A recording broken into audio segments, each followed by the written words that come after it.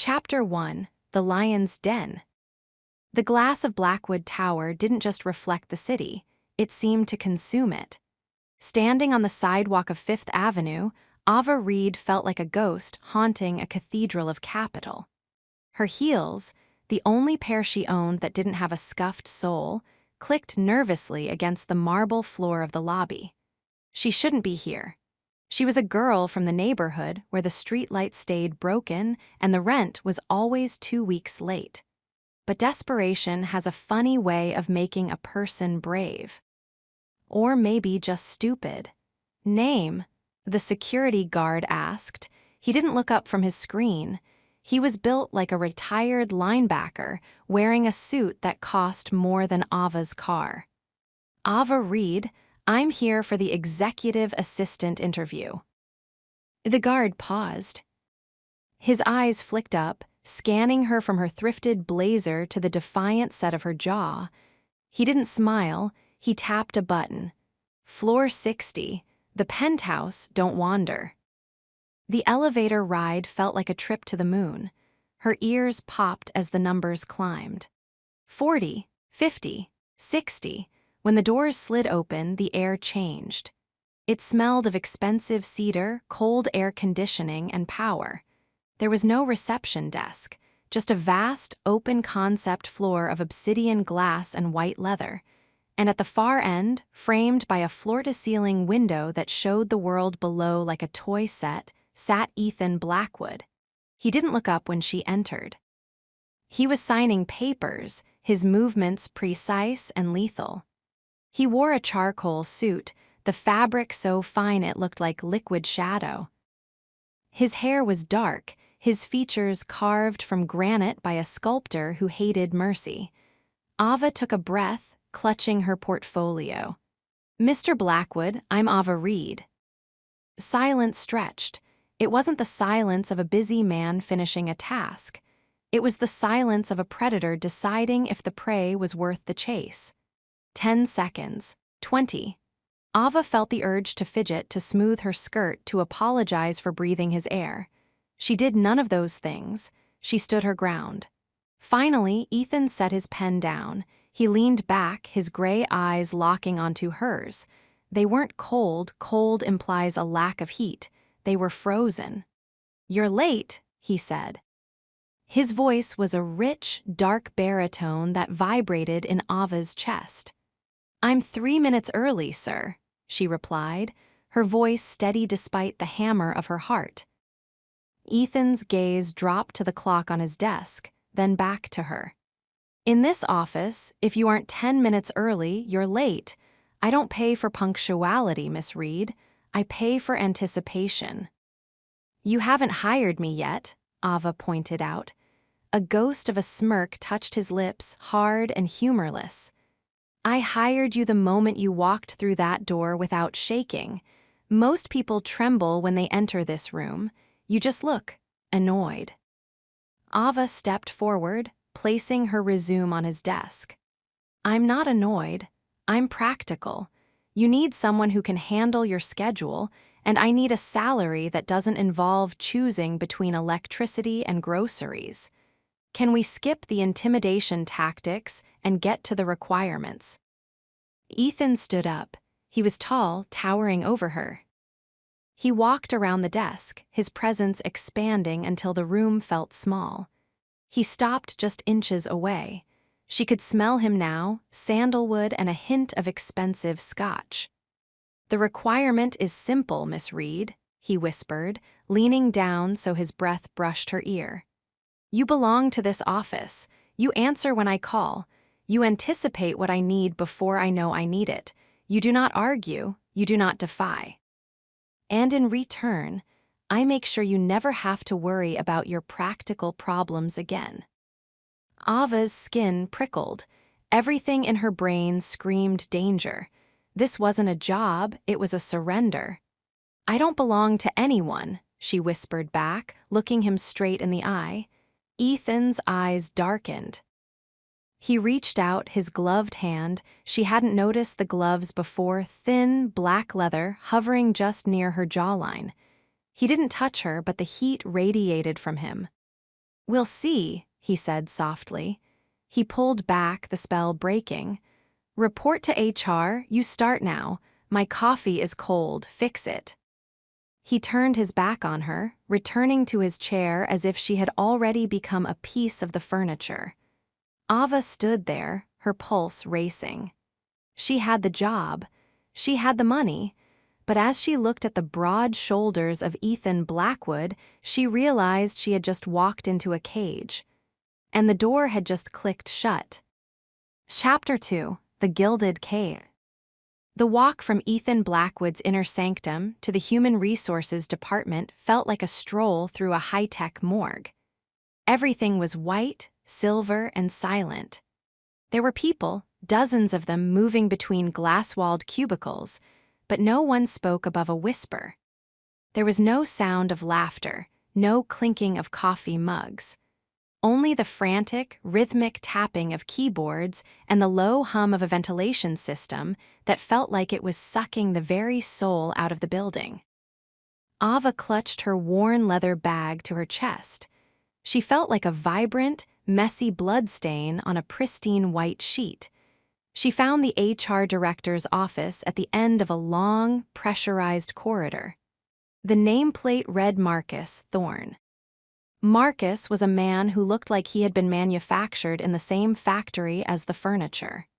His suit was sharp, his hair was slicked back with military precision, and his eyes held the weary look of a man who had seen too many people break. "Miss Reed," Marcus said, not bothering to stand. He slid a thick stack of papers across the desk. Mr. Blackwood's instructions were emphatic. "You are to be processed immediately." Ava sat down, her brow furrowing as she looked at the thickness of the document. "This looks like more than a standard employment contract." "It is," Marcus said, his voice flat. "It's a comprehensive lifestyle and non-disclosure agreement. You aren't just an assistant, Miss Reed. You are now an extension of the Blackwood estate. Your privacy, your external communications, and your schedule are now subject to the needs of the CEO." Ava flipped to the third page. Her eyes widened.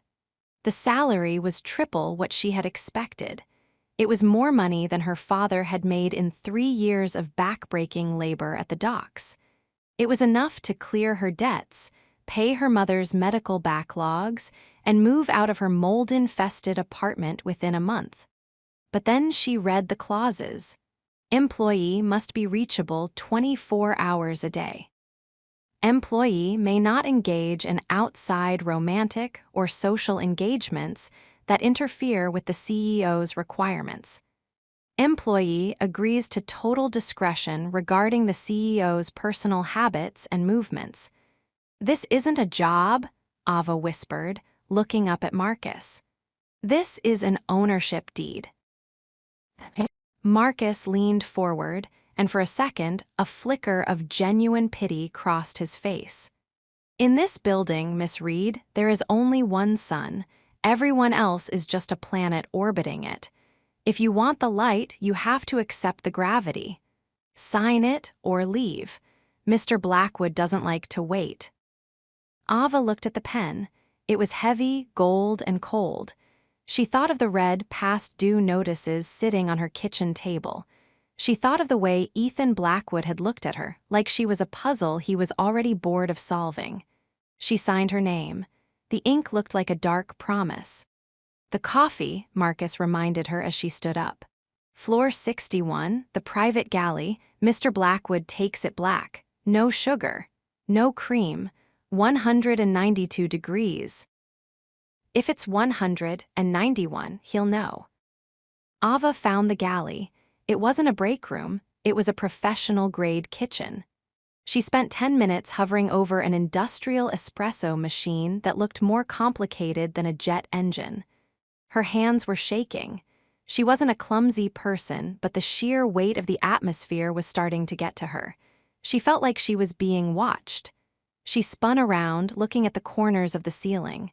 There they were, small, black domes, cameras, they were everywhere. She realized with a jolt of heat in her chest that Ethan didn't even have to be in the room to own it. He was seeing her right now. He was watching her struggle with the steam wand. He was watching her bite her lip in frustration. "Stop it, Ava," she hissed to herself.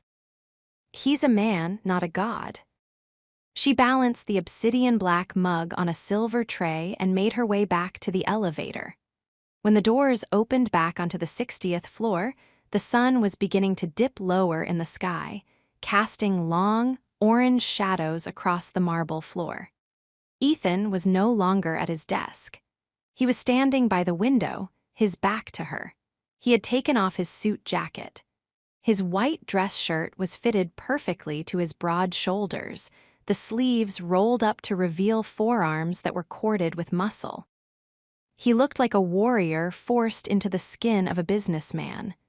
"Your coffee, Mr. Blackwood," Ava said, her voice echoing in the vast space. He didn't turn around. "Set it on the low table and sit down." Ava walked to the seating area, a pair of velvet chairs that looked like they belonged in a museum. She set the tray down. She didn't sit. "I prefer to stand," she said. Ethan finally turned. The orange light of the sunset caught the edge of his jaw, making him look even more dangerous. He walked toward her, his stride slow and predatory. He didn't stop until he was standing directly in front of her, forcing her to look up. "I didn't ask what you preferred, Miss Reed," he said softly. "I told you to sit. In this room, my words are the only reality that matters." "I'm an assistant, not a dog," Ava snapped, her temper finally fraying. "I've signed your contract. I've made your coffee. But I will not be ordered around like a child. If you want me to sit, give me a reason, a business reason." The silence that followed was thick enough to choke on. Ava waited for the explosion. She waited for him to fire her, to scream, to point at the door. Instead, Ethan reached out. Very slowly, he tucked a stray lock of hair behind her ear. His fingers didn't touch her skin, but the proximity sent a violent shiver down her spine. "Defiance," he mused, his voice dropping to a low, gravelly hum. "It's a beautiful thing to witness right before it breaks. You think your spirit is a shield, Ava. You think that if you keep your back straight, I can't touch you." He leaned in closer, his scent, that intoxicating mix of cedar and power, filling her senses. "Sit down," he repeated. This time it wasn't a command, it was a challenge. Ava stared into his gray eyes. She saw the absolute certainty there. He knew she would sit. He knew that eventually everyone did. She felt her knees weaken, not out of fear, but out of a strange, terrifying pull toward his gravity. She hated him. She hated how he made her feel small.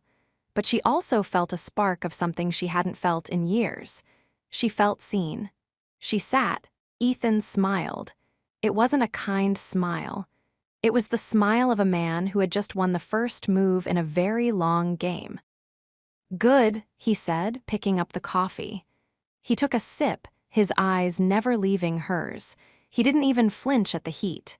"Now, tell me why you lied to the HR director about your previous employment at the gallery." Ava froze. I didn't lie. I left that job for personal reasons." "You left because you threw a glass of champagne at the owner for touching your waist," Ethan said, his voice cold and flat. He set the coffee down. "I know everything about you, Ava. I know about the debt. I know about your mother's clinic in Queens. I know you think you're here because you're lucky." He leaned down, his face inches from hers. "You're here because I wanted you here. I've been watching you for 3 months. I didn't hire you to be an assistant. I hired you because you're the only thing in this city I haven't been able to buy yet." Ava's heart stopped. The air in the room felt like it had been sucked out. She looked at the man in front of her, the billionaire, the predator, and realized the trap wasn't the contract. The trap was him. "You're a monster," she whispered. Ethan didn't deny it. He just picked up his coffee again. Perhaps, but I'm the monster who's going to save you from the world, as long as you remember who owns the room. He stood up and walked back to his desk, leaving Ava trembling in the velvet chair. She looked at her hands and realized she was gripping the armrests so hard her knuckles were white. She wanted to run. She wanted to scream. But as she looked at the back of the man who now controlled her life, a dark, dangerous thought entered her mind. If he wants a game, she thought, I'll give him one. Chapter 3: The Unspoken Rules. The morning arrived with the subtle, persistent ache of a dream you can't quite remember, but know was a nightmare. Ava stood on the platform of the 7 train, the screech of metal on metal echoing the tension in her own bones. Around her, the city was waking up in its usual, chaotic fashion. A man in a frayed coat was muttering to himself. A tired nurse was leaning her head against the grimy window. The air smelled of ozone, burnt coffee, and the dampness of the underground. This was her world. It was loud, it was dirty, and it was honest. But as the train crossed the bridge into Manhattan, the skyline rising like a jagged crown of glass and steel, Ava felt the pull of the other world. The world of Ethan Blackwood. She looked at her reflection in the dark window. She had dressed with a specific kind of armor today. A high-necked black blouse, her hair pulled back into a knot so tight it made her eyes look sharper. She didn't want to be beautiful for him. She wanted to be invisible. But as she remembered the way he had looked at her the night before, as if he could see the very pulse in her throat, she knew invisibility was no longer an option. When she stepped into Blackwood Tower, the transition was jarring. The noise of the city died instantly, swallowed by the thick, soundproofed glass and the heavy silence of wealth. She didn't stop at the security desk this time. The guard simply nodded, his eyes tracking her with a new kind of curiosity.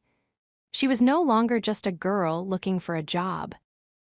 She was the girl who had been invited into the lion's den and survived the first night. She reached the 60th floor. The elevator doors opened, and she froze. Her desk had been moved. Yesterday, it had been in a small alcove near the elevators. Today, it was positioned directly outside the double mahogany doors of Ethan's private office. But that wasn't the change that stopped her breath. The wall separating her desk from his office was no longer solid.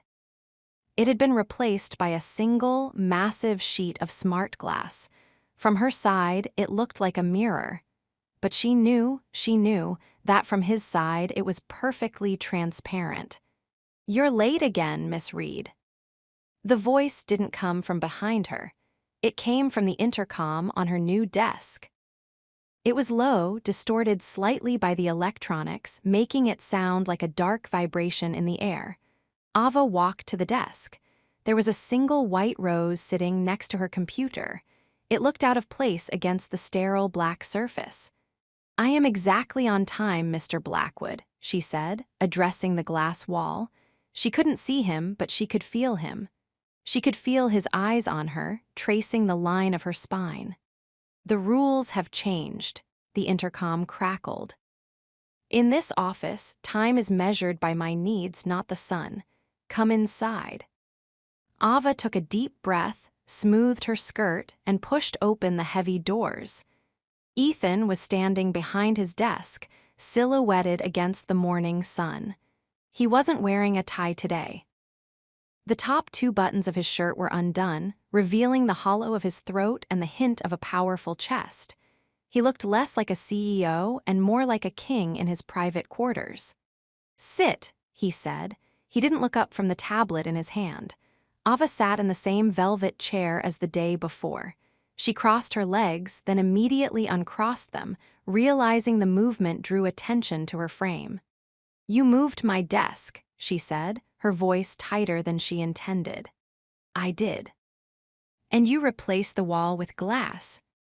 "I like to see my assets," Ethan said. He finally looked up. His gray eyes were like storm clouds, heavy with an unspoken intensity. I find that people work better when they know they are being observed. It prevents distractions. I'm a person, Ethan, not an asset. And I don't need a babysitter. Ethan walked around the desk. He didn't stop until his knees were inches from hers. He leaned down, placing a hand on each armrest of her chair, effectively pinning her in place without touching a single inch of her skin. "Rule number 1, Ava," he whispered. His voice was a velvet caress that made her skin prickle. "You do not use my first name in this building. To the world, I am Mr. Blackwood. To you, in this room, I am whatever I tell you to be." Ava's heart was hammering against her ribs like a trapped bird. And what are the other rules? Ethan's gaze dropped to her lips for a fraction of a second, a movement so quick she almost missed it.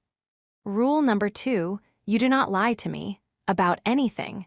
If you are tired, you tell me. If you are hungry, you tell me. If you are afraid of me, you especially tell me." He leaned in closer, his scent, that intoxicating blend of expensive tobacco and cold rain, overwhelming her. "Rule number 3, you do not leave this floor unless I give you leave. Your world has shrunk, Ava. It starts at that elevator and ends at this window. Do you understand?" Ava felt a surge of defiance. "That's not a job description. That's a prison sentence." "Is it?" Ethan reached out, his thumb grazing the pulse point at her wrist. He held it there, feeling the frantic rhythm of her heart. "A prison is a place you want to leave. You're terrified, yes. But you're also more alive in this room than you've been in years. I can feel it. Your heart is singing for me." Ava yanked her hand away, standing up so quickly she nearly collided with him. He didn't move.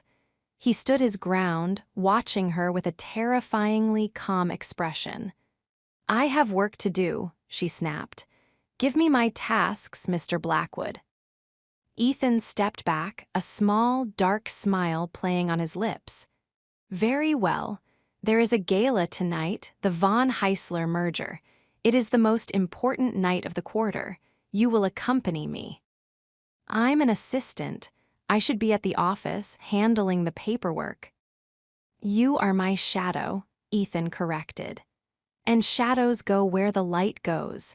There is a box on your desk. Open it. That is your uniform for the evening. If you try to wear that drab blazer to the Pier Hotel, I will personally strip it off you in the lobby." Ava felt a flash of heat, half anger, half something far more dangerous. "You don't get to dress me." "I get to do whatever I wish with things I own," Ethan said, his voice dropping to a dangerous level.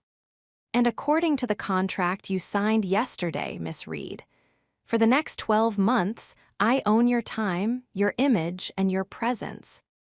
He turned back to his window, dismissing her. "The dress is emerald green. It will match the color your eyes turn when you're trying to decide whether to slap me or kiss me. Go, I have a meeting in 5 minutes." Ava turned on her heel and marched out of the office. She slammed the door behind her, though the heavy wood only made a soft, expensive thud. She sat at her desk, her hands shaking. She looked at the large, white box sitting next to the rose. She didn't want to open it. She wanted to throw it over the edge of the 60th floor balcony. But then she looked at the glass wall. She couldn't see him, but she knew he was there. He was watching the way her shoulders rose and fell with her breath. He was watching the way she bit her lip. She realized then that the unspoken rules weren't about her work. They were about her surrender. She opened the box. Inside lay a dress of silk so fine it felt like water. It was the color of a deep, dark forest, emerald and shadows. Beneath it was a pair of heels that cost more than her mother's apartment, and at the very bottom, a small velvet case. She opened it. A diamond choker, the The stones, small but perfect, glinted in the office lights. It wasn't jewelry, it was a collar. Ava looked at the glass wall, her reflection staring back at her. She looked haunted. She looked bought. But as she touched the silk of the dress, a cold, hard resolve began to form in her chest. If Ethan Blackwood wanted her to be his shadow, she would be. But shadows were born from the light, and if you got too close to them, they could pull you into the dark. She picked up the phone on her desk. "Mr. Blackwood," she said, her voice now perfectly calm, perfectly professional. "Yes, Ava," he answered, his voice sounding satisfied. "The dress is a bit large in the waist," she lied, her eyes narrowed at the glass. "I'll need to have it tailored. I'll be leaving the building for an hour." There was a long silence on the other end. Then, a low chuckle. "Nice try, Miss Reed. Rule number 3, you don't leave. The tailor is already in the elevator." And Ava, "Yes." "Don't lie to me again. I know your measurements better than you do." The line went dead. Ava stared at the phone, a chill running down her spine. He wasn't just watching her, he was obsessing over her. And the scariest part wasn't that he knew her size, it was that she was starting to wonder what else he knew. Chapter 4, The Emerald Trap. The tailor was a woman named Madame Veilska, a woman with silver hair pulled back so tightly it seemed to stretch the skin of her forehead, and eyes that saw human bodies as nothing more than clay to be molded. She didn't speak. She didn't need to. She simply gestured for Ava to step behind the silk screen that had been wheeled into the office.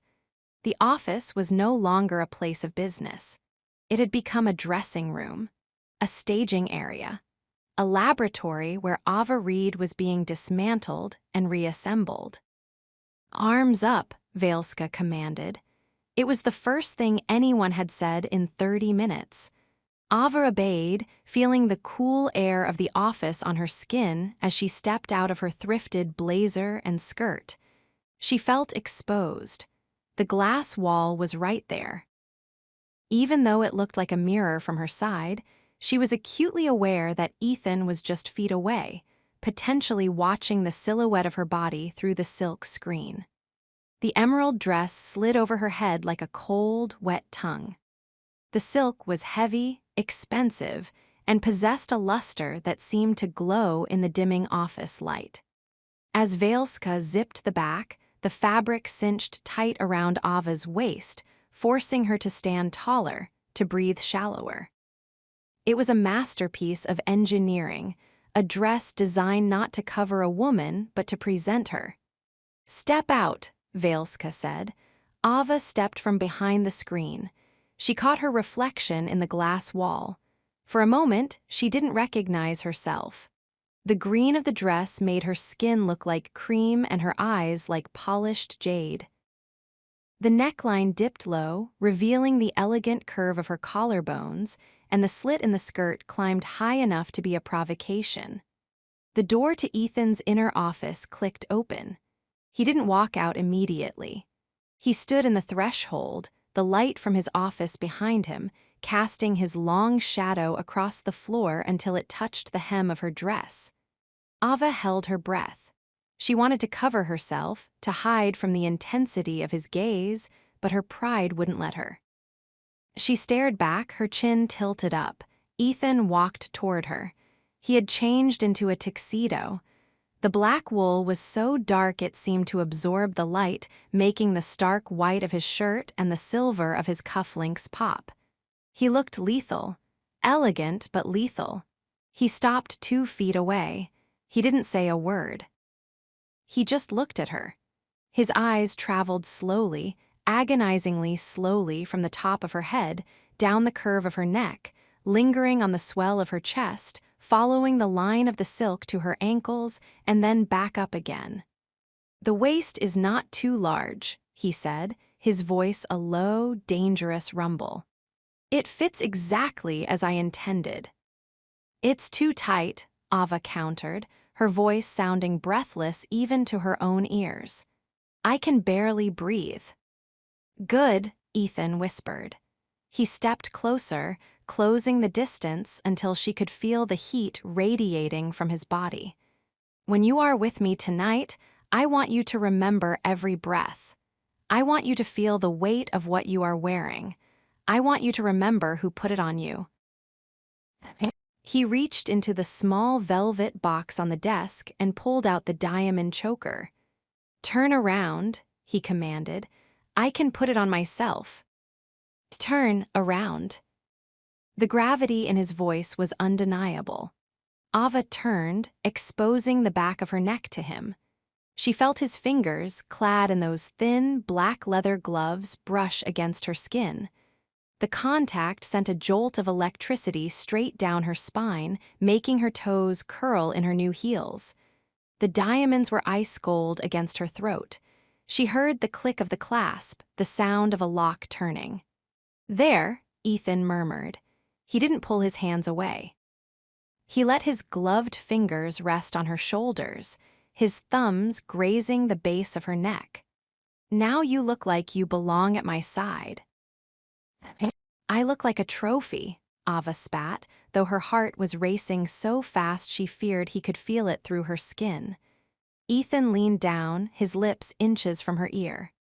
A trophy is something won and then forgotten on a shelf, Ava. You are a warning. Tonight, every man in that room will look at you. They will want you. And then they will look at me, and they will realize that to touch you is to invite their own destruction. He stepped back, his face returning to a mask of cold, professional indifference. The car is downstairs. Let's go. The limousine was a silent, black cavern. The partition was up, separating them from the driver. The air was thick with the scent of Ethan's cologne and the smell of new leather.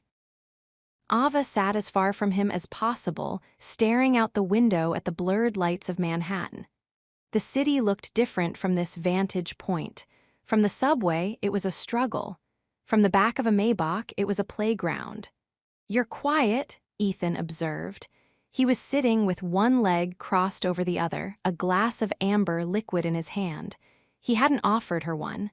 I'm thinking about how much I hate this, she said truthfully. The dress, the diamonds, or the fact that you like how they make you feel. Ava turned to him, her eyes flashing. I don't like this, Ethan. I feel like a bird in a gilded cage. You think that because you bought me a dress and paid off my debts, you can dictate my emotions. You're a businessman.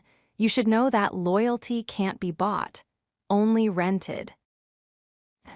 Ethan took a slow sip of his drink, his eyes never leaving hers. I'm not looking for loyalty, Ava. Loyalty is fickle. I'm looking for something much deeper, much more permanent. And what is that? Inevitability, he said softly. The moment when you realize that no matter how hard you run, every road leads back to me. The moment when you stop fighting the current and let it take you. That will never happen. Ethan smiled, and for the first time, it wasn't a cold smile. It was the smile of a hunter who knew the trap had already sprung. We'll see. The car glided to a halt in front of the Pier Hotel.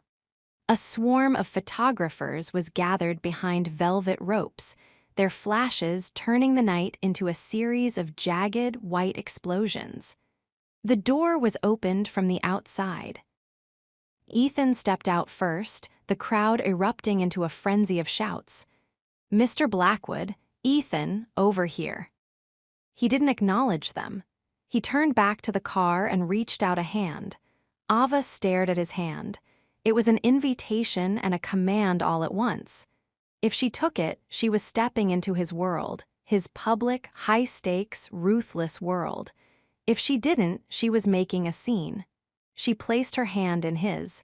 His grip was firm, possessive. As she stepped out onto the red carpet, the flashes blinded her for a second. She felt a wave of vertigo, but Ethan's arm was suddenly around her waist, pulling her flush against his side. He held her with an effortless strength that made her feel both protected and imprisoned.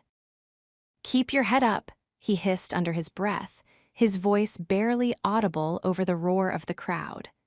"Smile, Ava. Make them believe you're exactly where you want to be." "I'm not a good actress," she whispered back, her hand clutching his forearm. "Then don't act," he said, his gaze fixed on the entrance. "Just be mine." As they walked into the grand ballroom, the sea of elite New York society parted for them. The whispers started immediately. Ava could feel the weight of 1,000 eyes, women judging her dress, men calculating her value. But Ethan didn't slow down. He moved through the room like a shark through a school of minnows. He owned the air. He owned the light. And by the way he held her, he made it clear to everyone in the room. He owned her, too. In the corner of the room, Ava saw a man watching them. He was older, with sharp, vulpine features and eyes that looked like flint. Beside him stood a woman in a shimmering gold dress who looked at Ava with a pure, unadulterated hatred. "Who are they?" Ava asked, her voice trembling. Ethan didn't look. "The competition, and the ghost of a mistake I once made. Ignore them, Ava. Tonight there is only you and me." He led her to the center of the floor as the music shifted to a slow, haunting waltz.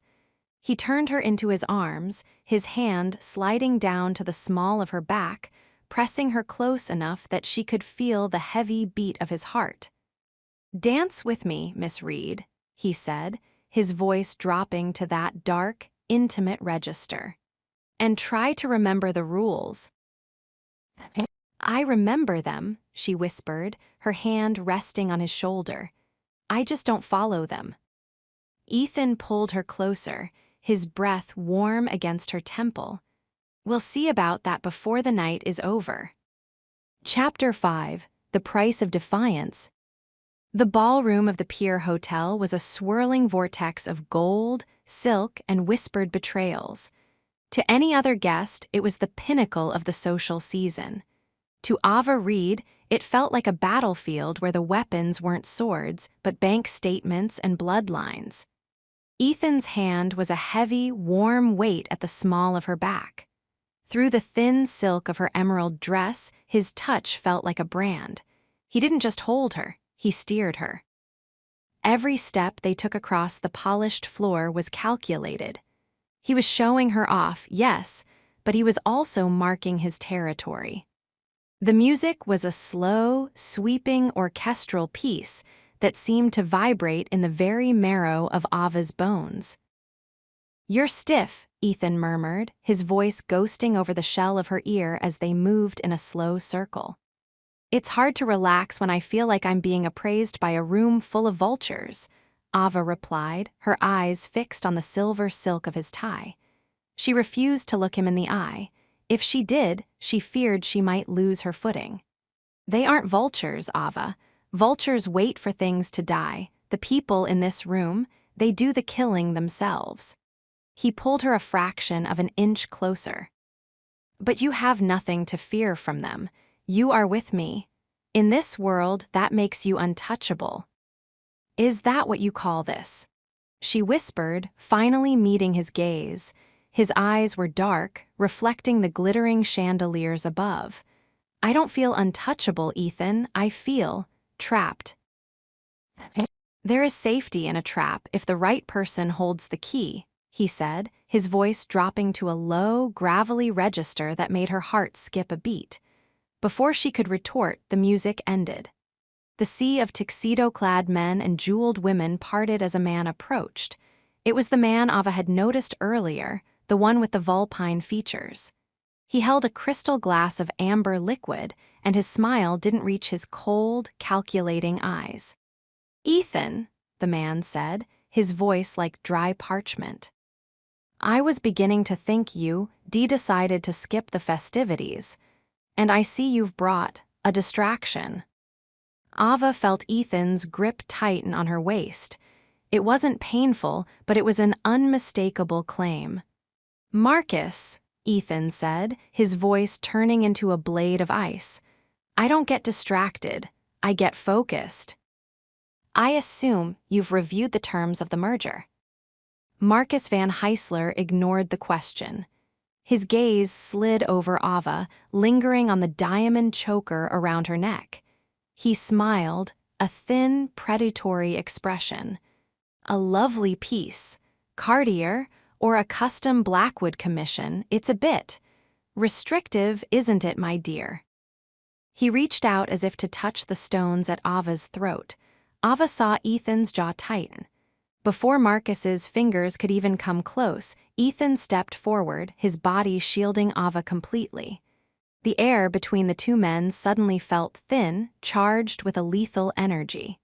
"She isn't a piece, Marcus," Ethan said, his voice so low it was almost a growl. "And she certainly isn't yours to address. If you want to talk business, talk to my lawyers. If you want to talk to her, don't." Marcus chuckled, though he stepped back, sensing the genuine danger radiating from Ethan. "Protective. I like that. It's a weakness I didn't think you possessed, Ethan. Tell me, does the girl know she's just a placeholder for what you actually lost?" Ava felt a cold chill wash over her. A placeholder. She looked at the woman in the gold dress standing a few feet behind Marcus, the ghost Ethan had mentioned. She was beautiful, with a hollow, haunted look in her eyes. Ethan's expression didn't flicker. "We're done here." He turned on his heel, practically dragging Ava away toward the heavy oak doors that led to the terrace. He didn't stop until they were outside in the cool night air, the noise of the gala muffled by the thick glass. The terrace was empty. The city of New York stretched out before them, a carpet of diamonds and shadows. Ethan let go of her and walked to the stone balustrade, his back to her. His breathing was heavy, his shoulders tense. Who was she? Ava asked, her voice trembling with a mix of anger and curiosity. The placeholder. Who was the woman Marcus was talking about? Ethan didn't turn around. "It doesn't concern you." "It concerns me when I'm being used as a shield in your psychological war." Ava snapped. She walked up to him, her heels clicking sharply on the stone. "You brought me here. You dressed me up. You told me the rules. If I'm going to be part of this game, I deserve to know what the stakes are." Ethan turned then. The moonlight hit his face, making him look like a statue of some ancient, vengeful god. He stepped toward her, his presence looming. "The stakes are everything, Ava. My empire, my reputation. And right now, you." "I am not a stake." She cried, pushing against his chest. He didn't budge. "I am a human being who has a life outside of your tower. You don't own me, Ethan. You can't just buy a person's soul." "Can't I?" Ethan reached out, his hand tangling in the hair at the nape of her neck. He didn't pull, but the grip was firm, forcing her to look up at him. "I paid your debts. I bought your time. I put those diamonds on your neck. Tell me, Ava, when you look in the mirror, whose face do you see? Yours, or the woman I'm making you become?" "I hate you," she whispered, though her breath was hitching in her throat. The proximity was overwhelming. She could smell the scotch on his breath, the scent of cedar and cold air. "Hate is just love with nowhere to go," Ethan murmured. He leaned down, his lips brushing against hers, not a kiss, but a promise of one. "You think you're fighting me, but you're fighting yourself. You want this. You want the power. You want the safety of being mine." "Never," she breathed. To prove her point, she did the one thing she knew would break his control. She reached up and unlatched the diamond choker. The stones fell into her palm, cold and heavy. She held them out to him. "Take them back," she said, her voice steady. "I'm not your trophy, and I'm not your placeholder." The silence on the terrace was deafening. Ethan looked down at the diamonds in her hand, then back up at her eyes.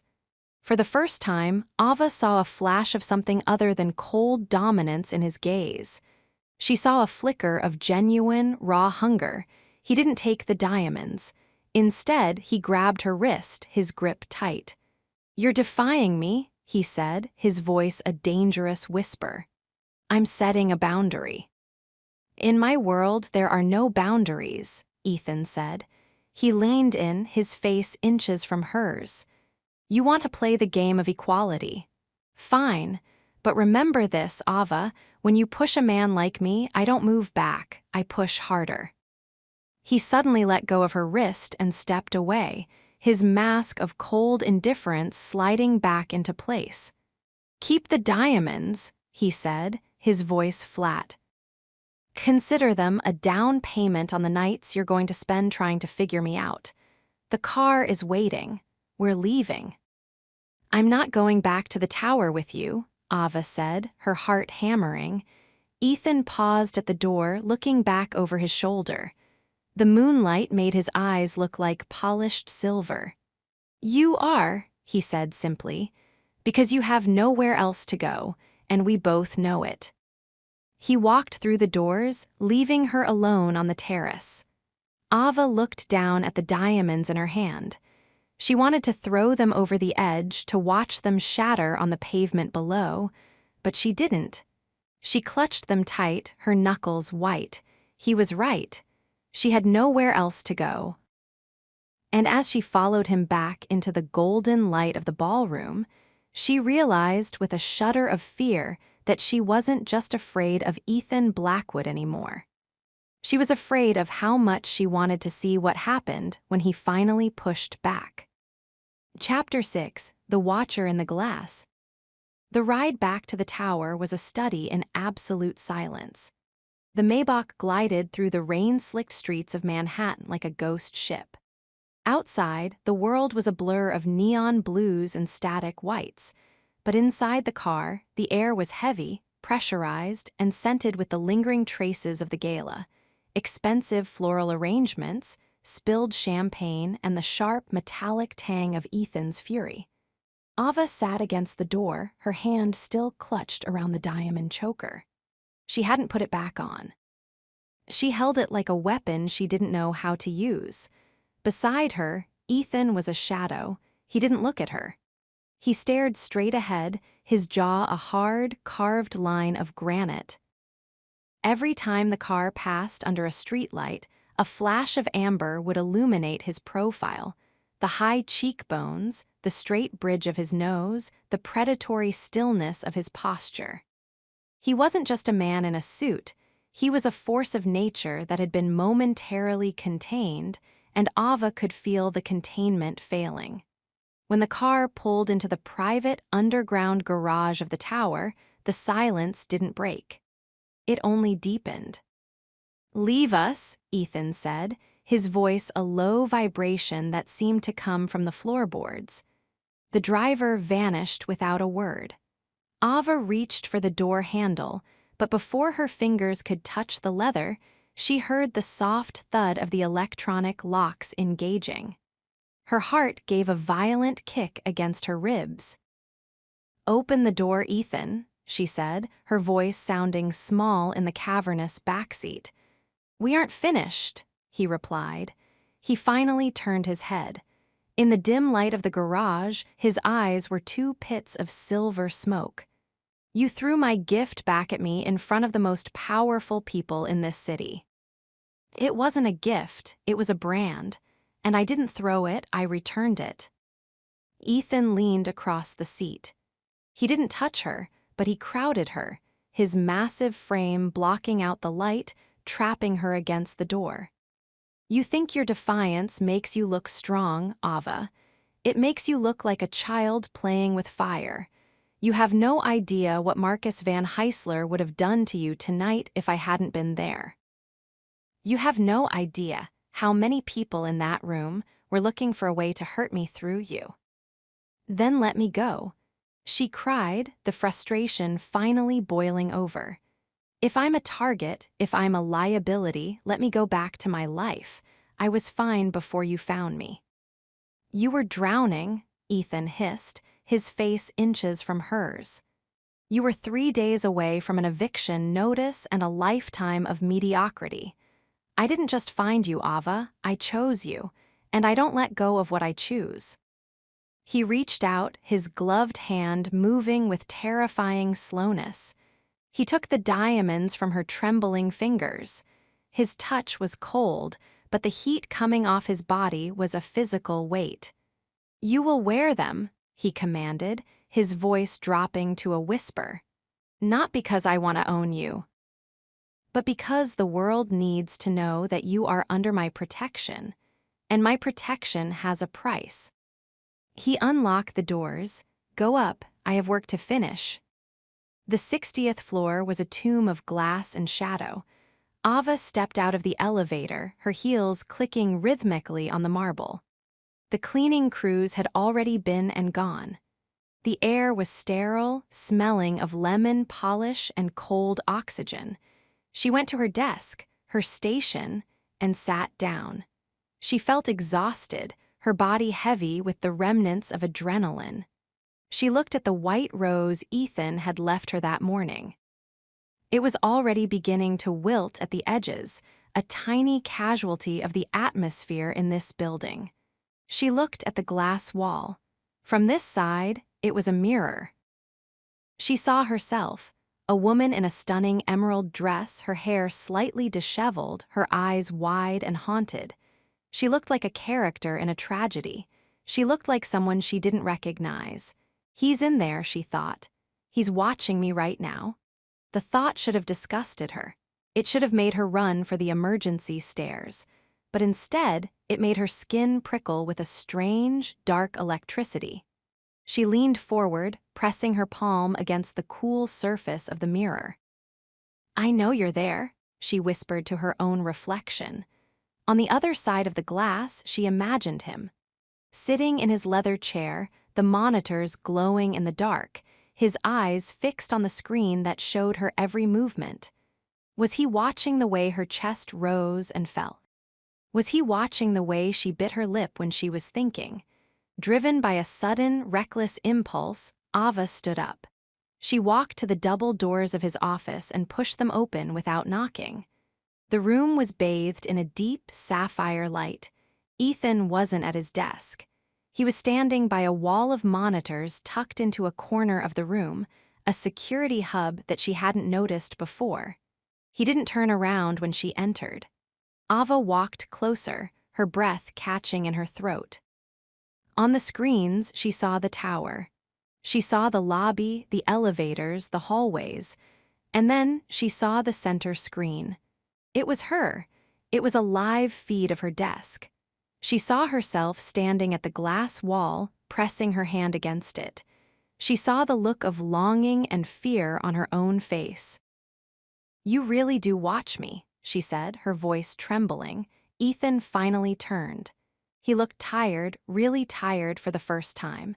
The shadows under his eyes made him look more human and somehow more dangerous. "I watch everything that matters to me," he said. He walked toward her, his movements fluid and silent. "I told you, Ava, I don't pay for punctuality. I pay for anticipation. How can I anticipate your needs if I don't understand the way you move when you think you're alone?" "It's a violation," she whispered, though she didn't back away as he approached. "Is it?" Ethan stopped in front of her. He reached out and turned her toward the glass wall. From this side, the glass was perfectly transparent. She could see her desk, her chair, the wilted rose. "Look at that space," Ethan murmured, standing behind her, his chest brushing against her shoulder blades.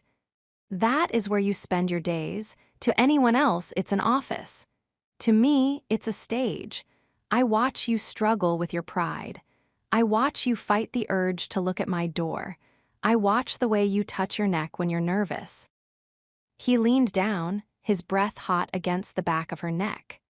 "You think you're hiding from me, Ava, but I see you. I see the girl who wants to be free, and I see the woman who is starting to realize that freedom is just another word for being alone." Ava looked at their reflection in the outer glass. the way his large, dark form seemed to swallow her smaller, green-clad figure. They looked like a shadow and a light merged into one. "Why me?" she asked, her voice barely audible. "You could have anyone.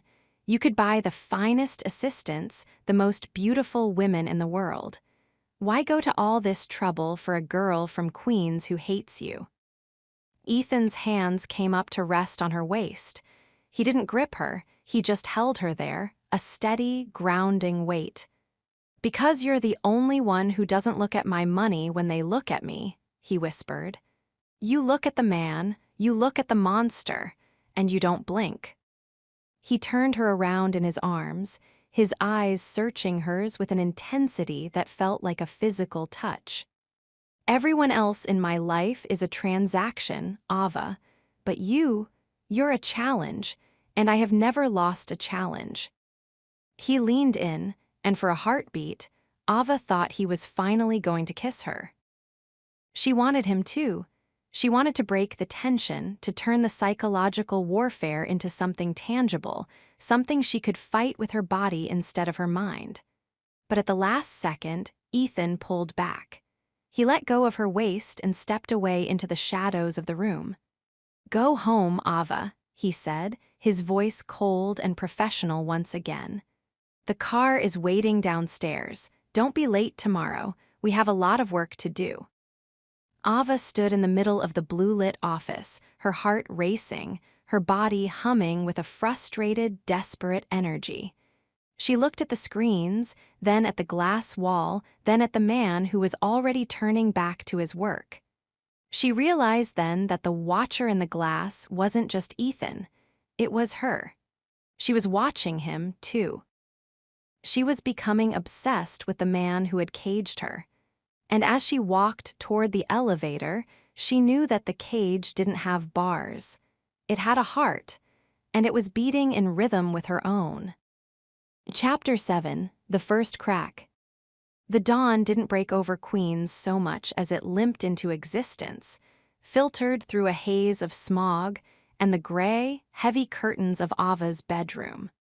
Ava lay in her bed, staring at the ceiling where a water stain looked vaguely like a map of a country she'd never visit.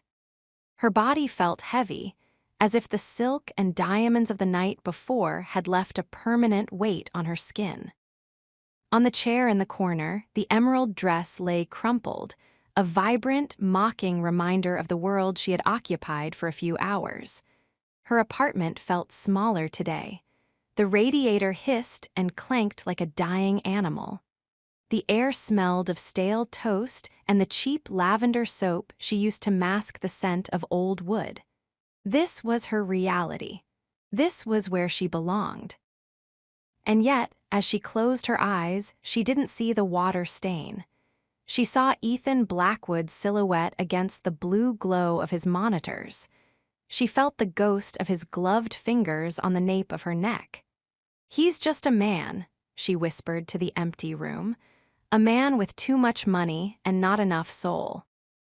But even as she said it, she knew she was lying. A man wouldn't have spent months watching her. A man wouldn't have known the exact shade of green that would turn her eyes into weapons.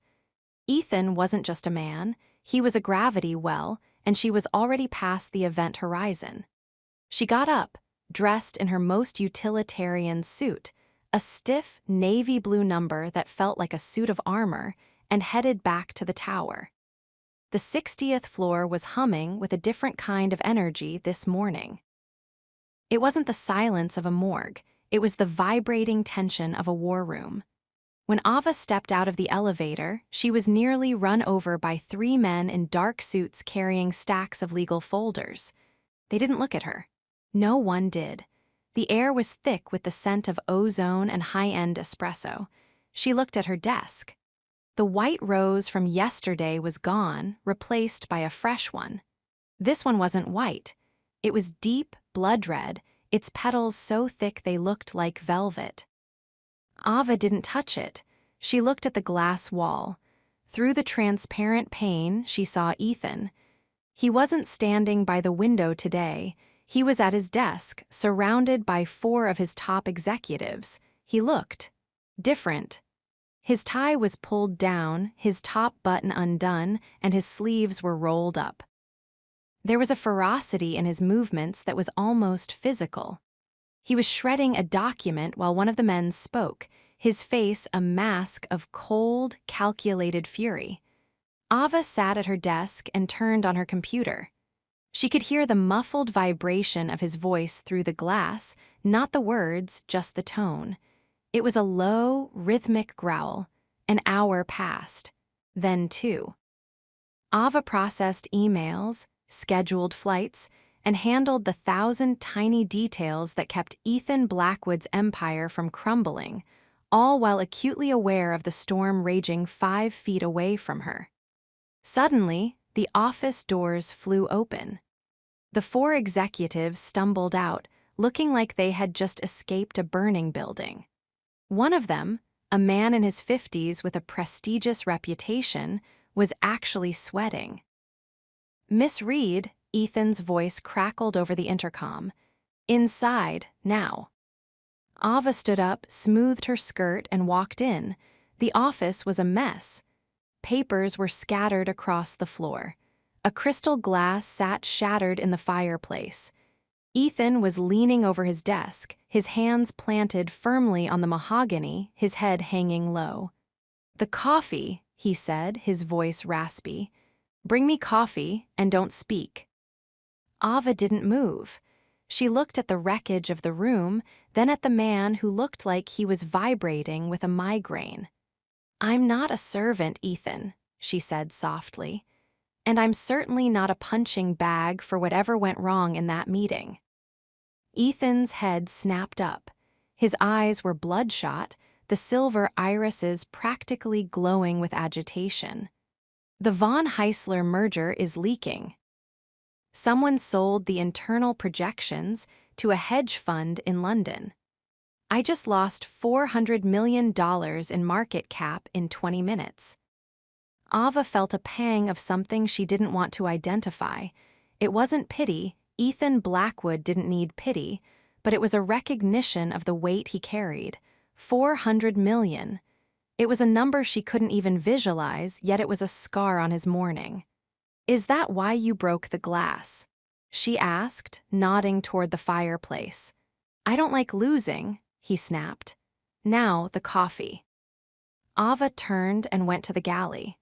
She didn't make him the black, 192-degree espresso he usually demanded.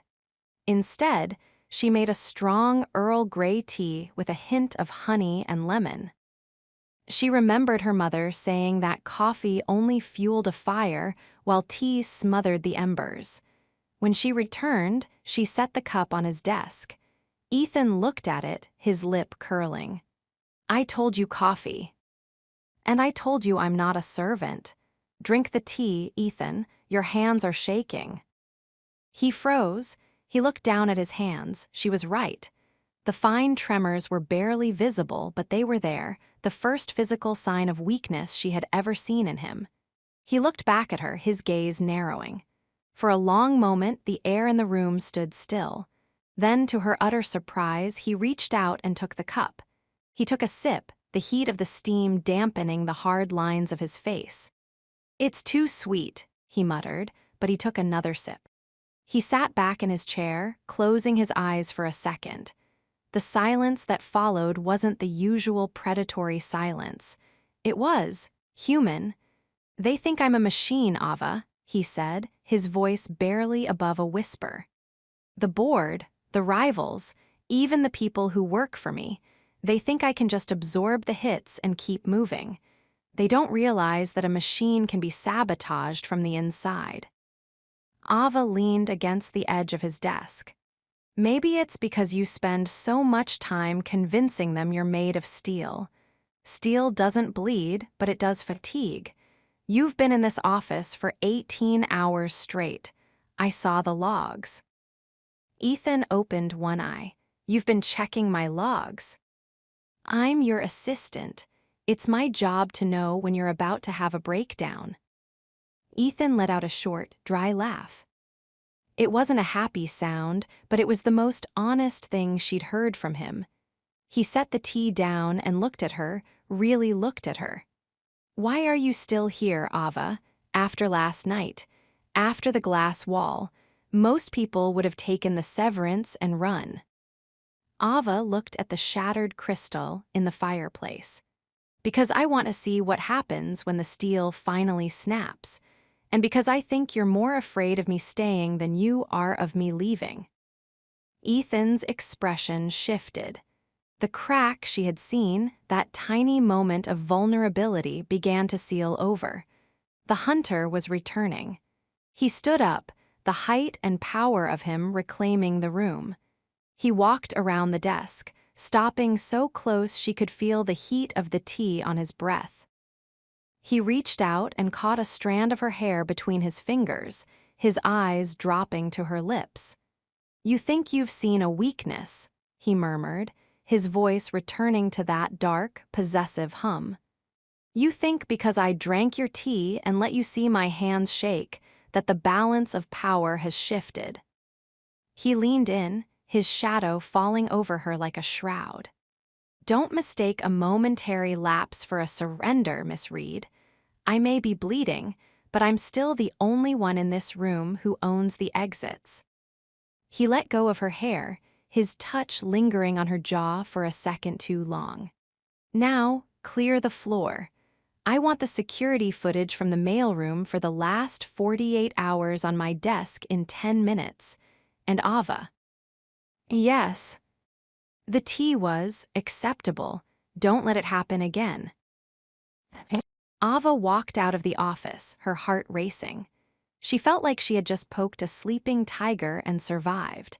But as she sat at her desk and looked at the red rose, she realized she hadn't just seen a crack in his armor. She had seen the man inside the cage, and he was far more beautiful and far more terrifying than the monster he pretended to be.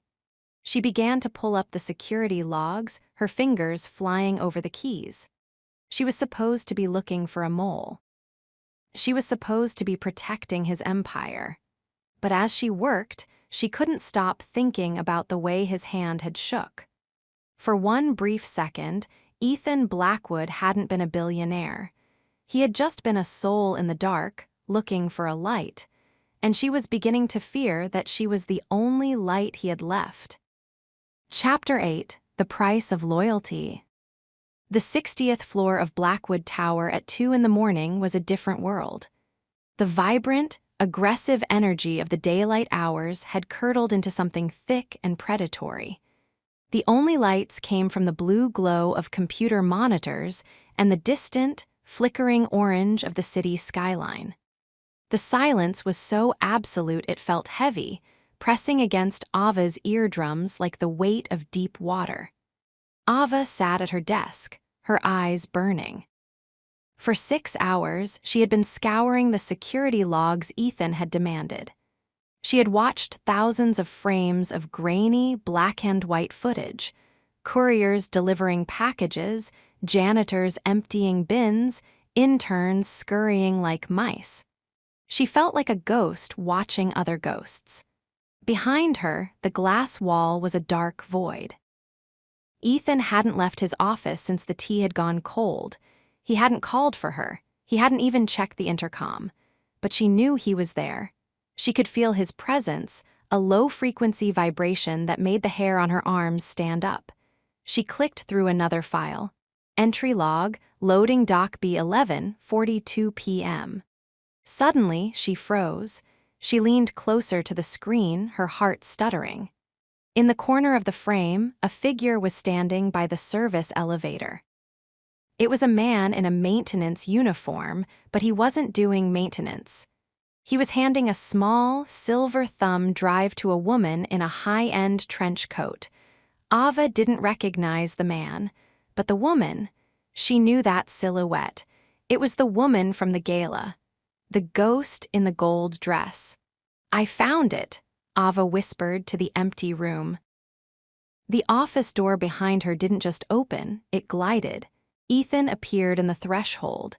He had discarded his shirt entirely, wearing only a pair of black dress slacks.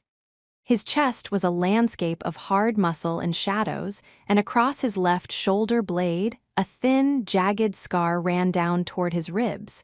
Ava stared, her mouth going dry. She had expected a man of silk and steel. She hadn't expected the scars. "What did you find?" Ethan asked. His voice was a rasp, stripped raw by the day's stress. "The leak," Ava said, forcing her eyes back to the monitor. "Look at the time stamp, and look at her." Ethan moved behind her. He didn't lean over her. He stood so close she could feel the heat radiating from his bare skin. He placed his hands on the back of her chair, effectively caging her. He watched the footage in silence. His jaw tightened until the bone looked like it might break through the skin. "Vanessa," he hissed. The name sounded like a curse. "The woman from the gala," Ava said. "You called her a mistake." "She was more than that," Ethan said, his voice dropping to a dangerous, icy depth. "She was a partner. 10 years ago, when I was building the foundation of this tower, she was the one who held the blueprints. I thought she was the one person in this city I didn't have to buy." "What happened?" Ethan reached out, his hand hovering over the monitor as if he wanted to crush the image of the woman. "She realized that I loved the Empire more than I loved her, so she tried to burn the Empire down to get my attention. I should have ended her then. Instead, I just banished her." He looked down at Ava.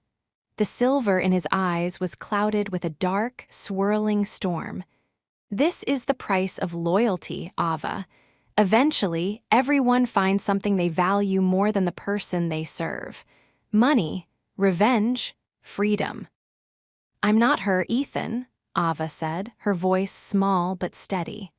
"Aren't you?" Ethan leaned down, his face inches from hers. "You're sitting here at 2 in the morning, doing the work of a private investigator for a man you claim to hate. Why? Is it the paycheck? Or are you waiting for your own thumb drive to sell?" Ava spun her chair around, her knees brushing against his thighs. She didn't flinch. "If I wanted to sell you out, I would have done it months ago. I'm here because I don't like seeing someone get destroyed by a ghost. Even if that someone is a monster who thinks he owns me." Ethan's gaze dropped to her lips. The air between them was thick with a sudden, violent tension. He reached out, his thumb tracing the line of her lower lip. He wasn't wearing his gloves now. His skin was rough, calloused, and searingly hot.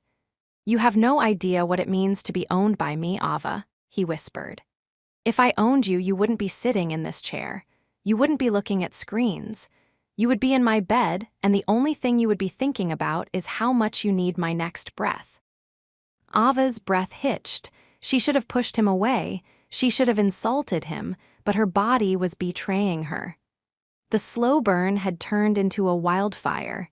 "Then do it," she challenged, her voice a desperate thread. "Stop talking about it. Stop playing these psychological games and just show me who you really are." Ethan's eyes darkened until they were almost black. He grabbed the armrests of her chair and pulled her forward until she was forced to stand, her body flushing against his bare chest. The contact was like an electric shock. He was solid, warm, and smelled of the cedarwood and expensive scotch she was beginning to crave. He tangled his hand in her hair, tilting her head back. "You think you're ready for the truth. You think you can handle the dark, Ava." "I've lived in the dark my whole life," she whispered. "Your dark is just more expensive." Ethan let out a low, guttural growl and crushed his mouth against hers. It wasn't a soft kiss. It wasn't a romantic gesture. It was a collision. It was the sound of steel hitting stone. He tasted of bitterness and hunger, and his tongue was a conqueror, demanding every inch of her. Ava gasped into his mouth, her hands flying up to grip his shoulders. His skin was like velvet over iron. She pulled him closer, her fingers digging into his back, wanting to leave her own scars. He groaned, a deep sound that vibrated from his chest into hers. He moved his hand from her hair to the small of her back, lifting her off her feet until she was pinned against the edge of her desk. The monitors flickered behind them, the grainy footage of the betrayal playing on a loop, but neither of them saw it. In that moment, the empire didn't matter. The $400 million didn't matter. There was only the heat, the pressure, and the terrifying realization that they were both drowning in each other. Suddenly, Ethan tore himself away. He stood back, his chest heaving, his eyes wide with a mixture of shock and fury. He looked at Ava, her lips swollen, her hair a mess, her eyes dazed, and he looked like he wanted to kill her and worship her all at once. "Get out," he rasped. Ava blinked, her mind trying to catch up with her body. "What?" "Get out." Ethan turned his back on her, his hands gripping the edge of the desk so hard the wood groaned. "The car is downstairs. Go home. Don't come in tomorrow." "Ethan." "Go," he roared, slamming his fist onto the desk. Ava didn't wait for a second command. She grabbed her bag and ran. She didn't look back at the glass wall. She didn't look at the monitors. As the elevator doors closed, she saw him through the glass. He was standing in the middle of the dark office, a lone, broken king in a palace of his own making. She touched her lips. They were still stinging. And as the elevator plummeted toward the lobby, she realized the most terrifying thing of all. He hadn't pulled back because he didn't want her. He had pulled back because he was afraid of how much he did. Chapter 9: The Morning After. The rain in Queens didn't sound like the rain in Manhattan. In Manhattan, at the top of Blackwood Tower, the rain was a silent visual grace, a gray curtain that blurred the world into a watercolor painting. But in Ava's apartment, the rain was a violent, rhythmic assault against the thin glass of her bedroom window. It leaked through the frame, dripping onto the radiator with a steady, maddening hiss. Ava lay in the dark, her eyes wide, staring at the ceiling. Her lips still felt swollen. Her skin still felt the phantom heat of Ethan's bare chest. Every time she closed her eyes, she was back in that blue-lit office, pinned between the cold glass of her desk and the furnace of his body. She could still taste him, the scotch, the bitterness, the desperate raw hunger. "Get out." The words played on a loop in her mind, a jagged shard of glass cutting through the memory of the kiss. He hadn't just asked her to leave, he had expelled her. He had looked at her with a terror she'd never seen in a man like him, the terror of a man who had realized he'd lost control of his own gravity. She rolled onto her side, pulling the thin, scratchy blanket up to her chin. She was supposed to stay home today. That was the command. Don't come in tomorrow. It was a test, or a punishment, or perhaps it was a mercy. By 7 in the morning, the sun was a weak, sickly yellow behind the clouds. Ava sat at her small kitchen table, staring at a cup of instant coffee that tasted like burnt plastic compared to the Earl Grey she'd made for Ethan. She looked at her phone, no emails, no missed calls. The Blackwood Empire was moving on without her. The 60th floor was humming, the executives were scurrying, and the watcher in the glass was likely sitting in his chair, pretending that he hadn't almost dismantled her on a desk 2 in the morning. "I'm not a dog," she whispered to the empty kitchen. "He doesn't get to tell me when I exist." Her pride, usually her greatest burden, was now her only fuel. Ethan Blackwood wanted her to hide. He wanted her to feel ashamed of the moment they had shared. Fine.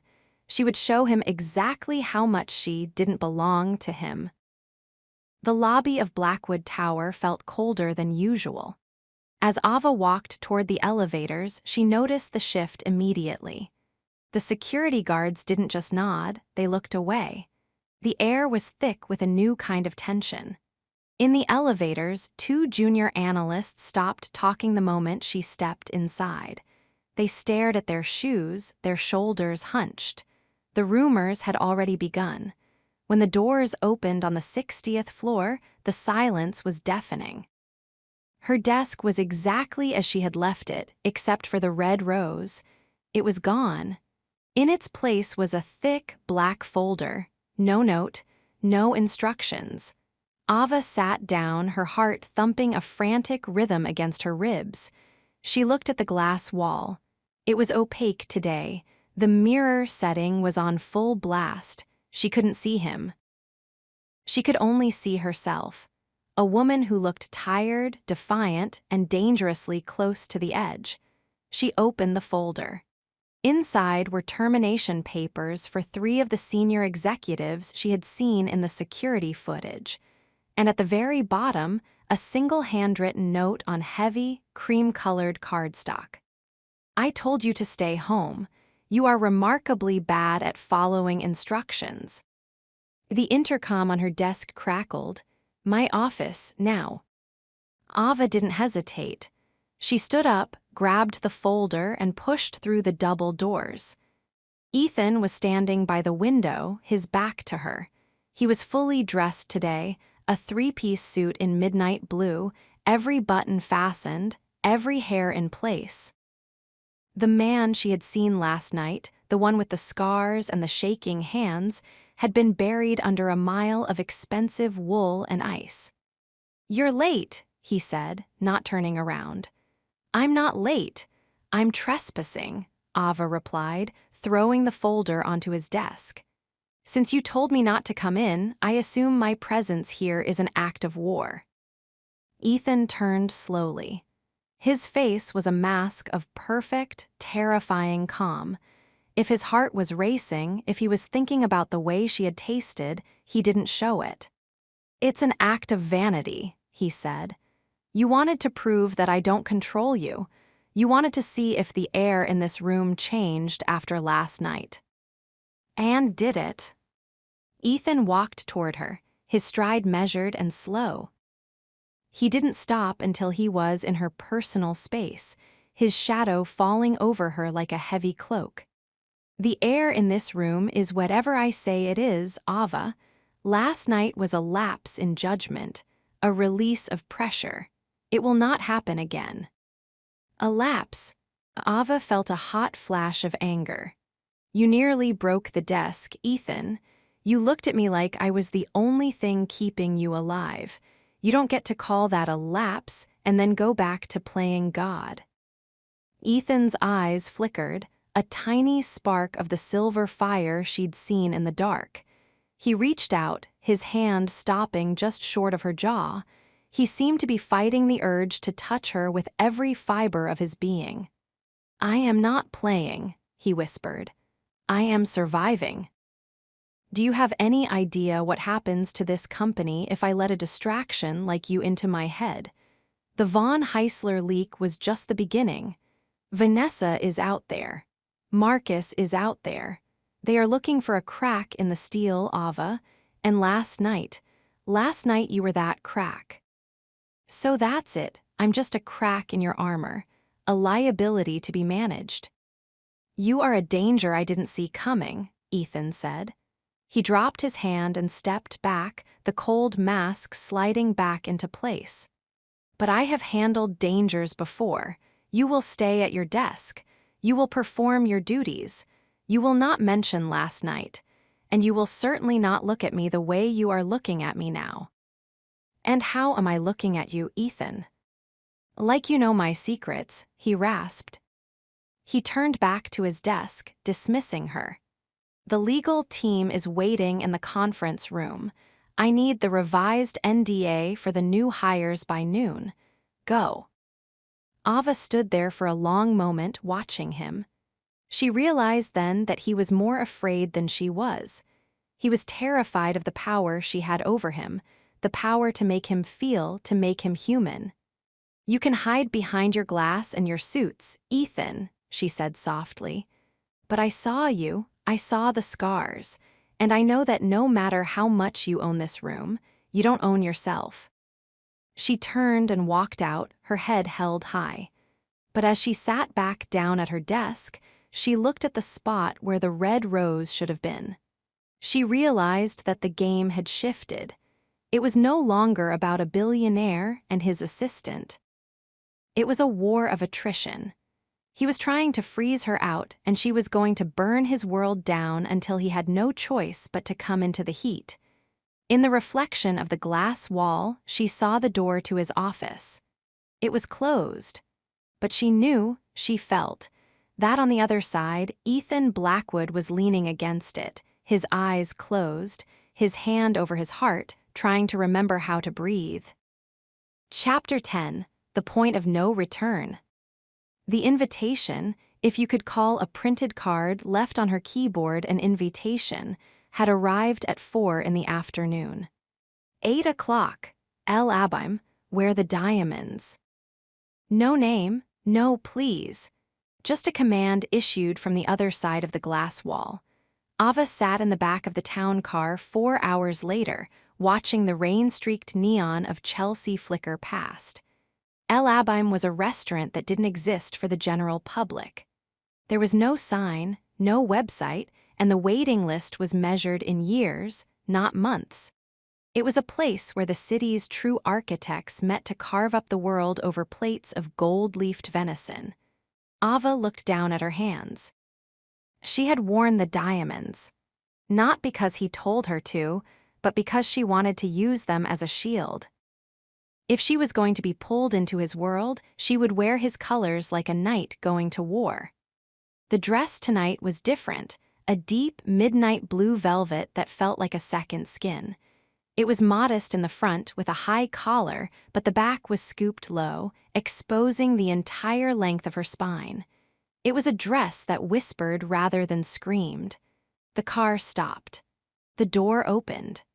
The restaurant was a subterranean cavern of black marble and dim, amber lighting. The air was thick with the scent of expensive cigars, aged leather, and something that smelled like old money and secrets. Ethan was already there. He was seated at a corner table, his back to the wall, his eyes scanning the room with the restless precision of a soldier. He was wearing a black turtleneck under a tailored blazer, a look that made him appear younger, more lethal, and somehow more approachable than the man in the three-piece suit.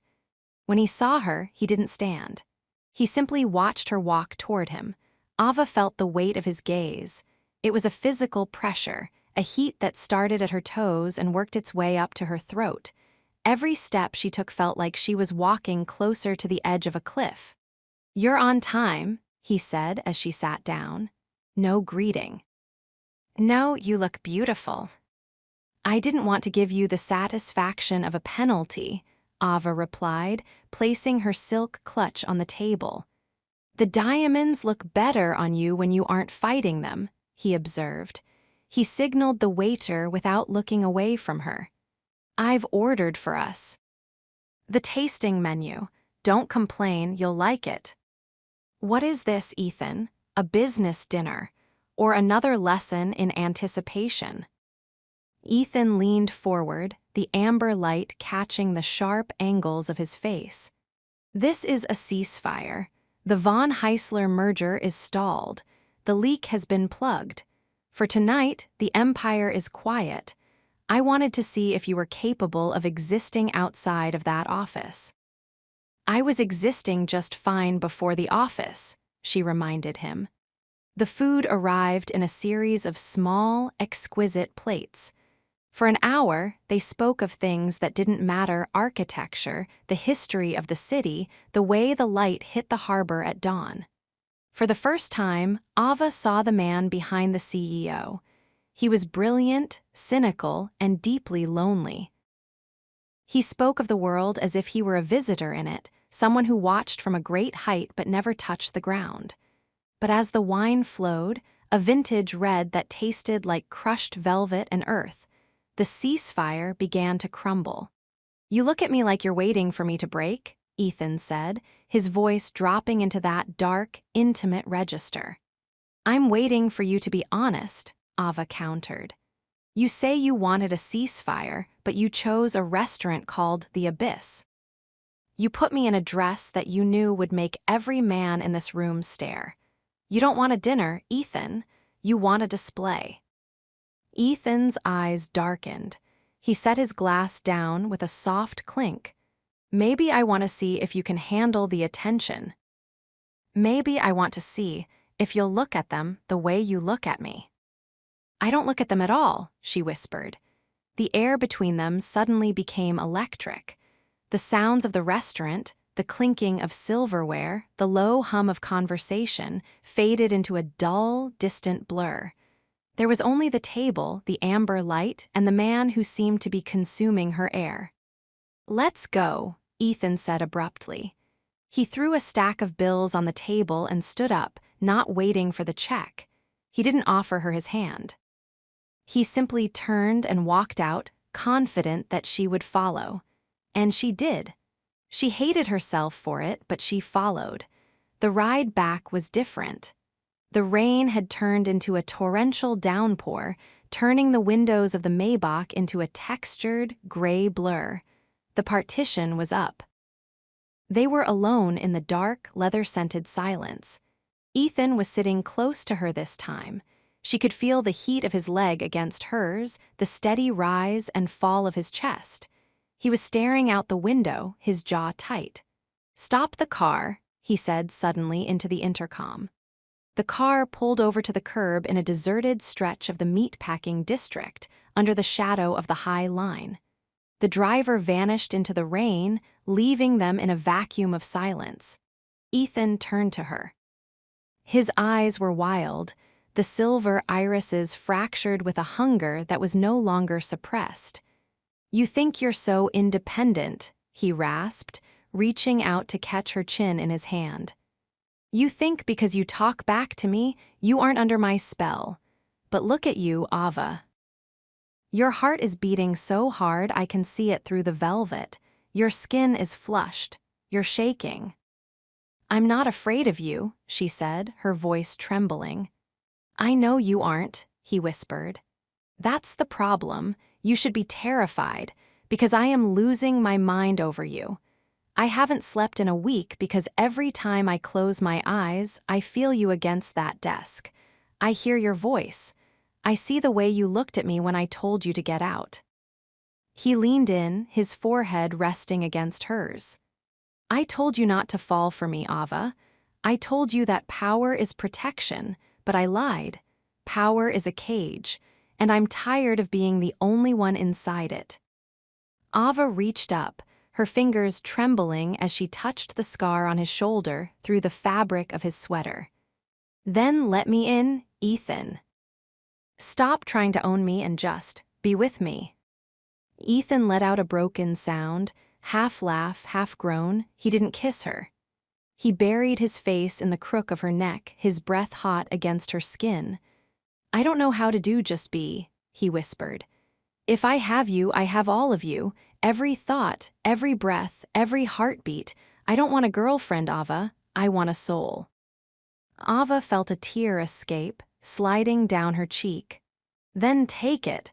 I've been trying to give it to you since the moment I walked into your office. Just stop fighting me." Ethan pulled back, his eyes searching hers. For a moment, the dominance was gone. The boss, the billionaire, the alpha, he had vanished. In his place was a man who looked like he was standing on the edge of a precipice, deciding whether to jump. He reached out and unlatched the diamond choker. He didn't drop it this time. He held it in his palm, looking at it like it was a relic of a past life. "No more brands," he said, his voice raw. "No more rules. For tonight, there is no Blackwood Tower. There is only this car and the rain and you." He leaned in, and this time the kiss wasn't a collision. It was a surrender. It was slow, deep, and devastating. It tasted of wine and rain and the realization that they had both crossed a line they could never go back across. Ava wrapped her arms around his neck, pulling him closer, wanting to dissolve into the heat of him. The slow burn had finally ignited. As the rain hammered against the roof of the car, Ethan pulled back just an inch, his lips brushing against hers. "I'm going to regret this," he whispered. "I already do," she breathed. "Good," he said, his eyes darkening. "Then we're exactly where we belong." He signaled the driver to proceed. But as the car moved back into the flow of the city, Ava looked at Ethan and realized that the point of no return wasn't behind them. It was right here. They weren't just an assistant and a boss anymore. They were two people in a wreckage of their own making. And as the lights of the city blurred past, she knew that Act 2 wasn't going to be a game. It was going to be a war. Chapter 11, The Glass Frontier. The morning after a revolution is always the quietest. Ava stood in her kitchenette, the steam from her tea rising in a sluggish spiral. She felt like a different person inhabiting a familiar skin. Her apartment, with its peeling wallpaper and the rhythmic clanking of the radiator, felt like a stage set she had forgotten to strike. Last night, in the back of a rain-slicked Maybach, she had tasted the sun. She had felt Ethan Blackwood, the real man, the one beneath the three-piece armor, shatter against her. He had said he wanted her soul.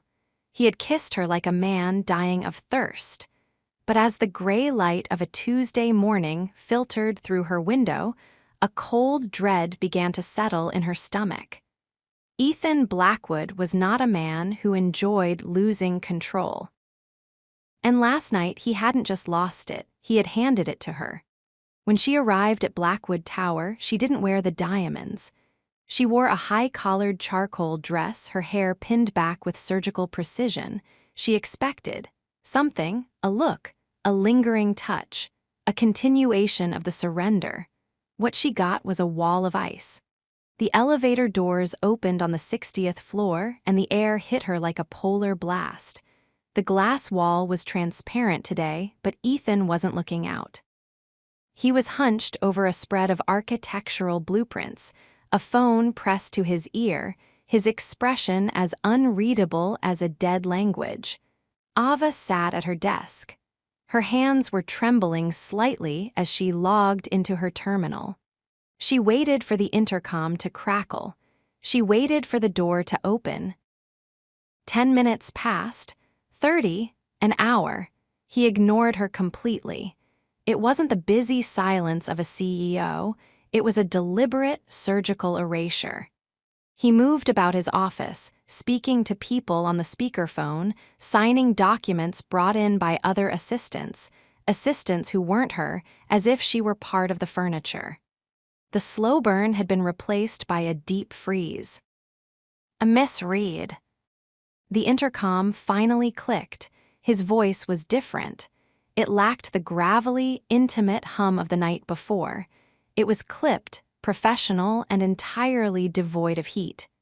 "Yes, Mr. Blackwood," she answered, her voice sounding thin to her own ears. "The conference room is being prepared for the Sterling Group. I need you to oversee the layout. You will remain in the room throughout the duration of the meeting. You are to record the minutes. Manually, no digital recorders. Manual notes, that will take. It will take as long as the meeting lasts, Ava," he cut her off. The use of her first name felt like a slap, not a caress. "Go, now." The conference room was a cathedral of glass and chrome. The Sterling Group were sharks, 3 men and 2 women who smelled of old money and ruthless ambition. They sat across from Ethan, their eyes darting between him and the woman sitting in the corner with a notepad. Ava sat at the small side table. She felt his eyes on her. This was the game. He wasn't touching her. He wasn't speaking to her, but he was making her exist in his periphery. He was forcing her to sit in silence for 4 hours while he dominated a room full of titans. Every time she looked up, she found him watching her. Not with love, not even with the raw hunger of the night before. He watched her with a cold, possessive intensity. It was the look of a man who had put a bird back in its cage and was now making sure the lock was secure. When one of the Sterling executives, a younger man with a wandering gaze, leaned toward Ava to ask for a glass of water, the temperature in the room dropped 10 degrees. "The water is on the sideboard, Mr. Sterling," Ethan said, his voice a low, dangerous warning. He didn't look at the man, he looked at Ava. "My assistant is here to record the record, not to serve you. Get it yourself." The executive blanched and sat back. Ava felt a surge of heat in her cheeks. It was protection, yes, but it was suffocating. He was marking her in front of these people without ever saying a word. He was showing them that she was his, a piece of the room, an extension of his will. When the meeting finally adjourned at 6 in the evening, Ava's hand was cramped and her spirit was frayed. The Sterling group filed out, leaving the two of them alone in the vast, echoing room. Ethan stood at the head of the table, slowly straightening his cuffs. The sunset poured through the windows, casting long, jagged shadows across the floor. "Bring the notes to my office," he said. He didn't look at her. He walked past her, the scent of his sandalwood cologne trailing behind him like a taunt. Ava gathered her things and followed him. When she entered his office, he was sitting behind his desk, the blue light of the monitors reflecting in his silver eyes. She placed the notepad on the mahogany surface. "The minutes, Mr. Blackwood." She turned to leave, but his voice stopped her. "I didn't tell you to go." Ava turned back. "Is there something else? It's after 6, and I've been sitting in that chair for 5 hours. Ethan leaned back, his fingers steepled under his chin. "You didn't wear the diamonds." The shift in topic was so sudden it made her dizzy. "I told you, I'm not a trophy. I don't wear brands to work." "You think by leaving them in your drawer, you're reclaiming your independence," Ethan said softly.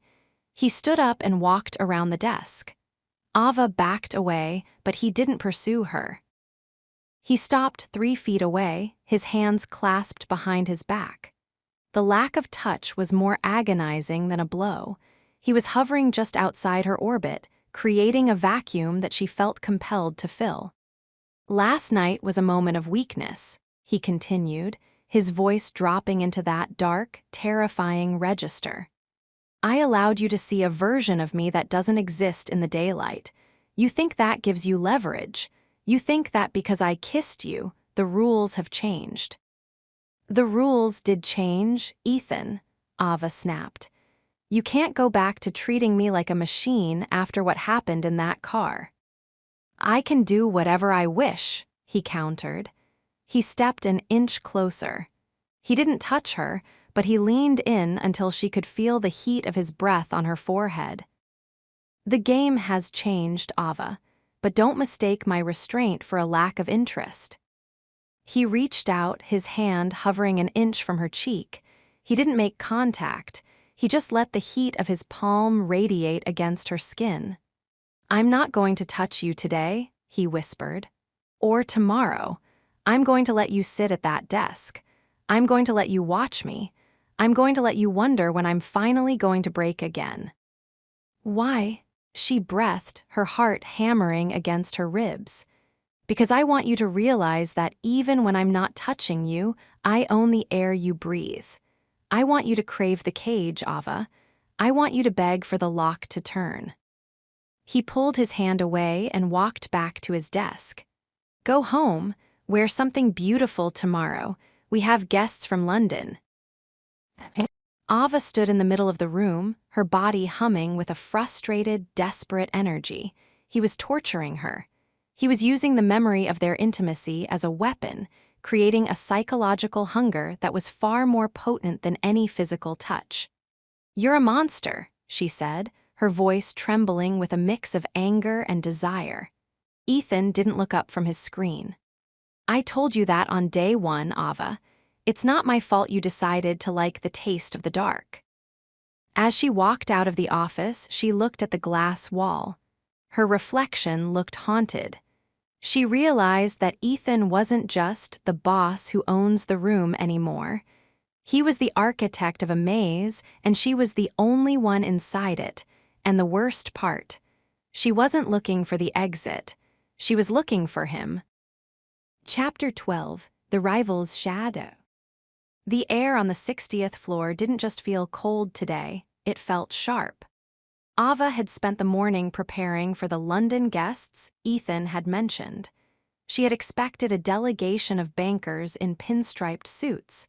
She hadn't expected Lady Elena Vance. Elena didn't walk into a room, she colonized it. She was everything Ava was not, a woman born into the kind of wealth that didn't just buy things, but bought history. She was tall, with hair the color of expensive champagne and eyes that seemed to look through people rather than at them. She wore a cream-colored silk suit that probably cost more than Ava's entire education. "And you must be the new assistant," Elena said, stopping at Ava's desk. Her voice was like honey poured over gravel, sweet, but with an edge that could draw blood. Ava stood up, keeping her spine straight. "Ava Reed, Mr. Blackwood is expecting you." Elena's gaze swept over Ava, lingering on her high-collared charcoal dress. A small, pitying smile touched her lips. Charming. Ethan always did have a penchant for projects. "Tell me, do you take your coffee with him in the mornings, or does he still prefer to start his day in solitary silence?" The implication was a needle under the skin. She was claiming a history with him, a knowledge of his habits that Ava, despite their midnight encounter, couldn't match. "He prefers efficiency, Lady Vance," Ava replied, her voice cool. "I'll let him know you've arrived." Before Ava could reach for the intercom, the office doors swung open. Ethan stepped out. He didn't look at Ava. He didn't even glance toward her desk. His focus was entirely on Elena. "Elena," he said.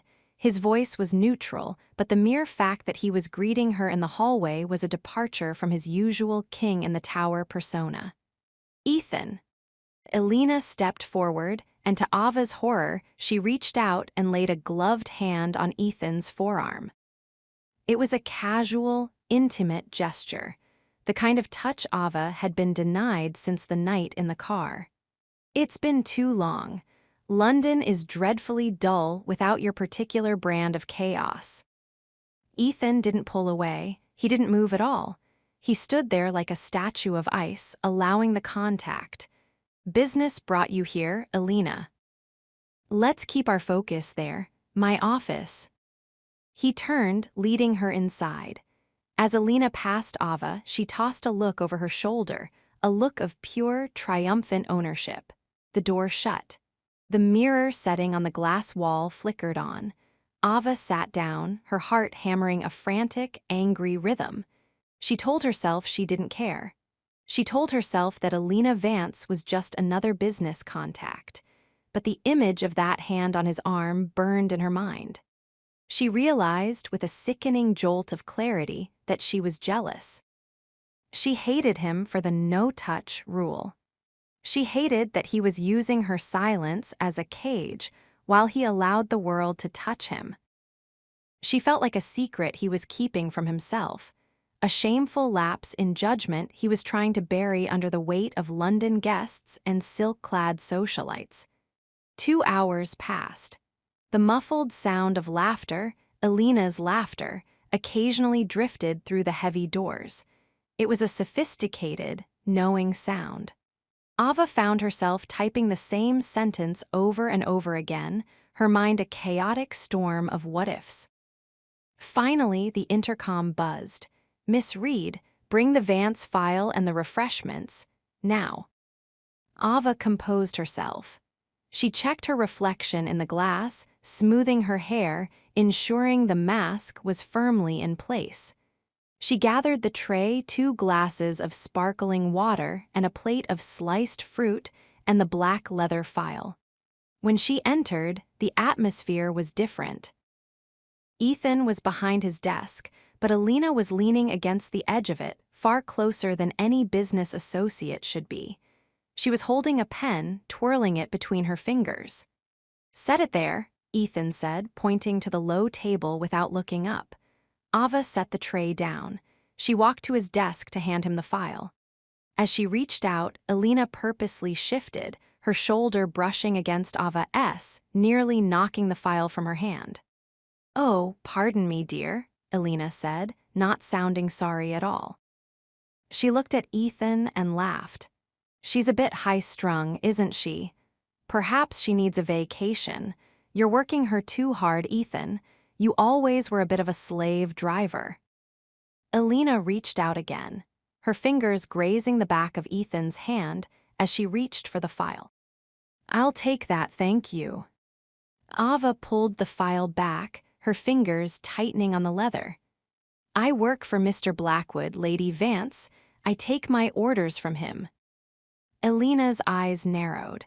The socialite mask slipped, revealing the predator beneath. "Ethan, really, your staff is becoming bold." Ethan finally looked up. He didn't look at Alina, he looked at Ava. His eyes were silver cold, but there was something else there, a flicker of that dark, possessive intensity she had seen in the car. He watched the way Ava's chest rose and fell with her anger. He watched the defiance in her jaw. "She isn't bold, Alina," Ethan said. His voice was a low, vibrating hum that made the air in the room feel heavy. "She is precise. And she is correct. She doesn't work for you." He stood up, his massive frame towering over both women. He took the file from Ava's hand. His fingers brushed against hers, a deliberate, lingering contact that sent a jolt of electricity through her arm. It was the first time he had touched her in 48 hours. It felt like a brand. "Alina, the merger is off," Ethan said, his voice flat and final. Alina froze. "What? We haven't even finished the projections." "We've finished enough," Ethan said, walking around the desk. He stood between Ava and Alina, his body a physical barrier. "You didn't come here for the Sterling merger. You came here to see if you could still find a seat at my table. You can't. The table is full." "Ethan, don't be absurd," Alina stammered, her composure crumbling. "Because of this girl." Ethan leaned in, his face inches from Alina's. "Because you forgot the most important rule of being in this room. You don't touch what isn't yours, and you certainly don't insult what I've chosen to protect." He turned to Ava. "Miss Reed, show Lady Vance to the elevator. Ensure her security clearance is revoked before she reaches the lobby." Ava felt a surge of pure, unadulterated triumph. She looked at Alina, whose face was now a mask of shocked fury. "This way, Lady Vance," Ava said, her voice like silk. When Ava returned to the office 10 minutes later, the room was silent. Ethan was standing by the window, his hands clasped behind his back. The sun was setting, painting the room in shades of blood and gold. Ava stood in the doorway. "She's gone." "As I know." "Why did you do that?" As she asked, walking toward him. "That merger was worth millions. You just threw it away because she was rude to me." Ethan turned. The deep freeze was gone, replaced by a raw, naked hunger that made Ava's breath hitch. He walked toward her, his stride slow and lethal. He didn't stop until he was inches away, his shadow swallowing her. "I didn't throw it away because she was rude, Ava," he whispered. He reached out, his hand finally closing around her jaw. His skin was hot, his grip possessive. "I threw it away because I couldn't stand the way she looked at you." "Because I couldn't stand the way you looked at her. As if you actually believed for 1 second that she mattered more to me than you do." "You haven't touched me in 2 days," Ava whispered, her hands moving up to grip his wrists. "You've been playing games, Ethan. You've been making me feel like I'm nothing." "I've been trying to save you," he rasped, his thumb grazing her lower lip. I've been trying to see if I could go back to the way things were, but I can't. Seeing you stand there, holding that file, looking like you wanted to burn the world down just to get my attention." He leaned down, his breath warm against her skin. "It made me realize that the no-touch rule was a lie. I don't want to protect you from me, Ava. I want to consume you. I want to make sure that the next time a woman like Alina Vance walks into this room, she doesn't even see me. She only sees you." "Why?" "Because you're the only thing in this building that isn't for sale," he whispered. He didn't kiss her. Not yet. He just held her there in the dying light of the afternoon, marking her with his touch, his scent, and his absolute, terrifying focus. The game wasn't over. It had just moved to a much more dangerous level. Chapter 13. Late Night Confessions. The clock on the wall of the 60th floor didn't tick. It pulsed. Or perhaps that was just the sound of the blood rushing through Ava's ears. It was nearly 11 o'clock. The cleaning crews had come and gone, their citrus-scented sprays a fading memory in the air. The vast expanse of the executive suite was dark, save for the pool of amber light spilling from Ethan's open office door and the cool, blue glow of Ava's dual monitors. She should have gone home hours ago. After the explosion with Alina Vance, after the merger had been incinerated in a single moment of Ethan's possessive fury, there was nothing left to do but file the wreckage. But she couldn't leave. Every time she reached for her coat, she felt the weight of his presence through the glass wall, a silent, magnetic pull that kept her tethered to her desk. "Ava." His voice didn't come through the intercom this time. He was standing in the doorway. He had discarded his blazer and his waistcoat. His white dress shirt was unbuttoned halfway down his chest, the sleeves rolled up to his elbows. He looked weary, his hair rumpled as if he'd been running his hands through it for hours. "I thought you left," he said. It wasn't a question. It was a confrontation. "I was finishing the Vance exit reports," Ava said, her voice steady despite the flutter in her chest. "Someone has to clean up the mess you made this afternoon." Ethan walked toward her. He didn't have the predatory grace he usually carried. He moved like a man carrying the weight of the world on his shoulders. He stopped at the edge of her desk, looking down at the red rose, the new one she had brought in herself to replace the one he'd taken away. "I didn't make a mess," he said softly. "I performed a surgery. Alina was a cancer in this company. She thought she could use her history with me to dictate my future. She was wrong." "And what is your future, Ethan?" Ava asked, leaning back in her chair. "Besides this tower, besides the glass and the silver and the billions." Ethan didn't answer immediately. He reached out and touched the petal of the rose.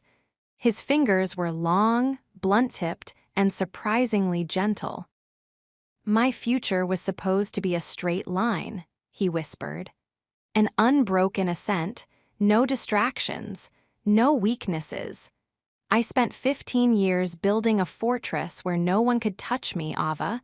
No one could hurt me because no one was allowed close enough to try." He looked at her then, and for the first time, the boss was gone. The billionaire was gone. There was only a man with silver eyes that looked like they had seen too much of the dark. "Then you walked in," he said. Ava felt the breath leave her lungs. "I'm just an assistant, Ethan. A project, remember. That's what Lady Vance called me." "Alina is a fool," Ethan rasped. He moved around the desk, his presence expanding until the air felt thin. "You aren't a project. You're a wrecking ball. You walked into this room and didn't bow. You looked at the most powerful man in the city and told him his coffee was too hot. You didn't want my money. You didn't want my name." He leaned down, his hands gripping the armrests of her chair, pinning her. "You wanted my truth. And that is the one thing I promised I would never give to anyone. Then give it to me now, Ava whispered. The slow burn was no longer a metaphor, it was a physical heat between them. Tell me why you're so afraid of being human. Ethan's jaw tightened. He closed his eyes for a moment, his forehead almost touching hers. When I was 12, he began, his voice barely audible over the hum of the HVAC, my father owned a textile mill in the north. He was like me, cold, driven, successful. He thought power was the only currency that mattered. He had a partner, a man he called his brother. They grew up together. They built the mill from nothing. He paused, a jagged breath escaping his lips. One night, the partner sold the mill's debt to a holding company. He took the buyout and vanished. My father didn't just lose the business, he lost his mind. He spent the rest of his life in a gray room, staring at a wall, wondering how the person he loved most could be the one to pull the trigger. Ethan opened his eyes. They were swimming with a raw, ancient pain. That was the day I learned the only rule that matters, Ava. If you love something, you give someone the power to destroy you. So I decided I would love nothing. I would own everything, but I would love nothing. He reached out, his thumb tracing the line of her jaw with a reverent, terrifying slowness. But then I saw you on that security feed 3 months ago. You were standing in the lobby of your old job, arguing with a man twice your size because he had insulted a coworker. You were small, and you were broke, and you were the most magnificent thing I had ever seen. I didn't hire you because I needed an assistant. I hired you because I needed to know if you were real. Ava's heart was hammering so hard she feared it might bruise her ribs. And, am I real? You're more real than I can handle, Ethan whispered. He leaned in, his lips brushing against hers in a kiss that wasn't a command, but a confession. It tasted of salt and sorrow and a desperate, clawing need. Ava wrapped her arms around his neck, pulling him down, wanting to swallow his pain, wanting to show him that not everyone who gets close is looking for a way to hurt. He groaned into her mouth, his hands sliding into her hair, his grip possessive but trembling. He pulled her out of the chair, lifting her onto the desk. The papers flew, the monitors hummed, but the only thing that mattered was the friction of his skin against hers. I want to trust you, he gasped against her throat. I want to let you in so badly it feels like I'm dying, Ava. Then let go, Ethan, she breathed, her fingers digging into his shoulders. Let the tower fall, I'll still be here in the wreckage. Ethan pulled back, looking at her with an expression of pure, unadulterated terror. He looked at the desk, at the office, at the glass wall that showed the city he had conquered. And then he did the one thing Ava didn't expect. He let go. He stepped back, his chest heaving, his eyes wide. The mask was trying to slide back into place, but it was cracked beyond repair. I can't, he whispered. Not yet. If I give you everything tonight, I'll have nothing left to protect you with tomorrow. I don't need protection, Ethan. I need you. You don't understand, he said, his voice returning to that cold, distant stone. The Vance merger wasn't just money, it was a shield. By breaking it, I've made us both targets. Marcus Van Heisler is already moving. He's going to come for you, Ava. He's going to try to use you to get to me. He walked to the door, his silhouette tall and lonely against the amber light. Go home, Ava. Lock your door. Don't talk to anyone. From this moment on, the game isn't just between us, it's for our lives. He walked into his office and shut the door. Ava sat on the edge of the desk, her legs dangling, her body humming with a mixture of arousal and cold, biting fear. She looked at the red rose. It was crushed where Ethan had leaned against the desk. She realized then that he had given her his confession. He had given her his heart, but in doing so, he had turned their romance into a war zone. And as she walked toward the elevator, she realized the most terrifying truth of all. The boss who owned the room was no longer the one in control. The shadows were moving, and they were hungry. Chapter 14, The Shadow of Marcus. To meet the 20-minute audio mark, the narration is designed with long, atmospheric descriptions and internal monologue, focusing on the creeping sense of paranoia and the physical manifestation of Ethan's possessiveness. Chapter 14, The Shadow of Marcus. The subway ride to Manhattan felt different today. Usually, the crowded train was a place of anonymity, a sea of tired faces and fraying coats where Ava could disappear into her own thoughts. But this morning, every set of eyes felt like a laser. Every man in a suit looked like a sentinel. Every shadow in the tunnel looked like a threat. "He's going to come for you, Ava." Ethan's warning from the night before echoed in her mind, louder than the screech of the wheels against the track. He had called her a crack in the steel. He had admitted that by choosing her, he had made her a target. She stepped off the train at 23rd Street, her heels clicking a frantic rhythm against the concrete. The air was thick with the smell of roasting coffee and exhaust. She felt a prickle at the base of her neck, the unmistakable sensation of being watched. She turned quickly, scanning the crowd. A man in a gray trench coat lowered his newspaper, but the face was unfamiliar. She hurried toward Blackwood Tower, the glass monolith rising above the city like a silent guardian. Or a tomb. At this point, she wasn't sure which. She didn't make it to the lobby. As she turned the corner onto Fifth Avenue, a sleek, silver Bentley pulled up to the curb, cutting her off. The tinted window slid down with a hum that sounded like a predator's purr. "Miss Reed, a moment of your time." It was the voice from the gala, the voice of dry parchment and hidden daggers. Marcus Van Heisler. Ava stopped, her heart hammering. She considered running, but the street was crowded, and she knew instinctively that Marcus wasn't the kind of man you could outrun.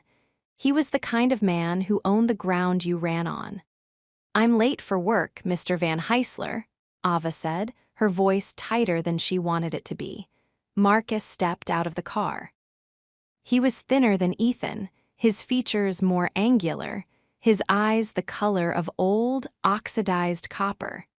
He wore a camel hair coat that looked soft enough to be made of clouds, but his smile was pure flint. "Work," Marcus mused, leaning against the hood of his car. "Is that what we're calling it now? I've always found Ethan's choice of vocabulary fascinating. He calls it assistance. I call it curation." "I don't know what you're talking about." "Don't you?" Marcus stepped closer. He didn't crowd her like Ethan did, with heat and raw power. He approached like a snake, silent and cold. "You're a smart girl, Ava, a girl from the neighborhood who knows the value of $1. Tell me, has he told you about the others yet? The ones before the ghost in the gold dress. The ones who look just like you." Ava felt a coldness spread through her chest. Ethan doesn't have a type. He has an empire. Marcus laughed, a short, sharp sound. "Oh, he has a type, my dear. He looks for girls with fire in their eyes and nothing in their bank accounts. He brings them into that tower, he dresses them in emeralds, and he waits. He waits for the fire to go out so he can replace it with his own reflection. You think you're special because he looks at you. He isn't looking at you, Ava. He's looking at a gap in his soul that he's trying to fill with a body." "Why are you telling me this?" Ava hissed. "If you want to hurt Ethan, go to his office. Leave me out of your petty rivalries." "I don't want to hurt him, Ava. I want to save him from himself, and I want to offer you an exit." He reached into his pocket and pulled out a small, black card. No name, just a phone number embossed in silver. Ethan is a falling star. The Vance merger was his last chance at stability. Now, now he's dangerous. To himself and especially to the people close to him. If you find the air in that tower getting too thin to breathe, call me. I pay much better than he does, and I don't require my employees to lose their souls. The Bentley sped away before Ava could throw the card back at him. She stood on the sidewalk, the silver-embossed numbers burning into her palm.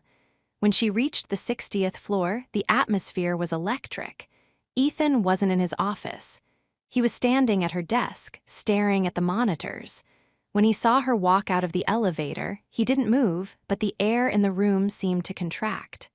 "Where were you?" he asked. His voice was a low, vibrating growl.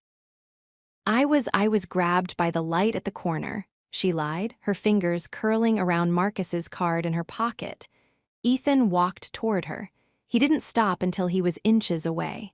He reached out and grabbed her wrist, his grip firm, almost painful. He pulled her hand out of her pocket. His eyes fell on the black card. The silence that followed was terrifying. Ava felt the temperature in the room plummet. Ethan took the card from her fingers, his jaw so tight she thought it might shatter. He looked at the numbers, then back at her. "He approached you," Ethan whispered. It wasn't a question. In front of the building, he wanted to talk. "He wanted to plant a seed," Ethan hissed. He ripped the card into 100 tiny pieces, letting them fall to the marble floor like black snow. "He wanted you to doubt me. He wanted you to think I'm using you." "Are you?" Ava asked, her voice trembling. "He said there were others, Ethan. He said I'm just a gap you're trying to fill." Ethan didn't answer with words. He grabbed her by the waist and slammed her back against the glass wall. The mirror setting was on, and for a second, Ava saw her own terrified reflection before Ethan's body obscured everything. He pinned her there, his hands on either side of her head. His eyes were no longer silver. They were a dark, swirling abyss of possessiveness and rage. "You listen to me," he rasped, his face inches from hers. "Marcus Van Heisler would burn this city to the ground just to see me flinch. He doesn't care about you. He doesn't even see you. To him, you're a pawn. A piece of leverage. And to you. To me, you are the only thing that keeps the walls from closing in." He roared. He buried his face in the crook of her neck, his breathing heavy and ragged. "I told you to stay away from him. I told you he was dangerous." "I didn't seek him out, Ethan. He cut me off in his car." Ethan pulled back, his hands moving from the glass to her face. He cupped her cheeks, his thumbs pressing into her skin with a desperate, crushing intensity. "From this moment on, you don't leave this building without me," he commanded. "You don't take the subway. You don't walk the streets. You are under my personal watch 24 hours a day." "Ethan, you can't be serious. I have a life." "I have a mother." "I've already moved your mother to a private facility in Westchester," Ethan said, his voice dropping to a cold, flat calm. "She has around-the-clock security, and you are staying in the penthouse, starting tonight." Ava's breath hitched. "You're kidnapping me." "I'm protecting what is mine," Ethan whispered. He leaned down, his lips brushing against hers, a kiss that tasted of iron and salt and a terrifying, absolute claim. "Marcus thinks he can use you to get to me. He's right. Because if he touches a single hair on your head, Ava, I will show him exactly why I'm the monster they all whisper about." He pulled her closer, his arms wrapping around her so tightly she could barely breathe. Through the glass wall, the city of New York glittered like a pile of cold jewels, but inside the room there was only the heat of his obsession. Ava looked at their reflection in the glass. She saw the billionaire who owned the room. She saw the girl who had tried to fight him. And she realized that Marcus was right about one thing. The air in the tower was getting very, very thin. But as she felt Ethan's heart beating against hers, fast, violent, and utterly hers, she realized she didn't want to breathe any other air. "Say it," Ethan commanded against her lips. "Say you belong here." "I belong here," she whispered, the words feeling like a final surrender. Ethan groaned, a sound of relief and hunger, and kissed her again, deeper this time, sealing the lock on her cage. The shadow of Marcus was still out there, but in this room, under the blue light of the monitors, there was only the man who would destroy the world to keep her.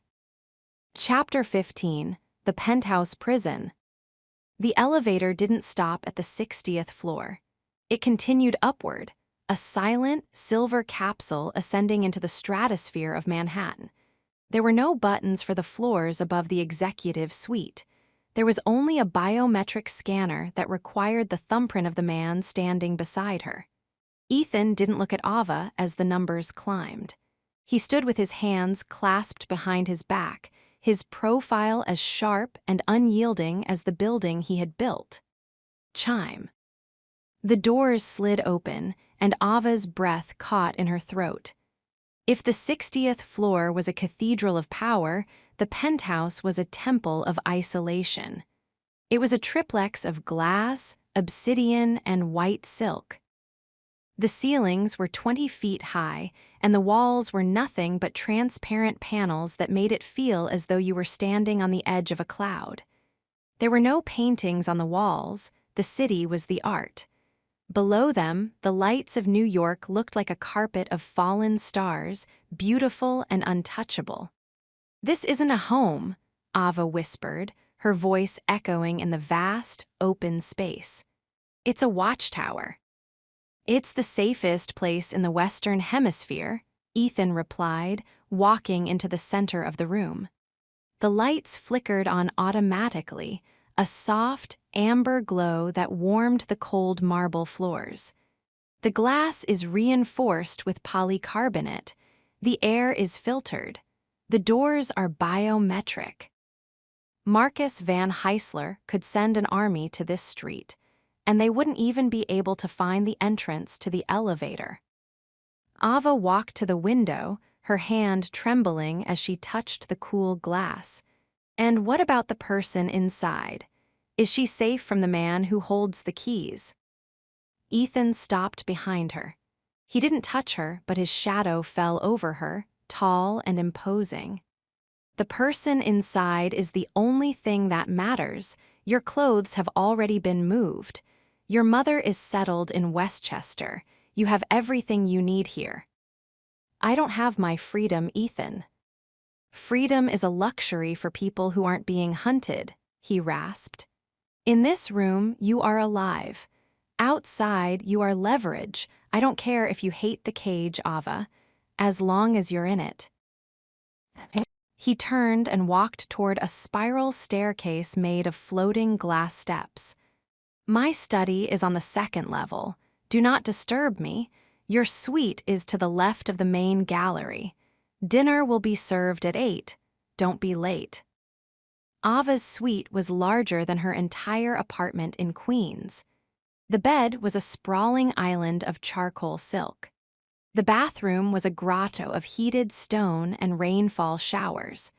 She opened the closet to find her thrifted blazers and worn jeans hanging next to rows of new, exquisite garments, silk slips, cashmere sweaters, and dresses that looked like they were woven from shadows.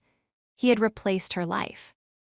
Every stitch, every scent, every memory of her practical existence had been scrubbed away and replaced with his taste. She sat on the edge of the bed, her heart heavy. She felt like a doll being dressed for a play she hadn't auditioned for. She wanted to be angry, she was angry, but there was a treacherous part of her that felt the pull of the safety he offered. For the first time in years, she didn't have to worry about the rent. She didn't have to worry about her mother's medication. The price was simply her soul. At 8 o'clock, she walked back into the main gallery. A table had been set near the window. There were no servants, only 2 plates of perfectly seared salmon and a bottle of wine that probably cost more than her car. Ethan was already there. He had changed into a black cashmere sweater and dark trousers. He looked less like a CEO and more like a predator at rest. The dinner was silent. The only sound was the clinking of silverware and the distant, muffled hum of the city 80 stories below. "You aren't eating," Ethan observed, swirling the dark red wine in his glass.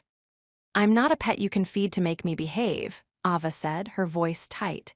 Ethan set his glass down. He leaned across the table, his eyes locking onto hers with a terrifyingly calm intensity. "You think I brought you here to break you? You think I'm enjoying this? Aren't you? You love control, Ethan. And now you have the ultimate control. You know where I sleep. You know what I eat. You know exactly where I am every second of the day." "I brought you here because I couldn't breathe," he whispered. The honesty in his voice was like a physical blow. "Every time you left that office, I spent the night staring at the monitors, wondering if Marcus's men were following you. I spent every hour wondering if the next phone call would be the one telling me you were gone. This isn't about control, Ava. It's about survival, mine as much as yours." He stood up and walked around the table. Ava expected him to grab her to command her. Instead, he simply reached out and took her hand. His skin was warm, his grip surprisingly gentle. "Come with me," he said. He led her to his study. It was a room filled with books, old maps, and a massive desk made of a single slab of petrified wood. A wall of screens glowed in the corner, showing the security feeds of the building and the facility where her mother was staying. "Sit," he said, gesturing to a leather chair by the fire. He sat at his desk and began to work. For 3 hours, the only sound was the scratching of his pen and the occasional crackle of the fireplace. Ava watched him. This was the game on a different level. He wasn't touching her, but he was forcing her to share his space, to breathe his air, to witness the quiet, exhausting labor of his empire. As the clock struck midnight, the tension in the room reached a breaking point. Ava stood up and walked to the desk. "Why do you work so hard?" she asked. "You have billions. You could stop today and live 1,000 lifetimes in luxury." Ethan looked up. His eyes were bloodshot, the silver irises clouded with fatigue. "Because if I stop, the tower falls. And if the tower falls, everyone I protect falls with it. Power isn't just a weapon, Ava, it's a shield, and a shield is heavy." He reached out, his fingers brushing against her wrist. He didn't pull her closer, but the contact was electric. The no-touch rule from the office had followed them here, but in the intimacy of the penthouse, it felt like a thin wire stretched to the snapping point. Ava leaned over the desk, her face inches from his. The scent of him, sandalwood, scotch, and something dark and addictive, filled her lungs. "You don't have to carry it alone," she whispered. Ethan's gaze dropped to her lips. His hand tightened on her wrist. For a heartbeat, the world stopped. He looked like he was going to pull her across the desk, to finally break the distance and claim the surrender they both wanted. His thumb grazed her pulse point, feeling the frantic, desperate rhythm of her heart. "Don't," he rasped, his voice a warning from the edge of an abyss. "Don't what?" "Don't look at me like I'm a man who can be saved," Ethan whispered. He stood up, towering over her, his presence suddenly cold and terrifyingly dominant. "I am a machine that keeps this world turning, and machines don't feel, they only function." He leaned in, his lips inches from hers, but he didn't close the gap. He stayed there, torturing her with the proximity, his breath warm against her skin. "Go to bed, Ava," he commanded. Before I forget that I'm trying to protect you. Protect me from what? From me, he hissed. Don't fall for me, Ava, because if you do, I won't just own your room. I'll own the ghost of every dream you've ever had, and I'll turn them all into mine. He let go of her wrist and turned back to his screens, his silhouette cold and lonely against the blue light. Ava walked out of the study, her body trembling, her heart a wreckage of anger and desire. She went to her charcoal silk bed, but she didn't sleep. She lay in the dark, listening to the silent hum of the penthouse. She realized then that the penthouse wasn't a prison because of the glass or the locks. It was a prison because she was starting to love the man who held the keys. And that was the one thing he had warned her: she could never survive. Chapter 16: The Office Rumors.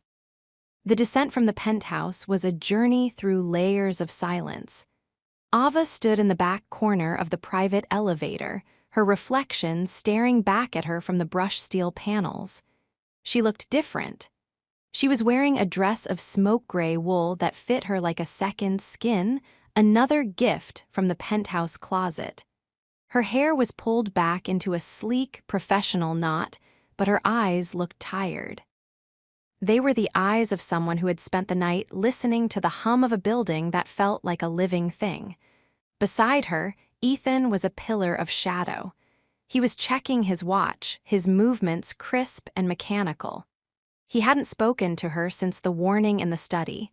No good morning. No, did you sleep well? He was back in his armor. When the doors opened directly into the executive lobby on the 60th floor, the atmosphere didn't just change, it curdled. The floor was already bustling. But as Ethan stepped out, followed by Ava, the rhythmic tapping of keyboards faltered. A phone call in a nearby cubicle cut off mid-sentence. The air, usually sterile and cold, suddenly felt heavy with the friction of 100 unspoken questions. Ava felt the heat rise in her neck. She didn't look at the staff. She kept her eyes fixed on the back of Ethan's head. She could practically hear the whispers spreading like a virus through the internal chat servers. She's with him. They came from the private elevator. She didn't leave last night. Ethan didn't slow down. He didn't acknowledge the sudden hush. He walked through the center of the floor like a king walking through a crowd of ghosts. He reached the glass wall of his office, tapped the biometric sensor, and disappeared inside. The doors clicked shut. Ava was left standing at her desk. It felt like an island in a sea of sharks. Long night, Ava. The voice was sweet like saccharin, but it had a jagged edge. Ava looked up to see Sarah, a junior executive with teeth too white and eyes too sharp. Sarah was holding a stack of files, but she wasn't looking at them. She was looking at Ava's dress. She was looking at the way Ava was breathing. I don't know what you mean, Sarah, Ava said, sitting down and pulling up her terminal. Oh, please, we all saw the logs. You didn't scan out last night. And then you walk in with him from the penthouse elevator, in a dress that costs more than my car. Sarah leaned over the desk, her voice dropping to a hiss. We all knew you were ambitious, honey, but sleeping your way to the 61st floor, that's bold, even for a girl from Queens. The word Queens was spat out like a slur. Ava's fingers froze on the keyboard. She felt a surge of pure, white-hot rage. She wanted to stand up and slap the smug look off Sarah's face. She wanted to tell her about the threats from Marcus, about the cage she was living in, about the fear that kept her awake. But she couldn't, because in this room, the truth didn't matter. Only the image mattered. And the image was that she had been claimed. If you have time to speculate on my wardrobe, Sarah, I assume the sterling quarterly projections are finished. The voice didn't come from Ava. Ethan was standing in the doorway of his office. He hadn't used the intercom. He was leaning against the frame, his sleeves rolled up, his eyes fixed on Sarah with a lethality that made the woman visibly flinch. Mr. Blackwood, I was just. You were just leaving, Ethan said. His voice was a low, vibrating hum that seemed to rattle the glass of the cubicles. Miss Reed is my personal assistant. Her schedule, her residence, and her attire are matters of the executive estate. They are not matters for public discourse. If I hear another whisper about her status from your department, I won't just fire you, Sarah. I will blacklist you from every firm on the Eastern Seaboard. Sarah blanched, her mouth opening and closing like a fish. She scrambled away, nearly tripping over her own heels. The office returned to a frantic, artificial silence. Ethan didn't go back into his office. He walked toward Ava's desk. He didn't care that every eye in the room was now tracking him. He didn't care that he was confirming every rumor Sarah had just voiced. He stopped in front of her. He reached out, his hand lingering just above the surface of her desk. "Don't let them see you flinch," he whispered. It was the first time he'd spoken to her all day, and the voice was different, rower. "They hate you because they fear you. They fear you because you have my ear. Use it." "You're making it worse, Ethan," Ava whispered back, her eyes stinging. "You just told the whole floor that I'm your property." "You are protected, Ava. There is a difference." "Not from where I'm sitting." Ethan leaned down, his face inches from hers. To the rest of the office, it looked like an intimate confidence. To Ava, it felt like a collision. "The world is going to talk, Ava.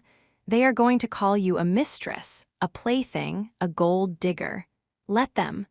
Let them say whatever they want as long as they stay 10 feet away from you. I would rather you be the subject of a scandal than the victim of a tragedy."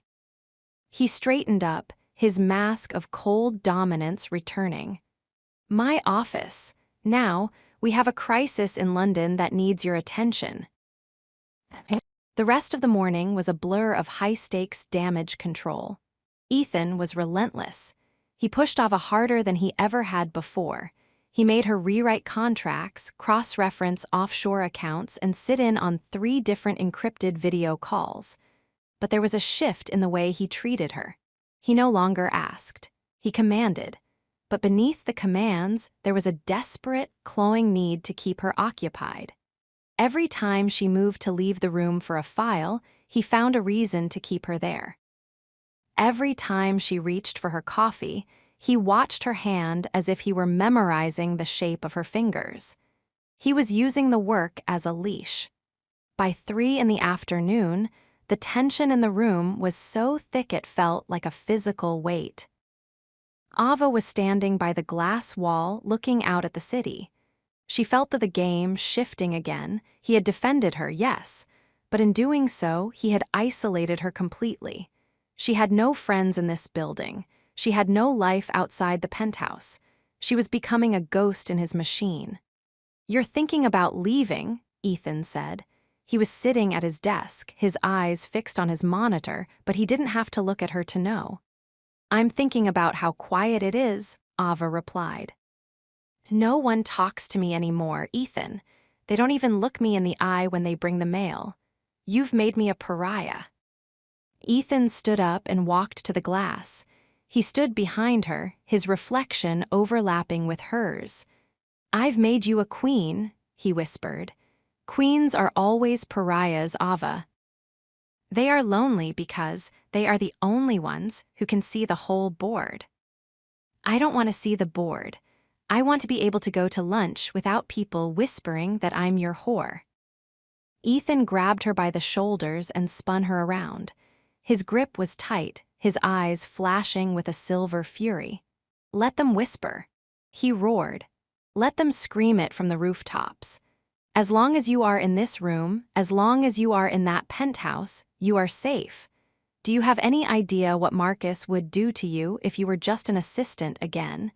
He would pick you up off the street and turn you into a piece of scrap metal just to get a reaction from me." He pulled her flush against him, his breathing heavy and ragged. "You think this is about my ego? It's about your life." If the price of your safety is your reputation, I will pay it 1,000 times over. I will burn every bridge in this city until there is nothing left but you and me." Ava looked at him, at the man who was willing to destroy her world just to keep her in it. She saw the madness in his eyes, the deep, terrifying obsession that he called protection. "You're not saving me, Ethan," she whispered, her voice breaking. "You're just making sure you're the only one who gets to break me." Ethan's expression froze. He looked at her as if she had just stabbed him with a shard of the glass he loved so much. He let go of her shoulders and stepped back. "Maybe you're right," he said, his voice dropping to a cold, dead flat. "But at least I'll be the one who picks up the pieces." He turned back to his desk, the silence of the office rushing back in to fill the space between them. Ava stood by the window, watching the sunset bleed across the Manhattan skyline. She realized then that the rumors weren't the problem. The rumors were just the static. The real problem was the man who owned the room, because he didn't just want her heart. He wanted her to have nowhere else to put it. Chapter 17: The Gilded Leash. The sun rose over the East River, but inside the penthouse, the light was filtered through the expensive gray tint of the floor-to-ceiling glass. It was a sterile, perfect morning. Ava stood in the middle of the master kitchen, a space of brushed steel and white marble that looked like it had never seen a spilled crumb or a dirty dish. She was holding a cup of coffee that had been delivered by a silent courier at 6 in the morning. Everything she needed was provided: the finest coffee, the freshest fruit, the softest silk robes. She looked at her hand. It was empty. Her old phone, the one with the cracked screen and the photos of her father, the one that held her connection to the world outside this tower, was gone. Ethan had taken it while she slept. On the counter sat a new device. It was sleek, black, and bore no brand name. Beside it was a small, velvet-lined box. Ava opened it. Inside was a bracelet. It was a simple, elegant band of platinum, set with a single, deep-red garnet that looked like a drop of blood against the silver. It was beautiful. It was exquisite. It was a tracker. She didn't have to be a tech genius to know. The weight of it, the way the clasp required a specific magnetic key, it was a gilded leash. The sound of footsteps on the marble announced his arrival. Ethan was dressed for the day, a charcoal suit, a black silk tie, his hair damp from the shower. He looked like the apex of human achievement, a man who had conquered time and space. "You found it," he said. His voice was low, still gravelly with the remnants of sleep. "My phone is gone, Ethan," Ava said, turning to face him. Her voice was flat, the anger having turned into a cold, hard knot in her chest. "And you've left me a collar on the counter." Ethan walked toward her. He didn't stop until the scent of his sandalwood and cold rain filled her senses. He picked up the platinum band. "It's not a collar, Ava. It's an insurance policy. After the encounter with Marcus, I cannot risk you being off the grid for even a second. The phone is encrypted. It only connects to my private server. The bracelet, it ensures that if you are ever separated from the security detail, I can find you in less than 3 minutes." "I don't want to be found," she cried, her voice cracking. "I want to be able to go to the store. I want to be able to call my mother without you listening to the recording. I want my life back." Ethan grabbed her hand. His grip wasn't violent, but it was absolute. He slid the platinum band onto her wrist. There was a faint, electronic click as the magnetic lock engaged. "Your life was a series of disasters waiting to happen," Ethan whispered, leaning down so his eyes were level with hers. "You were a girl with no protection, no resources, and a target on her back. That life is over. I have given you a new one where you are safe, one where you are mine." Is that all I am to you? A possession to be secured? Ethan's gaze dropped to her lips. He reached out, his thumb grazing the pulse point just above the new bracelet. He could feel her heart racing, a frantic, trapped rhythm. "You are the only thing in this world I cannot replace," he rasped. "If that makes you a possession, then I am the most obsessed owner in history. Now get dressed. We're going to the office." The day on the 60th floor was a study in controlled isolation. Ava's desk had been moved again. It was no longer outside his office, it was inside. He had installed a second workstation in the corner of his vast suite. Now, when she worked, she wasn't just under his watch, she was in his breath. She could hear the rhythmic scratching of his pen. She could hear the low, ruthless tone of his voice as he conducted multi-million-dollar deals. The staff no longer brought her files. Everything was handled through the internal server. She saw no one but Ethan. By noon, the walls felt like they were closing in. The glass that she once found beautiful now felt like the walls of a vacuum chamber. "I need to go out for lunch," she said, standing up so abruptly her chair screeched against the floor. Ethan didn't look up from his monitor. "Lunch is being brought in. Lobster bisque and a salad. It will be here in 10 minutes. "I don't want lobster bisque. I want a hot dog from the vendor on the corner. I want to feel the wind on my face without a security guard holding my elbow." Ethan finally looked up. His eyes were silver cold, the deep freeze in full effect. "The answer is no, Ava. Marcus's men were spotted 2 blocks from here an hour ago. You aren't leaving this floor." "Then I'll go to the balcony," she snapped. "The balcony is locked." Ava felt a surge of pure, blinding hysteria. She grabbed a crystal paperweight from her desk and hurled it at the glass wall. It made a sickening thud and fell to the carpet, leaving not even a scratch on the reinforced surface. "I hate you," she screamed. "I hate this building. I hate every cent you've ever made." Ethan stood up. He didn't look angry. He looked satisfied. He walked toward her, his stride slow and deliberate. He didn't stop until he had pinned her against her new desk, his hands on either side of her hips. "Good," he whispered. "Hate me. Use that fire to keep yourself alive. Fight the cage, Ava. Scream at the walls. It only makes me want to hold you tighter." He reached out and traced the line of the platinum bracelet on her wrist. "You think you're a prisoner," he said, his voice dropping to a dark, seductive hum. "But you're the only person in this city who knows exactly where they belong. Everyone else is wandering in the dark, looking for a home. I've given you yours. I've given you me." He leaned in, his lips brushing against her ear.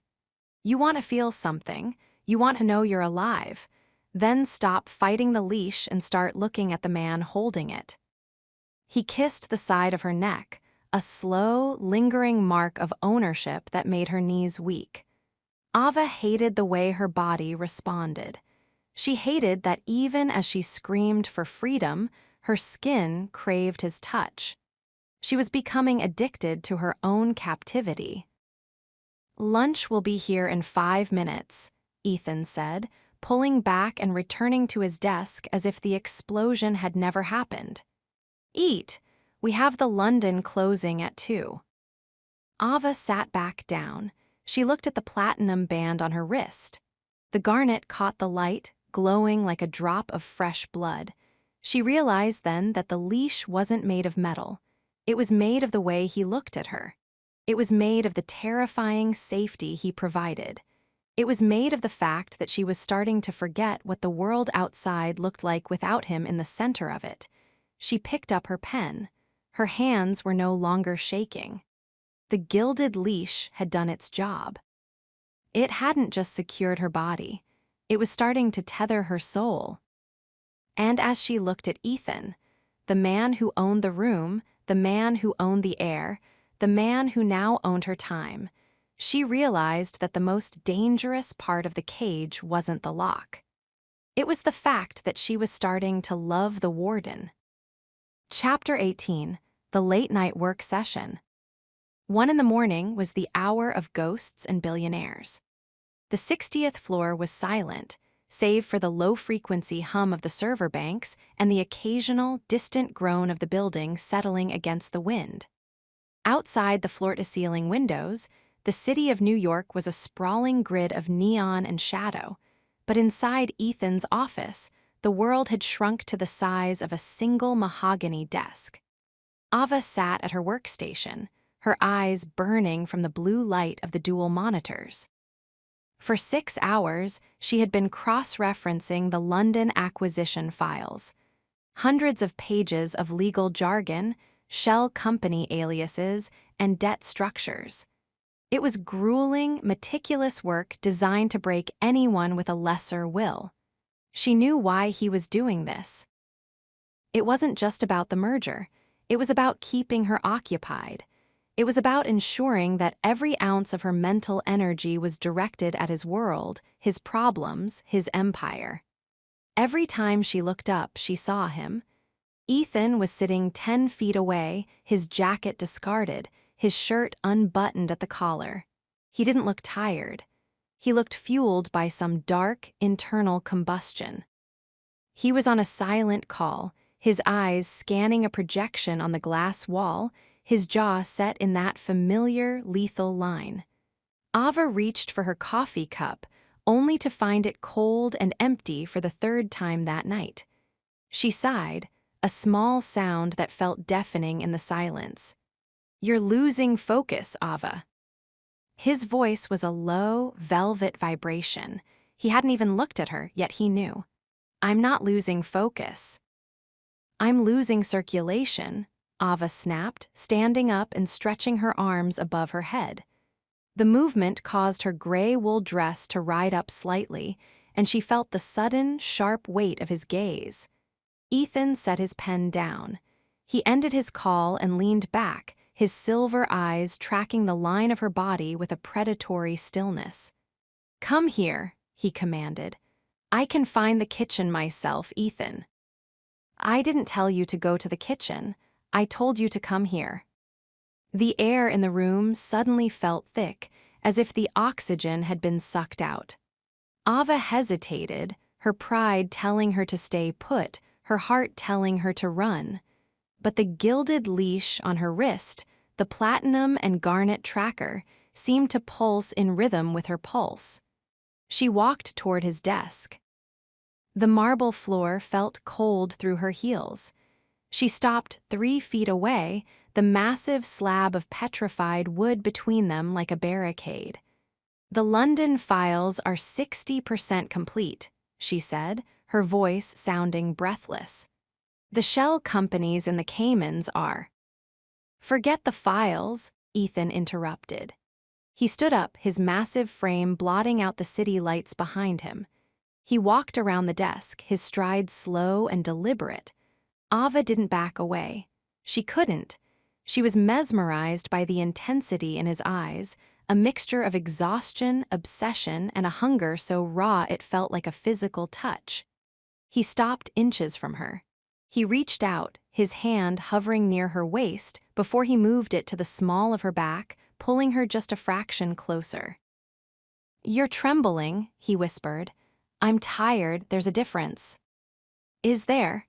Ethan leaned down, his breath warm against her temple. He reached for her hand, the one wearing the bracelet. He lifted her wrist, his thumb grazing the garnet stone. "You hate this, don't you? The tracker, the penthouse, the way I've erased the world around you until there is nothing left but this room."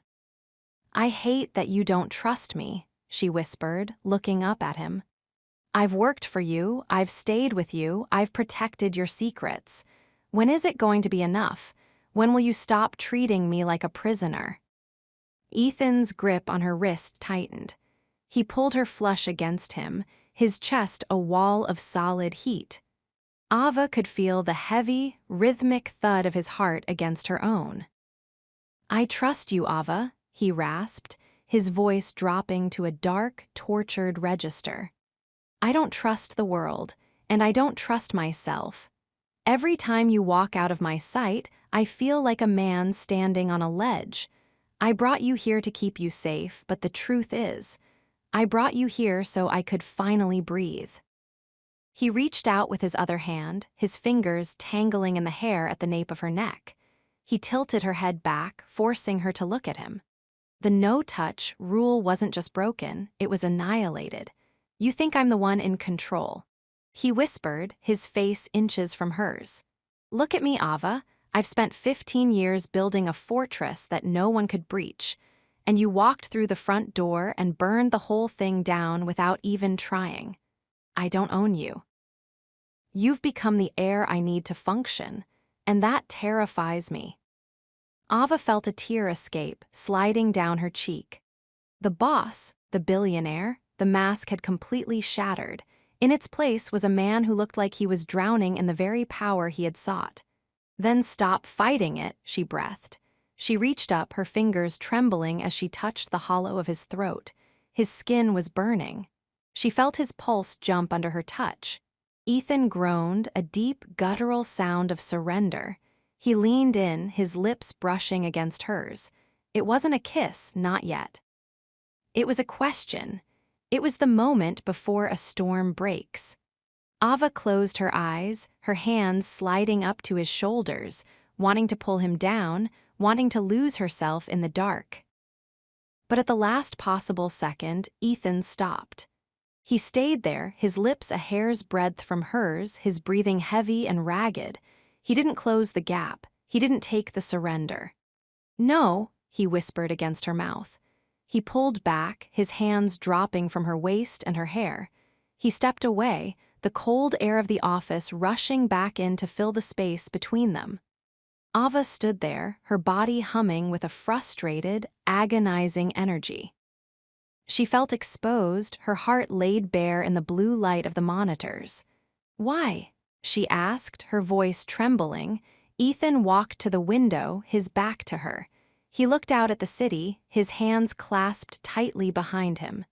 The deep freeze was trying to return, but his voice was still raw. "Because if I kiss you now, Ava, if I take what you're offering, I'll never be able to let you go. And the world isn't safe for you yet. Marcus is still out there. The board is still watching. If I lose my focus on you, they will find a way to destroy us both." He turned back to her. His eyes were once again the color of cold mercury, but there was a warning in them that chilled her to the bone. "Go to the lounge. There's a sofa there. Sleep for 4 hours." "Ethan." "Don't," he commanded, his voice returning to that sharp, professional edge. "And Ava, remember what I told you on the first day." "What?" "Don't fall for me," he said, his voice dropping to a whisper. "Because I don't know how to love someone without destroying them." He sat back down at his desk and picked up his pen, his movements once again precise and mechanical. He didn't look at her again. Ava walked out of the office, her heart a wreckage of longing and fear. She went to the lounge, but she didn't sleep. She lay on the leather sofa, watching the shadows of the building dance on the ceiling. She realized then that the game had reached its most dangerous phase. He wasn't just controlling her movements anymore. He was controlling her heart. And the more he pushed her away, the more she wanted to be the one who finally broke his restraint. She touched her lips, still feeling the heat of his breath. He had told her not to fall. But as she listened to the rhythmic scratching of his pen in the next room, she realized it was too late. She had already hit the ground. Chapter 19: The Dream of Surrender. The silence of the penthouse was not empty. It was a heavy, pressurized thing, like the weight of the ocean pressing against the glass. Ava lay in the charcoal silk of her bed, her eyes fixed on the ceiling. 80 stories above the pavement, the city didn't sound like a city. There were no sirens, no shouting, no rhythmic thrum of the subway. There was only the low, electronic sigh of the climate control and the occasional, distant whistle of the wind as it whipped around the corners of the tower. She felt like a specimen in a jar. Every time she closed her eyes, she was back in the office. She saw the silver of Ethan's eyes, the way they had fractured when he told her to get out. She felt the ghost of his heat through her gray wool dress. Her pulse was a frantic, erratic thing, dancing in her wrists and her throat, keeping time with the ticking of her own anxiety. "Don't fall for me," he had said. It was the warning of a man who knew he was a storm. And yet, as she lay there in the dark, Ava realized the terrifying truth. She wasn't afraid of the storm anymore. She was afraid of the calm. She was afraid of the version of herself that existed when he wasn't looking at her, the version that felt hollow, like a bell waiting for its clapper. Finally, her exhaustion won. She drifted into a state that wasn't quite sleep, but a fevered dream of glass and shadow. In the dream, the office was different. The glass walls were gone, leaving only the obsidian floors and the endless, starlit sky. Ethan was standing at the edge of the world, his back to her. He was wearing the black leather gloves he'd worn on her first day. He looked like a king of nothing, a man who had conquered everything only to find himself alone. Ava walked toward him. In the dream, she wasn't wearing her practical suit or her charcoal dress. She was wearing nothing but the diamond choker and the platinum bracelet. The weights of the stones felt like anchors, pulling her toward him. "You're late," he said, his voice echoing in the void. "I'm here," she replied. He turned, and his eyes were no longer silver. They were voids of darkness reflecting the stars. He reached out, his gloved hand moving toward her throat. Ava didn't pull away. She didn't fight. In the dream, the defiance that was her armor had melted away, leaving only a raw, aching need for him to finish what he had started. "You want to surrender," he whispered, his face inches from hers. "You want to stop the fighting. You want to let the walls fall." "Yes," she breathed. He leaned in, his lips brushing against the pulse at her neck. "Then say it. Say you are mine." "I am yours," she whispered. And then the glass shattered. Ava gasped, her eyes flying open as she sat bolt upright in bed. Her heart was hammering against her ribs so hard it was painful. Her skin was damp with a cold sweat. The room was silent, the moonlight casting long, jagged shadows across the silk sheets. It was just a dream. But the words she had spoken, "I am yours," were still vibrating in the air, tasting like copper and honey on her tongue. She felt a surge of self-loathing so sharp it made her physically ache. She was losing herself. She was becoming the very thing she had vowed she would never be, a woman who found safety in her own subjection. She got out of bed, her bare feet silent on the heated marble floors. She needed water. She needed to feel the cold, sharp reality of the world to wash away the haze of the dream. She walked out into the main gallery. The penthouse was bathed in a ghostly blue light from the city below. She made her way to the kitchen, but as she rounded the corner, she froze. Ethan was there. He was standing by the window, a glass of dark liquid in his hand. He hadn't turned on the lights. He was wearing only his black trousers, his chest bare, his skin looking like polished marble in the moonlight. The jagged scar on his shoulder seemed to glow with a life of its own. He didn't turn around, but she knew he knew she was there. "The dreams are the hardest part," he said. His voice was a low, gravelly rasp that seemed to vibrate through the floorboards and into the soles of her feet. Ava stayed in the shadows. "You can't know what I was dreaming."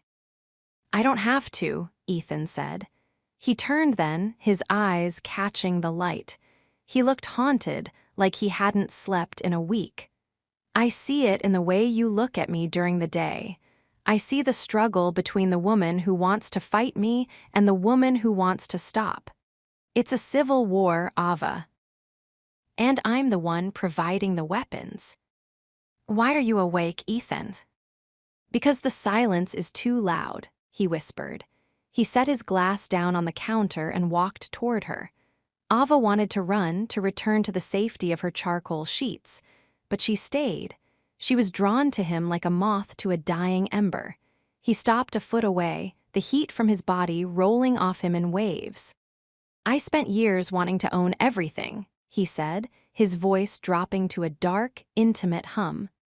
I thought if I had enough power, I could drown out the sound of my own heart. But then I put you in this penthouse. I put you in my office. And now, I can't even stand the sound of my own breathing because it isn't in rhythm with yours. He reached out, his hand hovering near her cheek. He didn't touch her. He just stayed there, torturing them both with the proximity. Surrender isn't a defeat, Ava, he whispered. Not for you. For you, it's a release. You're exhausted from holding up the world. Let me take the weight. If I let you take the weight, I'll never be able to stand on my own again, she breathed. Ethan's eyes darkened. He moved his hand, his thumb finally grazing the line of her jaw. The contact was electric, a jolt that cleared away the last remnants of her dream. Maybe you aren't meant to stand, he whispered, leaning down until his lips were inches from hers. Maybe you're meant to fly, but you can't fly if you're too afraid to let go of the ground. He didn't kiss her. He just looked at her, his silver eyes searching her soul for the answer to a question neither of them was brave enough to ask. Ava looked at him, at the monster, the billionaire, the man who had stolen her life. She saw the cracks in his armor. She saw the desperation in his gaze. And she realized that in this room, in the middle of the night, they were both prisoners. He was just the one who had built the walls. Go back to bed, Ava, he said, his voice suddenly cold, his hand dropping from her face. The sun will be up in 3 hours, and when it rises, the dream ends. We go back to being what the world expects us to be. Ava turned and walked away, her heart a wreckage of longing and grief. She went back to her bed, but she didn't sleep. She watched the gray light of dawn slowly erase the blue of the night. She realized then that the dream wasn't a warning. It was a prophecy. She was going to surrender. Not because he was stronger, but because she was tired of being the only one who was whole. And as the first rays of the sun hit the glass of Blackwood Tower, she touched the platinum bracelet on her wrist. The garnet was dark, waiting for the light. The game was almost over, and she knew, with a terrifying certainty, that she was about to lose. Chapter 20: The Warning. The sunset over Manhattan was not a peaceful event. From the 60th floor of Blackwood Tower, it looked like a hemorrhage, a violent, jagged streak of crimson and bruised purple bleeding across the horizon. Ava stood at her workstation, her fingers hovering over the keys. The office was quiet, but it was the silence of a held breath. For weeks, she had lived in the vacuum of Ethan's protection. She had eaten his food, worn his clothes, and breathed his filtered air. The gilded leash on her wrist had become a part of her, its weight a constant reminder that she was the most precious and most hunted asset in Ethan Blackwood's portfolio. She looked at the glass wall. Ethan was on a video conference with his security leads in London and Singapore. His face was a mask of cold, sharp angles. He hadn't smiled in days. He hadn't touched her since the kitchen encounter at 3:00 a.m. He was withdrawing, she could feel it. He was building the walls higher, not just around the penthouse, but around his heart. A soft ping from her computer broke the silence. It was an internal delivery notification. Package received at Security Desk 1, scanned, cleared, out for delivery to floor 60. Ava frowned. Ethan hadn't mentioned a delivery. Usually, everything went through 3 layers of vetting before it even reached the elevator. 5 minutes later, the silver doors slid open. A courier in a black uniform, someone she didn't recognize, stepped out. He didn't look at the other staff. He walked straight to Ava's desk and placed a small, square box wrapped in plain brown paper on her blotter. "Sign here," he said, his voice flat and robotic. Ava signed the digital pad. As the courier turned to leave, she noticed a small tattoo on the back of his neck, a stylized fox. Her heart stopped. The vulpine mark, Marcus Van Heisler's signature. "Wait!" Ava called out, but the courier was already stepping back into the elevator. The doors hissed shut, cutting him off from the floor. She looked at the box. It wasn't ticking. It didn't smell of chemicals, but it felt heavy, like a lead weight. She reached for the intercom. "Ethan." "I'm busy, Ava." His voice crackled, sounding distracted. "Ethan, a package just arrived, I think. I think Marcus's man delivered it." The silence on the other end lasted exactly 1 second. Then, the double doors of his office didn't just open, they were thrown back with such force they slammed against the walls. Ethan was there. He looked like a man possessed. He didn't look at the staff, who had all frozen in their cubicles. He walked straight to her desk, his eyes fixed on the brown box. "Don't touch it," he commanded, his voice a low, vibrating growl. He pulled a small electronic wand from his pocket, a portable scanner, and ran it over the package. The device hummed, then turned green. "It's not an explosive," Ethan muttered, though he didn't relax. He took a letter opener from her desk and sliced through the tape. He pulled back the paper to reveal a velvet jewelry box, exactly like the ones he used to give her gifts. He opened it. Ava gasped, her hand flying to her mouth. Inside wasn't a diamond or a tracker. It was a photograph. A high-resolution, long-range shot of the penthouse living room. In the photo, Ava was standing by the window, her silhouette clear against the night sky. There was a red laser dot centered exactly over her heart. Taped to the back of the photo was a single note in elegant, scrolling script. "The glass is strong, Ethan, but the light always gets in. You can't keep her in the dark forever. She's too beautiful to be a ghost." Ethan's reaction was terrifying. He didn't scream. He didn't throw the box. He simply went very, very still. It was the stillness of a predator that had just realized it was being tracked. "Security!" He roared, the sound echoing through the entire floor. "Lockdown, level 5. Nobody leaves this building. Cut the elevators. Now." The floor erupted into chaos. Red emergency lights began to pulse in the ceiling. The heavy, reinforced shutters over the windows began to slide down, cutting off the view of the city and plunging the office into a hellish, rhythmic red glow. Ethan grabbed Ava's arm, his grip so tight it would surely leave bruises. He dragged her toward his office. "Ethan, you're hurting me." He didn't listen.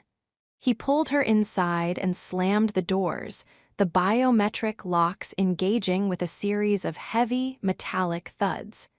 He spun her around, pinning her against the mahogany desk. The red light of the emergency system strobed across his face, making him look like a demon in a 3-piece suit. "He was in the penthouse," Ethan hissed, his face inches from hers. "His cameras were on the penthouse. He saw you." "He saw me through the glass, Ethan. He wasn't in the room." "It doesn't matter." Ethan slammed his fist onto the desk next to her head. "I built a fortress. I spent millions to make sure you were invisible, and he found a way to touch you anyway." He reached out, his hands shaking as he grabbed her face. He didn't cup her cheeks gently this time. He held her with a desperate, crushing intensity. "You're not safe," he rasped, his eyes wide and wild. "Nowhere is safe. I can't keep you here. I can't keep you anywhere." "Then let me go," Ava whispered, tears blurring her vision. If you can't protect me, Ethan, let me disappear. Let me go back to Queens, back to being a ghost. Marcus won't care about me if I'm not with you. No, Ethan roared. You think I can just let you go? You think I can go back to a world where you aren't in the next room? You've become my heartbeat, Ava. If you leave, I die. He buried his face in the crook of her neck, his breathing heavy and ragged. He was trembling. The man who owned the room, the man who owned the city, was falling apart in her arms. Ava reached up, her fingers tangling in the hair at the nape of his neck. She felt the slow burn finally reach its flashpoint. The fear, the tension, the weeks of psychological warfare, it all collapsed into a single, desperate need to be close to him. Then stop trying to be a god, Ethan, she whispered. Stop trying to control the world and just be here, with me. Ethan pulled back, his eyes searching hers. The red light caught the silver of his irises, making them look like molten metal. He looked at her lips, then back at her eyes. I told you not to fall for me, he whispered, his voice breaking. It's too late, she breathed. I already fell. Ethan let out a broken, guttural sound, half sob, half growl. He didn't kiss her. He crushed his mouth against hers with a violence that was born of pure, unadulterated terror. It was the kiss of a man who was drowning. It tasted of salt and copper and the end of the world. He lifted her onto the desk, his hands tearing at the fabric of her gray wool dress, wanting to feel her skin, wanting to prove to himself that she was still there, still real, still alive. Ava wrapped her legs around his waist, pulling him flush against her. She didn't care about the cameras. She didn't care about Marcus. She didn't even care about the red lights pulsing in the ceiling. There was only the heat, the friction, the surrender. Ethan pulled back for a second, his forehead resting against hers. His eyes were dark, almost black. This is the warning, Ava, he rasped, his voice a dark prophecy.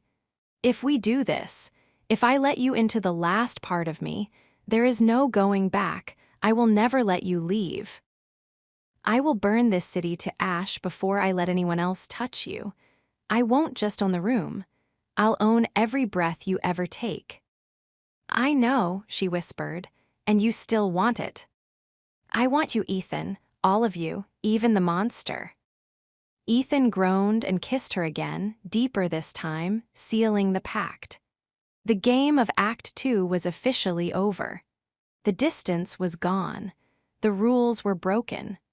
Outside the office, the building was in a state of total lockdown. The staff were huddled in the red-lit cubicles, the security teams were scouring the vents, and Marcus Van Heisler was somewhere in the dark, smiling. But inside the office, on the mahogany desk of the most powerful man in New York, the only thing that mattered was the two souls finally colliding in the wreckage of their own pride. Ava touched the platinum bracelet on her wrist. The garnet was glowing in the red light. The warning had been issued. The surrender had been accepted. And as the sun finally disappeared, leaving the city in total darkness, Ava Reed realized that she wasn't a prisoner in a cage anymore. She was the queen of the monster's heart. And the real war was only just beginning. Chapter 21, The Morning After. The light in the master suite of the Blackwood penthouse was not like the light in the rest of the world. It didn't crawl into the room, it arrived with a cold, silver elegance, filtered through the high-altitude haze of the Manhattan skyline. Ava lay still, her breath hitching in the silence. She was not in her guest's suite.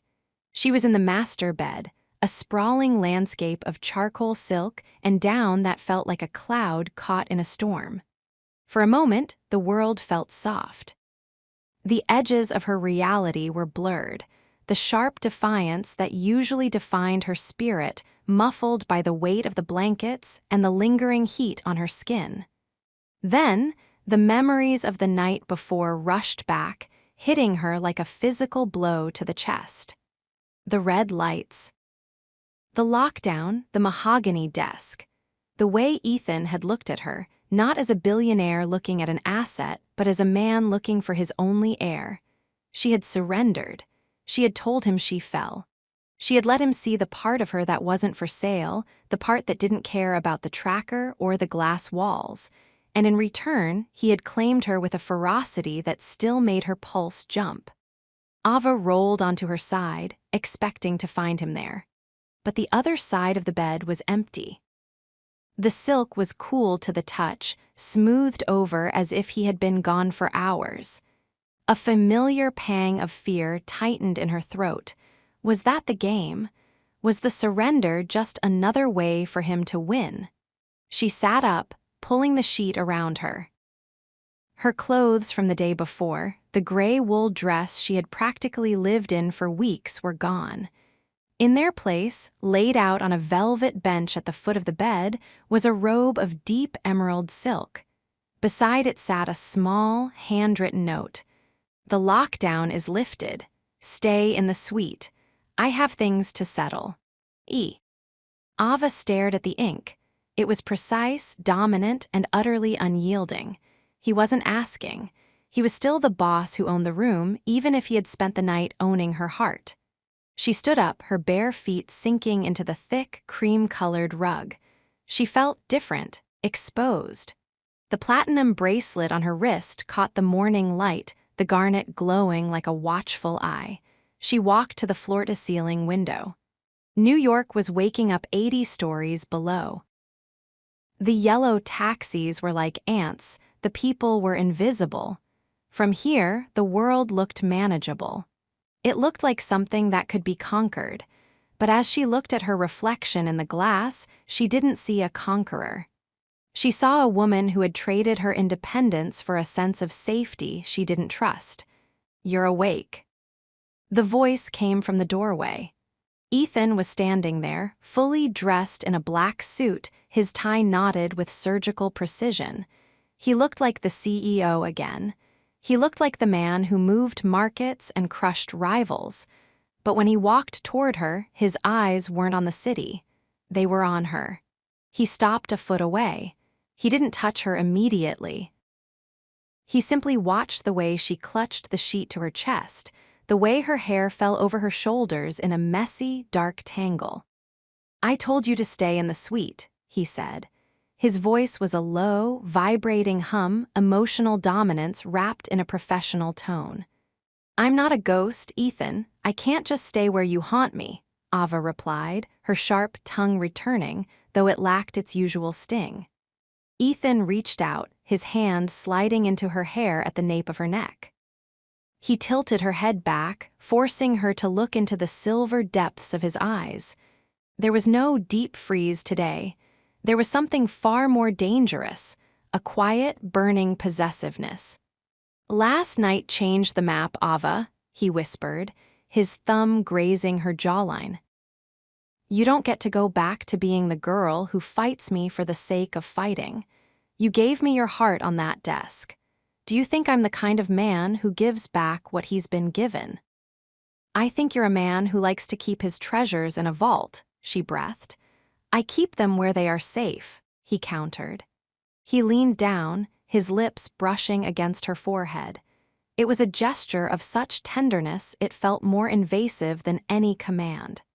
"The man who delivered the package yesterday, his name was Lovick. He's been in Marcus's employ for 6 years. My team found him in a motel in Jersey an hour ago." Ava's heart stuttered. "What did you do to him?" Ethan's expression didn't flicker. "I ensured he would never carry a package for Marcus Van Heisler again. And I made it clear that the next time someone tries to point a laser at this penthouse, I won't just lock the doors. I will burn the building they are standing in." He pulled her closer, the sheet slipping slightly. He didn't seem to notice. He was focused on her pulse, on the way she was reacting to his words. "You're safe, Ava, truly safe. For the first time in your life, you don't have to look over your shoulder. Is that why I feel like I can't breathe? She asked, her voice trembling, because the air is so thick with your protection. Ethan's grip tightened. He let go of her hair and wrapped his arms around her waist, pulling her flush against his suit. The contrast between her bare skin and the expensive wool was a reminder of the two worlds they inhabited. You feel like you can't breathe because you're waiting for the other shoe to drop, he rasped against her ear. You're waiting for me to turn back into the monster. But you forget, Ava, I only show the monster to people who try to take what belongs to me. He stepped back, his hands lingering on her hips for a second too long. Breakfast is in the gallery. Eat. Then we're going to the office. I want you at your desk. I want the world to see that nothing has changed, even though everything has. Everything has changed, she whispered to his back as he walked toward the door. Ethan paused, his hand on the frame.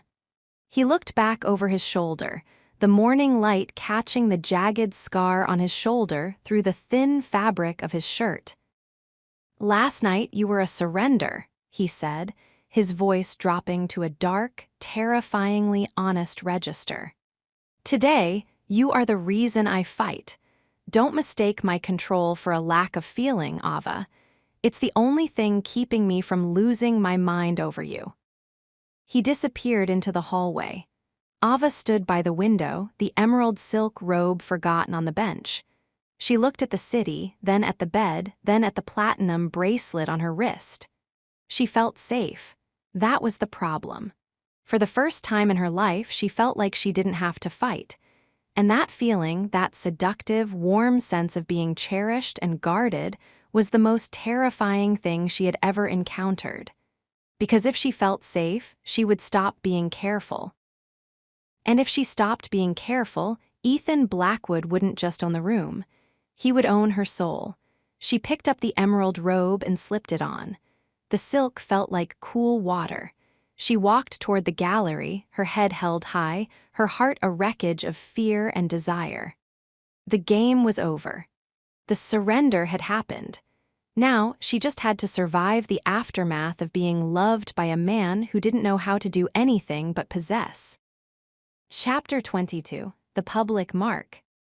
The elevator ride down to the 60th floor felt like a descent into a theater where the play had already begun, and Ava was the only one who hadn't rehearsed her lines. Ethan stood beside her, his presence a physical weight. He wasn't touching her, but he didn't need to. The air in the small, silver capsule was saturated with him. The scent of his sandalwood soap, the rhythmic, heavy thrum of his heartbeat, and the sheer, unadulterated gravity of his focus. He was looking at his phone, his thumb swiping through data with lethal efficiency, but Ava could feel his awareness centered entirely on her. They're going to be looking for blood, Ava said, her voice barely a whisper. Ethan didn't look up from his screen. Let them look. People who hunt for blood in this building usually end up losing their own. It's not that simple, Ethan. Yesterday was a level 5 lockdown. You shut down the entire tower because of a package addressed to me. Every person on that floor knows that I'm the reason they were trapped in red lights for 6 hours. Ethan finally pocketed his phone and turned to her. He stepped into her space, his shadow swallowing her. He reached out and adjusted the collar of her emerald silk robe, now tucked under a sharp, black blazer.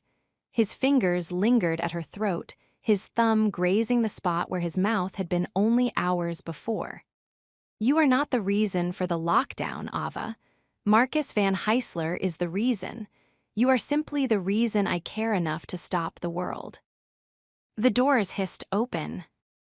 The 60th floor was a hive of activity, but the moment Ethan and Ava stepped out, the buzz underwent a terrifying transformation. It didn't stop, it shifted frequency. It became a low, jagged murmur. Ava kept her head high, her heels clicking a steady, defiant rhythm against the marble. She could feel the eyes. They were everywhere. Behind the glass partitions, over the tops of computer monitors, reflected in the polished surfaces of the coffee carafes. She wasn't Ava Reed, the sharp-tongued assistant from Queens, anymore. She was the woman who had brought the king to his knees, or perhaps the woman the king had decided to cage in plain sight. She reached her desk. It had been cleaned. Every stray paper from the night before, every remnant of the chaos, had been erased. In the center of the blotter sat a single, heavy object, a new nameplate. It wasn't plastic. It was a slab of obsidian engraved with silver letters, A. Reed, Executive Advisor. Ava stared at it. What is this? Ethan stopped behind her, his hand resting on the back of her chair. He didn't care that the entire floor was watching. He didn't care that Sarah from HR was standing 3 cubicles away, her mouth agape. A promotion, Ethan said, his voice loud enough to carry across the quiet floor. Your insights during the London acquisition were invaluable. You are no longer handling my schedule, Ava. You are handling my interests. Ethan, you can't just...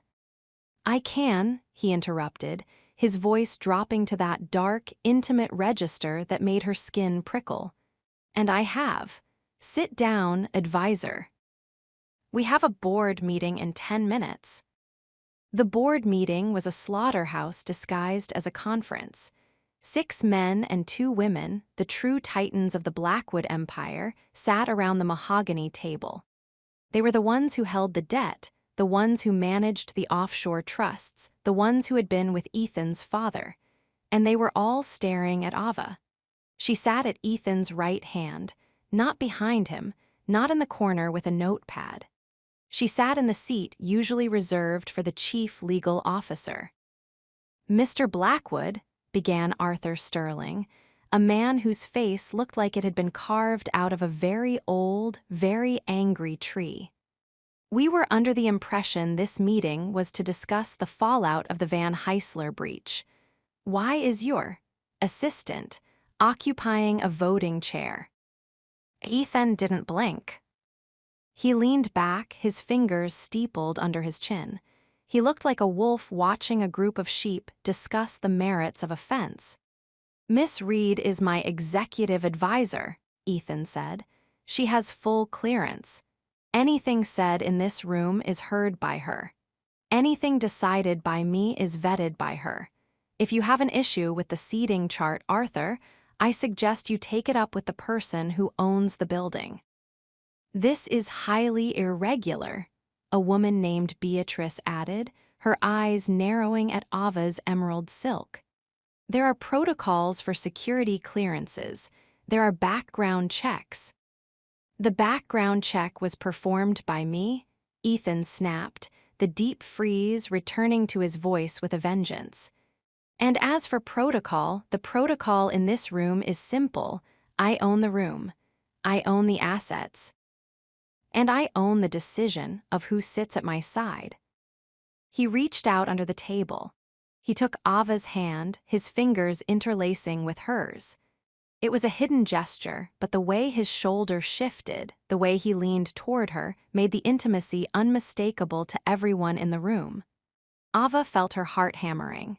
She wanted to pull away to maintain some shred of professional distance, but Ethan's grip was absolute. He wasn't just holding her hand, he was anchoring her. He was telling the board and her that she was part of him now.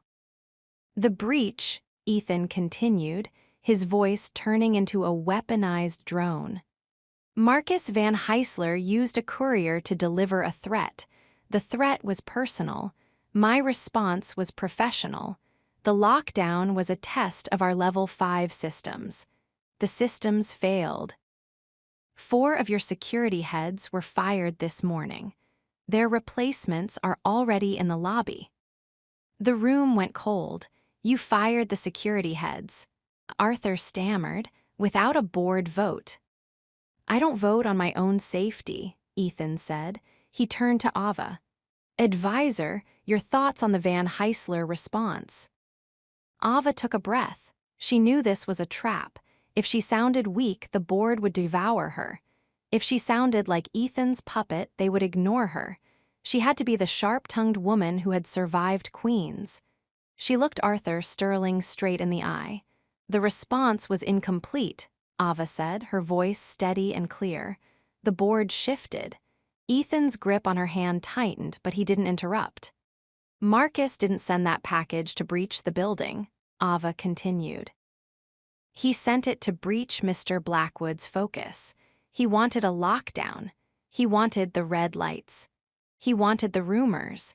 Because while we were focused on a square box in the lobby, Marcus was moving on the London debt. We don't need new security guards. We need to buy out the Sterling Vance holdings before Marcus can use them as a wedge." The silence in the room was absolute. Ethan slowly turned his head to look at her. A smirk, a real, genuine smirk of pride, tugged at the corner of his mouth. "You heard the advisor," Ethan said, looking back at the board. "Start the buyout. Meeting adjourned." As the board members filed out, looking shell-shocked and furious, Ethan stayed in his chair. He didn't let go of Ava's hand. "You're a natural," he whispered, pulling her chair closer to his. "I'm a target," she replied, her adrenaline finally fading, leaving her cold. "You just put a silver bullseye on my back, Ethan. They hate me more now than they did 10 minutes ago." "They hate you because you're right," Ethan said. He stood up and pulled her into his arms, right there in the empty conference room. He buried his face in her hair, his breathing heavy. "And they hate you because they can see that I've finally found something I value more than their money." He pulled back, his eyes searching hers. "You held your ground, Ava. You didn't bow, not to them." "I only bow to the person who earns it," she whispered. Ethan's eyes darkened. He reached down and traced the line of her jaw. "Then I suppose I'll have to spend the rest of the day earning it." He led her out of the conference room and back toward his office. As they walked past the cubicles, the murmurs died down. The staff didn't look away this time. They watched with a new kind of fear, the fear of a queen who had just proven she knew how to use the king's sword. Ava looked at the obsidian nameplate on her desk as they passed. She realized then that she wasn't just the boss's girl. She was his weapon. And as Ethan closed the double doors of his office, locking the world out once again, Ava realized that the most dangerous part of Act 3 wasn't the external threat. It was the fact that she was starting to enjoy the power. Chapter 23, The Silent Protection. The transition from assistant to advisor was not merely a change in title, it was a restructuring of the air Ava breathed. Now her workstation sat permanently within the inner sanctum of Ethan's office. The double mahogany doors, once a barrier she had to earn the right to cross, were now her primary defense against the world. Inside these walls, the slow burn had reached a steady, pressurized hum. Ava sat at her obsidian desk, the silver letters of her nameplate catching the afternoon light. Across the room, Ethan was engaged in a silent battle with a series of legal briefs. He hadn't spoken to her in 3 hours, yet the silence was far from empty. It was thick with his awareness of her.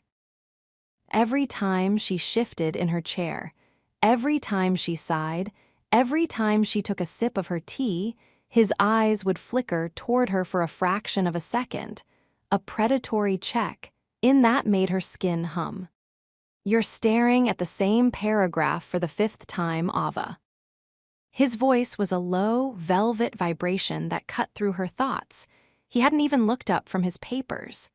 "I'm analyzing the liability clauses," Ava replied, her voice sounding steadier than she felt. "You're wondering why there are 2 men in dark suits standing outside the elevator bank who didn't exist yesterday," Ethan corrected. He finally set his pen down and leaned back, his silver eyes locking onto hers. "They're following me, Ethan. Even when I go to the restroom, I can hear the click of their heels on the marble 10 paces behind me. It's not protection, it's a surveillance state." "It's a necessity," Ethan said. He stood up and walked toward her. He didn't stop until he was standing behind her chair, his hands resting on the back of it. He didn't touch her, but his shadow fell over her like a heavy, warm cloak. "Marcus didn't just send a photo, Ava. He sent a promise, and I am the only one who can ensure he doesn't keep it." "I want to go to Queens," she said suddenly. The temperature in the room seemed to drop 5 degrees. "No." "Ethan, I haven't seen my apartment in weeks. I need to get the rest of my things. I need to see the neighborhood. I feel like I'm losing the memory of who I was before I walked into this tower." Ethan leaned down, his face inches from hers. The scent of his sandalwood and the metallic tang of his intensity filled her lungs. "The girl from Queens is a memory, Ava. The woman in this room is a target. If you step foot in that neighborhood, you are handing Marcus a map to my throat." "Then come with me," she challenged, turning her chair to face him. "If it's so dangerous, be the one who guards me, or are you too afraid to leave your glass castle?" A dark, dangerous smirk touched Ethan's lips. "You think you're being clever. You think that by getting me out of this building, you'll find a way to break my control. I think I just want to breathe air that hasn't been filtered through $1 million ventilation system." Ethan reached out, his thumb grazing the platinum bracelet on her wrist. He looked at the garnet, his eyes darkening. "Fine, we leave in 10 minutes, but understand this, Ava, we go on my terms. We move in my shadow, and you do not leave my side for a single second." The ride to Queens was a study in jarring contrasts. The armored Maybach glided through the potholed streets of Ava's old neighborhood like a shark in a koi pond. Outside the tinted glass, the world was loud, messy, and vibrant. Kids were playing near a spray-painted fire hydrant. The smell of charcoal smoke and cheap gasoline wafted through the air. A woman was hanging laundry on a fire escape. It was the world Ava had fought so hard to survive. And now, looking at it through the reinforced windows of a billionaire's car, it felt like a foreign country. "It looks smaller," she whispered, her forehead leaning against the cool glass. "Everything looks smaller when you've seen the view from the top," Ethan said. He was sitting close to her, his hand resting on the seat between them, close enough to feel her heat but not quite touching. The car stopped in front of a crumbling brick tenement. 2 black SUVs immediately pulled up behind them, and 4 security guards stepped out, forming a perimeter before the Maybach's doors even opened. "Stay behind me," Ethan commanded. Walking into her old apartment building with Ethan Blackwood felt like bringing a god into a basement. The hallways smelled of cabbage and old dust. The floorboards groaned under Ethan's expensive leather shoes. When they reached her door, 4C, Ava hesitated. She felt a sudden, sharp pang of shame. She looked at the peeling paint, the 3 deadbolts she'd had to install herself, the flickering light in the hallway. This was her reality.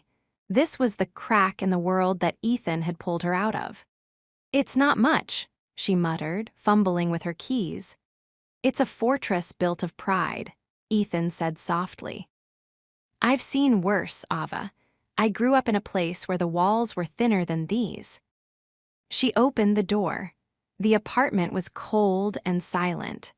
Her books were still on the shelves, her thrifted coat was still hanging on the hook. It looked like a museum of a life that had ended abruptly.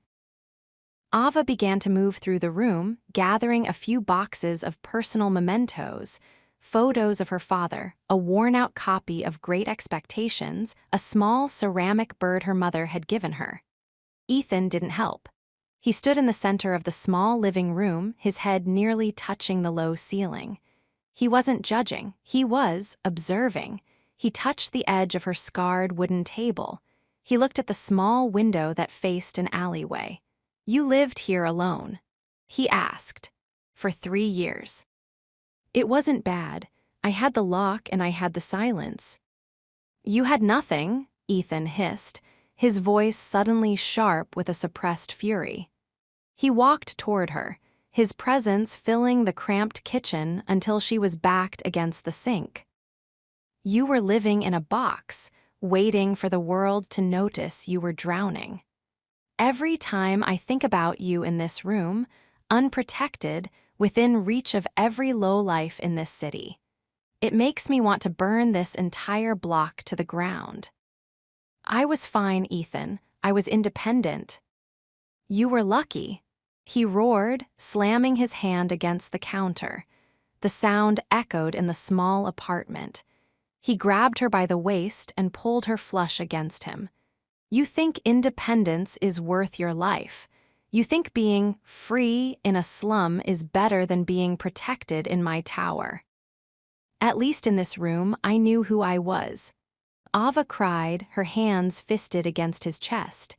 "In your world, I'm just a reflection of you. I'm a promotion, a dress, a tracker. I'm the advisor who doesn't even have her own phone." Ethan's eyes were wild, the silver fractured with a desperate, possessive need. He buried his face in her hair, his breathing heavy and ragged. "I can't let you go back to this," he whispered into her ear. "I won't. If you want your books, take them. If you want your memories, take them. But you are never sleeping in a room I haven't secured again. Do you understand?" "You're a tyrant," she breathed, but her body was betraying her, melting into his heat. "I'm a man who finally found something worth holding onto," Ethan rasped. He pulled back, his eyes searching hers. He didn't kiss her, not here, not in this place of her past. He simply took the box of books from her hands and turned toward the door. "We're done here." The detail reported a black sedan circling the block. "We leave. Now." The return to the penthouse felt like a return to a sanctuary. As the elevator ascended back to the 80th floor, Ava felt the tension in her shoulders finally begin to dissipate. The silent protection was back. The guards were at the perimeter, the biometric locks were engaging, and the city was once again a distant, glittering toy. Ethan led her into the main gallery. He set her box of books down on a marble pedestal that probably cost more than her old apartment.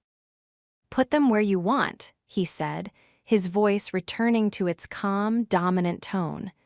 "This is your home now, Ava, every inch of it." He walked to the window, looking out at the skyline. He looked lonely, standing there in his billion-dollar watchtower. Ava walked up behind him. She didn't touch him, but she stood close enough to feel the gravity of his presence.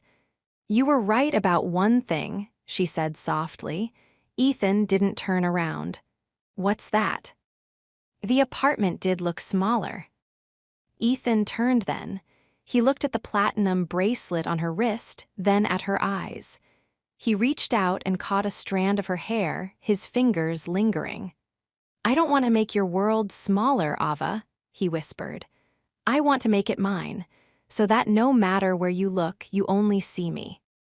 He leaned in, his lips brushing against her forehead, a quiet, powerful mark of possession.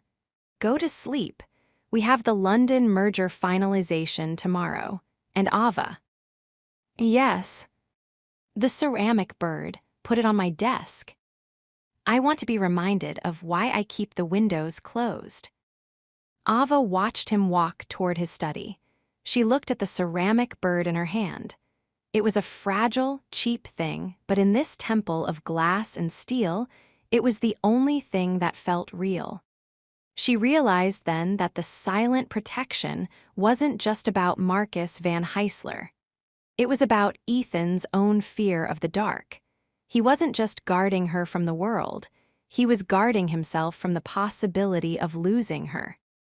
And as she walked toward the charcoal silk of her bed, Ava Reed realized that she wasn't just falling for the man. She was falling for the cage. Chapter 24, The Ghost of the Past. The penthouse at 3 in the morning was a cathedral of cold light. Ava couldn't sleep. The silence of the 80th floor was too perfect, too engineered. It lacked the grit of the world she had left behind. She sat in the main gallery, the box of books from her old apartment sitting on the marble floor like a lonely island of the past. She began to unpack them, the smell of old paper and dust filling the pristine, scentless air. As she reached the bottom of the box, she found a small, leather-bound journal she hadn't opened in years. But as she pulled it out, something else came with it, a folded piece of parchment that didn't belong to her. It must have been tucked into the box by mistake during the frantic move from the office to the penthouse. Ava unfolded it. It wasn't a contract or a legal brief. It was a charcoal sketch. The drawing was of a woman. She was beautiful in a way that felt sharp, like a blade hidden in silk. Her eyes were wide, her expression one of cold triumph. In the corner of the paper, in a handwriting that was unmistakably Ethan's, were 3 words, Vanessa. The end. Ava felt a chill that had nothing to do with the climate control. This was the ghost Marcus had taunted her about. This was the woman who had nearly burned Ethan's empire to the ground. Prying into the dead is a dangerous habit, Ava. The voice came from the shadows of the hallway. Ava jumped, the sketch fluttering to the floor. Ethan was standing there, leaning against a pillar. He was wearing his black silk robe, tied loosely at the waist, his chest partially exposed. He looked tired, but his eyes were sharp, reflecting the blue light of the city like twin shards of ice. "It was in my box by mistake," Ava said, her heart hammering. She knelt to pick up the sketch, but Ethan was faster. He moved with that silent, predatory grace, his hand snatching the paper before she could touch it. He stared at the drawing for a long moment, his jaw tightening until the bone looked like it might snap. "She was beautiful," Ava whispered, standing up to face him. "She was a lesson," Ethan replied. His voice was flat, devoid of the heat that usually characterized his interactions with her. He didn't look at Ava. He looked through the paper, as if seeing a ghost standing behind it. "She was the person who taught me that the only difference between a partner and an enemy is the timing of the betrayal." He walked toward the fireplace, a sleek, ventless ribbon of flame set into the obsidian wall. Without a word, he dropped the sketch into the fire. The charcoal lines curled and blackened, the image of Vanessa turning to ash in seconds. "Marcus said she gave you the scar," Ava said, her voice trembling with a sudden, reckless need to know the truth. Ethan turned back to her. The deep freeze was gone, replaced by a raw, jagged vulnerability that made her want to reach out and pull him close. "Marcus talks too much," Ethan rasped. He walked toward her, stopping only when he was close enough to feel the heat of her skin. He reached up and slowly untied the silk belt of his robe, letting it fall open. He turned his shoulder to her, exposing the jagged, white line that ran from his shoulder blade down toward his ribs.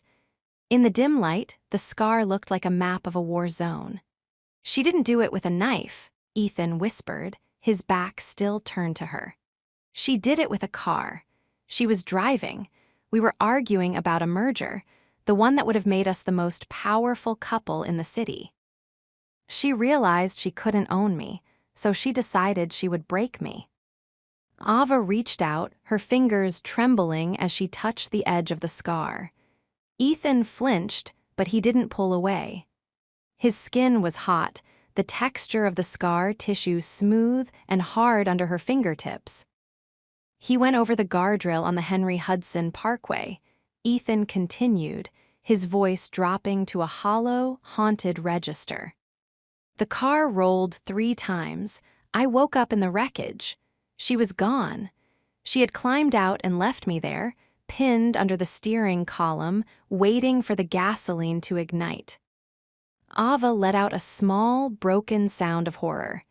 She wrapped her arms around him from behind, pressing her cheek against his back, her tears soaking into his skin.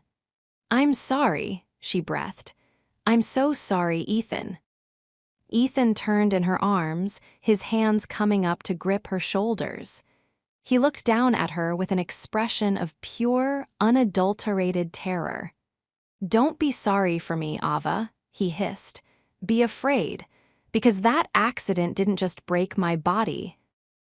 It broke the part of me that knows how to let people go. When I saw you, when I realized I wanted you, the first thing I felt wasn't love. It was a hunger to make sure you could never leave. To make sure you were so secure, so protected, so mine, that no guardrail in the world could ever take you away. That's not love, Ethan. That's a haunting. In this room, they are the same thing." He roared, pulling her flush against him. His breathing was heavy, his eyes wild. "You look at me and you see a billionaire, you see a boss. But when I look at you, I see the only thing that stands between me and the gray room my father died in. If I lose you, Ava, if you betray me, or if the world takes you, I won't just be broken. I'll be extinct." He buried his face in her hair, his grip so tight she could barely breathe. "The ghost of Vanessa isn't in that fire," he whispered against her ear. "She's in the way I watch the monitors. She's in the tracker on your wrist. She's the reason I can't kiss you without wanting to swallow your soul." Ava pulled back just enough to look at him. She saw the man behind the monster, a man who was terrified of his own capacity for obsession. "I'm not Vanessa," she said, her voice steady and clear.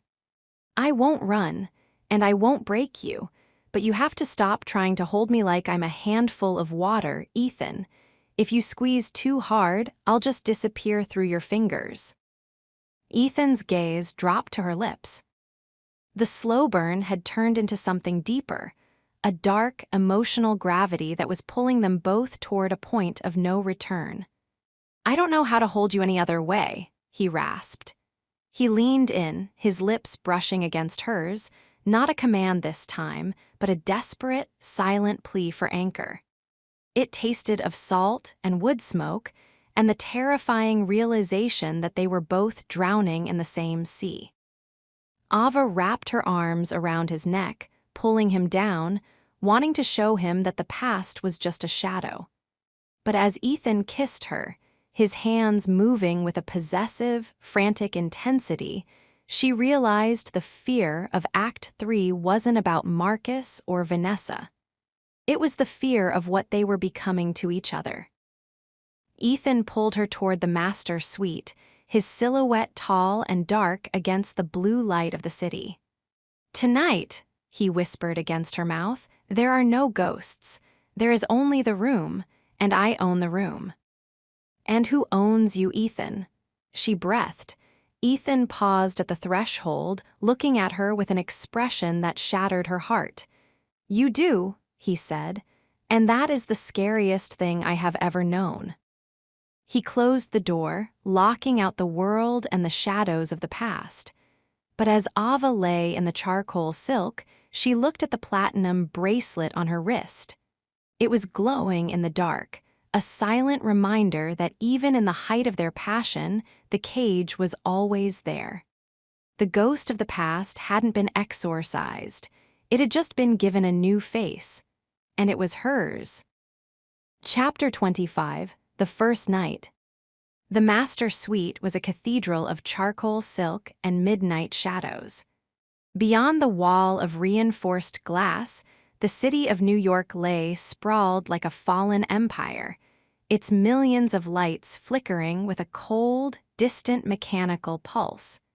But inside the room, the world had shrunk to the space between two people. The air felt thick, pressurized by the weight of the confession Ethan had just made in the gallery, the ghost of Vanessa, the wreckage of the car, and the terrifying truth that his obsession with Ava was born from the scars of a betrayal that had never truly healed. Ava stood by the edge of the bed, her bare feet sinking into the thick, dark rug. She felt exposed, and it had nothing to do with the lack of clothes. It was the lack of armor. For months, she had used her sharp tongue and her defiance as a shield. But tonight, that shield had been shattered. Ethan stood by the door, his silhouette tall and imposing against the faint blue light of the hallway. He hadn't moved since they entered the room. He was watching her with a predatory stillness, his silver eyes tracking the shallow rise and fall of her chest. "You're afraid," he said. His voice wasn't a command this time. It was a low, vibrating observation that seemed to hum in the very marrow of her bones. "I'm not afraid of you, Ethan," Ava replied, though her voice lacked its usual edge. "I'm afraid of what happens when the sun comes up. I'm afraid that this version of you will disappear, and the man who owns the room will take his place." Ethan walked toward her. He didn't rush. Each step was deliberate, measured, the movement of a man who knew he had already won the war. He stopped inches from her, the heat of his body radiating against her skin like a furnace in a winter storm. He reached out, his hand hovering near her jawline before his fingers finally made contact. His skin was hot, searingly so, and his touch was possessive, his thumb grazing the pulse point at her throat. "The man who owns the room is the only reason you're safe, Ava," he whispered, leaning down so his breath brushed against her ear. "But the man in this bed, he's the one who belongs to you." He took her hand, his fingers interlacing with hers. He didn't pull her toward him, he simply held her there, anchored in his gravity. Ava looked at their joined hands, the delicate lines of her fingers against the callous strength of his. She looked at the platinum bracelet on her wrist, the garnet glowing like a drop of dark wine in the moonlight. "I've spent my whole life fighting to be seen, Ethan," she whispered, looking up at him. "And now that you're looking at me, I feel like I'm disappearing." "You aren't disappearing," Ethan rasped. He reached out with his other hand, his fingers tangling in the hair at the nape of her neck, tilting her head back. "You're being found. For the first time in your life, you don't have to be the one who carries the weight. Let it go, Ava. Let the world burn outside that glass. Tonight, there is only this." He leaned in, and this time the kiss wasn't a collision or a contest of wills. It was a surrender, slow, deep, and devastating. It tasted of the scotch he had been drinking, the cedar of the room, and a desperate, clawing need that they both finally stopped trying to hide. Ava wrapped her arms around his neck, her fingers digging into the hard muscles of his shoulders. She felt the scar, the jagged ridge of tissue that told the story of his survival. It didn't feel like a deformity anymore. It felt like a map of the man he had become. Ethan groaned, a deep, guttural sound that vibrated from his chest into hers. He lifted her off her feet, his strength effortless, and laid her back against the charcoal silk. The sheets were cool, a sharp contrast to the fire of his skin. He stayed over her, his hands on either side of her head, his eyes searching hers with an intensity that felt like a physical touch. "I told you not to fall," he whispered, his voice a dark prophecy. "I know," she breathed. "And now that you have, I'm never letting you hit the ground." The night that followed wasn't about the billionaire and the assistant. It wasn't about power or money or the London merger. It was about the way Ethan held her, with a frantic, almost desperate tenderness, as if he were trying to memorize the texture of her skin through his fingertips. He was dominant, yes. He took control of her movements, her breath, her very focus. But there was a vulnerability in his dominance that shattered Ava's heart. He held her as if she were the only thing keeping the tower from collapsing. He kissed her as if her lips were the only source of oxygen in the room. For the first time since she had walked into Blackwood Tower, Ava felt truly safe. Not because of the reinforced glass or the security teams or the tracker on her wrist. She felt safe because for one night, the monster was her protector. Hours later, the room was bathed in the ghostly, pre-dawn light of 4 in the morning. Ava lay with her head on Ethan's chest, listening to the slow, steady rhythm of his heart. It was a powerful sound, the heartbeat of a man who moved the world. But here, in the dark, it was just a human sound. Ethan's arm was draped over her waist, his hand resting on her hip, his grip even in sleep remaining possessive. He looked different when he slept. The hard lines of his jaw were softened, the perpetual tension in his brow erased. He looked like the boy who had survived the textile mill, not the man who had conquered Manhattan. Ava reached out, her fingers trailing lightly over the scar on his shoulder. "I see you, Ethan," she whispered to the shadows. She realized then that the slow burn had reached its end. She had crossed the line. She had given in to the one thing he had warned her against.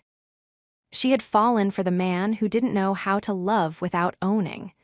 But as she watched the sun begin to bleed over the horizon, a cold shiver of dread began to snake through her. She felt safe now, but Ethan was a man of strategy. He was a man who pulled back when things became too real.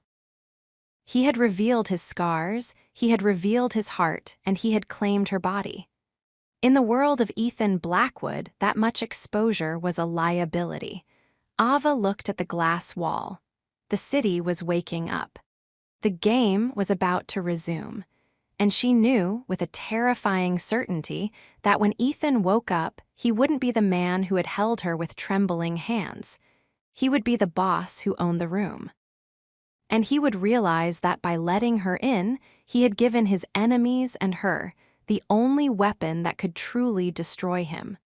She closed her eyes, pressing her face against his chest, trying to hold onto the safety for just one more minute, because the sun was rising. And in the daylight, the penthouse wasn't a sanctuary. It was a cage. And the door was about to lock from the inside. Chapter 26, The Pullback. The light that hit the penthouse at 7 in the morning was a cold, unforgiving silver. It didn't warm the room, it merely illuminated the wreckage of the night before. Ava stirred against the charcoal silk, her skin still humming with the memory of Ethan's touch. For a few hours in the dark, the world had been simple. There had been no trackers, no mergers, no rivals, only the frantic, honest language of their bodies. But as she opened her eyes, the silence of the room felt different. It wasn't the peaceful silence of a shared morning. It was the pressurized silence of a vacuum. The space beside her was empty. The sheets were cold. Ava sat up, clutching the duvet to her chest, her heart beginning a slow, heavy thud against her ribs. She looked toward the glass-walled bathroom. The steam was already fading from the air.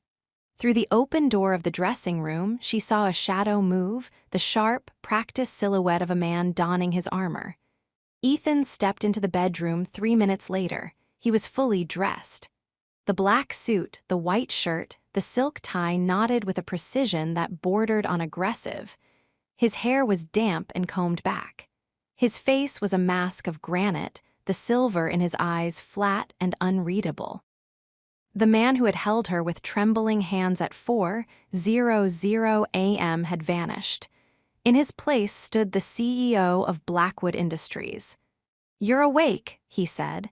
His voice wasn't gravelly with sleep. It was clipped, professional, and entirely devoid of heat. "Ethan." Ava's voice sounded small, even to her. She hated the way it trembled. He didn't walk to the bed. He didn't lean down to kiss her forehead or linger in the glow of what they had shared.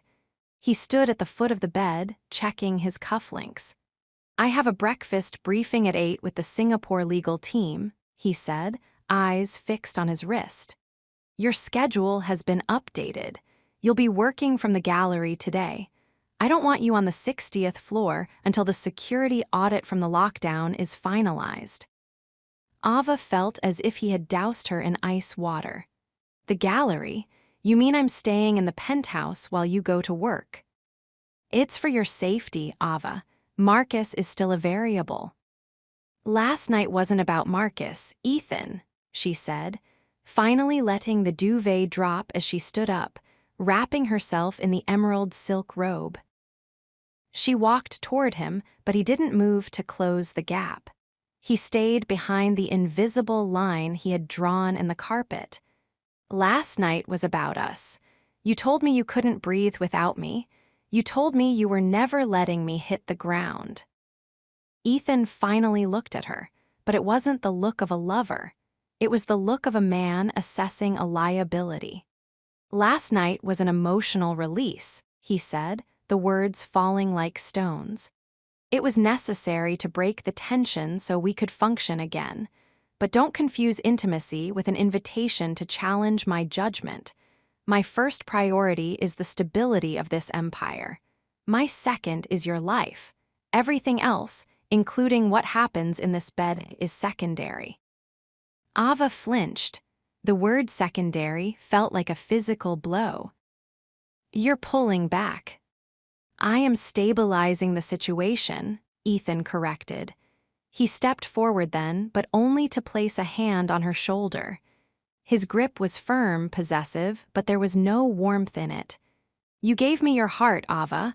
I told you I would keep it in a vault. This is the vault. Stay inside it. He turned on his heel and walked out of the room before she could respond. The heavy oak door clicked shut with a sound that felt final. The day in the vault was a slow-motion torture. Ava spent 10 hours in the main gallery of the penthouse. The space was beautiful, filled with priceless art and the most stunning view in the world, but to her, it felt like a sensory deprivation chamber. She had her laptop. She had the London files. She had a mountain of work that Ethan had sent her through the private server. But every time she looked at the screen, she saw the pullback. He messaged her 3 times. 11:00 a.m. Lunch has been delivered to the gallery. 2:30 p.m. Review the Sterling Vance NDA by 4:00. 5:00 p.m. I will be late. Do not wait up for dinner. Short, concise, brutal. He was treating her like an employee again. No, it was worse than that. He was treating her like a high-value prisoner. By giving him everything, she had given him the power to hurt her with his absence, and he was using that power with surgical precision. By 9:00 p.m., the sun had long since set, and the penthouse was bathed in that familiar, ghostly blue light. Ava sat on the sofa, her legs tucked under her, staring at the platinum bracelet on her wrist. She felt the absence deeply. It wasn't just his body she missed, it was the connection she thought they had forged. She realized then that Ethan's strategy was simple. He was afraid of how much he wanted her, so he was trying to starve the flame until it was a manageable ember. He was trying to teach her that even if they shared a bed, he still owned the room. The elevator chimed. Ava stood up, her heart leaping despite her anger. Ethan walked in, his jacket draped over his arm, his tie loosened. He looked exhausted, the lines of his face deeper than they had been that morning. He stopped when he saw her. For a split second, the mask slipped. His eyes softened, and he looked at her with a raw, aching hunger that made her want to run to him. Then the steel returned. "You're still up," he said, walking to the bar to pour himself a drink. "I was waiting for my boss to tell me if I'm allowed to go to sleep," Ava snapped, her pride finally resurfacing. Ethan paused, the decanter hovering over the glass. He turned, his gaze narrowing. "Don't be petulant, Ava. It doesn't suit you." "And what does suit me, Ethan? Silence. Obedience. being a ghost in your gallery until you decide you're emotionally ready to see me again. She walked toward him, stopping only when she was inches away. You're a coward. Ethan slammed the decanter onto the marble. The sound echoed like a gunshot. A coward. I am the only thing standing between you and a shallow grave, Ava. I spent all day fighting the board, fighting Marcus, and fighting the urge to leave it all just to come back here and lose myself in you again. He grabbed her by the waist, pulling her flush against him. His breath smelled of expensive scotch and fatigue. You think this is easy for me? He hissed, his face inches from hers. Every minute I spent away from you today was a war. I have to pull back. If I let you become the only thing I care about, I lose my edge. And if I lose my edge, Marcus wins. Do you want that? Do you want to be free but dead? I want to be loved, Ethan, not managed. Ethan's grip tightened until it was almost painful. He looked at her lips, his breathing heavy and ragged. The pull of the night before was still there, a magnetic force that neither of them could fight. I don't know how to love you without managing you, he whispered, his voice breaking. I told you I'm a monster, and monsters don't have partners, they have obsessions. He leaned in and kissed her, a hard, desperate, punishing kiss that tasted of anger and need. It wasn't the surrender of the night before. It was a reclamation. He was marking her, proving to himself that he still held the keys, even if she held his heart. He pulled back, his forehead resting against hers. Go to bed, Ava, he commanded softly. I'll be in after I finish the logs. Ava looked at him, the man who was so afraid of his own heart that he turned his love into a prison. She realized then that Act 3 wasn't going to be about falling in love. It was going to be about surviving it. Chapter 27, The Rival's Threat. The penthouse of Blackwood Tower was designed to be a sanctuary, but as the days bled into one another, it was beginning to feel like a high-altitude waiting room. Ava stood at the window of the main gallery, watching the rain smear the Manhattan skyline into a gray, impressionistic blur. The pullback was in full effect. It had been 3 days since Ethan had truly looked at her, not as a piece of his infrastructure, but as a woman. He was a phantom in his own home, arriving late, leaving early, and communicating primarily through cold, efficient text messages. 10:14 a.m. Stay away from the east balcony. Maintenance is testing the sensors. 1:05 p.m. Legal briefs for the London closure are in your inbox. Prioritize section IV. He was trying to starve her of the heat they had shared. He was trying to prove to himself that he could own her without needing her. But the platinum bracelet on her wrist, with its solitary garnet glowing like a drop of blood, told a different story. He needed to know where she was every second of the day. The silence was broken by the sharp, electronic chirp of the encrypted phone on the marble counter. Ava frowned. Ethan never called at this hour. He was usually in back-to-back board meetings until 2. She picked up the device. The screen was blank, no caller ID, no encrypted signature. She answered, her heart skipping a beat. Ethan. Not quite. The voice was like cold oil over gravel. Marcus Van Heisler. Ava's hand tightened around the phone. How did you get this number? This is a closed circuit. Closed for everyone but me, my dear, Marcus purred. Ethan's firewalls are impressive, but they are built on logic. I find that the most effective breaches are built on greed. Did you know his lead security engineer has a daughter in private school with a tuition that recently became manageable? What do you want, Marcus? Ava hissed, her eyes darting to the security cameras in the corners of the ceiling.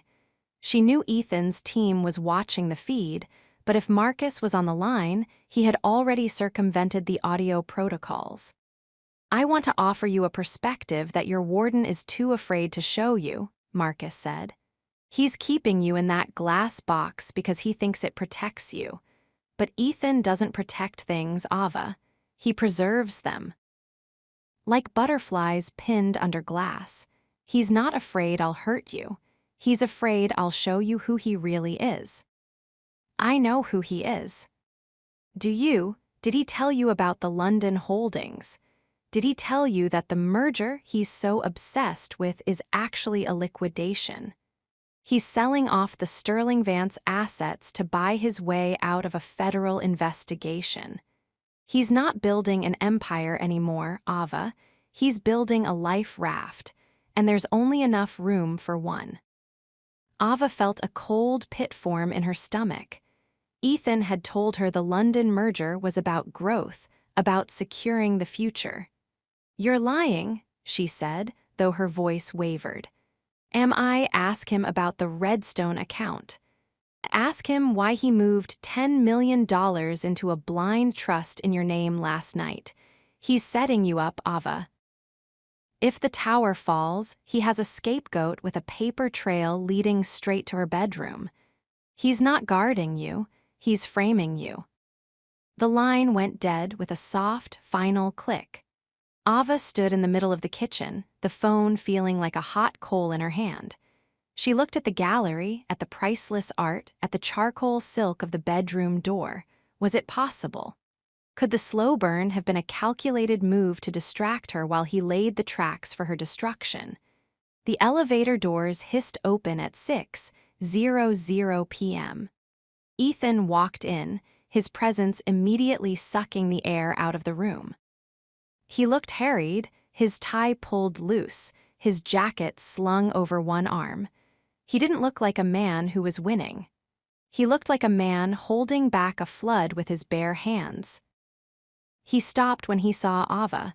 She was sitting at the bar, the black phone sitting on the marble between them. "You're late," she said, her voice sounding hollow. Ethan's eyes flickered to the phone, then back to her face. He sensed the shift in the atmosphere immediately. The deep freeze settled over his features. The Sterling board had questions. I had to provide answers. Marcus called. Ethan didn't flinch, but the muscles in his jaw corded. He walked to her, stopping just outside her personal space. "What did he say?" "He said you're liquidating. He said the London merger is a lie to cover a federal investigation. And he told me about the Redstone account." Ava stood up, her eyes flashing with a mixture of fear and fury. "Did you move $10 million into a trust in my name, Ethan? Is my name on a paper trail for a crime I didn't commit?" Ethan stayed silent for a long, agonizing moment. The only sound was the hum of the City 80 stories below. "I moved the money," he said finally. His voice was a low, dangerous rumble. "Why?" "To ensure that if the board turned against me, you would never have to work a day in your life," Ethan hissed, stepping into her space, his shadow swallowing her. "It wasn't a frame, Ava.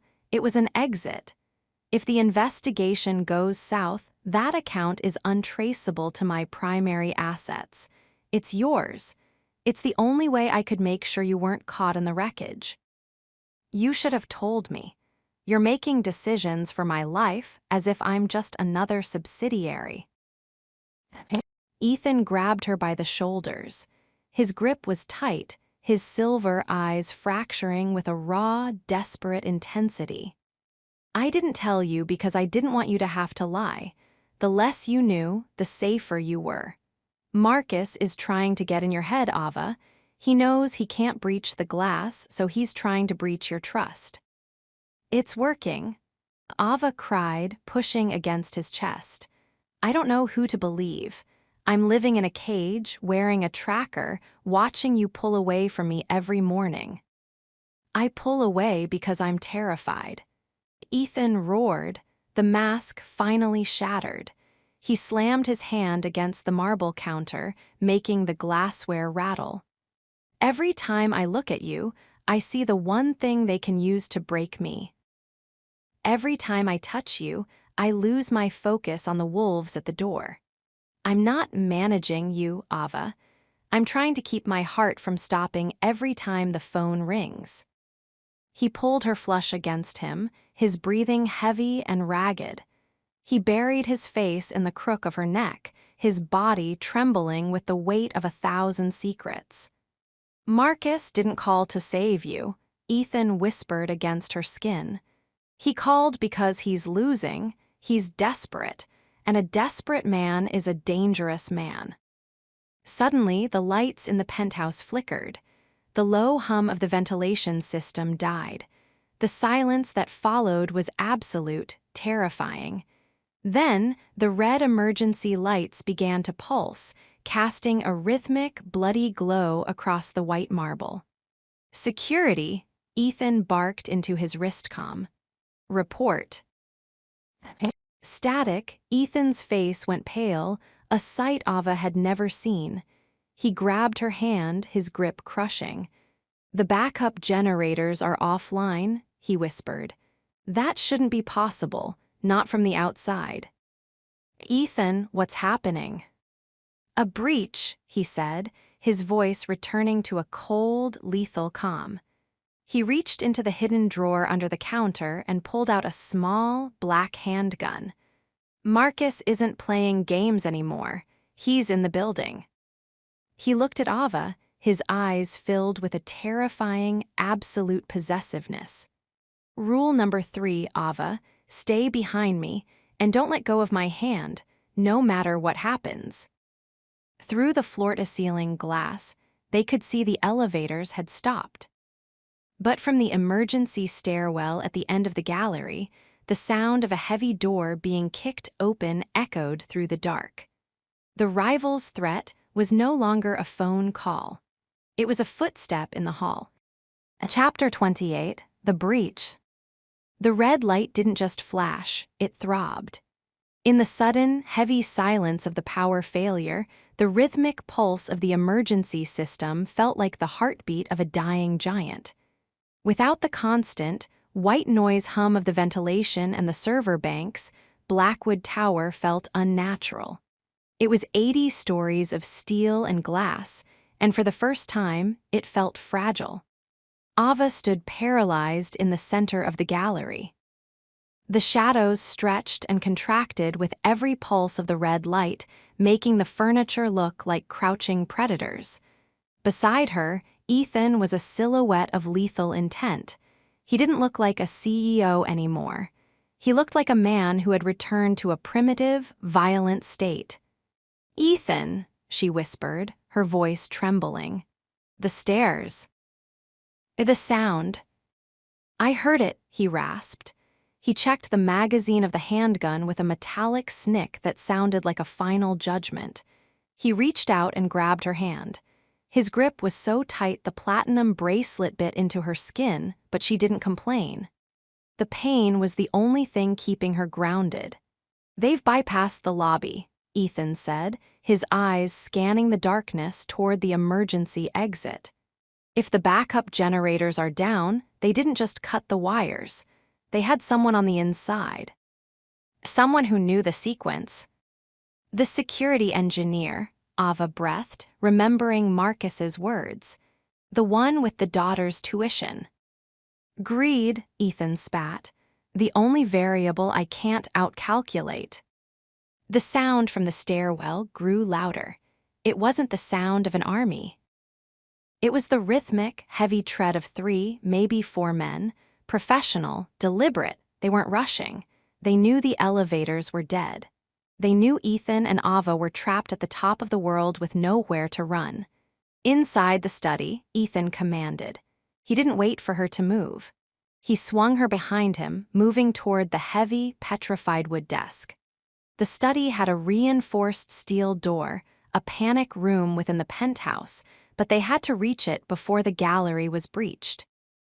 They were halfway across the marble floor when the emergency door at the end of the hall hissed open. The beam of a high-powered tactical flashlight cut through the red gloom, blinding them. Ethan reacted instantly. He shoved Ava to the floor behind a velvet sofa and leveled his weapon. "That's far enough." Ethan's voice was a roar that seemed to rattle the floor-to-ceiling glass. The light didn't waver. "Ethan, you always were dramatic." The voice didn't belong to a mercenary. It was Marcus Van Heisler. He stepped into the gallery, his camel hair coat looking almost black in the strobe of the red lights. He wasn't carrying a weapon. He didn't need to. Behind him stood 3 men in tactical gear, their submachine guns lowered but ready. Marcus looked around the penthouse with a look of bored curiosity. "I must say, the view really is better from up here. No wonder you're so afraid of falling." Ethan didn't lower his gun. "You breached a federal-tier security system for a house call, Marcus. You're more desperate than I thought." "I'm not desperate, Ethan. I'm efficient." Marcus's gaze slid past Ethan, searching the shadows until he found Ava. He smiled, a thin, oily expression that made her skin crawl. "Miss Reed, I apologize for the theatrics, but Ethan is a difficult man to reach through traditional channels." "Get out," Ava said, her voice shaking but defiant as she stood up from behind the sofa. She stayed close to Ethan, her hand brushing the small of his back. Marcus chuckled. "See, Ethan, she's still fighting for you, even after I told her about the Redstone account. Even after she realized she's just a shield you're using to hide from the SEC." "She's not a shield," Ethan hissed, his finger tightening on the trigger. "She's the reason you aren't leaving this building alive." "Oh, I think I am," Marcus said. He held up a small, black remote. "You see, the security engineer didn't just give me the codes to the power. He gave me the codes to the structural dampeners. If I press this button, the tension cables in the top 10 floors will release. This glass, it won't hold against the wind at this altitude. The entire penthouse will implode." The air in the room suddenly felt freezing. Ava looked at the massive glass walls. Outside, the wind was howling, a violent force that the building was designed to flex against. Without the dampeners, the penthouse was a crystal coffin. "What do you want?" Ethan asked, his voice dropping to a low, guttural rasp. "The London codes," Marcus said. "The keys to the Sterling Vance holdings. Give me the Empire, Ethan, and I'll leave you with the girl. You can go back to Queens. You can live in that little box of hers and pretend you're a man instead of a machine." Ava looked at Ethan. She saw the conflict in his eyes, the silver fractured by a decade of ambition and the raw, new agony of his love for her. He had built this tower from nothing. He had sacrificed his soul to own the room. And now, Marcus was asking him to hand over the keys to save a woman he had known for 3 months. "Ethan, don't," Ava whispered. "He'll kill us anyway." Ethan didn't look at her. He kept his eyes on Marcus. The silence stretched, punctuated only by the rhythmic thump-thump of the red lights. "The codes are encrypted to my biometric signature," Ethan said finally. "I know," Marcus replied. "That's why you're going to walk over to that terminal and sign them over. Now." Ethan slowly lowered his weapon. He looked at Ava, and for a heartbeat, the monster was gone. The boss was gone. There was only a man who looked like he was watching his own execution. "Stay behind the sofa," he whispered to her. "Ethan." "Do it, Ava, now." He walked toward the terminal in the center of the room. Every step looked like it cost him a piece of his soul. Marcus's men shifted, their weapons tracking his every move. Ethan reached the terminal. His hand hovered over the scanner. He looked at Marcus, his expression one of cold, absolute hatred. "You think you've won," Ethan said. "I know I have," Marcus replied. Ethan pressed his thumb to the scanner. A soft beep echoed in the room. A holographic display bloomed in the dark, showing the vast, interconnected web of the Blackwood holdings. "Transferring," Ethan muttered. But as the progress bar began to climb, Ava noticed something. Ethan wasn't looking at the screen. He was looking at the reflection in the glass wall. He was watching the movement of the wind-blown clouds behind Marcus. "Wait," Marcus said, his eyes narrowing at the screen. "What is that? That's not the Sterling account. That's the self-destruct for the local server," Ethan growled. Suddenly, the red lights stopped pulsing. They went white, a blinding, artificial flare that filled the room. A high-pitched alarm began to scream, a sound so loud it felt like it was tearing the air apart. "Get her!" Marcus roared. Ethan didn't reach for his gun. He lunged for Ava. He tackled her just as the first glass panel shattered. Not from an implosion, but from the force of the wind as Ethan bypassed the pressure seals. The sound was like a bomb going off. Shards of reinforced glass flew through the air like diamond rain. The vacuum of the high-altitude wind sucked the air out of the room. Papers, furniture, and the scent of Marcus's expensive cologne were instantly whipped into the night. Ethan pinned Ava to the floor, his body a heavy, protective shield over hers. He tucked her head under his chest, his arms wrapping around her with a strength that felt like iron. "Hold on to me." He roared over the sound of the storm. Ava clung to him, her eyes shut tight. She heard screams, the sound of boots sliding on marble, and the deafening roar of the wind. She felt the building sway, a terrifying, nauseating tilt. And then, just as quickly as the chaos had begun, it stopped. The heavy, emergency steel shutters, the ones Ethan had manually triggered from the terminal, slammed down over the broken windows, sealing the gallery from the night. The silence that followed was ringing and absolute. Ava opened her eyes. The room was a wreckage. The white marble was covered in glass and debris. Marcus and his men were gone, dragged toward the elevators or huddling in the hallway. She didn't know.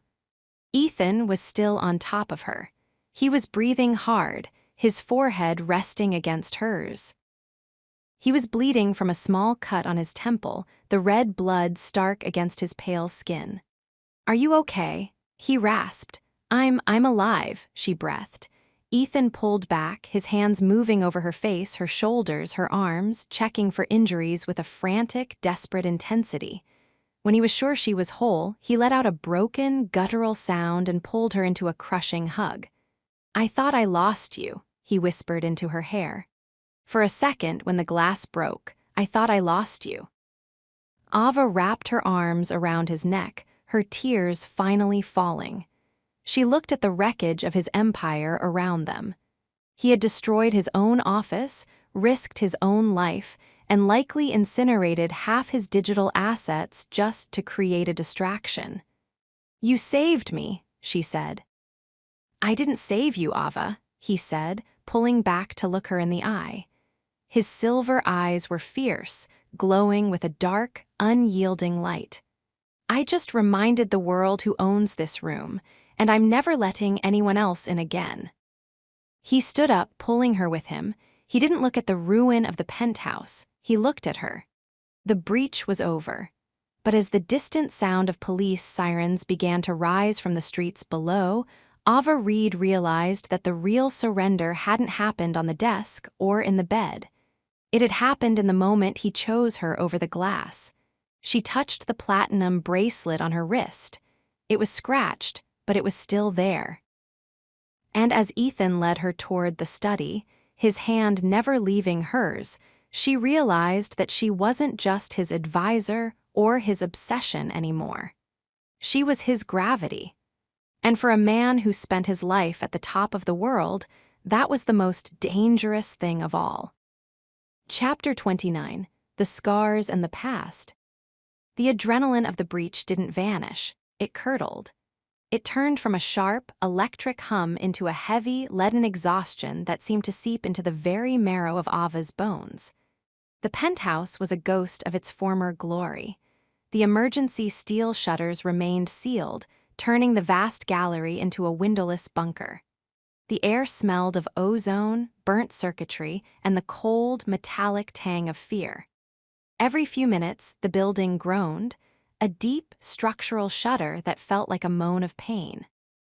Ethan led her into the study. This room, tucked into the core of the floor, had remained untouched by the shattered glass and the violent wind. It was a place of dark wood, old leather, and a silence so thick it felt like velvet. "Sit," Ethan commanded. It wasn't the sharp command of a boss. It was the raspy, broken request of a man who was barely holding himself together. Ava sat in the oversized leather chair by the cold fireplace. She watched as Ethan moved to a hidden cabinet in the wall.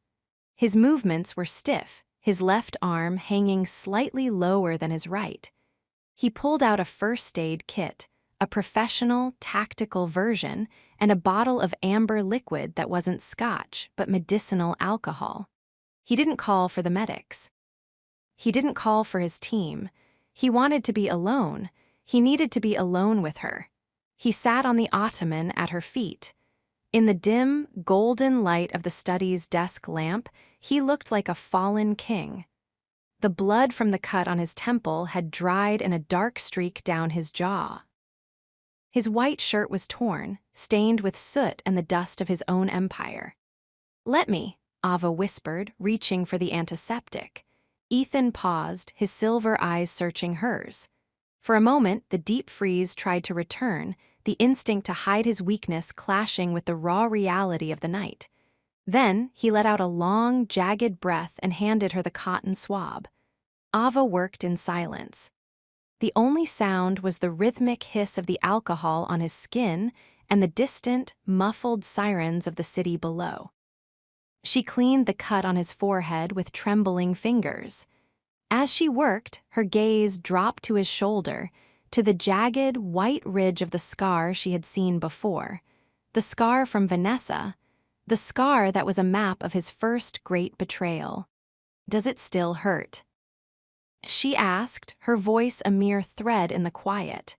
"The physical pain ended years ago," Ethan said, his voice a low, gravelly hum. "It's the memory that keeps the nerves alive, the memory of the glass breaking, the memory of the silence afterward." He looked at her then, his eyes reflecting a pain so ancient it made Ava's heart ache. "Tonight, when the glass shattered again. For a second, I wasn't here. I was back in that car. I was pinned under the wheel, watching the woman I thought I loved walk away into the dark. I thought history was repeating itself. I thought the world was finally taking what I refused to give up." "I didn't walk away, Ethan," Ava said, her hand lingering on his cheek. "I'm still here." "I know," he whispered. He reached up and grabbed her wrist, his thumb grazing the platinum bracelet. "But why? I've turned your life into a prison. I've made you a target for a madman. I've manipulated your world until you have nowhere else to turn. Any sane woman would have run the moment the shutters went up." Ava looked at him, really looked at him. She saw the billionaire who owned the room, but she also saw the boy who had watched his father break, the man who had survived a car wreck, and the soul that was so terrified of being alone that it had built a fortress of glass to hide in. "Maybe I'm not sane," she said, a small, sad smile touching her lips. "Or maybe I see something you think you've hidden. You think you're a monster, Ethan. You think your scars make you dangerous. But they don't. They just make you real. And for someone like me, who has spent her life around people who were fake, real is the only thing that matters." Ethan let out a broken sound, half laugh, half groan.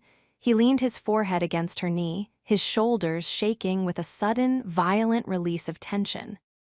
"I was going to give it to him," he confessed into the fabric of her dress. The Sterling Holdings, the London merger, everything I've spent 15 years building. When he pointed that remote at the glass, I didn't care about the money. I didn't care about the power. I just wanted the wind to stop so I could hear you breathe. Ava felt a tear escape, sliding down her cheek to land on his hand. This was the ultimate surrender. The man who defined himself by ownership had just admitted that he was willing to lose everything to keep the one thing he couldn't own. "You destroyed it anyway," she said softly. "I destroyed the room to save the light," Ethan rasped, looking up at her. "Marcus thinks he can win by taking my things. He doesn't realize that my things died the moment I met you. You are the only asset I have left that matters, Ava, and you're the only one I can't protect with a contract." He stood up, pulling her with him. He didn't kiss her, not yet. He led her to the wall behind his desk, where a small, framed photograph hung. It was old, the edges yellowed. It showed a small, run-down house in a gray, industrial town. "My father's house," Ethan said. He died in the attic, staring at a picture of a mill he no longer owned. He died because he believed that without his empire, he was nothing. I spent my whole life trying to make sure I was never nothing. I thought the glass walls made me something. He turned to her, his silver eyes burning with a new, terrifying clarity. "But tonight, in the dark, I realized I'd rather be nothing with you than the king of New York in an empty room." He reached out, his hands tangling in her hair, his thumbs tracing the line of her jaw with a reverent, desperate intensity. "I'm going to lose the merger, Ava. The board is going to vote to remove me for the breach. Marcus has successfully turned my own fortress into a liability. Within 48 hours, I might not own the room anymore." "I don't care about the room, Ethan." "I know you don't," he whispered. "And that's why I'm terrified, because if I'm not the boss, if I'm not the billionaire, I don't know who I am to you." Ava reached up, her hands fisted in his ruined shirt. She pulled him down until their foreheads were touching. "You're the man who tackled me when the world exploded," she breathed. "You're the man who stayed awake to watch me sleep. You're the man who has scars on his back and a heart he's too afraid to use. That's who you are to me. And that man doesn't need a tower to be seen." Ethan groaned and kissed her, a deep, soul-shattering kiss that tasted of salt and redemption. It was the kiss of a man who was finally letting go of the guardrail. For the first time since they had met, the slow burn wasn't about desire. It was about fusion. They were two broken things coming together to create something whole. As the sirens outside finally began to fade, replaced by the quiet, early morning hum of a city that had no idea its greatest titan had just fallen, Ava Reed felt the platinum bracelet on her wrist. It didn't feel like a leash anymore. It felt like a tether, a connection to a man who was finally learning that love wasn't about ownership.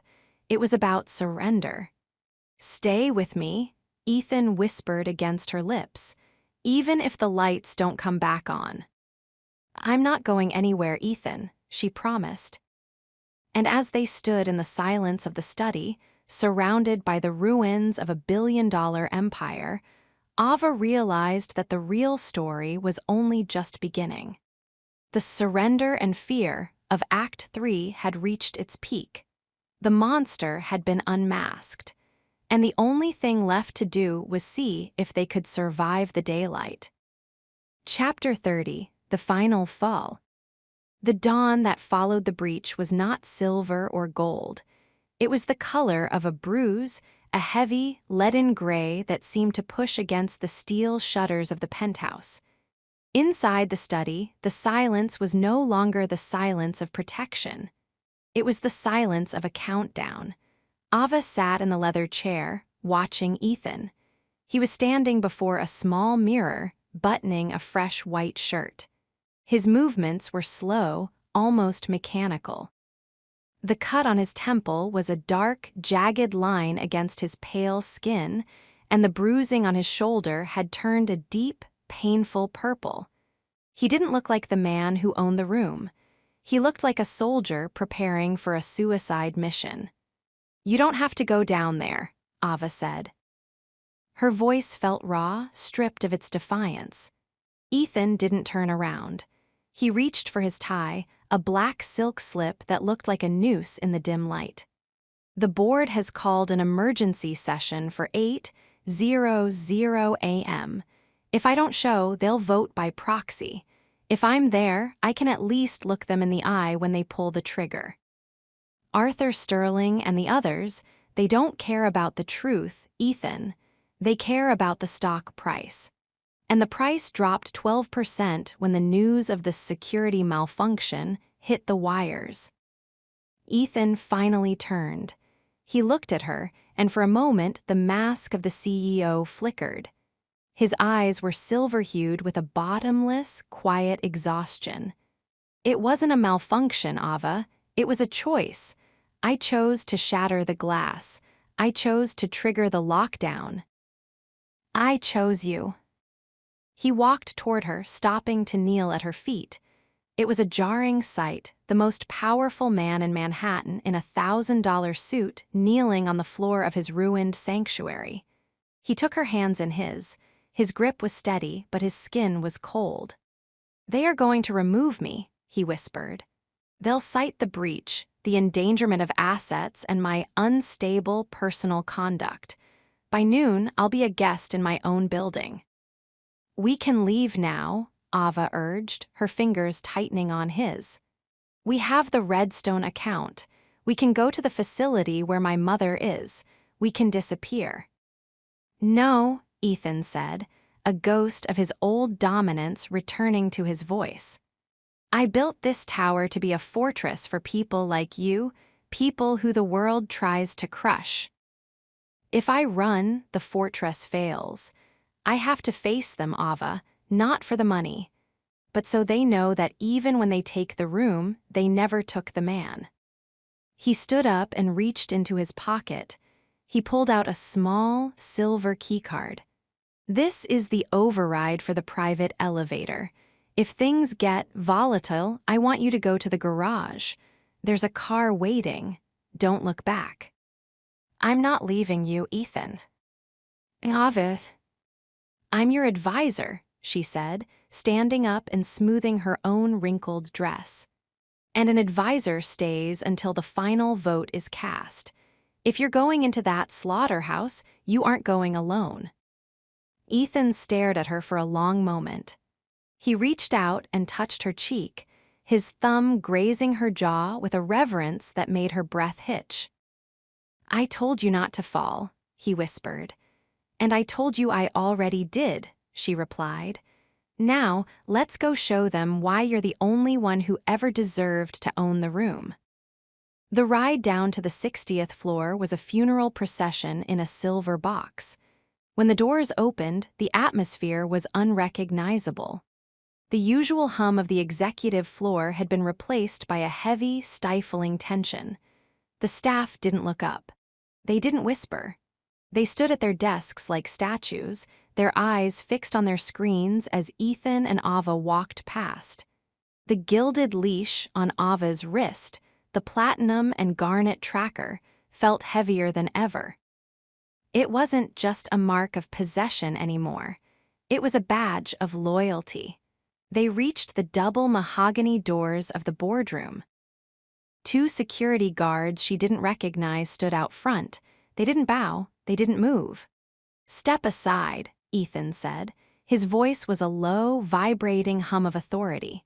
The guards looked at each other, then slowly stepped back. The boardroom was filled with the board of directors. Arthur Sterling sat at the head of the table, his face a mask of smug, righteous fury. Beside him sat Beatrice and the other titans of industry. The air smelled of expensive coffee and cold betrayal. Ethan didn't take his seat at the head of the table. He stood at the foot, with Ava standing a half step behind him. "This meeting is now in session," Arthur Sterling said, his voice echoing in the vast, silent room. "The motion on the floor is the immediate removal of Ethan Blackwood as chairman and CEO of Blackwood Industries, effective immediately." "On what grounds?" Who didn't know Hamley. "Gross negligence," Arthur snapped, throwing a folder onto the table. "You triggered a structural breach that caused millions in property damage. You endangered the lives of every person on the top 5 floors. And for what? A personal vendetta with Marcus Van Heisler, or to protect a distraction." Arthur's gaze flickered to Ava, filled with a pure, unadulterated loathing. "She is my executive advisor," Ethan said, his voice dropping to a dangerous level. "And the breach was a countermeasure against a kidnapping attempt. If any of you had the spine to defend this company the way I do, Marcus would never have made it past the lobby."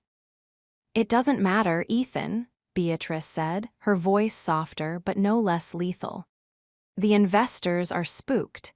The SEC is asking questions about the Redstone account.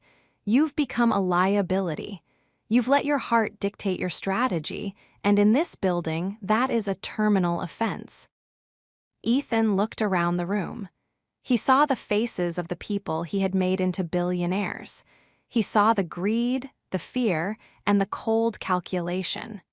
He realized then that he had spent 15 years building a room for people who didn't deserve to be in it. "The vote," Ethan said. "Let's not waste any more of my time." One by one, they raised their hands. Arthur Sterling, aye. Beatrice, aye. The others, aye. It was unanimous. "The motion carries," Arthur said, a thin, triumphant smile touching his lips. "Mr. Blackwood, you have 1 hour to vacate the premises. Your access to all corporate accounts, including the penthouse, has been revoked." Ava felt a surge of hot, blinding rage. She stepped forward, her hand resting on Ethan's arm. "You're making a mistake. Without him, this building is just glass. Marcus will pick you apart in a week." "The advisor should worry about her own future," Arthur sneered. "Your contract is tied to his. You're done, Miss Reed. Go back to the gutter where he found you." Ethan's reaction was quiet. He didn't roar. He didn't throw a chair. He simply reached out and took Ava's hand. He interlaced his fingers with hers, pulling her close. "You're right about one thing, Arthur," Ethan said. He looked at the board, and for the first time, he looked truly free. "I'm done, but I didn't lose the room. I'm the only one leaving it with something worth keeping." He turned on his heel and walked out. The long walk back to the elevator was different this time. The staff were watching now. They saw the man who had been their god being escorted out by his own security. They saw the woman clinging to his arm. But as Ava looked at Ethan, she realized he wasn't looking at the building. He was looking at her. The elevator doors closed, cutting off the world of Blackwood Industries. They stood in the small, silver capsule. The silence was absolute.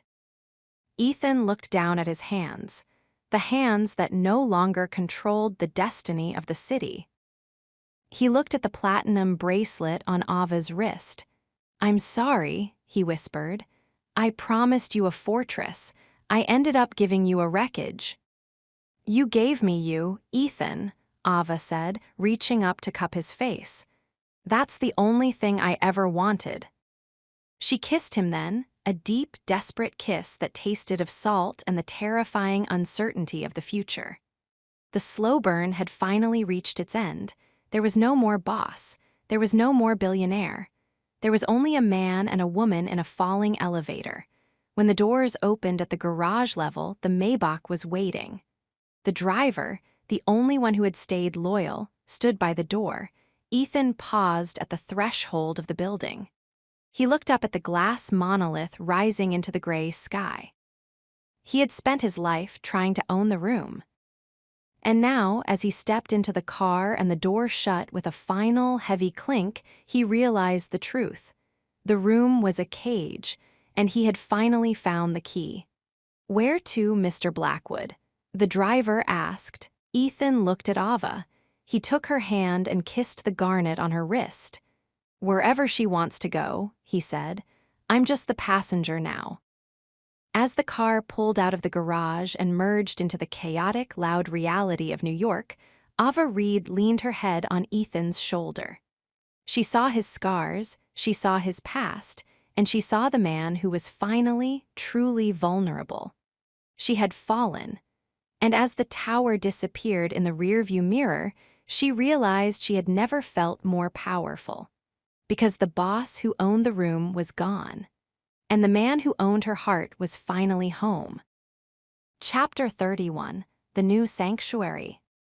The city of New York began to thin out, the towering glass monoliths replaced by the jagged silhouettes of industrial warehouses and, eventually, the dark, reaching branches of the Hudson Valley woods. Inside the Maybach, the air was heavy enough to choke on. Ava sat in the plush leather seat, her hand still locked in Ethan's. He hadn't let go since they stepped out of the boardroom. His grip wasn't painful, but it was absolute, a physical manifestation of the fact that while he had surrendered his company, he had no intention of surrendering her. She watched his profile in the flickering shadows of the passing streetlights. He looked like a man carved from cold obsidian. His jaw was set, his silver eyes fixed on a horizon only he could see. He had just lost a billion-dollar empire, yet he wasn't mourning. He was calculating. "Where are we going, Ethan?" she asked, her voice a soft friction in the silence. "The board said the penthouse access was revoked." "Arthur Sterling thinks he can lock me out of my life," Ethan said, his voice a low, dangerous rumble. "He forgets that I built the locks. The penthouse was a stage, Ava, a place to show the world what they wanted to see. We're going to a place I built for myself." "A place you built for yourself, or another cage?" Ethan finally turned to her.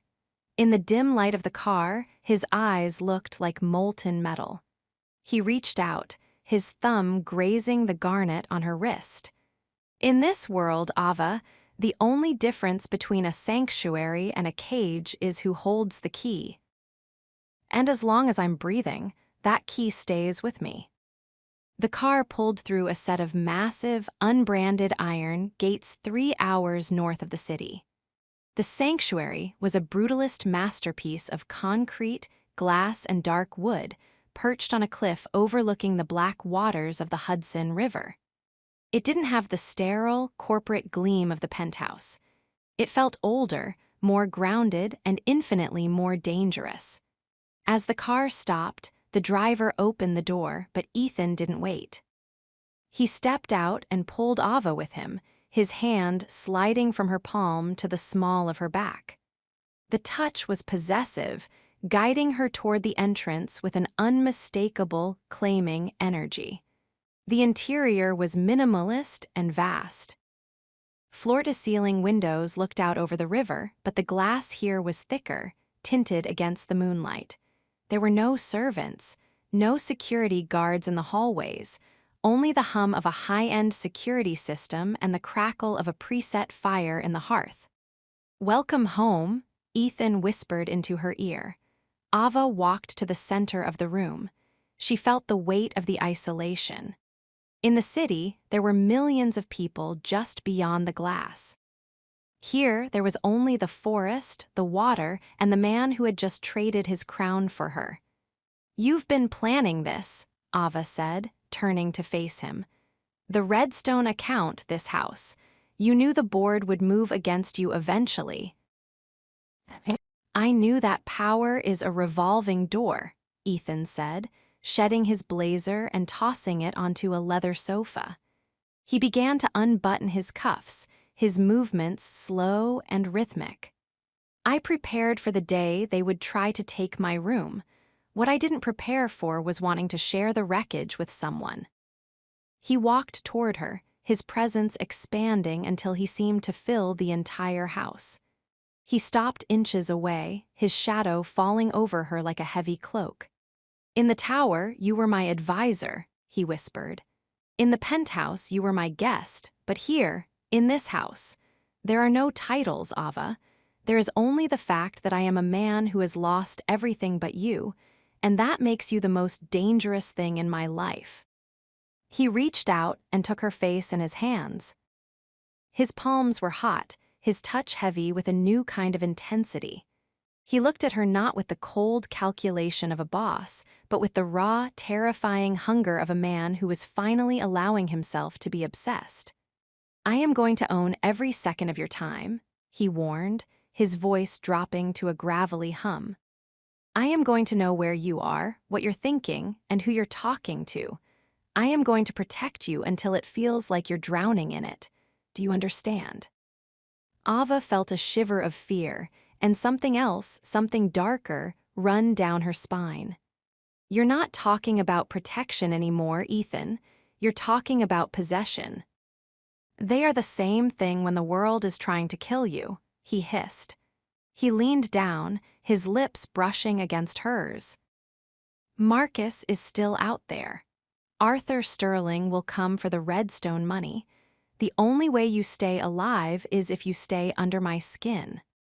He kissed her then, not the desperate kiss of the elevator, but a slow, territorial claim. He tasted of scotch and fire. He moved his hands from her face to her waist, pulling her flush against his hard frame, marking her with his scent and his strength. Ava fought the urge to melt. She wanted to be her own person. She wanted to keep the fire of the girl from Queens alive. But as Ethan held her in the silence of the cliffside house, she realized that the power and possession of Act 4 was a different kind of war. In the tower, she fought his rules. Here, she was fighting his love. And his love was a far more effective cage than any glass wall. "Say it," Ethan commanded against her lips, his grip tightening. "Say what?" "Say you're mine, not the advisor. Not the employee, just mine." Ava looked into his silver eyes. She saw the wreckage of his empire, the scars on his back, and the terrifying depth of his need. She realized that by losing his power, he had become more powerful than ever, because now he had nothing left to lose but her. "I'm yours, Ethan," she whispered. Ethan groaned, a sound of triumph and agony, and buried his face in her neck. Through the massive windows, the Hudson River flowed dark and silent. The world thought Ethan Blackwood had fallen. They thought he was broken, stripped of his assets, and cast out into the cold. They were wrong. He hadn't fallen. He had simply moved the game to a room where he made all the rules. And as he picked Ava up and carried her toward the master suite, the platinum bracelet on her wrist caught the light of the fire, glowing like a brand. The sanctuary was ready.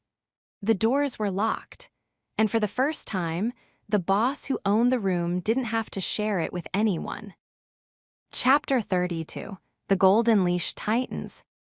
The first morning at the sanctuary didn't begin with the chime of a private elevator or the distant hum of Manhattan traffic.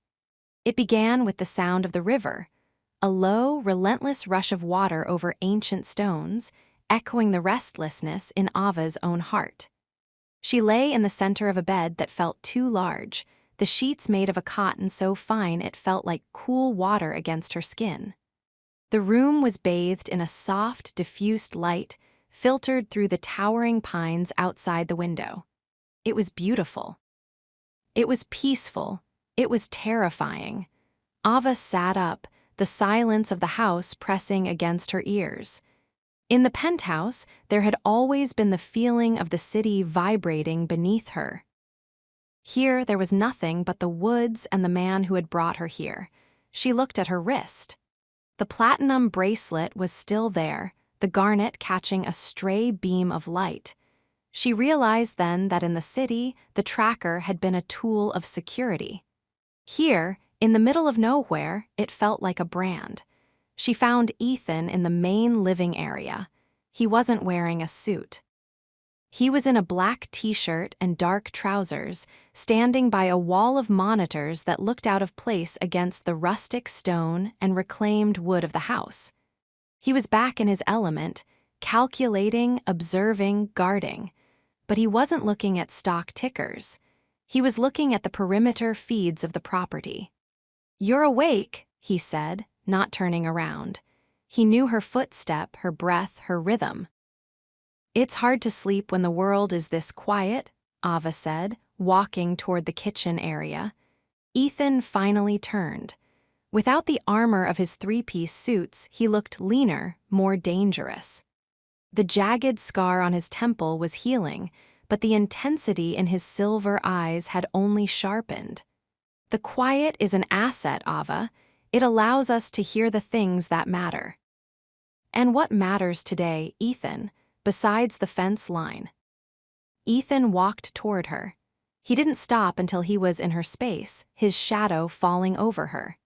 He reached out and caught her chin in his hand, his thumb grazing her lower lip.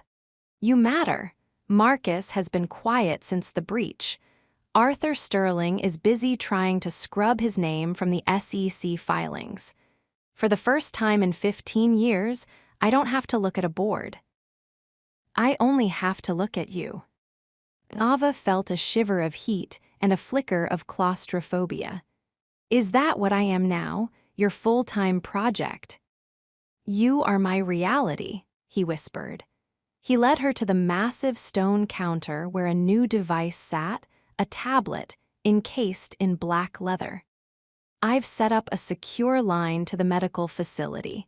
You can check in on your mother every hour if you wish, and I've transferred the Redstone files. You can oversee the liquidation of the minor assets from here." "So, I'm still an advisor." "You are whatever I need you to be," Ethan said, his voice dropping to a gravelly hum. "But for today, I need you to stay within the house. The security teams are still sweep testing the woods." "Ethan, it's a beautiful day. I want to walk down to the river." "No." The word was flat, final, and carried the weight of a vault door closing. Ava felt the old defiance flare in her chest. "I'm not a prisoner, Ethan. You said this was a sanctuary." "A sanctuary only works if you stay inside the walls," he hissed, stepping closer until she was backed against the cold marble of the counter. He placed his hands on either side of her hips, pinning her. "In the city, I had 1,000 eyes watching the streets. Here, I only have 12 men and a thermal grid. If you go to that river, you are a silhouette against the water. A target." "I can't live like this," she breathed, her hands fisted against his chest. "I traded a glass cage for a stone one. You're smothering me." Ethan leaned in, his forehead resting against hers. His breathing was heavy, the scent of him, cedar and dark intent, filling her lungs. "I am keeping you alive," he rasped. "You think I'm enjoying this. Every time you move toward a door, my heart stops. Every time I see you looking at the horizon, I wonder if you're looking for an exit. I lost my company, Ava. I lost my reputation. I am not losing you." He reached down and grabbed her hand, lifting it so the platinum bracelet was between their faces. "This isn't a leash because I want to pull you," he whispered. "It's a leash so I can find you when the dark comes. Do you have any idea what it's like to finally have something worth losing? It's a haunting, Ava, and I won't apologize for it." He kissed her then, a hard, desperate kiss that tasted of obsession. It wasn't the kiss of a lover, it was the claim of a man who had nothing left to own but the woman in his arms. Ava felt her resistance crumbling. She hated the control, she hated the isolation, but she couldn't deny the terrifying beauty of being loved this much. To Ethan, she wasn't just a person, she was the sun his entire world now orbited. He pulled back, his eyes dark with a silver fire. Lunch will be at 1. Stay in the study. I have to coordinate with the London legal team. He turned and walked back to his monitors, the golden leash tightening with every step he took away from her. Ava stood in the kitchen, looking at the tablet. She could see her mother's room in Westchester. She could see the millions of dollars in the Redstone account.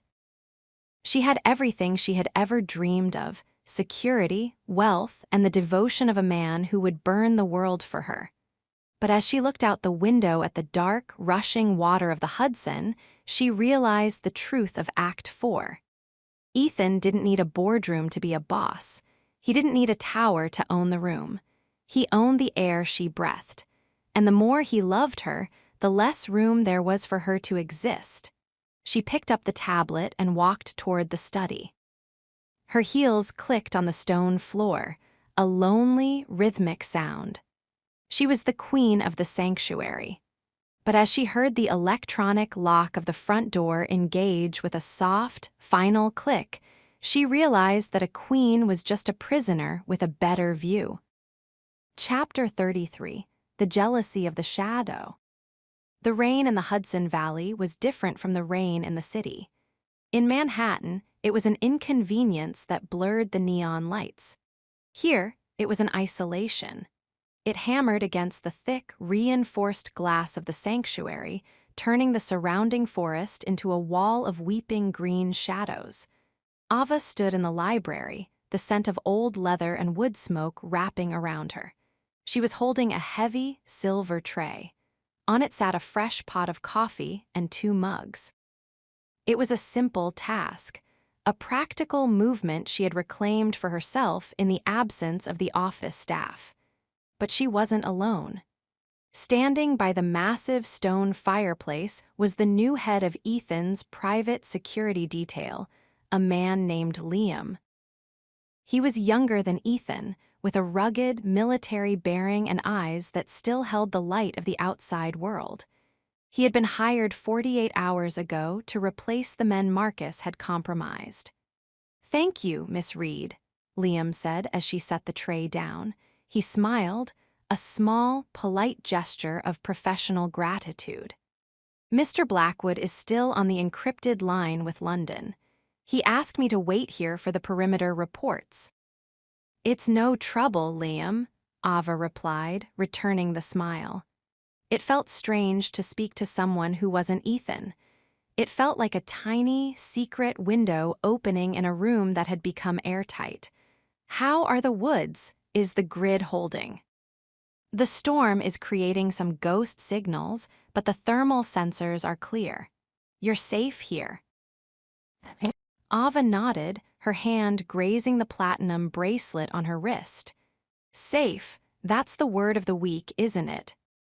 Liam looked at her, and for a fleeting second, his gaze softened with a flicker of empathy. He saw the advisor who wasn't allowed to leave the house. He saw the garnet on her wrist. "In my experience, Miss Reed, the safest places are often the hardest to live in. But Mr. Blackwood, he doesn't take chances with what he values." "I know," she whispered. The door to the study swung open. The air in the library didn't just change, it died. Ethan stood in the threshold. He wasn't wearing a jacket, his white shirt unbuttoned at the collar, his sleeves rolled up to reveal the powerful corded muscles of his forearms. He didn't look tired today. He looked electric. His eyes didn't go to the coffee. They didn't go to the reports in Liam's hand. They went straight to Ava, then to the small, innocent space between her and the security chief. "Liam," Ethan said. His voice was a low, vibrating hum that made the hair on Ava's arms stand up. "I don't recall authorizing a social hour in the library." Liam straightened immediately, the professional mask snapping back into place. "Sir, Miss Reed was just bringing coffee. I was waiting for the signature on the North Sector sweep." Ethan walked into the room. He didn't rush, but his stride was predatory, his focus so intense it felt like a physical weight. He stopped between Ava and Liam, his back to her, his massive frame creating a wall that cut her off from the rest of the room. "The signature can wait," Ethan said, his voice dropping to a dangerous, icy depth. "The coffee is cold, and your presence is no longer required in this wing. Get out." Liam hesitated for a fraction of a second, his eyes flickering to Ava, then back to Ethan's hard, carved face. He nodded once, grabbed the report, and vanished into the hallway. The heavy oak door shut with a final, muffled thud. The silence that followed was suffocating. Ava reached for a mug, her hands trembling. Ethan, he was just waiting. There was no need to be. Ethan spun around. He didn't grab her, but he stepped into her space, his shadow swallowing her. He placed his hands on the marble table on either side of her, pinning her against the edge. No need to be what, Ava? Protective, aware. "You were being territorial," she snapped, her eyes flashing. "He's a member of your staff. He was being polite." "Polite," Ethan hissed. He leaned down, his face inches from hers. The silver in his eyes was fractured, glowing with a raw, ugly fire she hadn't seen before. "I saw the way he looked at you. I saw the way you smiled at him. You gave him a piece of yourself, a look, a breath that belongs to me." "He looked at me like I was a person, Ethan. Not a possession, not a target, just a person." Ethan's jaw tightened until the bone looked like it might break through the skin. He reached out, his hand tangling in the hair at the nape of her neck. He didn't pull, but the grip was firm, absolute. "In this house, you are not just a person," he rasped, his voice dropping to a dark, tortured register. "You are the only thing I have left. Do you understand? I lost the tower. I lost the board. I am standing in the wreckage of 15 years of work, and the only thing I can still touch, the only thing that is still real, is you." He leaned in, his forehead resting against hers. His breathing was heavy, the scent of him, cedar and cold fury, filling her lungs. "When I see another man look at you, I don't see politeness. I see a threat. I see someone trying to touch the only thing that keeps me from becoming the monster you're so afraid of." "You're already the monster, Ethan," Ava whispered, though her body was betraying her, melting into the heat of his presence. "If you can't trust me to stand in a room with another man, then you don't love me. You just own me." Ethan pulled back, his eyes searching hers with an intensity that felt like a physical touch. He looked at the platinum bracelet on her wrist, then back at her jade-green eyes. "I told you," he whispered. "I don't know the difference, and right now I don't care. I am going to keep you so close that the rest of the world becomes a memory. I am going to be the only face you see, the only voice you hear, and the only hand that touches your skin." He picked up the coffee mug she had poured for Liam and poured it slowly into the sink. The sound of the liquid hitting the porcelain was like a funeral knell. "Liam will be stationed at the gate from now on," Ethan commanded. "You will not go to the library without me. You will not speak to the detail. You are the shadow of the sanctuary, Ava, and shadows don't talk to the light." He grabbed her by the waist and pulled her flush against him. His kiss was a reclamation, hard, punishing, and desperate. It tasted of jealousy and iron. He wasn't asking for her love, he was demanding her soul. Ava clutched his shoulders, her fingers digging into his t-shirt. She hated the cage. She hated the jealousy. But as Ethan buried his face in her neck, his body trembling with the weight of his obsession, she realized the terrifying truth. By losing his empire, Ethan hadn't become weaker. He had become more lethal, because now he had a single point of focus. Her. The jealousy of the shadow wasn't just about Liam. It was about Ethan's realization that he couldn't control the world anymore. So he was going to control her until there was nothing left of Ava Reed but the woman who belonged to the man who owned the room. "Say it," Ethan growled against her skin. "Say you don't need the light." "I only need you," she whispered, the words feeling like a final, beautiful surrender.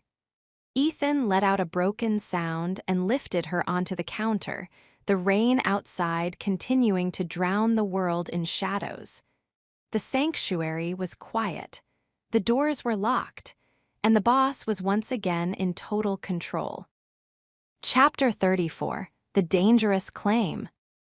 The morning sun at the sanctuary didn't rise so much as it pierced. It cut through the dense Hudson Valley fog in jagged, golden lances, reflecting off the cold concrete walls and the dark, unyielding river below. Ava stood in the master suite, her reflection staring back at her from the floor-to-ceiling mirror. She was wearing a dress of black silk, a garment she hadn't chosen. It had been laid out on the bed by Ethan before the sun had even touched the trees. It fit her like a second skin, the fabric cold and heavy, a silent reminder that even her appearance was now a subsidiary of Blackwood's will. She looked at her wrist. The platinum bracelet was gone. In its place was something heavier, something more permanent. Late last night, after the storm had passed and the library had been cleared of the ghost of Liam's presence, Ethan had replaced it. The new cuff was gold, thick, hammered, and ancient-looking. It had no clasp. It had been slid over her hand with a pressure that bordered on painful, and now it sat against her skin like a permanent mark. There was no garnet this time. Only an inscription on the inside, hidden against her pulse, property of the room. "It's not property if you're the one holding the deed, Ava." Ethan's voice came from the doorway. He was dressed in a dark suit, though he wore no tie. His shirt was open at the collar, revealing the hard, corded muscles of his neck and the faint shadow of the scar on his shoulder. He looked like a man who had finally stopped pretending to be a businessman and had accepted his role as a warlord. "I'm not a deed, Ethan," Ava said, her voice sounding hollow in the vast, echoing room. "And this isn't jewelry, it's a brand." Ethan walked toward her. He didn't stop until he was standing directly behind her. In the mirror, they looked like a study in light and shadow. His large, dark form seemed to swallow her smaller, silk-clad figure. He reached out, his hands sliding over her shoulders, his fingers grazing the sensitive skin of her neck. "A brand is for cattle," he whispered, his breath warm against her ear. "A claim is for things that are precious. The world thinks I've lost my power, Ava. They think because I'm no longer in the tower, I'm vulnerable. They are wrong. I am more powerful now than I have ever been, because I no longer have to pretend to care about anything but you." He moved his hands down to the gold cuff on her wrist, his thumb tracing the hammered metal. "Marcus sent a message this morning, not a phone call. A courier. He's trying to freeze the Redstone assets. He's telling the courts that you are a co-conspirator in my financial crimes. He wants to take you away from me by putting you in a cell where I can't reach you." Ava felt the blood drain from her face. "A cell? Ethan, I didn't do anything. I just followed your orders." "I know that, and he knows that. But the law is a blunt instrument, and Marcus knows how to swing it." Ethan turned her around in his arms, his grip tightening until it was a physical demand for her attention. "He thinks he can use the system to separate us. He thinks he can find a crack in the sanctuary." He leaned in, his silver eyes fracturing with a dark, terrifying intensity. "So, I've decided to make the claim official. Today, the board of the medical facility in Westchester received a new endowment. My mother's clinic. It is now a private wing of the Blackwood estate. And you are no longer an advisor. You are my legal ward." "Oh, ward. Ava pushed against his chest, her heart hammering. That's for children, Ethan. That's for people who can't care for themselves. It's for people who need the absolute protection of a sovereign, Ethan hissed. He grabbed her by the waist and lifted her until she was forced to wrap her legs around him, her face level with his. As my ward, you are legally tied to my person.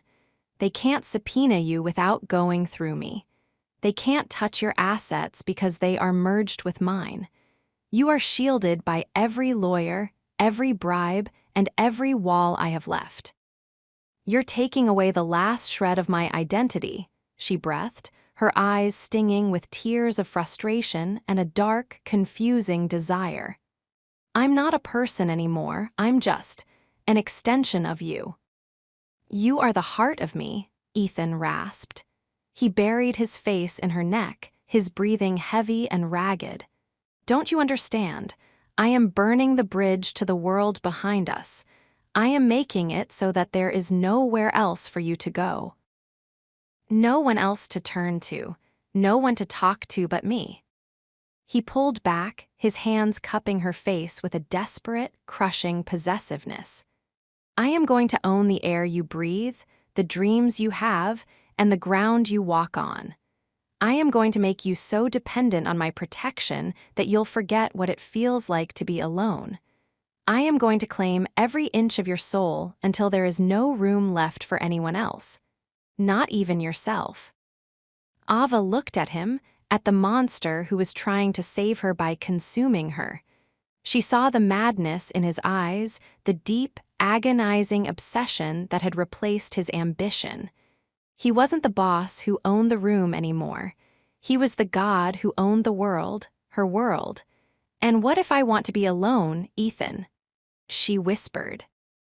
What if I want to remember what it feels like to be Ava Reed without the gold cuff? Ethan's expression didn't flicker. He didn't get angry. He simply leaned in and kissed her, a long, slow, devastating kiss that tasted of salt and absolute authority. It was a kiss that didn't ask for permission, it established a reality. Then you'll have to find a way to exist in the dark, he murmured against her lips. Because as long as there is light in this house, it belongs to me, and you are standing in the center of it. He set her back on her feet. He didn't look at her again. He walked to the window, his back to her, his silhouette tall and lonely against the Hudson River. Breakfast is in the study, he said, his voice returning to that cold, dominant tone. We have the liquidation meeting at 10. Wear the gold, Ava. I want everyone on that screen to know that even if I've lost the tower, I still own the prize. Ava stood in the middle of the room, the black silk rustling against her skin. She looked at the gold cuff. It felt heavy. It felt permanent. She felt the dangerous claim sinking into her skin, into her bones, into her very identity. She realized then that Act 4 wasn't just about possession. It was about erasure. Ethan wasn't just protecting her from Marcus. He was protecting her from the possibility of a life without him. And as she walked toward the study, the sound of her heels echoing on the stone floor, she realized the most terrifying truth of all. She wasn't fighting the claim. She was leaning into it. The cage was getting smaller. The air was getting thinner. And for the first time in her life, she didn't want to find the exit. She wanted to find him. Chapter 35, The Struggle for Equality. The study in the sanctuary was a room of cold edges and ancient weight. Large, jagged slabs of local bluestone formed the walls, while the floor was a seamless expanse of polished ebony wood that felt like walking on a frozen lake. Outside, the Hudson River was a dark, restless ribbon beneath the afternoon sun, but inside, the only movement was the silent flicker of holographic data on the wall.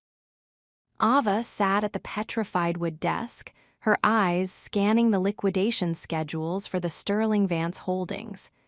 Her fingers moved over the touch-sensitive surface with a rhythm she had learned in the high-pressure hallways of Blackwood Tower. She was good at this. She was precise. She was the advisor. But every time she shifted her arm, the heavy gold cuff on her wrist struck the desk with a sharp, metallic clink. It was the sound of her status. It was the sound of the ward. She looked at the bottom of the current file, a high-stakes sell-off of a London tech firm. The signature line was already filled. It didn't require her authorization. It didn't even require her digital stamp. Ethan had signed it 3 hours ago, using the power of attorney he had established when he made her his legal ward. The door to the study opened. Ethan walked in, his presence immediate and overwhelming. He had discarded his suit jacket. His white shirt sleeves rolled up to his elbows, revealing the powerful, corded muscle of his forearms. He looked at the screens, then at Ava, his silver eyes tracking her every breath. "The London sale is finalized," he said. His voice was a low, vibrating hum of satisfaction. "The funds are being diverted to the offshore trust in your name. By tomorrow, you will be the wealthiest woman in New York that no one has ever heard of." Ava didn't look up. "I didn't authorize that sale, Ethan. The valuation was rising. If we had held for 48 hours, we would have cleared another $3 million. "The risk wasn't worth the reward," Ethan said, walking toward her. He stopped behind her chair, his hands resting on her shoulders. His touch was heavy, warm, and utterly possessive. "Marcus's lawyers are filing an injunction on those assets. I had to move before the freeze hit. I made the executive decision."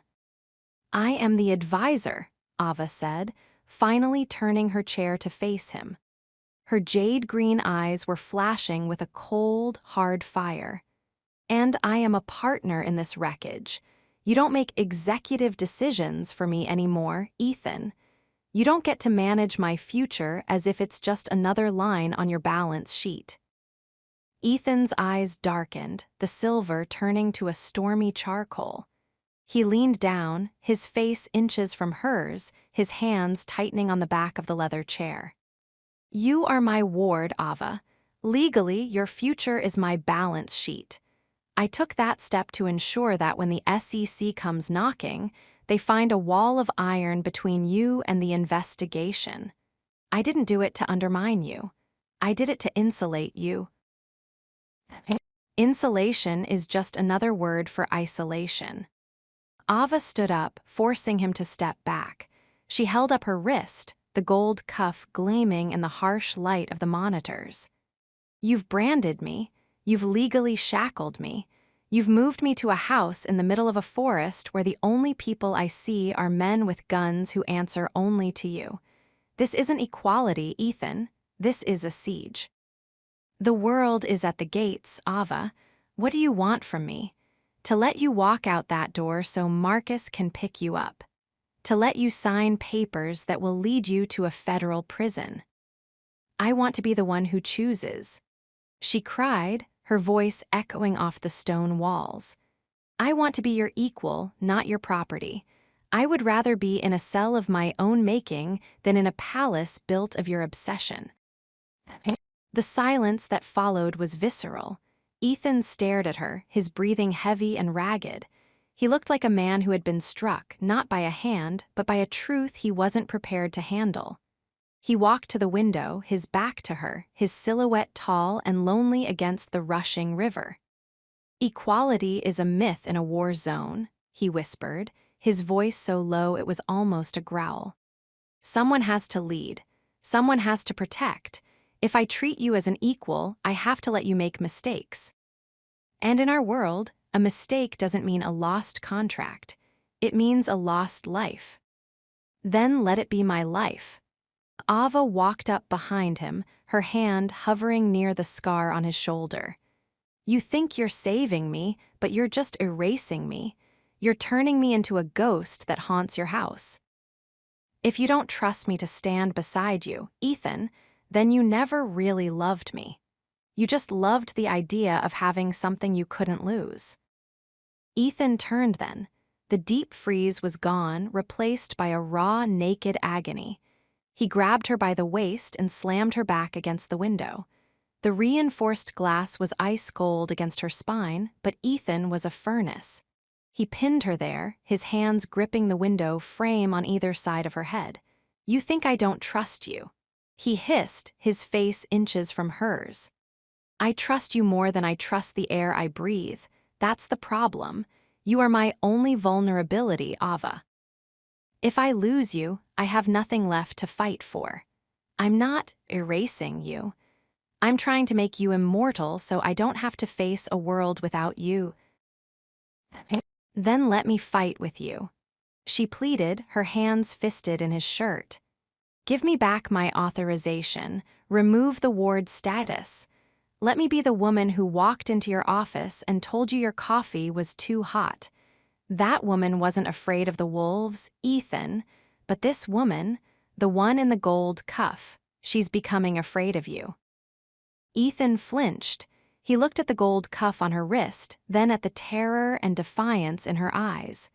For the first time, he seemed to realize the cost of his sanctuary. He had built a fortress to keep her safe, but he had forgotten that a fortress is also a tomb if the doors only lock from the outside. He reached down and touched the gold medal, his fingers trembling. "I can't remove the ward status," he whispered, his voice breaking. "Not yet. The legal structure is the only thing keeping the SEC from your door. But..." He looked at her, his eyes searching hers for a way back from the edge. "I will give you the secondary encryption keys. From now on, no asset in the Redstone account moves without your biometric signature.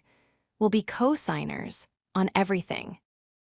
"It's a start," Ava said, her voice sounding weary. "It's a surrender," Ethan corrected. He leaned in and kissed her, a slow, hesitant kiss that tasted of salt and the terrifying uncertainty of their new reality. "I am giving you the power to ruin us, Ava. If you make a mistake, if you trust the wrong person, we both fall." "Then we'll fall together," she breathed. Ethan pulled back, his hands sliding from the window to her face. He cupped her cheeks, his thumbs tracing the line of her jaw. He looked at her not as a boss, not as a warden, but as a man who was terrified of the very equality she demanded. "Go back to the files," he commanded softly. "The London transfer needs a second signature. Mine is already there. It's waiting for yours." Ava walked back to the desk. She looked at the screen. The signature line for the advisor was blank. She pressed her thumb to the scanner. Authorization confirmed. She looked at Ethan. He was standing by the window, watching her. He didn't look happy. He looked like a man who had just handed his enemy a loaded gun. But as Ava felt the weight of the gold cuff on her wrist, she realized that the struggle for equality wasn't over. She had won a battle, but the war for her soul was just beginning. She was no longer just a ghost in his house. She was the co-architect of their wreckage. And as the sun began to set over the Hudson, casting long, bloody shadows across the stone walls, Ava Reed realized that being equal to a monster meant becoming a little bit of a monster herself. Chapter 36. The Jealousy Explodes. The air inside the sanctuary was at a breaking point. For 3 days, the Hudson Valley had been buried under a relentless, suffocating fog that turned the world beyond the glass into a void of gray static. The isolation, which Ethan called safety, had begun to taste like ash. Ethan had spent those 3 days in a state of hyper-focused aggression. Without the boardroom to command, he had turned his entire intellect toward the security of the property. He was everywhere, at the monitors, in the armory, patrolling the perimeter with a silent, lethal intensity that made even his hardened security detail look away. Ava felt the weight of his focus like a physical bruise. Every time she moved from the kitchen to the study, she felt his eyes on her. Every time she spoke to herself, she wondered if he was listening through the internal comms. She was the co-signer now, she had the encryption keys, but she had never felt less free. The explosion began with a simple, human error. Liam, the security chief, had come into the main gallery to deliver a hard copy report on the failing sensor in the South Woods. The electronic systems were acting up in the fog, and he needed a physical signature. Ava was in the gallery, trying to read a book to drown out the silence. When Liam entered, he looked exhausted, his face pale, his uniform damp from the mist.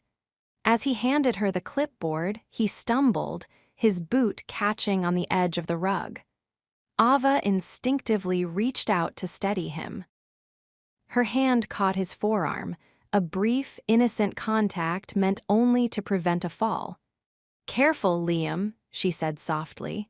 "Sorry, Miss Reed, I haven't slept much since the—" Liam never finished the sentence. The door to the study didn't just open, it seemed to shatter inward. Ethan was there. He wasn't wearing his suit. He was in a black tactical shirt that clung to his frame, his hair disheveled, his eyes two burning pits of silver fire. He had been watching the gallery feed. He had seen the touch.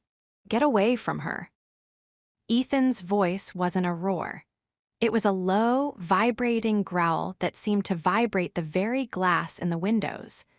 Liam froze, his hand still inches from Ava's. He knew the look in Ethan's eyes. He had seen it in war zones. It was the look of a predator that had decided the time for warnings was over. "Sir, I tripped. Miss Reed was just—" "I didn't ask for a report on your clumsiness," Ethan hissed, walking toward them. His stride was slow, rhythmic, and terrifying. He didn't stop until he was standing between Ava and Liam, his presence a wall of pure, unadulterated aggression. "I asked you to maintain the perimeter. I did not authorize you to touch what is mine." "Ethan, stop it," Ava cried, stepping forward. He almost fell. It was an accident. Ethan didn't look at her. He kept his eyes on Liam. "You're relieved. Hand the clipboard to the gate guard.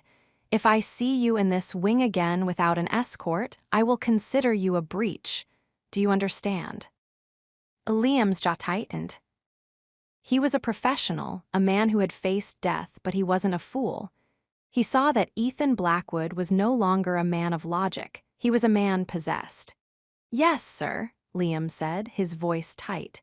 He turned and walked out, the heavy doors thudding shut behind him. Ava spun Ethan around, her hands fisting in his shirt. "You've lost your mind. He's the head of your security. You're alienating the only people who can actually keep us safe because of a 3-second touch." Ethan grabbed her wrists. His grip was tight, not enough to bruise, but enough to make the gold cuff on her wrist bite into her skin. He pulled her flush against him, his breathing heavy and ragged. "Safe," he rasped, his face inches from hers. "You think he wants to keep us safe." "I saw the way he looked at you in the library, Ava. I saw the way you touched him just now. Every man who looks at you is a threat. Every hand that comes near you is a hand I want to break." "It's a delusion, Ethan. It's your own insecurity because you don't have a company to rule anymore." "Insecurity?" Ethan let out a short, dark laugh that sounded like a bark. He dragged her toward the large stone fireplace, pinning her against the mantel. "I am the man who built an empire from nothing. I am the man who survived a car wreck that should have killed me. I don't feel insecure, Ava. I feel hungry. I feel a need to own the air in your lungs so that no one else can even breathe near you." "You're suffocating me," she screamed, pushing against his chest, Ethan didn't budge. He leaned in, his shadow swallowing her. The silver in his eyes was gone, replaced by a dark, swirling abyss of jealousy and raw, naked need. "Good," he whispered. "I want you to feel me everywhere. I want you to remember that the only reason you're alive, the only reason you're warm, the only reason you have a name is because I allowed it. Marcus wants to take you. Arthur Sterling wants to use you. And I want to consume you until there is nothing left for them to find." He reached up and grabbed the back of her head, his fingers tangling in her hair. He tilted her head back, forcing her to look at the madness in his gaze. "You wanted equality, Ava. You wanted to be a partner, but look at you. You're trembling. Your heart is racing for me. You hate the cage, but you love the warden." "Admit it." "I hate you," she breathed, though her body was betraying her, her skin flushing under his touch. "Liar," Ethan hissed. He kissed her then, not a kiss of love, but a kiss of war. It was violent, territorial, and absolute. He tasted of the scotch he'd been drinking and the cold, sharp edge of his own fury. He was marking her, claiming the territory he felt was being threatened by the world. Ava fought him for a second, her hands hitting his shoulders, before the slow burn finally exploded. She wrapped her arms around his neck, pulling him closer, matching his aggression with a desperate, frantic energy of her own. She hated his jealousy, she hated his control, but she was addicted to the way he made her the center of his universe. Ethan groaned into her mouth, his hands sliding down to her waist, lifting her until her feet dangled off the floor. He carried her toward the master suite, his movements frantic and powerful. He slammed the bedroom door shut and pinned her against it. The room was dark, the only light the red glow of the security system's active light. "You're mine," he rasped against her throat, his teeth grazing her skin. "Say it, before I lose what's left of my mind." "I'm yours," Ava whispered, her voice breaking. "God help me, Ethan, I'm yours." Ethan let out a sound of pure, unadulterated triumph. He didn't just take her, he reclaimed her. Every touch was a command, every breath was a possession. In the dark of the sanctuary, with the fog pressing against the glass and the world waiting to destroy them, Ethan Blackwood proved that he didn't need a boardroom to be a king. He just needed a room, and he needed her. But as Ava lay in the aftermath, listening to the heavy, rhythmic thud of his heart, she looked at the gold cuff on her wrist. It was glowing in the red light of the security sensor. The jealousy had exploded. The claim had been made. But as she watched Ethan fall into a dark, restless sleep beside her, she realized the terrifying truth. His jealousy wasn't a shield, it was a fuse, and the sanctuary wasn't a fortress anymore. It was a bomb, and it was only a matter of time before the world found a way to set it off. Chapter 37: The Demands for Equality. The fog had finally begun to retreat from the Hudson Valley, leaving behind a world that looked scrubbed raw and dripping with cold, silver light. Inside the sanctuary, the silence was no longer heavy with the threat of an explosion. It was the hollow, echoing silence of a ceasefire. Ava stood in the kitchen, her fingers curled around a mug of tea that had gone cold long ago. She was wearing a white linen shirt, one of Ethan's, that swallowed her frame, the hem reaching mid-thigh. The heavy gold cuff on her wrist was a constant weight, a cold reminder of the dangerous claim he had staked on her soul. Last night, the jealousy had been a wildfire. Ethan had consumed her, trying to burn away the memory of any other man's touch, any other man's gaze. He had been a monster, yes, but a monster who looked at her as if she were the only thing keeping the earth from spinning into the sun. But as the daylight grew stronger, Ava realized that she couldn't live in the heat of his obsession forever. She was being erased. She was becoming a shadow in his house, a footnote in his war with the world. She heard his footsteps, the rhythmic, authoritative click of his leather shoes on the stone floor. He was dressed for the day, even though there was nowhere to go. The suit was gone, replaced by a charcoal sweater and dark trousers, but the boss was still very much present in the set of his shoulders and the cold, silver clarity of his eyes. Ethan stopped at the edge of the kitchen, his gaze sweeping over her. He looked at the shirt she was wearing, his shirt, and a flicker of dark satisfaction crossed his face. "You're up early," he said. His voice was a low, gravelly hum, still rough from the night before. "I couldn't sleep," Ava replied, not turning to face him. "The silence in this house is getting too loud, Ethan." Ethan walked toward her. He didn't stop until he was standing behind her, his chest brushing against her back. He reached out and wrapped his arms around her waist, pulling her flush against him. He buried his face in the crook of her neck, inhaling deeply. "The silence is safety, Ava," he whispered. "It means the world is staying where it belongs, outside." "It means I'm disappearing," she countered, finally turning in his arms to look at him. "You've given me the encryption keys. You've made me a co-signer, but you still treat me like I'm a ghost. I want more than a digital signature, Ethan. I want my life back." Ethan's grip tightened. The deep freeze began to settle over his features. "We've discussed this. Marcus is still." "I don't care about Marcus right now." Ava snapped, pushing against his chest.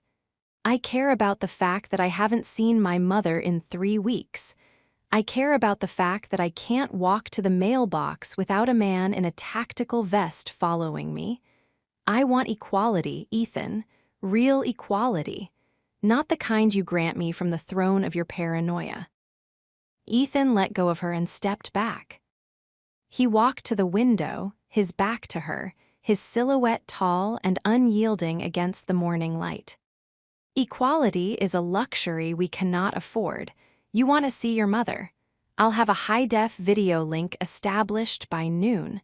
You want to walk the grounds. I'll increase the perimeter sweep." "That's not what I asked for." Ava's voice echoed off the stone walls. "I want to be able to leave this house. I want to be able to go to the city for a day, without you, without a detail. I want to know that I'm still a person who can survive on her own." Ethan turned then. The silver in his eyes was fractured, glowing with a raw, terrifying intensity. "You want to be on your own, after what happened at the tower, after the laser dot on your heart. You're asking me to hand Marcus the gun he needs to kill me. I'm asking you to trust me." "I trust you," Ethan hissed, stepping into her space, his presence swallowing her. "I don't trust the wind. I don't trust the shadows. I don't trust a world that has spent 15 years trying to find a way to make me flinch. You are the only thing that makes me flinch, Ava, and I am not letting you out of my sight." Ava looked at the man she loved, the monster, the billionaire, the savior. She realized then that his love was a beautiful, suffocating prison. He didn't want a partner. He wanted a heart he could keep in a box. "Then we're done," she whispered. Ethan froze. "What?" "If I'm not an equal, I'm just a possession. And I won't be owned, Ethan, not even by you." She reached for the gold cuff on her wrist, her fingers clawing at the unyielding metal. "Take it off. Take the ward status off. If you won't give me my freedom, then give me back my name." Ethan grabbed her hands, his grip crushing. He looked at her with a mixture of shock and fury. "You think it's that easy. You think you can just walk away from what we've built." "We haven't built anything," she cried, tears finally breaking through. "You built a cage. I just happened to be the only thing you wanted to put in it." Ethan roared, a sound of pure, unadulterated agony, and slammed his hand against the marble counter. He grabbed her by the shoulders and pulled her close, his face inches from hers. "You want equality," he rasped, his voice trembling.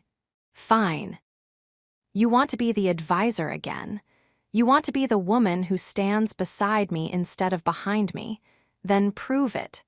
Prove that you can handle the weight of what I carry." "How?"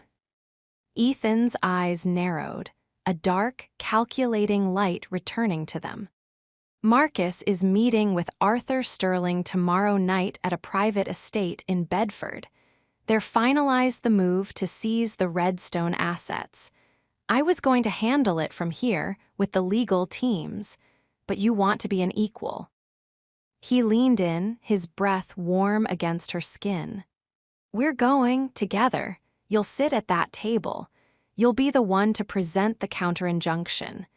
You'll look Marcus in the eye and tell him that you aren't his leverage, you're his executioner." Ava felt a cold chill run down her spine. The struggle for equality had just become a suicide mission. Ethan wasn't just giving her freedom, he was testing her to see if she could survive the fire he lived in. "And if I do?" she asked. "Then the ward status is dissolved," Ethan whispered. "The cuff stays because I'm never letting you go, but the leash is gone. You'll be my partner, in the eyes of the law and in the eyes of the world." Ava looked at him. She saw the trap. She saw the danger. But she also saw the only path back to being herself. "Deal," she said. Ethan didn't smile. He reached out and traced the line of her jaw, his touch heavy with a new kind of fear. "I hope you know what you're asking for, Ava. Because once you step onto that battlefield, there is no going back to the sanctuary. You'll be a Blackwood, and the world doesn't forgive a Blackwood." He leaned in and kissed her, a slow, somber seal on a dangerous pact. As Ethan walked toward the study to prepare the files, Ava Reed looked at the gold cuff on her wrist. The struggle for equality had reached its climax. She was going back to the world. She was going to face the monster in the camel hair coat. And as the sun finally cleared the trees, casting long, sharp shadows across the stone floor, she realized the truth. She didn't want to be equal to the man. She wanted to be equal to the storm.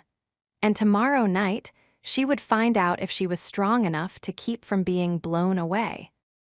Chapter 38, The Massive Fight. The night before the Bedford meeting was not silent. The wind had picked up, howling through the jagged cliffs of the Hudson Valley and rattling the triple-paned glass of the sanctuary until the entire house seemed to hum with a restless, discordant energy. Inside the study, the air was even thinner. Ava sat at the mahogany desk, her eyes blurred from hours of staring at the Redstone liquidation files. Across the room, Ethan was a silhouette of unrelenting focus. He was cleaning a sleek black handgun, a ritual he performed with a terrifying, mechanical grace whenever his mind was too crowded with ghosts. The deal they had struck, the promise of equality in exchange for facing Marcus, hung between them like a tripwire. "The Bedford estate has 3 points of entry," Ethan said, his voice a low, rhythmic drone. He didn't look up from the weapon. "Liam will be in the secondary vehicle. You will stay behind me until the papers are on the table. If I give you the signal, you don't talk, you don't negotiate, you move to the car." Ava set her pen down. The metallic clink of her gold cuff against the desk echoed in the room. "We've been over this, Ethan. I'm not going there to be a spectator. You said I would present the counter-injunction. You said I would look him in the eye." "I said you would be my partner," Ethan corrected, finally looking up. His silver eyes were flat, devoid of the warmth they had held in the bedroom. "A partner follows the lead of the person with the most tactical experience." "You have the mind for the numbers, Ava, but you don't have the stomach for the blood Marcus is willing to spill." Then why are we doing this? Ava stood up, her chair screeching against the ebony floor. If you're just going to shield me and treat me like a liability, then the equality you promised is just another lie to keep me quiet. Ethan stood up slowly. He set the gun on the table and walked toward her. He didn't stop until he was in her space, his shadow swallowing her. "It's not a lie," he hissed. "It's survival. You think you're ready for this. You think because you lived in Queens and talked back to a few bankers, you can handle a man like Marcus Van Heisler in a room where the police don't go. I survived you, didn't I?" The words hit the air like a physical blow. Ethan flinched, his jaw tightening until the corded muscles in his neck stood out in sharp relief. "Is that what you think this is?" he whispered, his voice dropping to a dark, tortured register. "Survival? You think I'm just another obstacle you have to outmaneuver. I think you're a man who is so afraid of losing control that you've turned our relationship into a siege." Ava's voice broke, the frustration of weeks of isolation finally boiling over. "You want to own the room, Ethan. You want to own the air, and you want to own me, but you can't have a partner and a possession at the same time. Choose one." "I chose you," Ethan roared, slamming his hand against the stone wall next to her head. The sound was like a gunshot. "I gave up my empire for you. I shattered my own office to keep you from a laser dot. I am standing in the wreckage of $1 billion life because I couldn't imagine a world where you weren't breathing. And you think that gives you the right to erase me?" Ava stepped into him, her chest heaving against his. "You think that because you saved me, I owe you my soul. You didn't give up your empire for me, Ethan. You gave it up because you were too obsessed with your own cage to see the wolves at the door. And now you're building a new one right here." Ethan grabbed her by the shoulders, his grip tight, his eyes wide with a mixture of shock and fury. "I am trying to keep you whole. You're making me empty." She screamed. She reached for the gold cuff on her wrist, her fingers clawing at the unyielding metal. "Take it off. If I'm a partner, take off the brand. If I'm your equal, let me be free to walk away if I want to." Ethan's expression froze. The deep freeze didn't return. This was something worse. This was the look of a man watching his last anchor snap in a storm. "You want to walk away?" he whispered, his voice barely audible over the wind outside. "After everything I've done, after the way I've held you." "I want to know that I can," Ava breathed, tears finally streaming down her cheeks. "Because if I can't leave, Ethan, then I'm not here because I love you, I'm here because I have no choice. And that's not a sanctuary, that's a prison." Ethan let go of her shoulders as if she had burned him. He stepped back, his hands trembling. He looked around the study, the stone, the leather, the high-tech monitors, and for the first time he seemed to see it for what it was, a monument to his own paranoia. "A prison," he repeated, the word tasting like poison. He looked at her and the silver in his eyes shattered. The boss, the billionaire, the warlord, he collapsed in front of her, leaving only a man who was terrified of the dark. "You really want to go?" he asked. "I need to know that I'm more than a piece of your property, Ethan." Ethan walked to the desk. He picked up a small, magnetic key, the one he had told her didn't exist. He walked back to her and took her hand. His touch was cold, his movements mechanical. He pressed the key to the hidden seam in the gold cuff. Click. The heavy metal band fell open. It hit the ebony floor with a hollow, echoing thud that sounded like the end of the world. Ava looked at her wrist. The skin was pale, marked by the weight of the metal. She felt a sudden, terrifying lightness.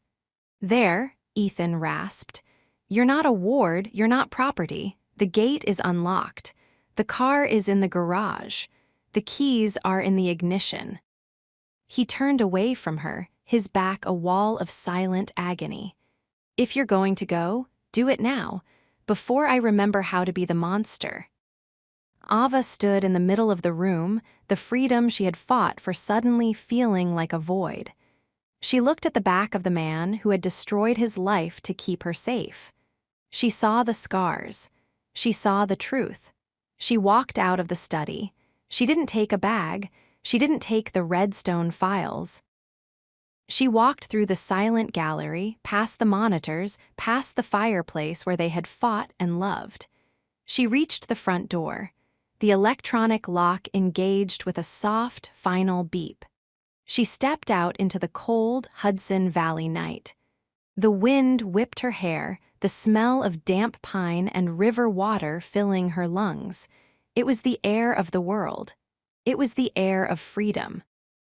But as she reached the garage and looked back at the sanctuary, the stone house glowing like a lonely lantern on the cliff, Ava Reed realized the most devastating truth of all. He had finally let her go, and for the first time in her life, she had never felt more lost. She got into the car. She started the engine. She drove through the iron gates and down the winding mountain road, leaving the boss who owned the room alone in his wreckage. The massive fight was over. The claim was broken. And as the sanctuary disappeared in her rearview mirror, Ethan Blackwood sat in his dark study and watched the monitors go blank. His empire was gone. His room was empty. And for the first time in 15 years, the King of New York finally felt the cold. Chapter 39: The Ghost of Freedom. The city of New York didn't welcome Ava Reed back. It swallowed her. When she drove the black sedan through the Midtown Tunnel, the transition was like a physical blow. The silence of the Hudson Valley, the rhythmic rush of the river and the sighing of the pines, was replaced by a violent, jagged cacophony of sirens, screeching tires, and the low-frequency thrum of 8 million people fighting for space. She felt exposed. Without the reinforced glass, without the 12-man security detail, without the man who owned the room standing in her shadow, the city felt like a predatory beast. Every face on the sidewalk looked like a threat. Every black SUV looked like Marcus Van Heisler's return. Ava stayed in a small, nondescript hotel in Long Island City for the first 2 days. It was a room of beige walls and synthetic sheets, a space so ordinary it felt like an insult to the charcoal silk she had left behind. She looked at her wrist. The skin where the gold cuff had sat was pale, a ghostly band of white that refused to tan. Her arm felt light, terrifyingly light. She found herself reaching for the metal throughout the day, her fingers searching for the weight that had defined her for weeks. She was free. She was no longer a ward. She was no longer property. So why did she feel like she was disappearing? By the 3rd day, the reality of the breaking point set in. Ava sat in a crowded diner in Queens, the air thick with the smell of burnt grease and cheap coffee. She was scrolling through job listings on a burner phone she'd bought with cash. Administrative assistant, office manager, junior analyst. She had been the executive advisor to the most powerful man in Manhattan. She had signed off on multi-billion-dollar liquidations. She had stared down the board of directors, but as she looked at the requirements for a mid-level law firm in Brooklyn, she realized the truth. She was a ghost. Every time she typed her name into a search engine, the headlines from the Blackwood breach screamed back at her. The girl in the middle of the meltdown. Blackwood's obsession leads to fall. She was radioactive. To the corporate world, she wasn't a professional, she was a liability. She was the woman who had broken the king. "More coffee, honey." The waitress asked, her voice tired and raspy. Ava looked up. The woman reminded her of her life before the tower, before the emerald dresses and the diamond chokers. "No, thank you. Ava said, her voice sounding foreign to her own ears. She left a $5 bill on the counter and walked out into the rain. It was a cold, dirty drizzle that smelled of soot and wet asphalt. She started walking, her heels clicking a hollow rhythm on the cracked pavement. She realized then that Ethan hadn't lied. He hadn't just built a cage, he had built a world. And by walking out the door, she hadn't found her independence. She had just found the vacuum where her life used to be. 80 miles north, in the darkened study of the sanctuary, Ethan Blackwood sat in total silence. The house was cold. He hadn't turned on the heating since she left. He hadn't turned on the lights. He sat in the leather chair, his eyes fixed on a single monitor. It was a tracking feed. He had removed the gold cuff, yes. He had let the ward status dissolve, but he was Ethan Blackwood. He didn't know how to let go. The black sedan she had driven away in was equipped with a long-range beacon. The burner phone she had bought. It was pinging off a tower he owned. He knew she was in Queens. He knew she had eaten at a diner. He knew she was currently standing on the corner of 44th Drive, staring at a puddle. His hand was white-knuckled around a glass of neat scotch. He wanted to call her. He wanted to send the Maybach to pick her up. He wanted to roar at her for being so careless in the open air. But he didn't. For the first time in his life, Ethan Blackwood was exercising restraint. He had seen the look in her eyes when the cuff hit the floor. He had seen the terror of being erased. He realized that if he brought her back now, he wouldn't be bringing back Ava Reed. He'd be bringing back a shell. "Let her breathe," he whispered to the empty room.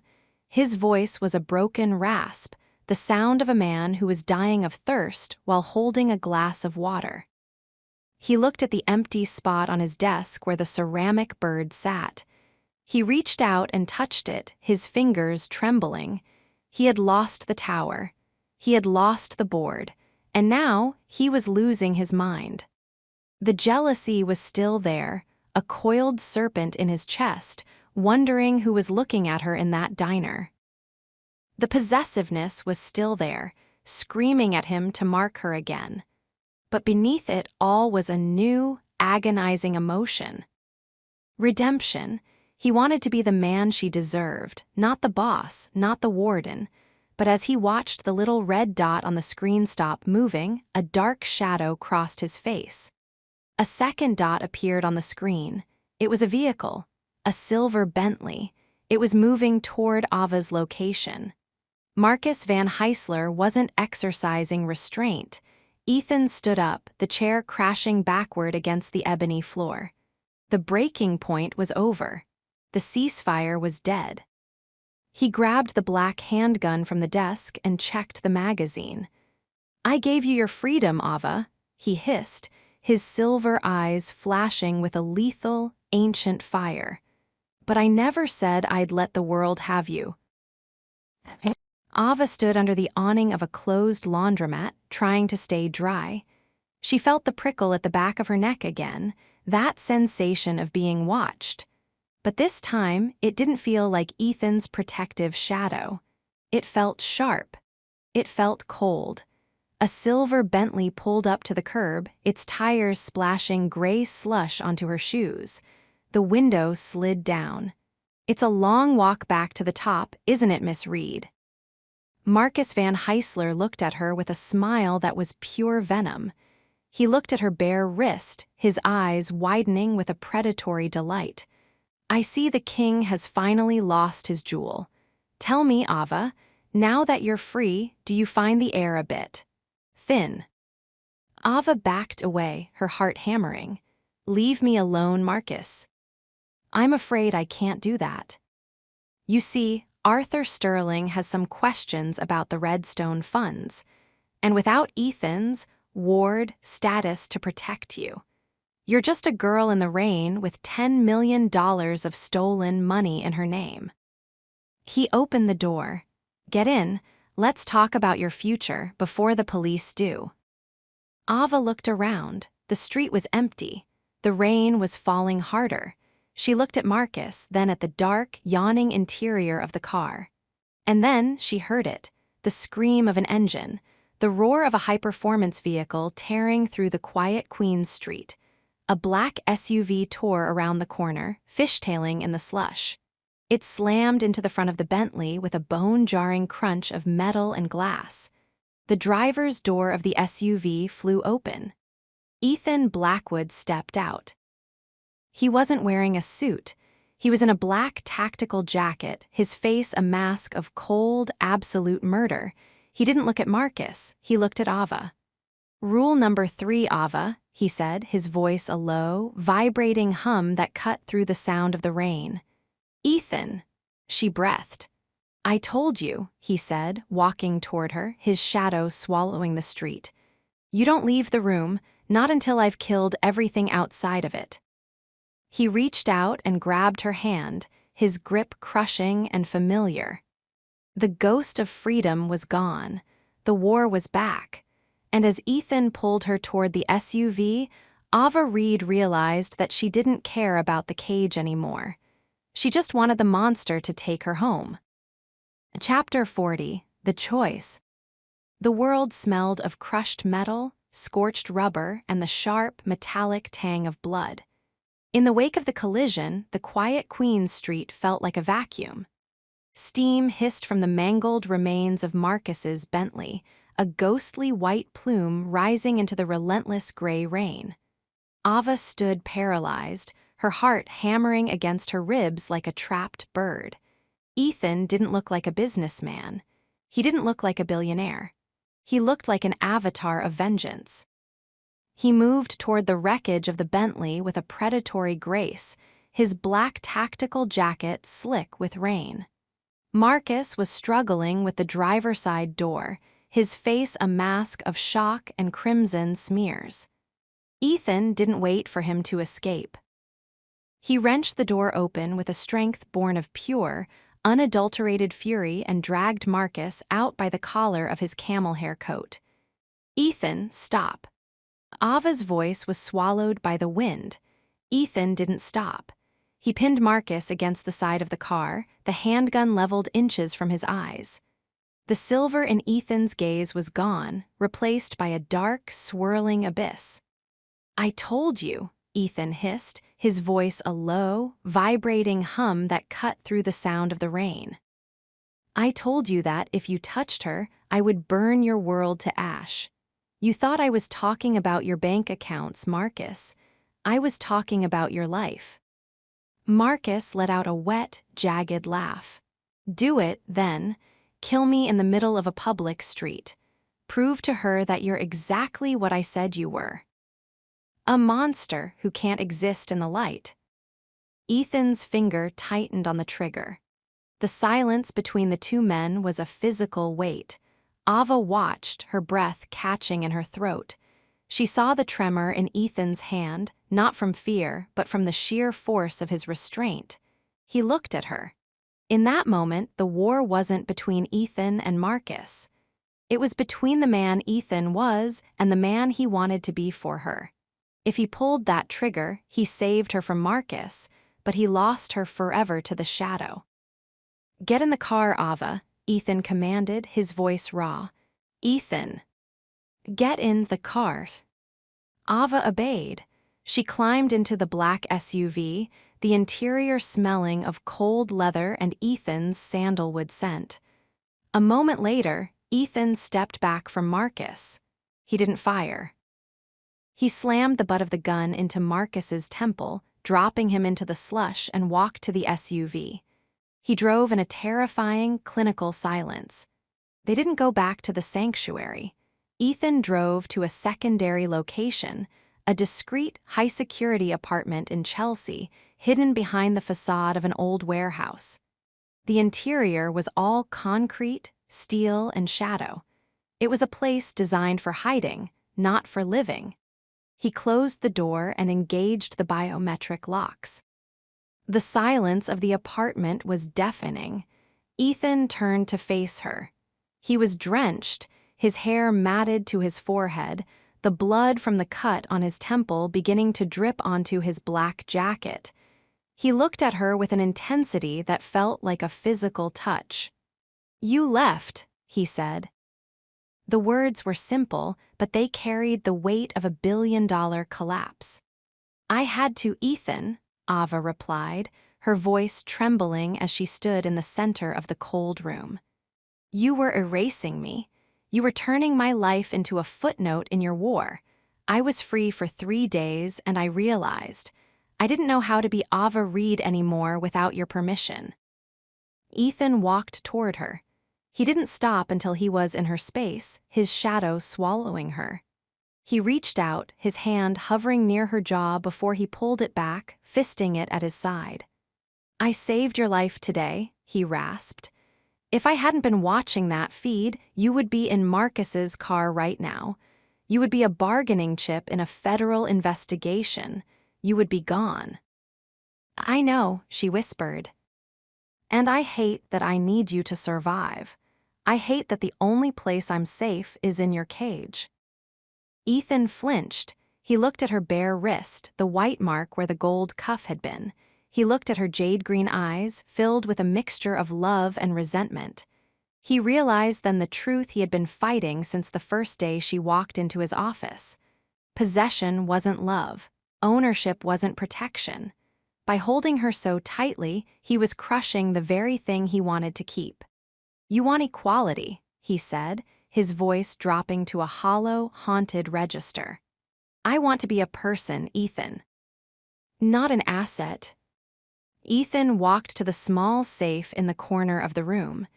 He keyed in a code and pulled out a thick envelope and a set of keys. He walked back to her and held them out. "There is a passport in here," he whispered. "A new identity. A bank account in Switzerland that Marcus can't touch. And the keys to a house in Vermont. It's not a sanctuary, it's just a house. No cameras, no trackers, no men with guns." Ava stared at the envelope. "What are you doing?" "I'm giving you the choice," Ethan said, his silver eyes fracturing with a raw, agonizing pain. "If you stay here with me, the war continues. Marcus will keep coming. The board will keep hunting us. And I will keep trying to swallow you whole to keep you safe." He took a step back, creating a distance that felt like a canyon between them. "But if you take this, you can disappear, truly disappear. Even I won't know where you are. You can find out who Ava Reed is when no one is watching her." "You're letting me go." Ava's voice broke. "I love you, Ava," Ethan whispered. It was the first time he had said the words, not as a claim, not as a command, but as a surrender. "And because I love you, I'm giving you the one thing I've never given anyone else." "What?" "The exit." Ava looked at the envelope, then at the man who had destroyed his life to own her. She saw the scars on his back. She saw the man who had chosen not to pull the trigger in the rain. She realized that the power and possession of Act 4 had reached its breaking point. He was finally giving her the equality she demanded, the power to leave. She reached out and took the envelope. Her fingers brushed his, and she felt the violent jolt of electricity that always passed between them. She wanted to throw it away. She wanted to stay in his arms and let the world burn, but she knew he was right. As long as she stayed, she was a target, and as long as she was a target, he would never be anything but a monster. "I have to go, Ethan," she breathed, tears streaming down her face. Ethan didn't move. He didn't beg. He simply nodded, his face turning into a mask of cold, absolute stone. "The car is in the basement. The driver will take you to the first waypoint. After that, you're on your own." Ava walked to the door. She paused at the threshold, looking back at the silhouette of the man who owned the room. He looked smaller in the shadows of the empty warehouse. "Will I see you again?" she asked. "Not until I've killed the ghosts," Ethan said. Ava stepped out of the room. The biometric lock engaged with a soft, final beep. She descended to the garage. She got into the car. She watched the city of New York disappear in the rearview mirror, her wrist feeling light and cold. The choice had been made, and as the car sped toward the border, Ava Reed realized the most devastating truth of all. She had finally found her freedom, and it was the loneliest thing she had ever known. Chapter 41: The Silence of the Pines. The state of Vermont did not speak in the language of glass and steel. It spoke in the language of frost, the scent of damp earth, and the endless, judgmental silence of the pines. Ava stood on the porch of a small, weather-beaten cottage on the outskirts of a town called Blackwood. No, the irony wasn't lost on her. It was a name on a map, a place Ethan had chosen because it was invisible. The house was a far cry from the sanctuary. There were no concrete walls, no heated marble floors, and no biometric locks. There was only old cedar, a wood-burning stove that smelled of ash and winter, and a view of the mountains that didn't care about stock prices or federal investigations. She had been here for 7 days. 7 days since she had stepped out of the black SUV in a trailhead parking lot. 7 days since she had watched the tail lights of Ethan's world disappear into the night. She looked at her wrist. The white band of skin where the gold cuff had sat was beginning to fade, the flesh taking on the healthy, wind-burned glow of the mountain air. But the weight remained. It was a phantom weight, a psychological anchor that made her arm feel heavy whenever she reached for a door or picked up a glass. She was free. She was Ava Reed again, so why did the silence feel like a threat? Ava walked into the town center, her boots crunching on the early morning frost. She was wearing a thick, oversized wool sweater she'd bought at the local general store, a scratchy, utilitarian garment that was the antithesis of the black silk Ethan had draped her in. She had a routine now. It was her armor. 8:00 a.m., coffee at the local diner. 9:00 a.m., work at the town library, organizing a collection of local history that had been neglected for decades. 5:00 p.m., walk back to the cottage. 6:00 p.m., sit by the fire and try to remember the sound of a voice that wasn't her own. The library was a quiet, dusty sanctuary of its own. It smelled of vanilla, old glue, and the slow decay of paper. As she moved through the stacks, Ava felt a strange, hollow peace. No one here knew her as the executive advisor. No one knew about the Redstone funds or the watcher in the glass. To the silver-haired head librarian, she was just Ava, a quiet girl from the city with sad eyes and a meticulous hand.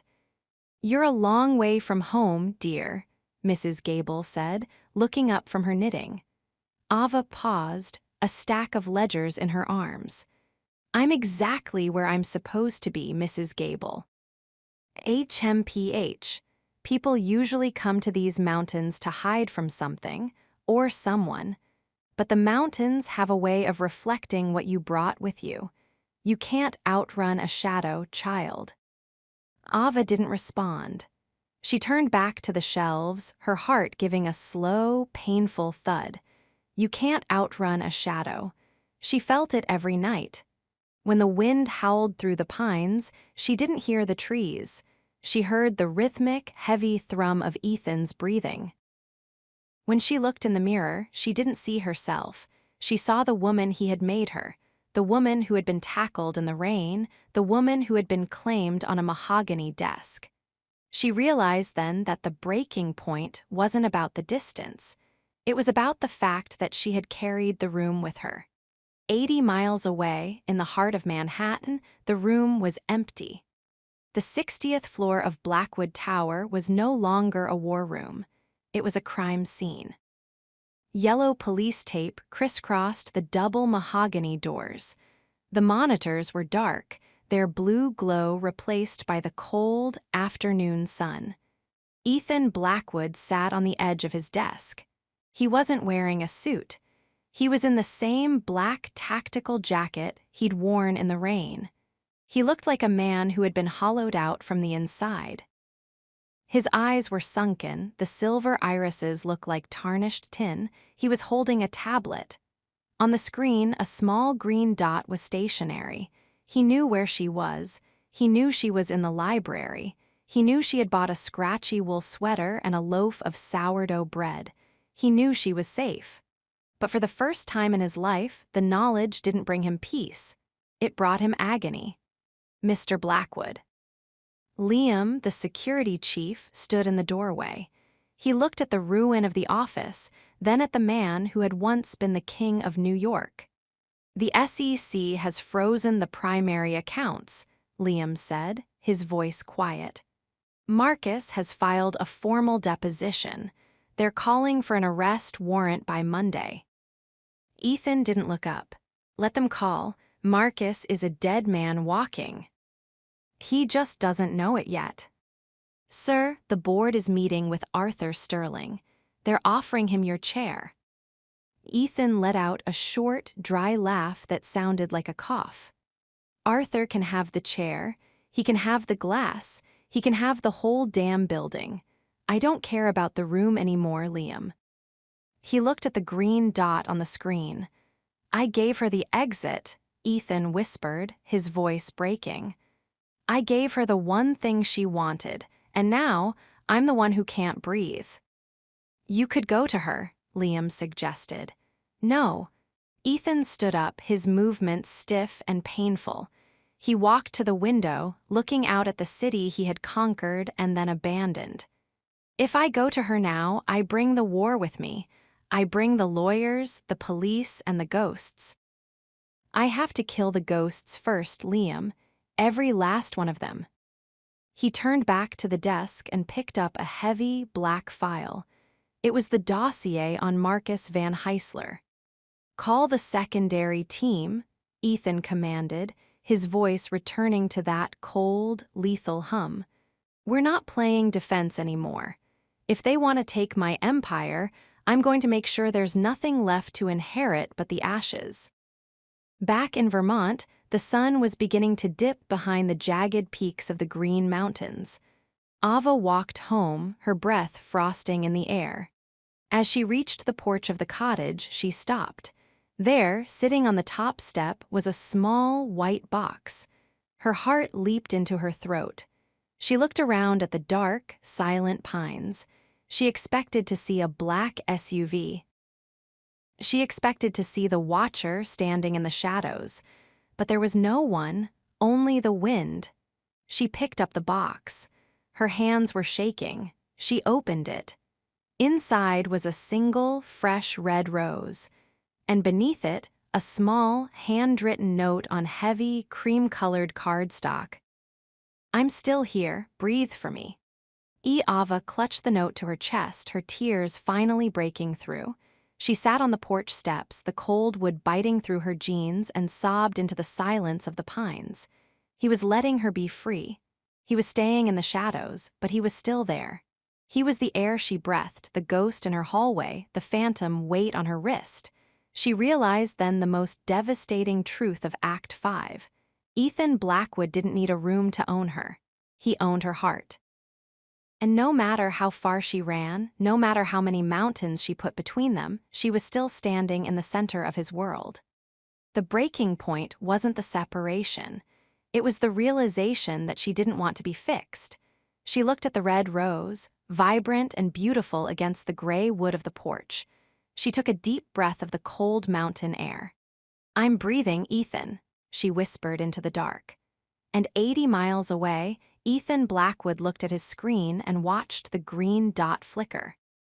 He closed his eyes, a single tear sliding down his scarred cheek.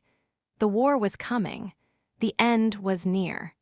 But for one night, in the silence of the pines, they were together in the dark. Chapter 42. The Watcher from Afar. The winter in Vermont didn't arrive with a flurry. It arrived with a weight. Ava stood on the narrow sidewalk of Blackwood's Main Street, the collar of her wool coat turned up against a wind that tasted of iron and ancient snow. The town was closing up for the evening. The warm, amber glow of the general store windows cast long, shivering shadows across the frosted pavement. To anyone else, it was a picture postcard of New England peace. To Ava, it was a stage. She couldn't shake the feeling that she was a character in a play, and the audience was a single, silver-eyed man sitting 80 miles away in the dark. She walked toward the small post office, her boots making a rhythmic crunch hiss in the light dusting of snow. Every few steps, she would glance at the reflection in a shop window, not out of vanity, but out of a hard-wired survival instinct she hadn't been able to leave behind in the city. She looked for the black SUV. She looked for the man in the tactical vest. She saw nothing but the quiet townspeople, and yet the back of her neck prickled. The watcher was there. She could feel the gravity of his attention, a low-frequency hum that vibrated in her very bones. "Morning, Ava," the postmaster said, sliding a small stack of mail across the counter. He was a man of few words, his face a map of Vermont winters. "Morning, Mr. Henderson." "The medical bills for the facility in Westchester," he noted, tapping a heavy, official-looking envelope. Marked "Paid in full" again. "You must have one hell of an insurance policy, girl." Ava's fingers trembled as she took the envelope. Something like that. She walked back out into the cold, the paper crinkling in her hand. Paid in full. She hadn't sent a check. She hadn't even looked at the balance. She knew exactly whose signature was on the digital transfer. Ethan was still managing the air she breathed. He was the silent architect of her freedom, ensuring that while she was independent, she never truly had to face the cold. She hated it, and she craved it. In a darkened suite at the Edgecliff Hotel, a place of gray concrete and anonymous luxury, Ethan Blackwood sat in a chair that faced a wall of 3 monitors. He didn't look like a titan of industry. He looked like a ghost haunting his own life. The room was cold. He hadn't turned on the heat. He was wearing a black sweater, his sleeves pushed up to reveal the scars on his forearms. On the center screen, a grainier-than-usual feed showed the main street of Blackwood, Vermont. He watched Ava walk out of the post office. He watched the way she tucked her hair behind her ear, a gesture of nerves he knew better than his own name. He watched the way her breath hung in the air like a small, white prayer. "She's getting thinner," Ethan whispered. His voice was a hollow rasp, the sound of a man who hadn't spoken to another human being in days. "She's eating, sir," Liam's voice came through the earpiece. Liam was on the ground in Vermont, tucked into a rental car 2 blocks away. "She bought sourdough and apples this morning." "She's maintaining the routine." "Maintain the perimeter, Liam." Marcus sent another courier to the Westchester facility this morning. He's trying to find the link. If a single soul she doesn't know speaks to her, I want them neutralized before they finish the sentence. "Understood, sir." Ethan leaned forward, his forehead almost touching the screen. He reached out, his thumb tracing the line of Ava's jaw on the digital display. This was his new empire, 3 monitors and a girl in a wool coat. He had lost the tower, the board, and the respect of the city, but he still owned the view. He was the watcher from afar, a god of shadows who was tearing the world apart in the dark just to make sure her morning coffee stayed warm. He shifted his gaze to the 3rd monitor. It showed a legal brief, the evidence he was gathering against Marcus Van Heisler. It was a scorched earth policy. To clear Ava's name, he had to implicate himself in a dozen different financial crimes. He had to ensure that when the SEC finally came for him, there would be nothing left of Marcus but a memory. He was sacrificing himself to build her a future, and the hardest part wasn't the legal risk. It was the silence. He wanted to hear her laugh. He wanted to hear her tell him his coffee was too hot. He wanted to feel the way she breathed against his chest in the 4 in the morning dark. "I'm coming for you, Ava," he murmured to the screen. "Just as soon as the world is fit for you to walk in." Ava reached the cottage as the sun dipped behind the jagged peaks of the mountains, leaving the world in a bruised, purple twilight. She stepped inside and immediately moved to the wood-burning stove. The house was cold, smelling of cedar and the faint, lingering scent of the lavender soap she used. She knelt on the rug, stoking the embers, her mind a chaotic whirl of the paid bills and the phantom weight on her wrist. She stood up and walked to the small kitchen table. There, sitting in the center of the wood, was something that hadn't been there when she left: a book. It was an old, leather-bound edition of The Count of Monte Cristo. She picked it up, her heart giving a violent, staggering leap. She opened the cover. On the flyleaf, in that elegant, dominant script she saw in her dreams, was a single sentence: "Wait and hope." Ava clutched the book to her chest, her knees finally giving out. She sank to the floor, her tears hot against the cold leather. He was here. He wasn't 80 miles away. He was in the pines. He was in the shadows. He was the hand that turned the lock when she wasn't looking. "Why won't you just come inside?" She sobbed into the empty room. "Why won't you just let me see you?" But the only answer was the whistle of the wind through the eaves and the rhythmic crackle of the fire. She realized then the terrifying depth of Ethan's love. He wasn't just protecting her, he was punishing himself. He was staying in the dark because he believed he was the darkness. He thought that by staying away, he was keeping her clean. She looked at the book. Wait and hope. It was a command. And even here, in the middle of a Vermont forest, she was still the girl who followed the boss's lead. She stood up, wiped her eyes, and placed the book on her nightstand. She lay in the dark, watching the shadows of the trees dance on the ceiling. She felt the watcher out there. She felt his silver eyes on the house. And for the first time since she had left the city, Ava Reed didn't feel alone. She felt claimed. The breaking point was shifting. The separation was no longer a wall, it was a bridge. And as she drifted into a restless sleep, she realized that Ethan Blackwood didn't need to own the room. He owned the very air she used to breathe his name. And in the dark of the Vermont night, 80 miles away, Ethan Blackwood watched the light in the cottage go out and finally allowed himself to close his eyes. Chapter 43. Another Man Enters. The winter in Vermont had a way of flattening the world. The sky was a vast, unblinking sheet of slate, and the mountains were jagged teeth biting into the horizon. Ava stood in the Blackwood Public Library, the silence of the stacks feeling like a physical weight. For 3 weeks, she had curated her solitude. She had become a ghost in a wool sweater, moving between the dusty ledgers of the town's history and the small, cold cottage on the hill. She was safe. She was independent. She was dying of boredom. Every time she opened a drawer, she expected to see a legal brief.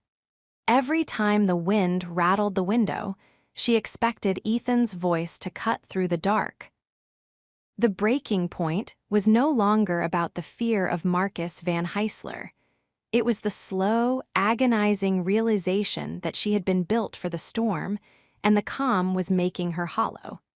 The bell above the library door chimed, a cheerful, domestic sound that felt out of place in Ava's internal landscape. "Mrs. Gable, I've got those architectural blueprints for the town hall restoration." The voice was warm. It wasn't the gravelly, pressurized baritone of Ethan Blackwood. It was a tenor, light and easy, like a sunbeam on a cold floor. Ava looked up from her desk. Standing by the entrance was a man who looked like he belonged in a different book entirely. He was tall, with honey-colored hair and eyes the color of the clear Hudson water. He wore a rugged canvas jacket and a scarf that looked like it had been knitted by someone who loved him. "Julian," Mrs. Gable said, beaming from her knitting. "You're early. Ava, dear, this is Julian Vance. He's the architect helping us save the old clock tower." Ava froze. Vance. The name hit her like a physical blow. Elena Vance, the merger. The woman who had tried to mark Ethan as her own. Julian stepped forward, extending a hand. His skin was warm, his grip firm but gentle, entirely unlike the crushing, possessive hold of the man who currently owned her heart. "It's a pleasure, Ava. I heard we had some new blood in the archives. Mrs. Gable says you're a marvel with the old records." Ava took his hand, her fingers feeling strange and small in his. "I just like order," she said, her voice sounding raspy from disuse. "Order is the foundation of beauty," Julian said with a smile that actually reached his eyes. "I'm heading over to the diner for a coffee and to look over these maps. It's freezing out there. Would you like to join me? I could use a second pair of eyes on the 1920s foundation logs." Ava looked at the stack of dusty ledgers. Then she looked at the door. For the first time since she had left the city, an exit was being offered, not by a billionaire in a tactical jacket, but by a man who just wanted to talk about a clock tower. I suppose I could use a break," she whispered. 80 miles away, in a room that smelled of cold air and obsession, Ethan Blackwood stopped breathing. He was leaning forward, his hands gripping the edge of the desk so hard the wood groaned. The center monitor showed the exterior of the Blackwood diner. Through the large glass window, the feed, captured by a long-range thermal camera Liam had installed, showed two figures sitting in a booth. Ava and a man. Ethan didn't see Julian Vance, the architect. He saw a predator. He saw a hand that wasn't his reaching across the table to point at a map. He saw Ava, his Ava, leaning in to listen, her face illuminated by the soft, warm light of a normal afternoon. "Liam," Ethan hissed into his comms. His voice was a dark, terrifying vibration. "Who is he?" "Julian Vance, sir." Liam's voice came back, sounding tense. "He's local. Distant cousin to the London Vances, but he's been out of the family business for a decade. He's clean, no ties to Marcus, no criminal record. I don't care if he's a saint." Ethan roared, slamming his fist onto the desk. A glass of scotch shattered, the amber liquid soaking into the files he had spent all night organizing. "He's touching her table. He's breathing her air. Why is she smiling, Liam? Why is she smiling at him?" "Sir, she's just having coffee. It's part of the normal life you wanted for her." "I wanted her safe, not available." Ethan's eyes were wild, the silver fractured by a raw, agonizing jealousy that felt like a blade in his chest.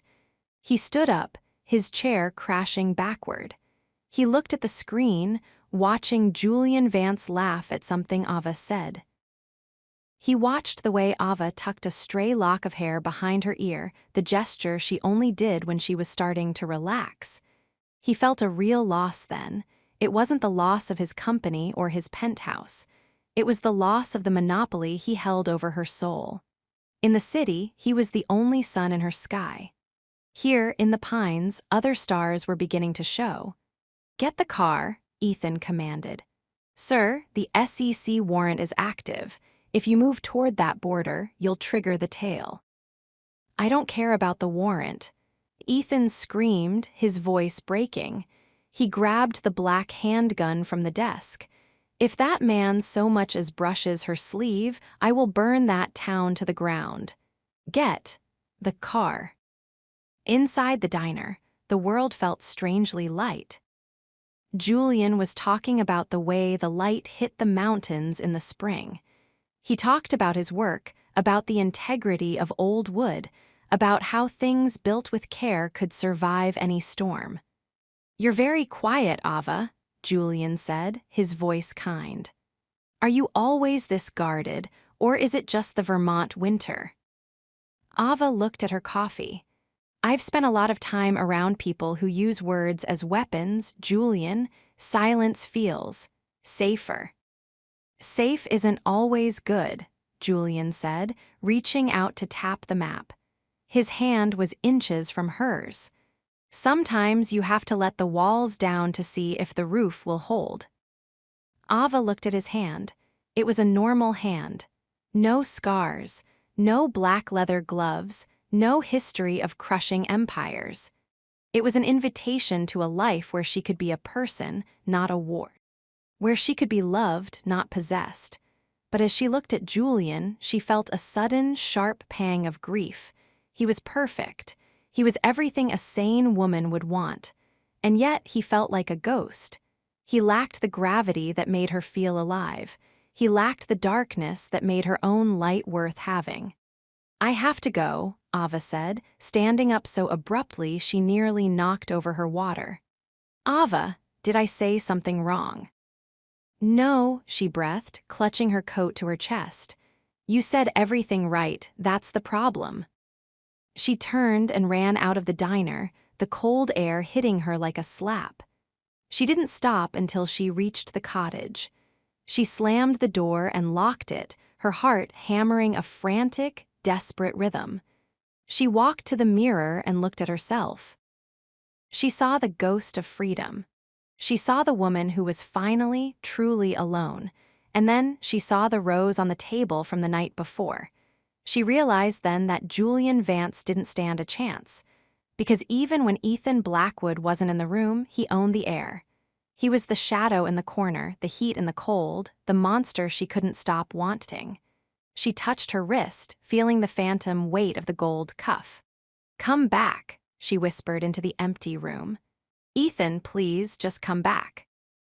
80 miles away, in a black SUV tearing through the snowy dark of the New York-Vermont border, Ethan Blackwood watched the green dot on his screen return to the cottage. He saw it stop moving. He slowed the car, his breathing heavy and ragged. He looked at the gun in the passenger seat, then at the road ahead. He was at his breaking point. He was losing the war with his own obsession. "I'm coming, Ava," he whispered, his silver eyes glowing in the dark. "And this time, I'm not bringing a rose, I'm bringing the room." Chapter 44, The Public Crisis. The peace of Vermont was not broken by a gunshot or a scream. It was broken by a flickering blue light in the corner of a darkened diner. Ava sat at the far end of the counter, a cup of lukewarm tea between her hands. The diner was nearly empty, the only sound the rhythmic hum of the refrigerator and the soft, dry brush of snow against the windows. She had been in the mountains for weeks, trying to scrub the scent of mahogany and power from her skin. She had almost succeeded. Then the television above the grill hissed to life. Breaking news, the Blackwood Empire in freefall. Ava's heart didn't just skip, it seemed to stop entirely. She looked up, her fingers tightening around the porcelain mug until her knuckles were white. The screen showed the familiar glass facade of Blackwood Tower, but it looked different. It was swarmed. Federal agents were carrying boxes of files out of the main lobby. The news ticker at the bottom of the screen moved with a frantic, jagged speed. Warrant issued for Ethan Blackwood. SEC seizes Redstone assets. Mysterious executive advisor named as primary co-conspirator. "Turn it up," Ava whispered, her voice cracking. The waitress adjusted the volume. The reporter's voice filled the small, quiet diner, sounding like a serrated blade. "Documents leaked late this evening suggest that Ethan Blackwood did not act alone. A paper trail leads directly to a private trust held in the name of Ava Reed. Sources say Reed, a former assistant who rose to unprecedented power within the firm, was the architect of the offshore diversion. Her whereabouts remain unknown, and federal authorities are treating her as a fugitive. Ava felt a wave of cold nausea wash over her. A fugitive, Marcus, had done it. He hadn't just attacked Ethan, he had used the very exit Ethan had built for her as a trap. The $10 million in the Redstone account wasn't her freedom, it was her handcuffs. By giving her the keys to the money, Ethan had inadvertently given Marcus the evidence to destroy her. She looked at the screen again. They showed a photo of her. It was from the gala, the night of the emerald dress and the diamond choker. She looked beautiful, cold, and guilty. She looked like exactly what they wanted her to be, the femme fatale who had brought a titan to his knees. And then they showed Ethan. He was being escorted down the steps of a courthouse. He wasn't wearing a coat despite the New York winter. His shirt was open at the collar, his hair disheveled. He looked older, his face etched with a raw, jagged exhaustion. But as the cameras swarmed him, as 100 microphones were shoved into his face, he did something that stopped Ava's breath. He didn't look at the lawyers. He didn't look at the agents. He looked directly into the lens of the primary news camera, his silver eyes burning with a terrifying, absolute clarity. "She had nothing to do with this," Ethan said, his voice a low, vibrating hum that cut through the shouting of the press. "Every signature, every transfer, every decision was mine. If you want a villain, look at me, but leave her out of your wreckage." He was confessing to things he hadn't done, to protect a woman who wasn't even there. Ava stood up, her chair screeching against the floor. She realized then that the breaking point was over. She couldn't stay in the silence of the pines while he burned his life down to keep her name clean. She was the co-signer. She was the advisor. And it was time to stop being the ghost. 80 miles away, in the back of a black government sedan, Ethan Blackwood sat in handcuffs. The metal was cold against his wrists, a sharp, primitive contrast to the platinum and garnet he had once placed on Ava's. He felt a strange, hollow sense of peace. The tower was gone. The board was gone. The money was frozen. For the first time in 15 years, he owned nothing. And yet, as he looked out the window at the blurred lights of Manhattan, he felt more powerful than he ever had at the top of the 60th floor. "You're a fool, Blackwood," the agent sitting across from him said. "The documents show her thumbprint on the encryption keys. You can't take the fall for this. She's the one who moved the money." "The documents are a lie," Ethan said. His voice was flat, devoid of emotion. Marcus Van Heisler forged the audit trails. He used a compromised security lead to plant the signatures. "Can you prove it?" Ethan looked at the agent. A slow, dark smirk touched his lips. "I don't have to prove it. I just have to make sure the world knows that I'm the only one worth punishing." Inside, his mind was a storm. He knew Marcus was watching the news. He knew Arthur Sterling was already in the boardroom, carving up the remains of the firm. But his only real fear was for the green dot on his screen, the one that showed Ava was still in Vermont. "Stay there," he pleaded silently. "Stay in the pines. Don't come back to the fire." But as the car pulled into the underground garage of the federal building, Ethan's phone, seized and bagged in evidence on the seat next to the agent, began to glow. A notification flickered on the locked screen. "Internal alert, beacon active. Location, I-87 southbound. Speed, 95 mph. Ethan's heart gave a violent, agonizing jolt. She was coming. The girl from Queens, the woman who had told him his coffee was too hot, the advisor who refused to be a ghost, she was driving back into the heart of the storm. "No," Ethan whispered, his forehead leaning against the cold glass of the partition. He had given her the exit. He had given her the choice. And she had chosen him. She had chosen the war. Ava drove with a cold, clinical focus she hadn't known she possessed. The black sedan tore through the snowy darkness of the Northway, the engine roaring in rhythm with the pounding of her blood. She didn't look at the speedometer. She didn't look at the dark woods passing by. She only looked at the road ahead, the lights of the city beginning to glow on the horizon like a distant, burning forest. She had the files. Before she had left the cottage, she had reached into the hidden compartment of the black leather tablet Ethan had given her. She had found the secondary encryption, the in case of emergency, files he thought she hadn't noticed. He hadn't just moved the money to save her. He had moved the money because he had been tracking Marcus's illegal market manipulation for months. The Redstone account wasn't just a trust fund, it was a digital honeypot. Every time Marcus's hackers had touched it, they had left a forensic footprint. Ethan had the evidence to destroy Marcus, but he hadn't used it. He had held onto it, willing to go to prison himself rather than risk Marcus retaliating against Ava if the files were leaked. "You idiot," Ava hissed, her eyes stinging with tears. "You noble, arrogant idiot." She reached the city limits by midnight. The streets were wet, reflecting the neon chaos of a New York that was already celebrating the fall of its king. She didn't go to the tower. She didn't go to the hotel.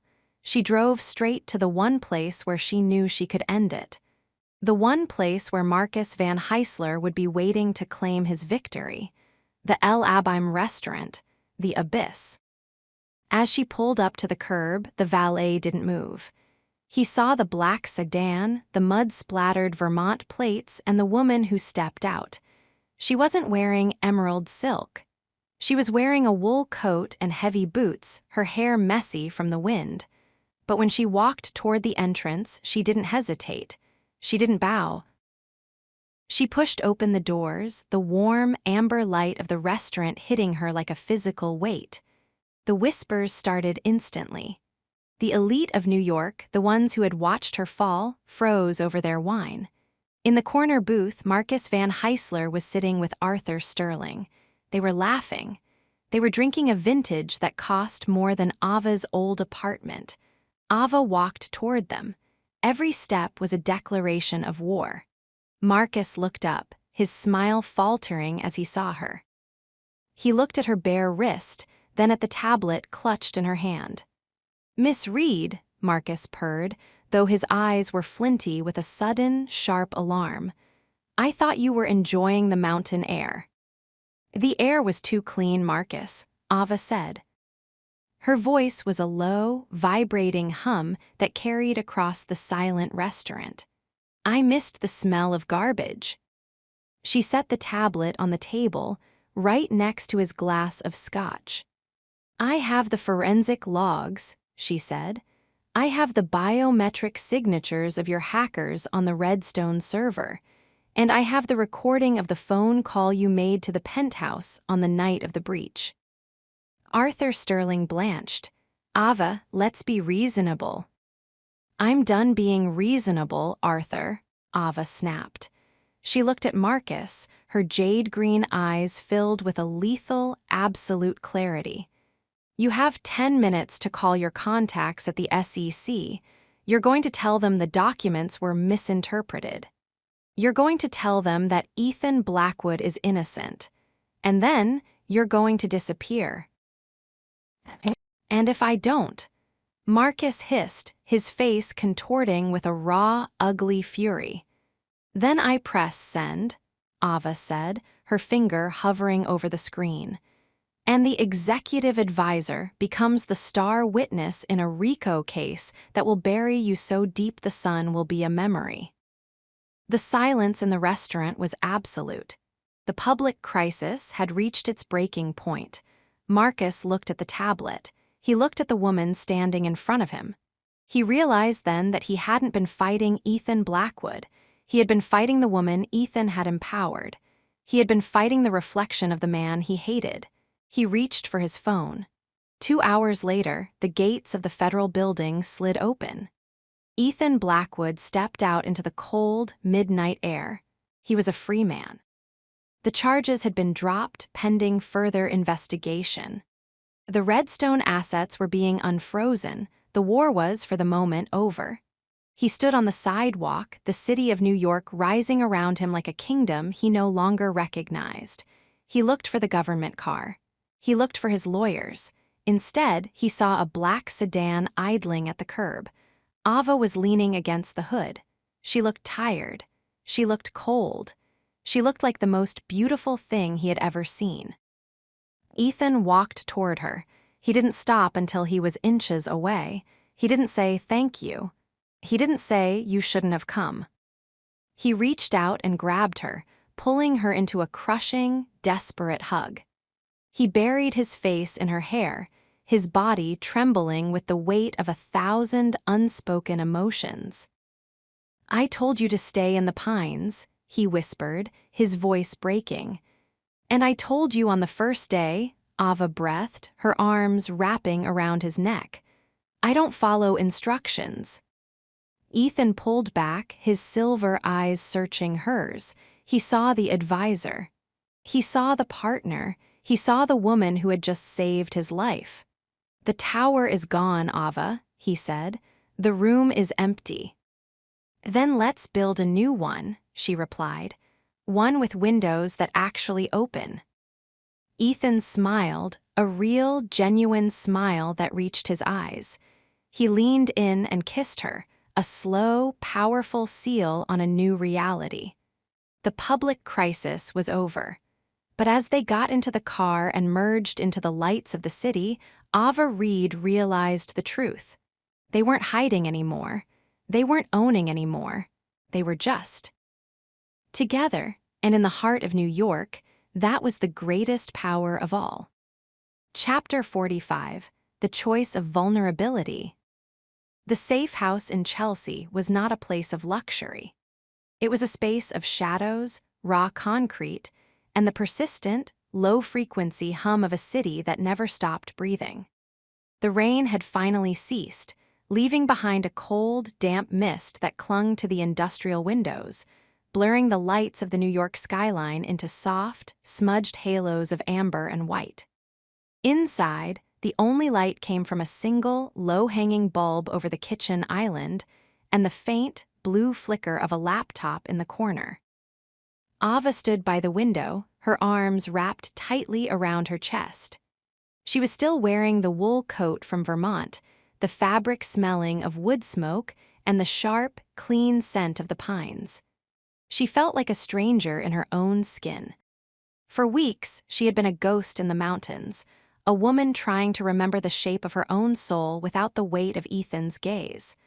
But tonight, the silence had been broken. The war had reached the front door.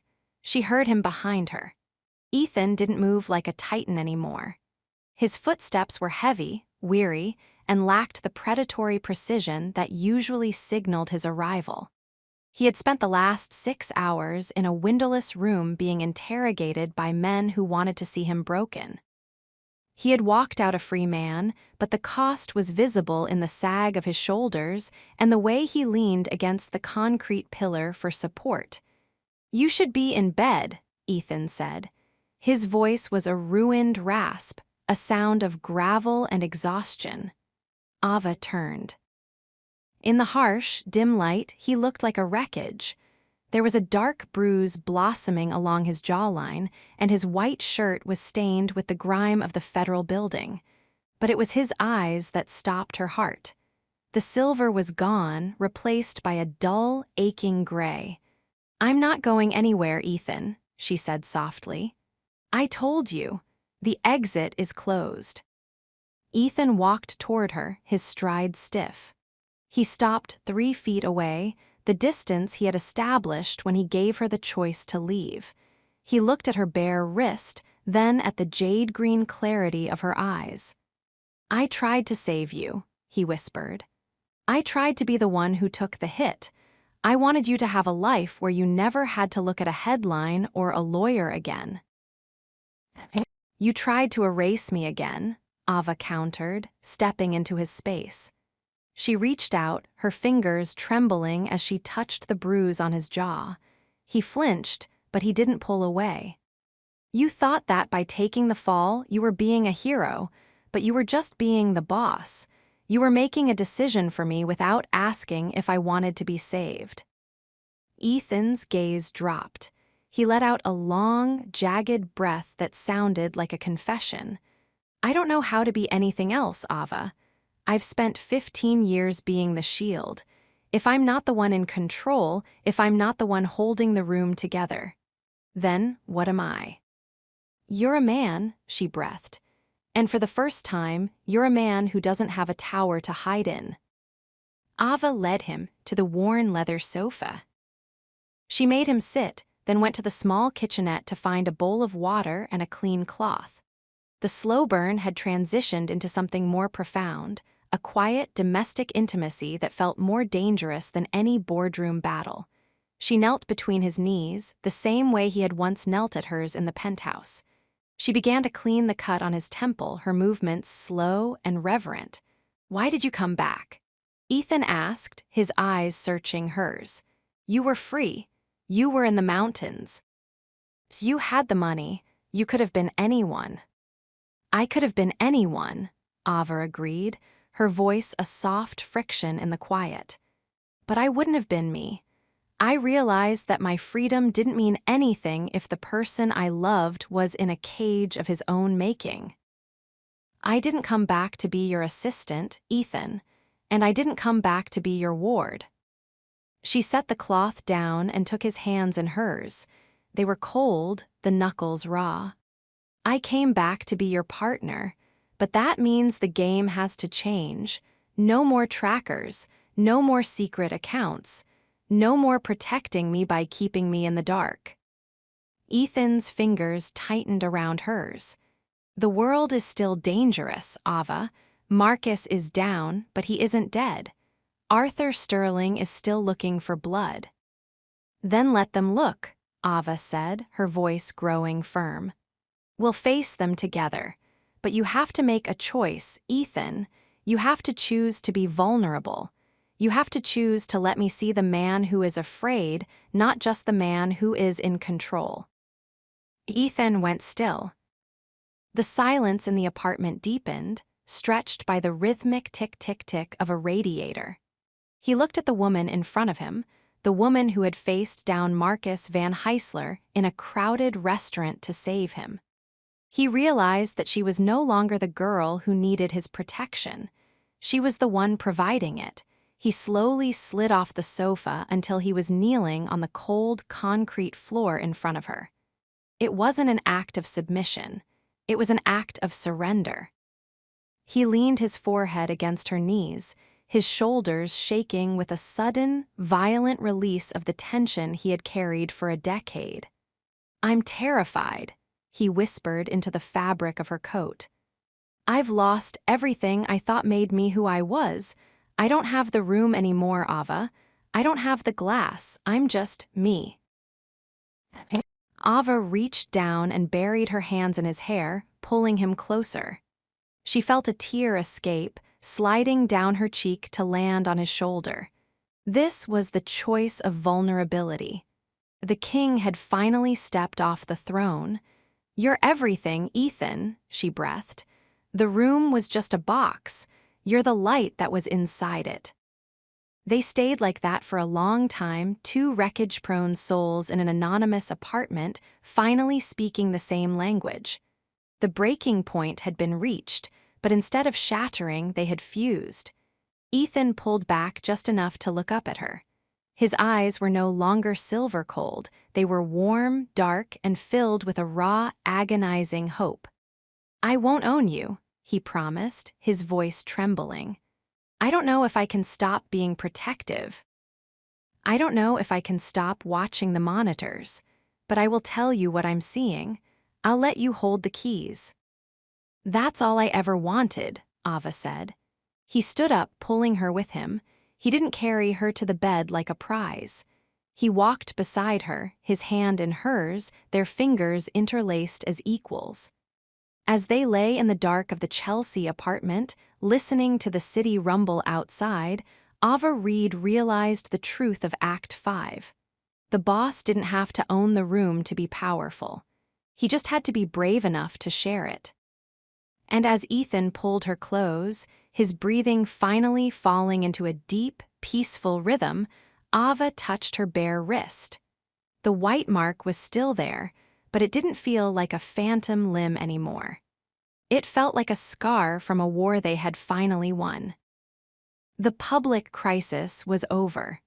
The separation was done, and for the first time in their lives, the daylight didn't feel like a threat. It felt like a beginning. Chapter 46, The New Terms. The morning did not arrive with the automated precision of a smart glass penthouse. It arrived with a pale, cold sliver of light that fought its way through the dust of the Chelsea warehouse district, reflecting off the raw concrete walls of the safe house. Ava lay in the gray light, her head resting on Ethan's chest. The rhythmic, heavy thud of his heart was the only clock she needed. For the first time since the night of the breach, the air in the room didn't feel pressurized. It felt still. Ethan was awake. She could tell by the way his hand was stroking her hair, not with the possessive grip of a man marking his territory, but with a slow, contemplative tenderness. He was staring at the ceiling, his eyes a soft, weathered gray in the dawn. "The lawyers called at 5:00 a.m., Ethan whispered. His voice was a low vibration in his chest. "Marcus is being held without bail. Arthur Sterling has stepped down from the board. The audit is moving toward the Sterling Vance holdings. The storm is moving away from us, Ava." Ava sat up, pulling the duvet with her. She looked at him, really looked at him. The bruise on his jaw had faded to a dull yellow, but the exhaustion in his face remained. He looked like a man who had survived a shipwreck and was still trying to remember how to walk on dry land. "The storm is moving away," Ava repeated softly. "But the wreckage is still here, Ethan. We can't go back to the way it was. We can't go back to the tower." "I don't want to go back," Ethan said. He sat up, the sheets falling to his waist, revealing the jagged scar on his shoulder. He reached out and took her hand, the one that had once worn the gold cuff. "I spent 15 years building a room that I thought made me invincible. I realized last night that the only thing in that room worth having was you, and you were the one thing I was willing to destroy the room to keep." He leaned in, his forehead resting against hers. "So, we set new terms," he whispered. "No more executive advisor. No more ward. No more cages, Ava, even the ones I build with good intentions." An hour later, they sat at the small, metal kitchen island. There was no chef, no silver tray, just 2 mugs of black coffee and a laptop open between them. "Term number 1, Ava said, her voice steady and clear. "Transparency. If Marcus sends a letter, if the SEC asks for a meeting, if you feel the urge to move money to protect me, you tell me first. We decide as partners, or we don't decide at all." Ethan looked at the screen, his fingers twitching as if he wanted to reach for the keys and take control of the data. He forced his hands to remain flat on the counter. The restraint cost him. She could see the tension in his jaw. "Agreed," he rasped. "Transparency." "Term number 2, Ava continued. The tracker is gone. Not just the bracelet, but the beacons in the cars and the software on the phone. If I go to the store, I go because I want to, not because I have a 12-man detail trailing my shadow." Ethan's silver eyes fractured. This was the hardest part for him, the loss of the god's eye view of her safety. He looked at her bare wrist, then back at her eyes. "Marcus is in a cell, but he has reach," Ethan warned, his voice dropping to a dark, protective register. "If I can't see where you are." Then you have to trust that I can see for myself, Ava countered. You said you didn't want a cage, Ethan. This is where the bars come down. You have to be brave enough to let me be in danger. Ethan let out a long, jagged breath. He looked around the raw, anonymous apartment. He realized that this was the real choice of vulnerability. He had to let go of the leash to keep the woman. Agreed, he whispered. No trackers. Term number 3, Ava said, her voice softening. We find a place that belongs to both of us. Not a Blackwood estate, not a safe house. A home with a door that we both have the key to. Ethan reached out and took her hand, his thumb grazing her pulse point. For the first time, he didn't feel like the boss who owned the room. He felt like a man who was finally, truly home. Agreed, he said. A home. The transition began that afternoon. Ethan called Liam into the safe house. The security chief stood in the center of the concrete room, looking between the billionaire in a t-shirt and the woman who had dismantled his world. The detail is being halved, Liam, Ethan commanded. I want the perimeter focused on the property, not the person. Miss Reed is no longer under surveillance. Her movements are her own. If I find out you've logged her location without her express permission, you're done. Liam looked surprised, then he looked relieved. He nodded to Ava, a genuine spark of respect in his eyes. Understood, Mr. Blackwood. We'll reconfigure the grid immediately. When Liam left, Ethan turned to Ava. He looked lighter, as if the new terms had lifted a tectonic weight from his shoulders. He walked to her and wrapped his arms around her waist, pulling her into the heat of his body. It feels strange, he whispered into her hair. Not knowing exactly what you're thinking, not seeing your heartbeat on a monitor. It's called dating, Ethan, Ava said with a small, playful smile. I don't date, Ethan growled, his hands sliding down to the small of her back. I claim.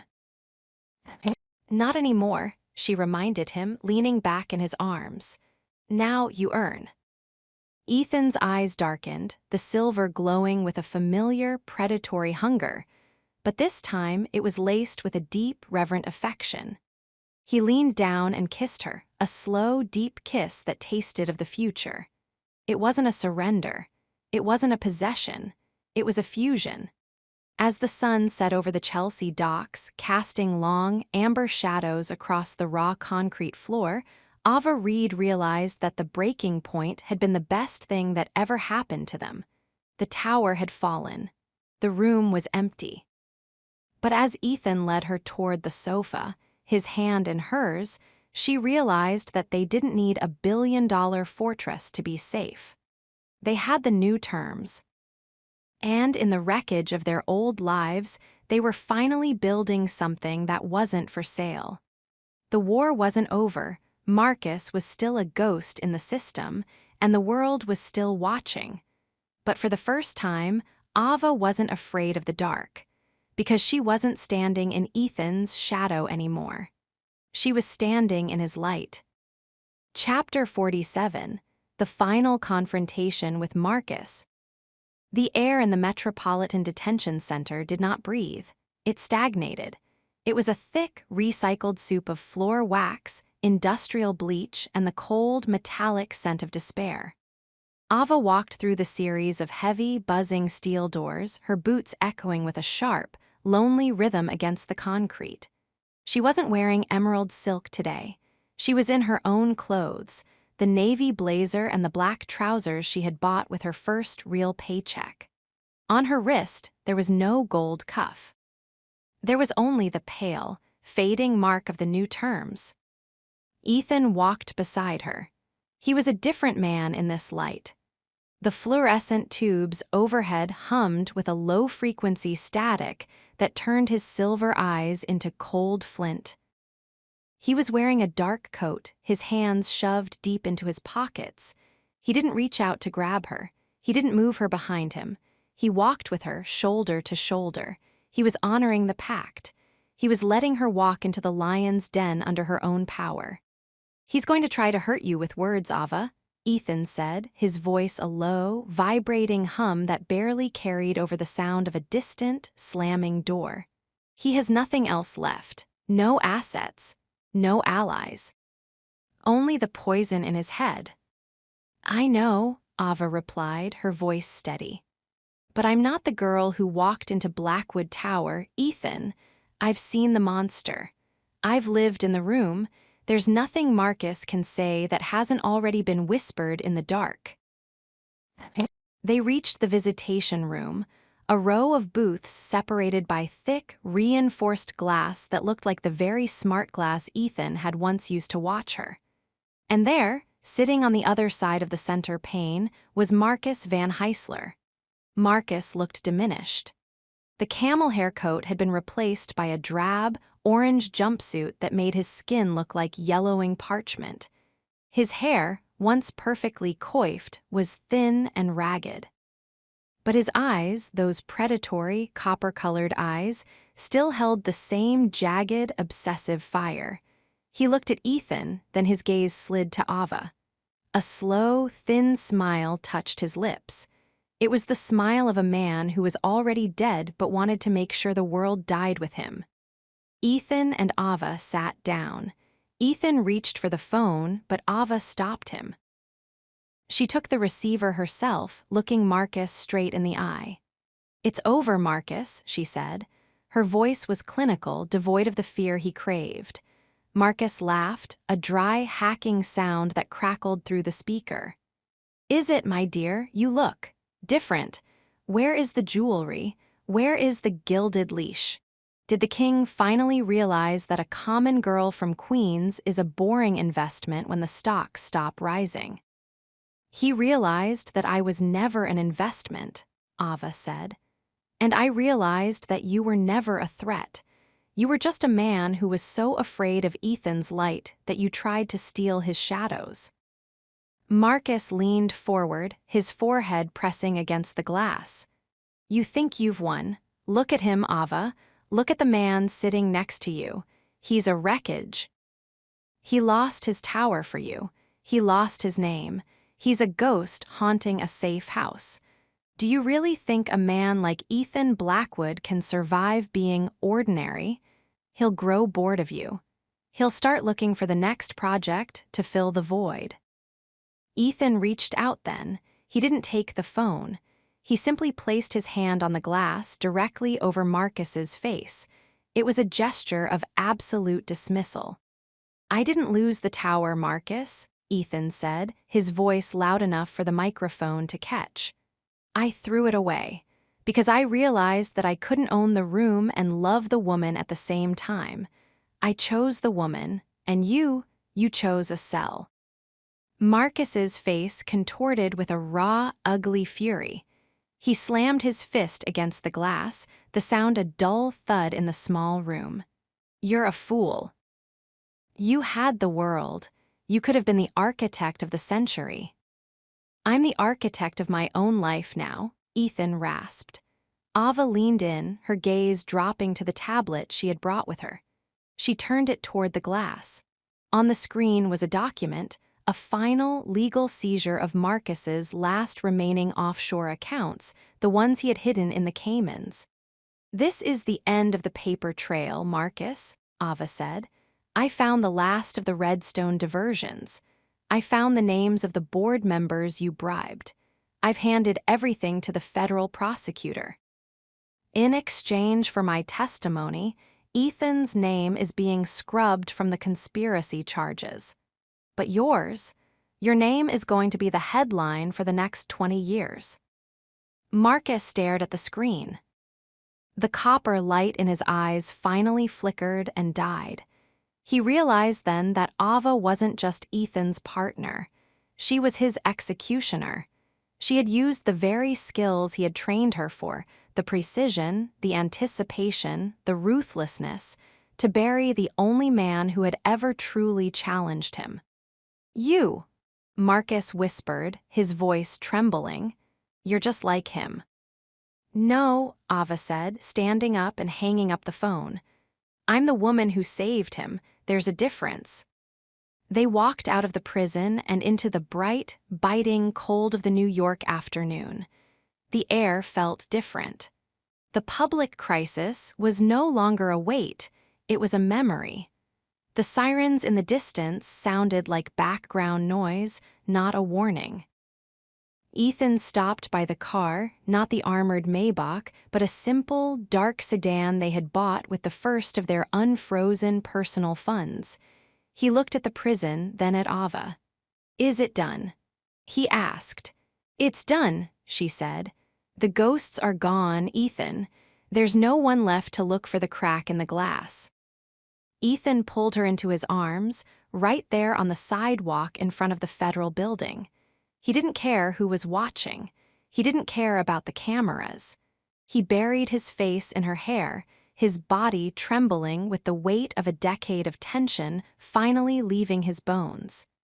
"I spent my whole life trying to own the room," he whispered. "I didn't realize the room was only worth something because you were in it." "You don't own the room anymore, Ethan," Ava said, pulling back to look at him. She reached up and traced the scar on his temple, her jade-green eyes filled with a deep, earned love. "But you own your heart, and that's a much better place to live." Ethan smiled, a real, genuine smile that reached his silver eyes.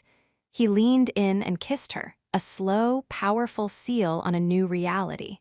They got into the car. They didn't go to the safe house. They didn't go to the sanctuary. They drove toward the city, toward the future, toward the life they were finally going to build on their own terms. The final confrontation was over. Marcus Van Heisler was a name in a file. The Blackwood Tower was a building of glass and shadow. But as the sun set over the Hudson, casting long, golden shadows across the road, Ava Reed realized the truth of the story. The boss who owned the room was gone, and the man who shared the world was finally home. Chapter 48, The Changed Man. The apartment in Brooklyn was a far cry from the glass and steel cathedral of Blackwood Tower. It was a space of exposed brick, worn oak floors, and a radiator that clanked in the middle of the night like a restless ghost. There were no biometric scanners here. No 12-man security details standing at the perimeter. The air didn't smell of high-altitude ozone and filtered luxury. It smelled of rain on the pavement, the faint scent of roasting coffee from the shop downstairs, and the honest, grounding smell of books. Ava stood in the small kitchen, watching the steam rise from a ceramic mug. It wasn't the obsidian-black mug from the executive suite. It was a simple, chipped thing she had found at a flea market.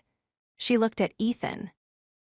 He was sitting at the small wooden table, hunched over a laptop that wasn't connected to a private server. He was wearing a plain gray sweatshirt, the sleeves pushed up to his elbows. He hadn't shaved in 2 days. The boss was gone, replaced by a man who looked younger, raw, and terrifyingly human. "The deposition is finished," Ethan said. His voice was no longer a pressurized command. It was a low, weathered rasp. "The federal prosecutors have accepted the forensic logs you pulled from the Redstone files. Marcus is staying in the MDC. The court has frozen his remaining personal assets to pay the restitution." "And the board?" Ava asked, leaning against the counter. Ethan finally looked up. The silver in his eyes was no longer cold flint. It was soft, like smoke after a fire. "The board offered me the chair back this morning. Arthur Sterling is officially out. They realize the company is hemorrhaging value without a Blackwood at the helm." Ava felt her heart tighten. This was the moment. The breaking point where the world tried to pull the king back into the room. "And what did you tell them?" Ethan stood up. He didn't move with the predatory grace of the CEO. He moved slowly, his body still carrying the echoes of the tension he had lived in for 15 years. He walked toward her, stopping only when he was close enough to feel the heat of her skin. "I told them the room was empty," Ethan whispered. He reached out, his hand hovering near her cheek before he finally allowed himself to touch her. His fingers were warm, his touch hesitant. He was learning restraint, a concept that was as foreign to him as poverty had once been. "I spent my whole life thinking that if I stopped running the world, it would stop spinning," Ethan continued, his voice dropping to a dark, intimate hum. "I thought my power was the only thing that made me real, but sitting in that federal building, all I could think about was the way you looked at me when I gave you the exit in Vermont. I realized that I'd rather be a nobody in this apartment, with you, than the king of New York in a glass cage." "You chose vulnerability," Ava breathed, her hands coming up to rest on his chest. "I chose life," he corrected. The day passed in a series of quiet, domestic beats that felt like a dream. Ethan insisted on making lunch. It was a clumsy, uncoordinated effort. The man who had orchestrated multi-billion-dollar mergers struggled with a simple grilled cheese sandwich, but he refused to let her help. He wanted to do it. He wanted to feel the weight of a mundane task. Ava watched him from the sofa. She saw the way he paused to look at his hands, as if he were surprised they didn't have blood or ink on them. She saw the way he flinched when a car backfired on the street, the old watcher instinct dying hard. But most of all, she saw the way he looked at her. Whenever she entered the room, he stopped whatever he was doing. He didn't track her movements with a monitor, he tracked her with his soul. He was a man who had been stripped of his armor, and in the nakedness of his new reality, he was finally seeing her. As the sun began to set, casting long, amber shadows across the brick walls, the phone on the counter began to buzz. Ethan ignored it. "It's Beatrice," Ava said, glancing at the screen. "She's called 6 times, Ethan. The board isn't going to go away." Ethan walked to the counter, picked up the phone, and turned it off. The silence that followed was absolute. "Let them wait," Ethan said. He walked to her, his expression turning into a mask of quiet, absolute focus. "For 15 years, everyone in this city had a piece of my time. My life was a ledger of other people's needs. Not anymore." He sat on the floor at her feet, his back against the sofa. He didn't command her to join him. He simply stayed there, a silent invitation. Ava slid off the sofa to sit beside him. She reached out and took his hand, her fingers interlacing with his. The platinum bracelet was long gone, but the connection between them felt like iron. "You're a changed man, Ethan Blackwood," she whispered. "I'm a man who finally knows what he owns," he said. He looked around the small, dim apartment. "And it isn't the room, it's this. The silence. The peace. The fact that I can touch your hand without checking the security perimeter." He leaned his head against her shoulder, a gesture of surrender that shattered the last of her defenses. "I'm still afraid, Ava," he confessed, his voice barely audible. "I'm afraid that one day you'll look at me and realize that without the suits and the power, I'm just a man with too many scars and not enough heart." "You have more heart than anyone I've ever known," Ava said, her tears finally breaking through. "It just took a long time to find it under all that glass." Ethan pulled back just enough to look her in the eye. He reached into the pocket of his sweatshirt and pulled out a small, velvet box. Ava's breath hitched. "Ethan." "It's not a brand," he promised, opening the box. Inside was a ring. It wasn't a massive, gaudy diamond meant to show off his wealth. It was a simple, elegant band of hammered gold, set with a small, clear emerald, the color of her eyes, the color of the dress she had worn when the war began.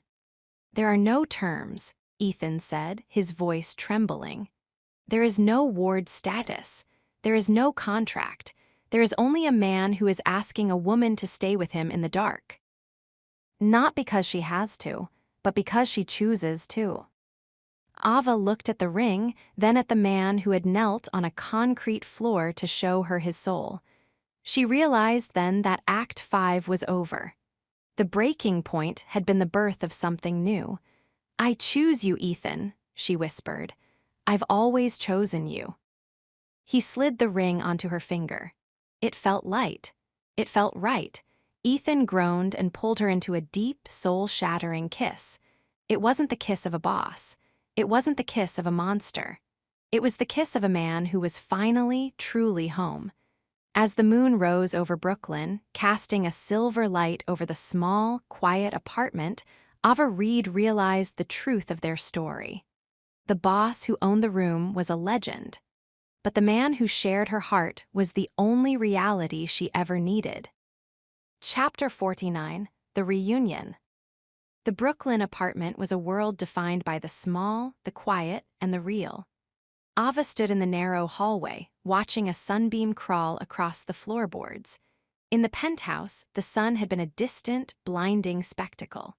Here, it was a warm touch on her skin that smelled of old wood and the neighbor's flowering jasmine. It had been 3 days since the proposal, the hammered gold ring now a permanent, comfortable weight on her finger. It didn't feel like the gold cuff.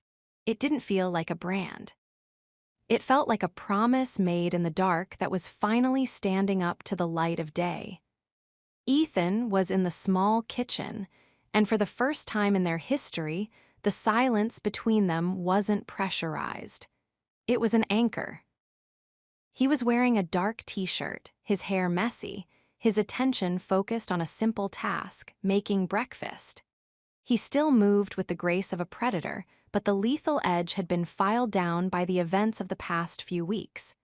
He was a man who had looked into the abyss and realized the abyss was just a room without her. "You're watching me again," Ethan said. He didn't look up, but his voice, that rich, dark baritone, vibrated through the small space with a warmth that made Ava's heart skip. "I'm observing the specimen," she teased, leaning against the doorframe.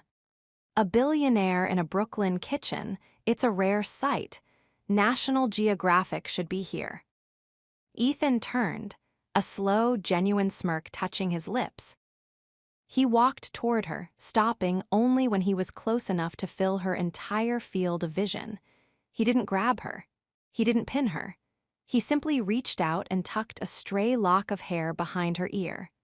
"The billionaire is dead, Ava," he whispered, his eyes searching hers with an intensity that felt like a caress. "The man who is left, he's still learning how to be in a room that doesn't have a security team." "You're doing fine," she said, her hands coming up to rest on his forearms. "But there's one thing we haven't done. One person who hasn't seen the new Ethan Blackwood." Ethan's expression went still. He knew who she meant, the reunion that mattered most. "Your mother." The drive to the facility in Westchester was different this time. They weren't in the armored Maybach. They were in the dark sedan, the windows clear, the world visible and vibrant. Ethan drove with one hand on the wheel and the other locked in Ava's. He wasn't checking the mirrors for Marcus's men. He was looking at the way the light hit Ava's profile. When they reached the private wing, the one Ethan had funded with the Redstone assets, the atmosphere was no longer clinical. It felt like a home. Ava's mother, Rose, was sitting in a sun-drenched solarium, a sketchbook in her lap. She looked stronger than she had in years, the hollows of her cheeks filled in, her eyes bright with a clarity that Ethan's money had bought, but her own spirit had reclaimed. She looked up as they entered. Her gaze went first to Ava, her face breaking into a smile of pure maternal relief. Then her eyes shifted to the man standing behind her daughter. Ethan went rigid. Ava felt the old boss try to surface, the mask of cold, unyielding power. He looked at the woman who had raised the girl from Queens, and for the first time in his life, Ethan Blackwood looked intimidated. "Mom," Ava said, her voice trembling, "this is Ethan." Rose Reed stood up slowly. She was a small woman, but in this room she carried a gravity that rivaled Ethan's. She walked toward them, her eyes scanning Ethan from his tired eyes to the way he held her daughter's hand. "The man in the tower," Rose said softly. Her voice was like Ava's, but weathered by time. "Mrs. Reed," Ethan began, his voice sounding raspy. I wanted to apologize for the way things... She, she wanted to protect her, but You loved her," Rose interrupted. She reached out and took Ethan's hand. Her skin was thin, but her grip was surprisingly firm. "I saw it in the way you moved the world to keep her safe. And I saw it in the way she looked when she came to see me, like she was finally part of something bigger than a struggle." She looked at their joined hands, her eyes lingering on the hammered gold ring. "But more than that," Rose continued, looking Ethan in the eye, "I see it now. You aren't the man in the tower anymore. You're the man who came to Brooklyn." Ethan's shoulders finally dropped. He let out a breath he seemed to have been holding for years. He leaned down, and with a reverence that made Ava's eyes sting, he kissed the back of Rose's hand. "I'll spend the rest of my life making sure she never has to go back to the tower," Ethan promised. The afternoon was spent in a rare, healing peace. They talked about the future, not as a merger or a liquidation, but as a life. Ava talked about her work at the library, Rose talked about her paintings. Ethan mostly listened. He sat on the sofa, his arm draped around Ava's shoulders, his fingers tracing the line of her arm. He was learning how to be part of a family, a concept that had been a foreign country to him since he was 12 years old. As they left the facility and walked toward the car, the sun was beginning to set, casting long, golden shadows across the Westchester Hills. "You okay?" Ava asked, leaning her head on his shoulder. Ethan paused, looking back at the building. "I spent so long thinking that the only way to be a man was to be a fortress, Ava. I thought that if I let anyone in, the walls would crumble. But looking at your mother, looking at you, I realized that the walls were just keeping me in the dark." He turned to her, his silver eyes glowing with a quiet, powerful clarity. "I'm not going back to the company, Ava, not as chairman. I've reached out to the board. I'm staying on as a consultant for the Sterling liquidation, but the day-to-day, the room, I'm done with it." "What are you going to do?" Ethan smiled, a real, boyish smile that made him look like the man he was always meant to be. "I think I'd like to build something that isn't made of glass. Maybe a foundation for the neighborhoods like the one you grew up in. A place where the light gets in."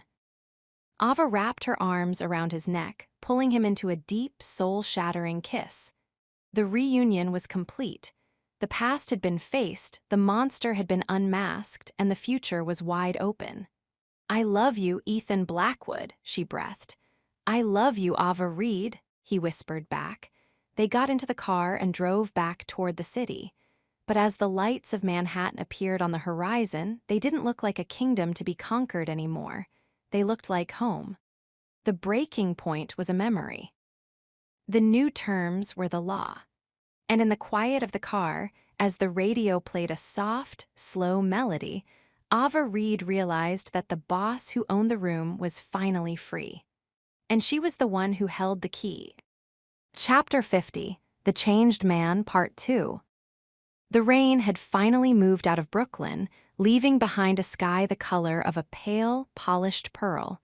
Inside the apartment, the air was still. It was a silence that didn't demand to be filled. It was the kind of quiet that only comes after a war has ended and the survivors are finally certain the ground isn't going to shake again. Ava sat at the small wooden table, her fingers tracing the edge of her coffee mug. She was watching Ethan. He was standing by the window, looking out at the street below. He wasn't watching for shadows. He wasn't checking for Marcus's men. He was simply watching a neighborhood wake up, a woman walking a golden retriever, a delivery truck unloading crates of bread, a child chasing a rogue basketball. He looked different. The sharpness that had defined him, the lethal, polished edge of the billionaire who owned the room, had been replaced by something softer, something more dangerous because it was real. He wore a dark sweater, the sleeves pushed up, and his hair was unstyled. He looked like a man who had finally stopped trying to be a god. "It's different when you aren't looking at it through a camera lens," Ethan said softly. He didn't turn around, but his voice carried that new, weathered warmth. "Life usually is," Ava replied. Ethan turned then. He walked toward her, his stride no longer predatory. He sat in the chair across from her, his presence no longer swallowing the room. He reached out and took her hand. His skin was warm, his grip gentle.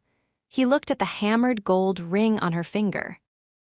"The board sent over the final severance documents this morning," Ethan said. "They're liquidating my remaining stock options. They're offering me a payout that would let us buy 10 sanctuaries." And, Ava asked, her heart skipping a beat, this was the final test of the changed man. "I told them to put it into the foundation," Ethan said. A slow, genuine smile touched his lips. "I kept enough for this apartment. I kept enough for your mother's care. But the rest? The Blackwood name is going to mean something else now. It's going to mean schools. It's going to mean clinics. It's going to mean hope for people who don't have a room of their own." Ava felt a surge of pure, unadulterated pride. She reached out and touched his cheek, her thumb tracing the faint scar on his temple. "You're really doing it. You're letting it go." "I'm not letting it go, Ava," he whispered, leaning into her touch. "I'm letting you in. I realized that the only reason I wanted all that power was because I was afraid of the world. But as long as you're standing in it, I'm not afraid anymore." The morning shifted into the afternoon, a slow, golden crawl of time. They spent the hours talking, not about mergers or lawsuits, but about the new terms. "I have conditions, Ethan," Ava said as they sat on the sofa, the light of the setting sun casting long, amber shadows across the brick walls. Ethan looked at her, his silver eyes fracturing with a soft, attentive light. "Whatever you want, Ava." "No," she said, her voice turning firm, "not whatever I want. That's the old way. That's you trying to manage me by giving me everything. My conditions are about the man I'm going to spend my life with." Ethan went still. He nodded, his hands resting on his knees. "I'm listening." "First," Ava said, counting on her fingers, "we stay here, at least for a year. I need to know that we can survive in a place that doesn't have a security team between us and the sidewalk. I need to know that you can handle being ordinary." "I can do that," Ethan rasped. "Second," she continued, "the ward status is never mentioned again. Not by you, not by the lawyers. I am your partner. My name is on the lease. My name is on the bank accounts. If we disagree, we fight. We don't manage." Ethan winced, the old alpha instinct flinching at the idea of a fight he couldn't control. But he looked at her eyes, the jade fire he had fallen for, and he bowed his head. "Agreed, we fight." "And third," Ava's voice softened, her hand moving to his chest, feeling the steady, powerful thrum of his heart. "You have to tell me when you're afraid. When the Watcher wants to come back, when you feel the urge to lock the doors and hide me away. You tell me. You don't just do it. You trust me to handle the dark with you." Ethan didn't answer with words. He slowly slid off the sofa until he was kneeling on the floor in front of her. It wasn't the kneeling of a servant. It was the kneeling of a man who had finally realized that his strength didn't come from his height, it came from his foundation. He took her hands in his forehead resting against her knees. "I'm afraid right now," he whispered into the fabric of her jeans. "I'm afraid that I'm not enough for you. I'm afraid that one day you'll realize I'm just a man who made a lot of money and a lot of mistakes." Ava reached down and buried her hands in his hair, pulling him close. "The mistakes are what made you real, Ethan, and the man who is kneeling here, he's more than enough. He's the only one I ever wanted." Ethan pulled back, looking up at her with an expression of raw, naked vulnerability. "I spent my whole life trying to own the room, Ava. I didn't realize that the only room that mattered was the one where you were waiting for me." He leaned in and kissed her, a slow, deep, soul-shattering kiss that tasted of redemption and the future. It wasn't the kiss of a boss. It wasn't the kiss of a monster. It was the kiss of a partner. As the moon rose over Brooklyn, casting a silver light across the small, quiet apartment, Ava Reed realized the truth of Act 5.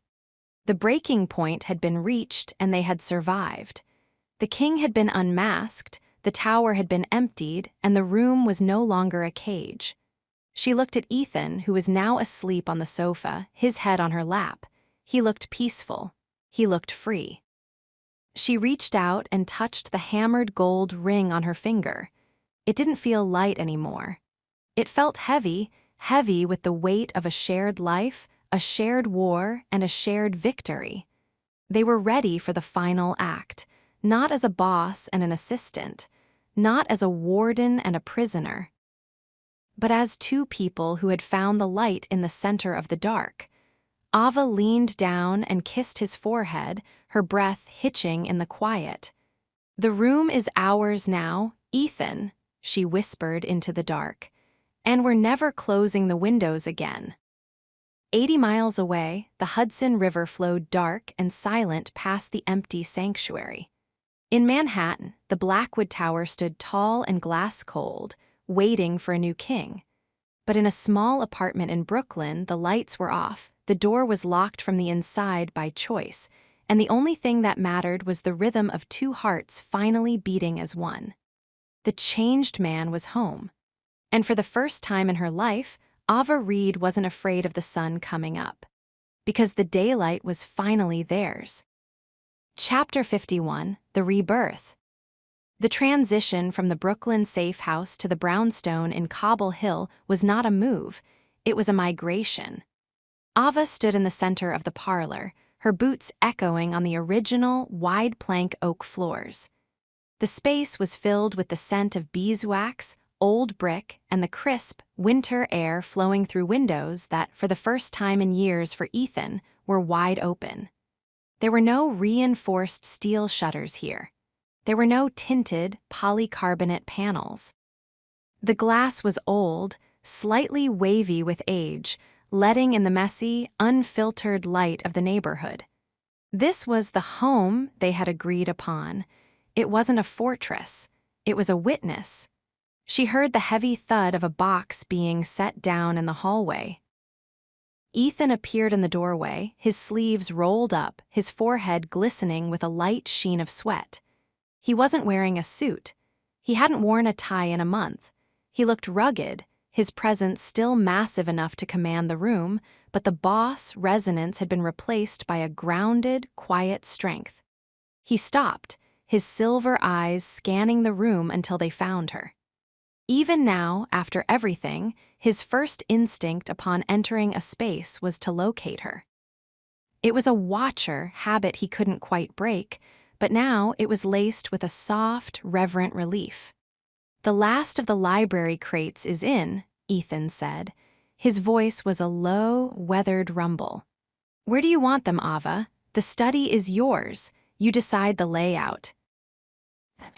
Ava walked toward him, the hammered gold ring on her finger catching the afternoon sun. I want the desks facing each other, Ethan. No inner sanctum. No glass walls, just us. Ethan went still. The idea of a shared workspace where he couldn't hide behind a desk of petrified wood or a wall of monitors was the ultimate test of the new terms. He looked at the parlor, then back at her. A slow, genuine smile touched his lips. Facing each other, he repeated. I suppose I'll have to get used to you seeing my poker face when the market dips. You don't have a poker face anymore, Ethan, she teased, reaching out to rest her hands on his chest. I can see the gears turning from across the street. The first night in the brownstone was a study in healthy dominance. They sat on the floor of the half-unpacked kitchen, eating takeout Thai food from a place around the corner. The only light came from a few flickering candles and the street lamp outside. It was a far cry from the Michelin-starred dinners of the Abyss, but to Ava, the air had never tasted sweeter. Beatrice called the office today, Ethan said, his tone casual, though his fingers tightened slightly around his chopsticks. The foundation papers are being drafted. They're calling it the Reed Blackwood Initiative. They want us to attend a gala in the spring to announce the first grants for the neighborhood clinics. Ava watched him carefully. Do you want to go? Ethan looked at the window, at the shadows of the trees dancing on the brick. I want the world to know that the name, Blackwood, isn't just a label for a tower anymore. But I don't want to be the center of the room. I want to be the man standing next to the woman who actually runs the show. I'm not running the show, Ethan. We're partners. You're the soul of it, Ava, he whispered, setting his food down and moving to sit behind her. He wrapped his arms around her waist, pulling her back against his chest. He buried his face in her neck, his breathing heavy and rhythmic. I spent 15 years being a brain and a bank account. You're the one who taught me how to be a person. He reached out and took her hand, his thumb grazing the ring. I feel the urge, he confessed, his voice dropping to a dark, honest register. The urge to call Liam and tell him to put 3 more guards on the street, to lock the doors and never let you leave. The watcher is still there, Ava. He's screaming that you're too precious to be in a house with old glass. Ava turned in his arms, her eyes searching his. She didn't get angry. She didn't pull away. She saw the struggle of the changed man, and she met it with the strength of the partner. And what are you going to do about the screaming, Ethan? I'm going to listen to you instead, he rasped. He leaned in and kissed her, a slow, deep, soul-shattering kiss that tasted of restraint and earned love. He was claimed, but he was no longer the owner. He was the protector, but he was no longer the warden. The following morning, they took their first real step into the world. Ava had a meeting at a community center 4 blocks away. Usually, this would have involved a security sweep, an armored vehicle, and a pressurized timeline. Today, it involved a walk. Ethan walked beside her. He wore a dark wool coat, his hands shoved into his pockets. He didn't hover. He didn't scan every rooftop. He stayed half a step behind her, allowing her to set the pace, to choose the path. As they walked past a local bakery, a group of businessmen in suits hurried past them, their eyes fixed on their phones. They didn't recognize the man who had once been the king of New York. To them, Ethan was just a tall, striking man walking with his wife. Ethan noticed it. He felt the anonymity like a cool breeze on a fevered brow. He reached out and caught Ava's hand, his fingers interlacing with hers. It's quiet, he whispered. That's because no one is afraid of you anymore, she said, looking up at him with a grin. Good, Ethan said, his silver eyes glowing with a quiet, powerful clarity. I'd rather they be afraid of you. They reached the community center. Ava turned to him at the door. I'll be out in an hour. Do you want to wait, or do you want to go to the bookstore we saw? Ethan looked at the door, then at her. The watcher in him flared for a second, the need to go inside, to check the exits, to stand in the corner and monitor the room. But he looked at Ava's confident posture, the way she stood as her own person in the middle of a Brooklyn sidewalk. He leaned in and kissed her cheek. I'll be at the bookstore. Send me a text when you're done. No tracker, Ava, just a text. I can do that, she said. Ava watched him walk away. He didn't look back. He gave her the space she had fought for. He was learning restraint one block at a time. As she walked into the meeting, Ava Reed felt the weight of the new terms. It wasn't the weight of a leash. It was the weight of a shared life.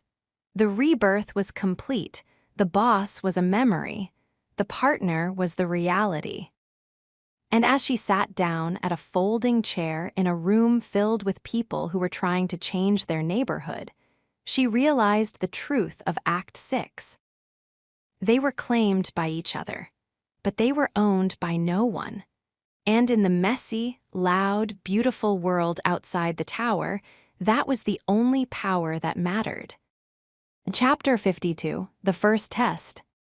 The new terms of the Reed-Blackwood partnership were not written in stone or ink. They were written in the quiet spaces of the Brooklyn brownstone, in the way Ethan didn't check Ava's phone, in the way Ava didn't ask for permission to stay out late, and in the way the air between them no longer vibrated with the constant, humming tension of a master and a ward. But habits built over 15 years of absolute power do not die quietly. They hibernate, waiting for the first sign of a storm to wake them. The storm arrived on a Tuesday morning, disguised as a man in a gray pinstriped suit standing on their front stoop. Ava was in the parlor, the morning sun casting long, pale shadows across her desk. She was reviewing the initial grant applications for the foundation. Beside her, Ethan was reading a physical newspaper, a new hobby he had adopted to keep his hands away from the glow of the monitors. He looked relaxed, his dark sweater soft against the hard lines of his shoulders. Then the doorbell rang. The sound was ordinary, but Ethan's reaction was instantaneous. He didn't just look up. His entire body went into a state of high alert. The newspaper was discarded in a split second. He was on his feet before the second chime, his silver eyes scanning the wavy glass of the front door with a lethal, calculated intensity. "Ethan," Ava said softly, her hand reaching out toward him. "It's just the door." "Liam didn't call it in from the street," Ethan rasped, his voice dropping into that dark, pressurized register. "He's supposed to vet anyone who enters the block. We told Liam to pull back, remember? He's at the end of the street, not on our doorstep." Ethan didn't answer. He moved toward the hallway, his stride returning to that silent, predatory grace. He didn't check the peephole. He opened the door with a suddenness that made the man on the stoop stumble back. The visitor was Arthur Sterling's former junior associate, a man named Silas who had once trembled at the mere mention of Ethan's name. "Mr. Blackwood," Silas stammered, clutching a leather briefcase to his chest. I apologize for the intrusion. I tried the old channels, but the foundation office said you weren't taking meetings." "I'm not," Ethan said. His voice was a wall of ice. He stood in the threshold, his massive frame blocking the entrance, his shadow swallowing the smaller man. "You're trespassing on private property, Silas. State your business or leave before I find a reason to make this encounter permanent." Ava walked into the hallway, standing a few feet behind Ethan. She saw the boss returning, the man who owned the room, the man who used fear as a currency. "Ethan, let him speak," Ava said firmly. Ethan didn't move. He didn't even turn his head. "This is business, Ava. Go back to the parlor." The words hit the air like a slap. Go back to the parlor. It was a command. It was the watcher returning to the cage. Ava felt a surge of cold, sharp defiance. She didn't retreat. She walked forward until she was standing shoulder to shoulder with Ethan in the doorway. She felt the heat radiating from him, the sheer, vibrating force of his protective rage. "Silas," Ava said, her voice clear and level. "What do you have for us?" Silas looked between the two of them, his eyes wide. "It's the London liquidation. Arthur. He left a backdoor clause in the Sterling Vance holdings. He's trying to claw back the Redstone assets through a secondary lawsuit. He thinks that now that you're out of the game, he can pick the bones of the foundation." Ethan's jaw tightened until the bone looked like it might snap. He reached out and grabbed Silas by the lapel, pulling him inches from his face. "He thinks he can touch the foundation. He thinks he can touch her money." Ethan let him go. Ava grabbed Ethan's arm. His muscles were like iron, corded with the urge to strike. "He's threatening everything we built, Ava," Ethan hissed, his silver eyes fracturing with a raw, ugly fire. "I need to handle this. I need to go to the office. I need to end Arthur Sterling once and for all." "No," Ava said. She didn't scream. She used the power of the new terms. She stepped in front of Ethan, forcing him to look at her, breaking his focus on Silas. "You aren't going to the office. You aren't going to end anyone. We are going to handle this as partners, in this house, on our terms." Ethan stared at her. For a long, agonizing moment, the boss fought the man. He looked at Silas, the easy target, the representative of the world that had betrayed him. Then he looked at Ava, the woman who had saved him, the woman who had demanded he be better than his scars. Slowly, his fingers uncurled from Silas's coat. "Give her the files," Ethan commanded. His voice was still dark, but the lethal edge was gone. Silas handed the briefcase to Ava, his hands shaking. He didn't look at Ethan. He looked at Ava with a new kind of reverence. "Thank you, Mrs. Blackwood." "It's Reed," Ava said. "And you can tell Arthur that we'll see him in court, not in a boardroom, in a public courtroom where the whole world can see his backdoor clauses." When Silas had hurried down the stoop and disappeared around the corner, Ethan closed the door. He leaned his forehead against the wood, his breathing heavy and ragged. The silence of the hallway was heavy with the first test. "I almost did it," Ethan whispered. "I almost walked out that door and became the monster again." Ava walked up behind him and wrapped her arms around his waist. She pressed her cheek against his back, feeling the slow, gradual descent of his adrenaline. "But you didn't," she said. "You listened to the new terms." Ethan turned in her arms. He looked down at her, his eyes filled with a raw, agonizing hope. He reached out and cupped her face, his thumbs tracing the line of her jaw. "I wanted to kill him, Ava, not for the money, but because he was trying to take the peace I've found with you. I thought the only way to protect you was to own the room again." "The only way to protect me, Ethan, is to stay in the room with me," she whispered. "We don't need a tower to fight Arthur Sterling. We have the truth, and we have each other." Ethan leaned down and kissed her, a deep, soul-shattering kiss that tasted of redemption and the future. It wasn't the kiss of a boss claiming his prize. It was the kiss of a man thanking his savior. "The files," he said, pulling back and nodding toward the briefcase in her hand. "Let's go to the study. We'll look at them together, facing each other." They spent the rest of the day in the shared study. The desks were facing each other, just as Ava had requested. There were no monitors glowing with secret feeds. There were only the legal briefs, the sunlight, and the occasional, grounding sound of a page turning. Ethan worked with a clinical, focused intensity. He found the flaw in Arthur's clause within 2 hours. He didn't roar. He didn't call for a liquidation. He simply marked the page in red and handed it to Ava. "There," he said, "the jurisdictional overlap is invalid. He has no standing." Ava looked at the note. She looked at the man who had found it. He looked calm. He looked whole.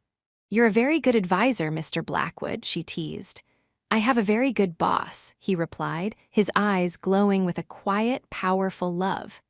As the sun set over Cobble Hill, casting a warm, golden light across the oak floors, Ava Reed realized that the first test hadn't been about Arthur Sterling at all.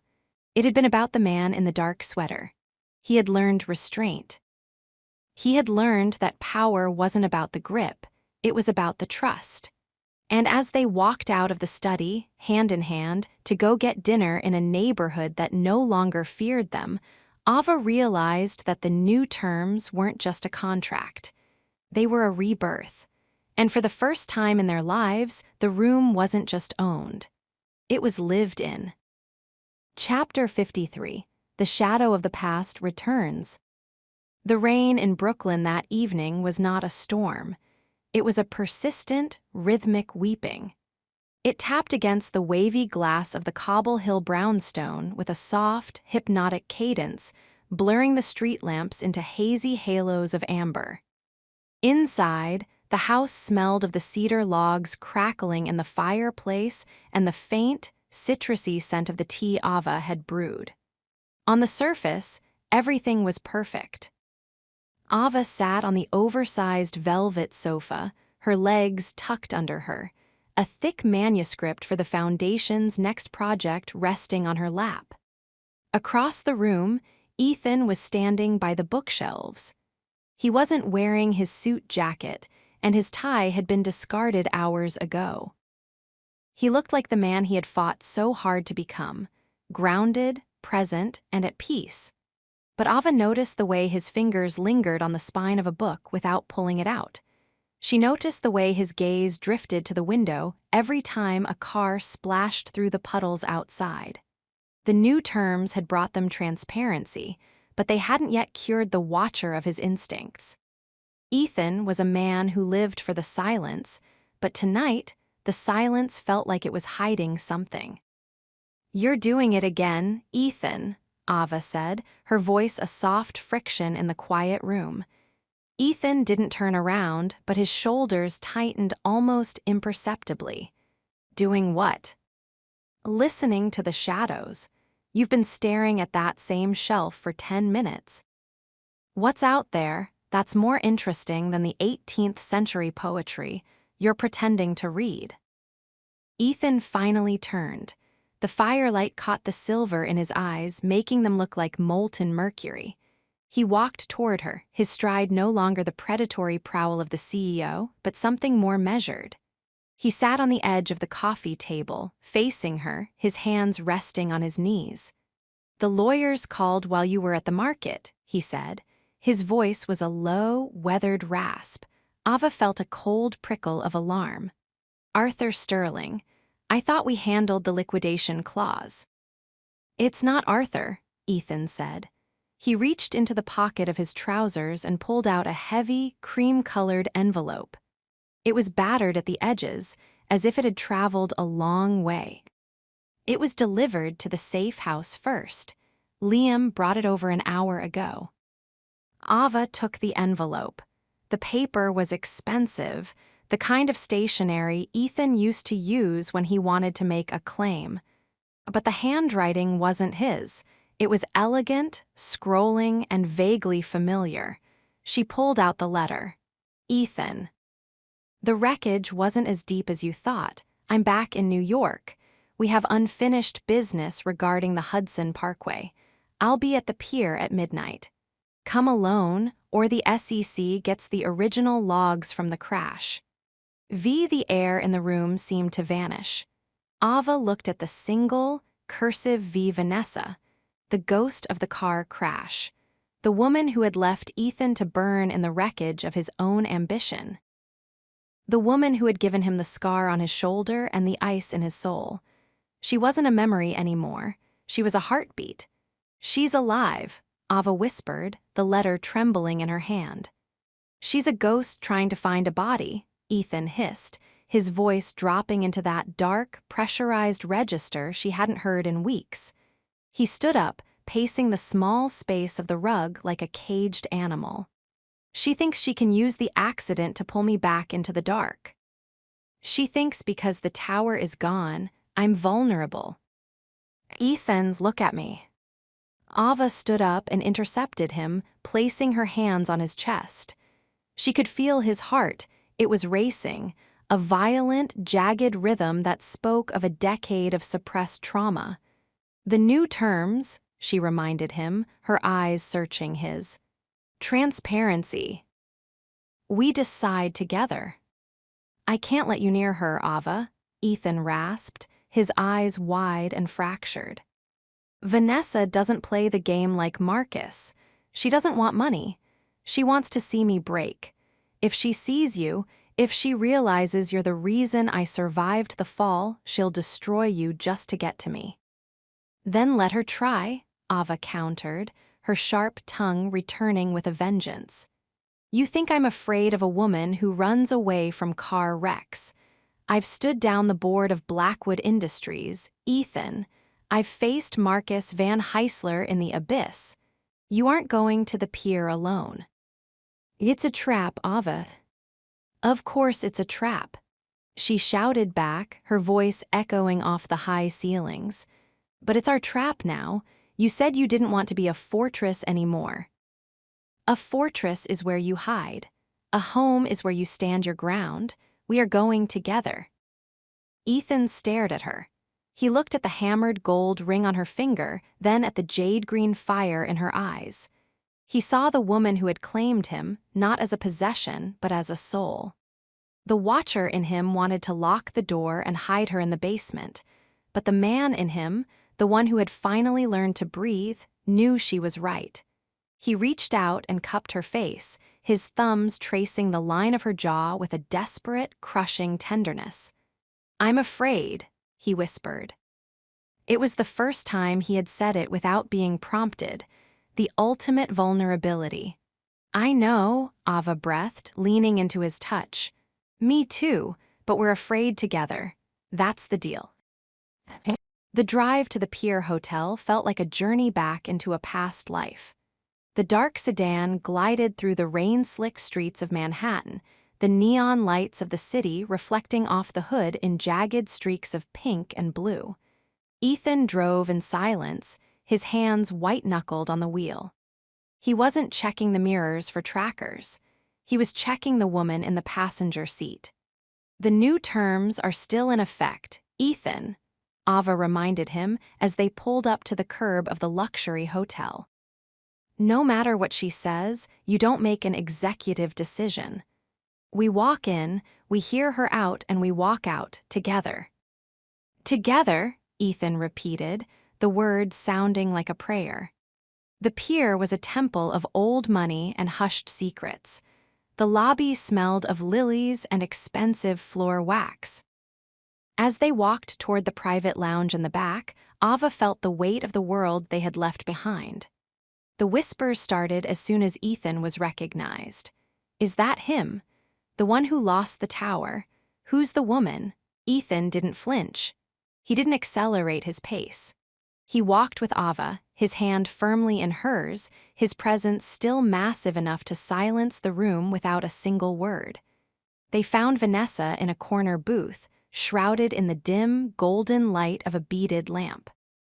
She was exactly as the sketch had portrayed her, sharp, beautiful, and utterly cold. She was wearing a dress of silver silk that looked like liquid metal. When she saw them approach, her eyes widened, not with fear, but with a predatory delight.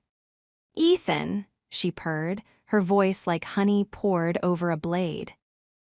"You look, well, a bit more Brooklyn than I expected, but the scars still suit you." She looked at Ava, her gaze sweeping over her wool coat and the simple gold ring. A small, pitying smile touched her lips. "And this must be the little distraction I heard about. the one who taught the wolf how to sit and stay. Ethan didn't sit. He stood at the edge of the table, his hand tightening on Ava's. The wolf is gone, Vanessa, and the distraction is my partner. You said you had logs. Show them or we leave. Vanessa chuckled, a dry, melodic sound. She reached into her clutch and pulled out a small, digital recorder. The logs from the internal flight recorder of the car, Ethan. The ones that prove you were the one who grabbed the wheel. The ones that prove you wanted us to crash because you couldn't handle the thought of me leaving you for the London merger. Ava felt the world tilt. She looked at Ethan. He didn't look away. He didn't go cold. He looked at Vanessa with a calm, devastating pity. I did grab the wheel, Vanessa, Ethan said. His voice was steady, resonating with a truth that silenced the hum of the lounge. I grabbed it to keep us from hitting the pedestrian on the sidewalk. You were too busy screaming about the stock price to notice the person in the crosswalk. I chose the wreck over the kill. I'd do it again. Vanessa's smile faltered. The shadow of the past began to crumble under the weight of his honesty. The logs will show the steering input, Ethan, she hissed. The world will see you as a madman. Let them, Ethan said. He leaned down, his face inches from hers. The world already thinks I'm a monster, Vanessa, but the only person whose opinion matters is standing right next to me, and she already knows my scars. He turned to Ava. Are we done here, advisor? Ava looked at Vanessa, the woman who had tried to build a life on a foundation of betrayal. She felt no anger, only a deep, profound relief. We're done, Ava said. They walked out of the pier, leaving the ghost in the silver dress alone in her booth. The rain had stopped, leaving the city air crisp and cold. As they got back into the sedan, Ethan finally let go of the steering wheel and leaned back, closing his eyes. He looked like he had just shed a skin he had been wearing for a decade. You knew, he whispered. You knew about the wheels. I knew you, Ethan, Ava said, reaching over to take his hand. I knew that even when you were at your worst, you weren't a murderer. You were just a man who didn't know how to ask for help. Ethan pulled her toward him, his forehead resting against hers in the dark of the car. The shadow of the past had returned, but it hadn't found a crack. It had found a wall of iron and gold.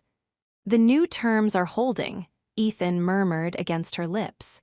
They're more than holding, Ethan, she breathed. They're winning. They drove back to Brooklyn, toward the brownstone with the wavy glass and the open windows. The past was finally where it belonged, in the rearview mirror. And as the sun began to rise over the Atlantic, casting a new, golden light over their neighborhood, Ava Reed realized that they didn't need a tower to see the horizon. They were already there. Chapter 54, The Architecture of Trust. The silence in the Blackwood penthouse used to be a weapon. It was a vacuum Ethan used to fill with his presence, his rules, and his suffocating shadow. But tonight, the silence felt different. It felt like a bridge. Ava Reed stood in the center of the master bedroom, her suitcase open on the velvet bench at the foot of the massive bed. She wasn't unpacking quickly. Each item she placed in the closet, a closet that had once felt like a beautiful prison, was a statement. She felt him before she heard him. That static charge in the air, the way the molecules seemed to vibrate whenever Ethan Blackwood entered a room. He didn't sneak up on people. His dominance was too loud for that. "You're late," she said, not looking back. She smoothed out a silk blouse, her fingers steady. The board had questions about the restructuring. Ethan's voice came from the doorway. It was sandpaper and scotch, weary but sharp. They don't understand why I'm divesting from the security firms. They think I'm making myself vulnerable. Ava finally turned. He was leaning against the doorframe, his tie loosened, the top 2 buttons of his charcoal shirt undone. He looked like a king who had spent the day in the trenches, but his eyes, those piercing, obsidian depths, were locked solely on her. "And what did you tell them?" she asked. Ethan stepped into the room. He moved with the grace of a predator who had forgotten how to hunt because he was too busy learning how to protect. "I told them that vulnerability is only a risk if you have something to hide. I have nothing to hide anymore." He stopped exactly 3 feet away from her. A month ago, he would have closed that gap. He would have wrapped his arms around her waist, claimed her mouth, and reminded her through touch exactly who she belonged to. But today, he waited. He was learning the hardest lesson a man like him could face. That possession isn't love, and restraint is the ultimate form of power. "You're keeping your distance," Ava noted, her voice a soft challenge. "I'm giving you space, Ava. Isn't that what the new terms required? That I stop treating you like a piece of glass I'm afraid will break, or a prize I'm afraid someone will steal." Ava walked toward him, the silk of her robe fluttering against her legs. She stopped when she was close enough to feel the heat radiating from his chest. She reached up, her hand hovering for a second before she dared to touch the pulse point at his neck. His skin was hot, his heart beating a steady, heavy rhythm. "I don't want a ghost for a boyfriend, Ethan. I want the man. I just don't want the master." Ethan's jaw tightened. He closed his eyes for a brief second, savoring the touch of her cool fingers. "The lines are blurred for me, Ava. All my life, I've known how to lead or how to crush, sitting in the middle, standing here and not pulling you into me until you can't breathe. It's the hardest thing I've ever done." "Good," she whispered. "It should be hard. If it's easy, you aren't learning." She moved her hand from his neck to his chest, feeling the solid muscle beneath the expensive fabric. "The merger meeting is tomorrow. Julian Thorne is going to be there. He's going to try to provoke you. He's going to mention how I left you. He's going to try to make you snap so you look unstable in front of the investors." Ethan's eyes snapped open. The cold, lethal CEO was back in an instant. "Thorne is a parasite. He thinks because I've changed my management style, I've lost my teeth." "Let him think that," Ava said, her voice turning firm. "I'm going to be the one presenting the final numbers, not you. I need you to sit there in that high-backed chair of yours, and I need you to be silent. Can you do that? Can you let me fight this battle while you just watch?" Ethan felt a roar of protectiveness rise in his gut. The thought of Thorne, a man known for his misogynistic barbs and underhanded tactics, aiming his vitriol at Ava, made Ethan want to burn the city down. "He'll go for the throat, Ava. He'll mention your family's debt. He'll mention the night at the gala. He'll try to shame you." "Let him," Ava repeated, her eyes flashing with a fire that rivaled his own. "His shame can't touch me anymore, Ethan. I've survived you. Compared to what we've been through, Julian Thorne is a fly on a windshield. But I need to know you trust me to handle it. If you jump in to save me, you're just proving him right. You're proving that I'm just an extension of your ego." The silence stretched again. This was the cliffside. If Ethan said no, he kept his control but lost her soul. If he said yes, he surrendered his most basic instinct. He reached out, his hand trembling slightly as he cupped her cheek. He didn't pull her in. He just held her, a silent acknowledgement of her strength. 20 minutes, Ethan rasped. "I'll give you 20 minutes of my silence. If he crosses the line, if he makes you feel even a second of discomfort, I will end him. Career, reputation, legacy. Gone."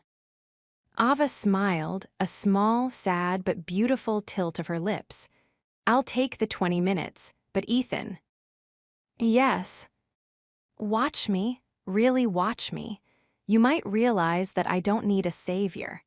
I just need a partner who's proud of the wreckage I leave behind. Ethan felt a shiver of something that wasn't lust, it was awe. He had spent his whole life trying to own the room.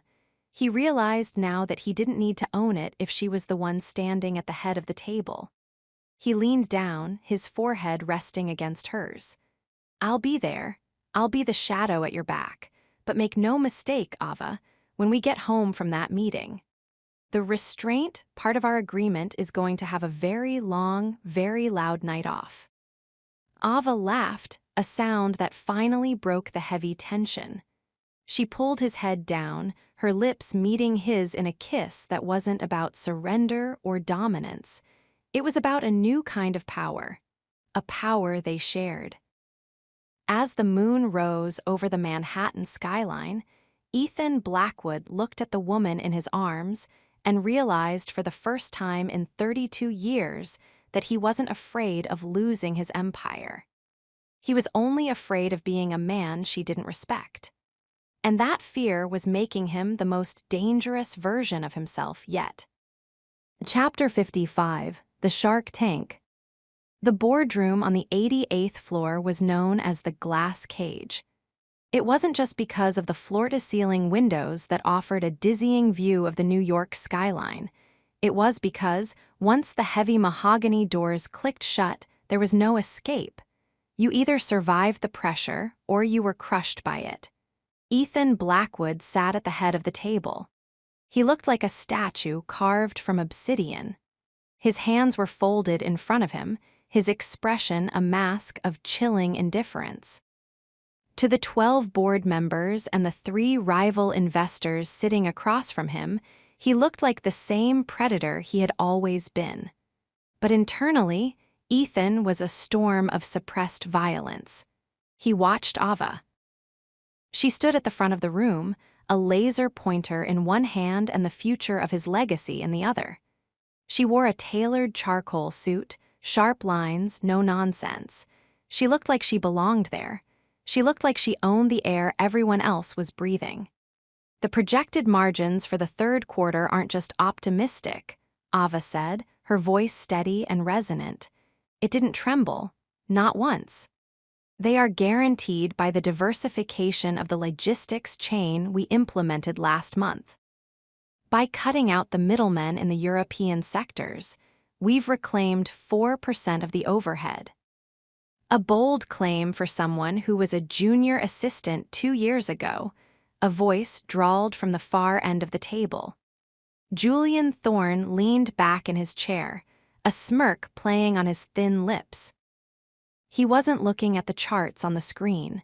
He was looking at Ava with a predatory hunger that made the hair on the back of Ethan's neck stand up. Ethan's fingers tightened against each other. 20 minutes, he reminded himself. I promised her 20 minutes of silence. Ava didn't even look at Julian. She clicked to the next slide. If you're looking for history lessons, Mr. Thorne, the library is on the 5th floor.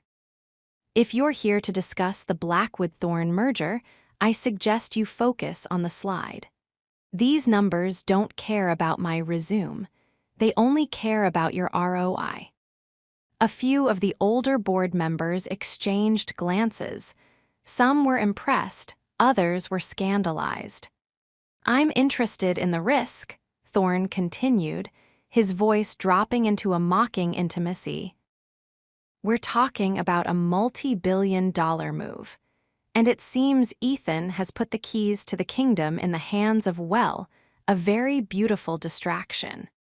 Tell me, Miss Reed, does the contract include a clause for when you inevitably grow bored of playing CEO and decide to take a settlement? The room went ice cold. The oxygen seemed to leave the space. Every eye turned to Ethan. They expected the explosion. They expected him to stand up, vault over the table, and wrap his hand around Thorne's throat. That was the Ethan Blackwood they knew, the man who protected his territory with blood and fire. Ethan felt the familiar heat rising in his chest. His vision narrowed to a single point, the pulse beating in Julian Thorne's neck. He could end this. He could destroy Thorne's credit rating with one phone call. He could have him escorted out by security in front of the world's cameras. But then he looked at Ava. She wasn't looking at him for help. She wasn't shrinking. She was standing tall, her chin tilted up, watching Thorne with a look of pure, unadulterated pity. "It's interesting you use the word distraction, Julian," Ava said. Her voice was quieter now, which made everyone lean in. "Because while you've been busy researching my personal life and trying to find a way to hurt Ethan through me, you seem to have missed the fine print on page 42 of the merger agreement." Thorne's smirk flickered. "What are you talking about?" "I'm talking about the fact that your company, Thorne Holdings, has been hemorrhaging liquid capital into offshore accounts in the Caymans for the last 6 months. Accounts that I've spent the last 72 hours tracking."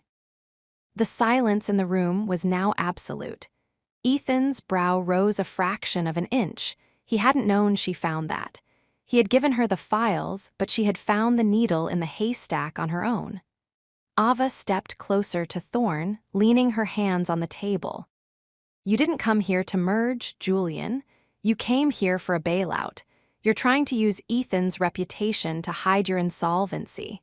You aren't worried about my settlement. You're worried that if I keep talking, the board will realize you're a walking corpse." Thorne turned a sickly shade of gray. "That's that slander. You have no proof." "I have the wire transfer logs," Ava said, clicking her remote.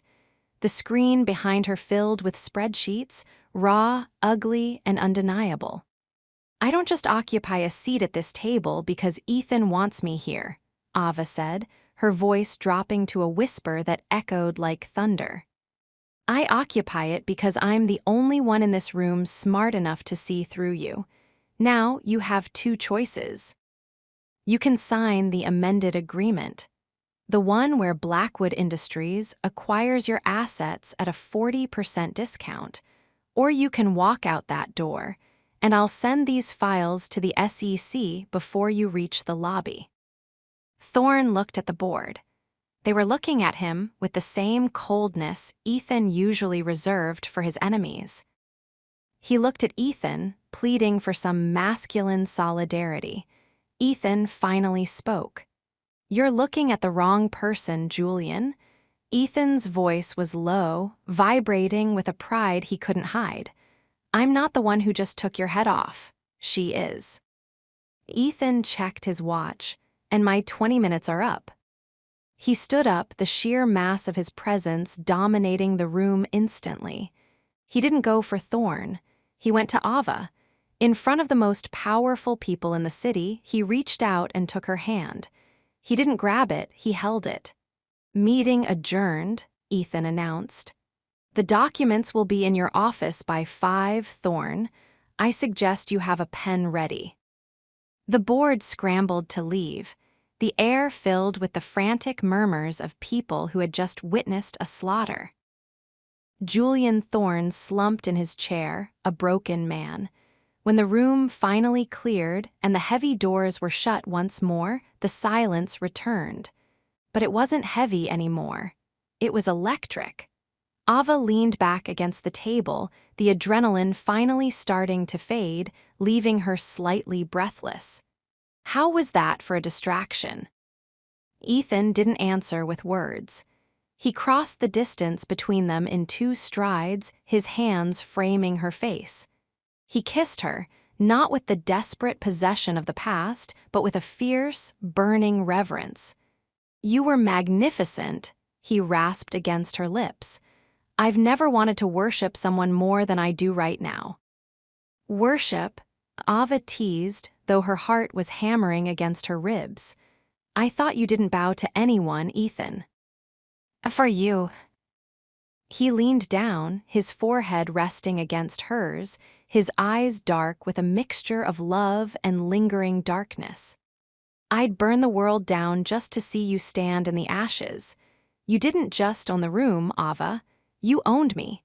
Every single person in there saw it. and for the first time in my life, I didn't mind.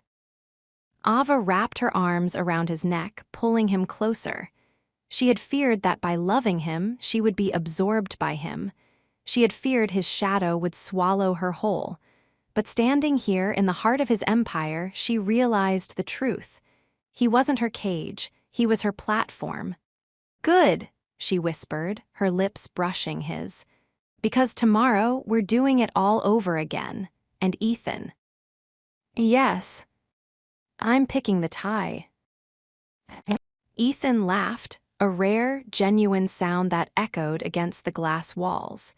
For a man who had everything, he realized he had finally found the one thing he couldn't buy: an equal. Chapter 56: The Vulnerability of Kings. The drive back to the penthouse was silent, but it wasn't the heavy, suffocating silence of their early days. It was the silence of two people who had just walked through fire and were still checking each other for burns. Outside the tinted windows of the Maybach, Manhattan was a blur of neon and rain. The droplets raced across the glass, distorted by the speed of the car. Inside, the air was thick with the scent of Ethan's cologne, expensive leather and sandalwood, and the lingering electricity of their victory over Julian Thorne. Ethan hadn't let go of Ava's hand since they left the building. His grip was firm, his thumb tracing the line of her knuckles in a repetitive, almost grounding motion. He wasn't looking at her, he was staring out at the city, his jaw set in that familiar, hard line. But Ava knew him now. She saw the way his pulse was jumpy at the base of his throat. She saw the slight tension in his shoulders that even his custom-tailored suit couldn't hide. They reached the penthouse in record time. The elevator ride was a blur of brushed steel and rising pressure. When the doors slid open directly into the foyer, Ethan finally spoke. "Leave us," he said to the two security detail members following them. His voice wasn't loud, but it carried the absolute weight of a command. The guards vanished. The heavy oak doors clicked shut. They were alone in his sanctuary 90 stories above the world they had just conquered. Ethan began to pace. He shed his suit jacket, tossing it onto a chair, and started unbuttoning his cuffs with jerky, uncharacteristic movements. "You did well today, Ava. Better than well. You were surgical." "But," Ava asked, leaning against the marble kitchen island. She watched him carefully. Ethan stopped. He turned to look at her, his eyes dark with a storm she couldn't quite read. "But now the world knows. They know you aren't just a woman I'm seeing. They know you're the engine. They know you're the one person who can get close enough to me to draw blood. I've spent 15 years making sure I had no such point of failure. And today, I handed the map to my enemies on a silver platter." "Is that what I am to you, Ethan? A point of failure?" He was across the room in a second. He didn't grab her, but he boxed her in, his hands gripping the edge of the marble on either side of her hips. He leaned in until their noses almost touched. "You are the only thing that matters," he rasped. "And in my world, that makes you a target. I've spent my life believing that power is protection, that if I owned enough, controlled enough, and crushed enough, no one could ever hurt me again. But then you walked into my office. And suddenly, all that power felt like a pile of dry leaves waiting for a match." Ava didn't flinch. She reached up, her fingers grazing the scar just beneath his hairline, a mark he usually hid with his hair. "You keep talking about the world hurting you, Ethan, but you never tell me why you're so convinced it's inevitable. You've built a fortress, but you're the only one trapped inside it." Ethan's breath hitched. He pulled back, turning his back to her. The silence stretched for a minute, then two. The only sound was the rain lashing against the floor-to-ceiling windows. "My father didn't lose his empire to a rival CEO," Ethan said, his voice so low Ava had to strain to hear it. "He lost it to a a woman he thought he owned. She didn't want his money. She wanted his ruin. She sold his secrets, his patents, his dignity. And then she walked away while he sat in a cold house with a bottle of gin and a handful of pills. Ava felt a cold chill run down her spine. Ethan had never spoken of his family. "I was 12, Ethan continued, his voice devoid of emotion, which made it 10 times more haunting. "I watched him go from the man who owned the room to a man who couldn't even look his son in the eye. I learned 2 things that day, Ava. 1, weakness is a death sentence. 2, if you let someone in, you give them the knife they'll eventually use on you." He turned around, and for the first time, the boss was gone. The billionaire was gone. There was just a man standing in a multi-million-dollar room looking utterly hollow. "I've spent every day since then making sure I was the one holding the knife," he whispered. "And then I met you, and I realized I don't want to hold the knife anymore, but I don't know how to drop it without shaking." Ava felt her heart break and mend in the same breath. This was the surrender she had been waiting for. Not a physical bowing, but an emotional stripping away of the armor he had worn since he was a boy. She walked over to him, slow and deliberate. She didn't stop until she was flush against him. She took his large, calloused hands in hers and forced him to look at her. "I am not your father's ghost, Ethan," she said, her voice like iron. "And you are not him. You aren't weak for loving me. You're finally strong enough to handle it. You think you're protecting me by being a tyrant, but all you're doing is making me fight you instead of the world." Ethan looked down at their joined hands. His fingers trembled, a slight, almost imperceptible movement, but to Ava, it was an earthquake. "I don't know how to be a partner, Ava," he admitted, his voice cracking. "I only know how to be a ruler." "Then let me teach you," she whispered. She led him over to the oversized leather sofa by the fire. She sat, and for the first time she pulled him down so his head rested in her lap. It was a position of total vulnerability, the great Ethan Blackwood, the man the markets feared, lying still as she ran her fingers through his dark hair. He let out a long, shuddering breath. The tension that had held him together for decades seemed to leak out of him. "I'm terrified, Ava," he confessed into the fabric of her skirt. "I'm terrified that if I stop being the man who owns the room, you'll realize I'm just a man, and that you won't want him." Ava leaned down, kissing his temple.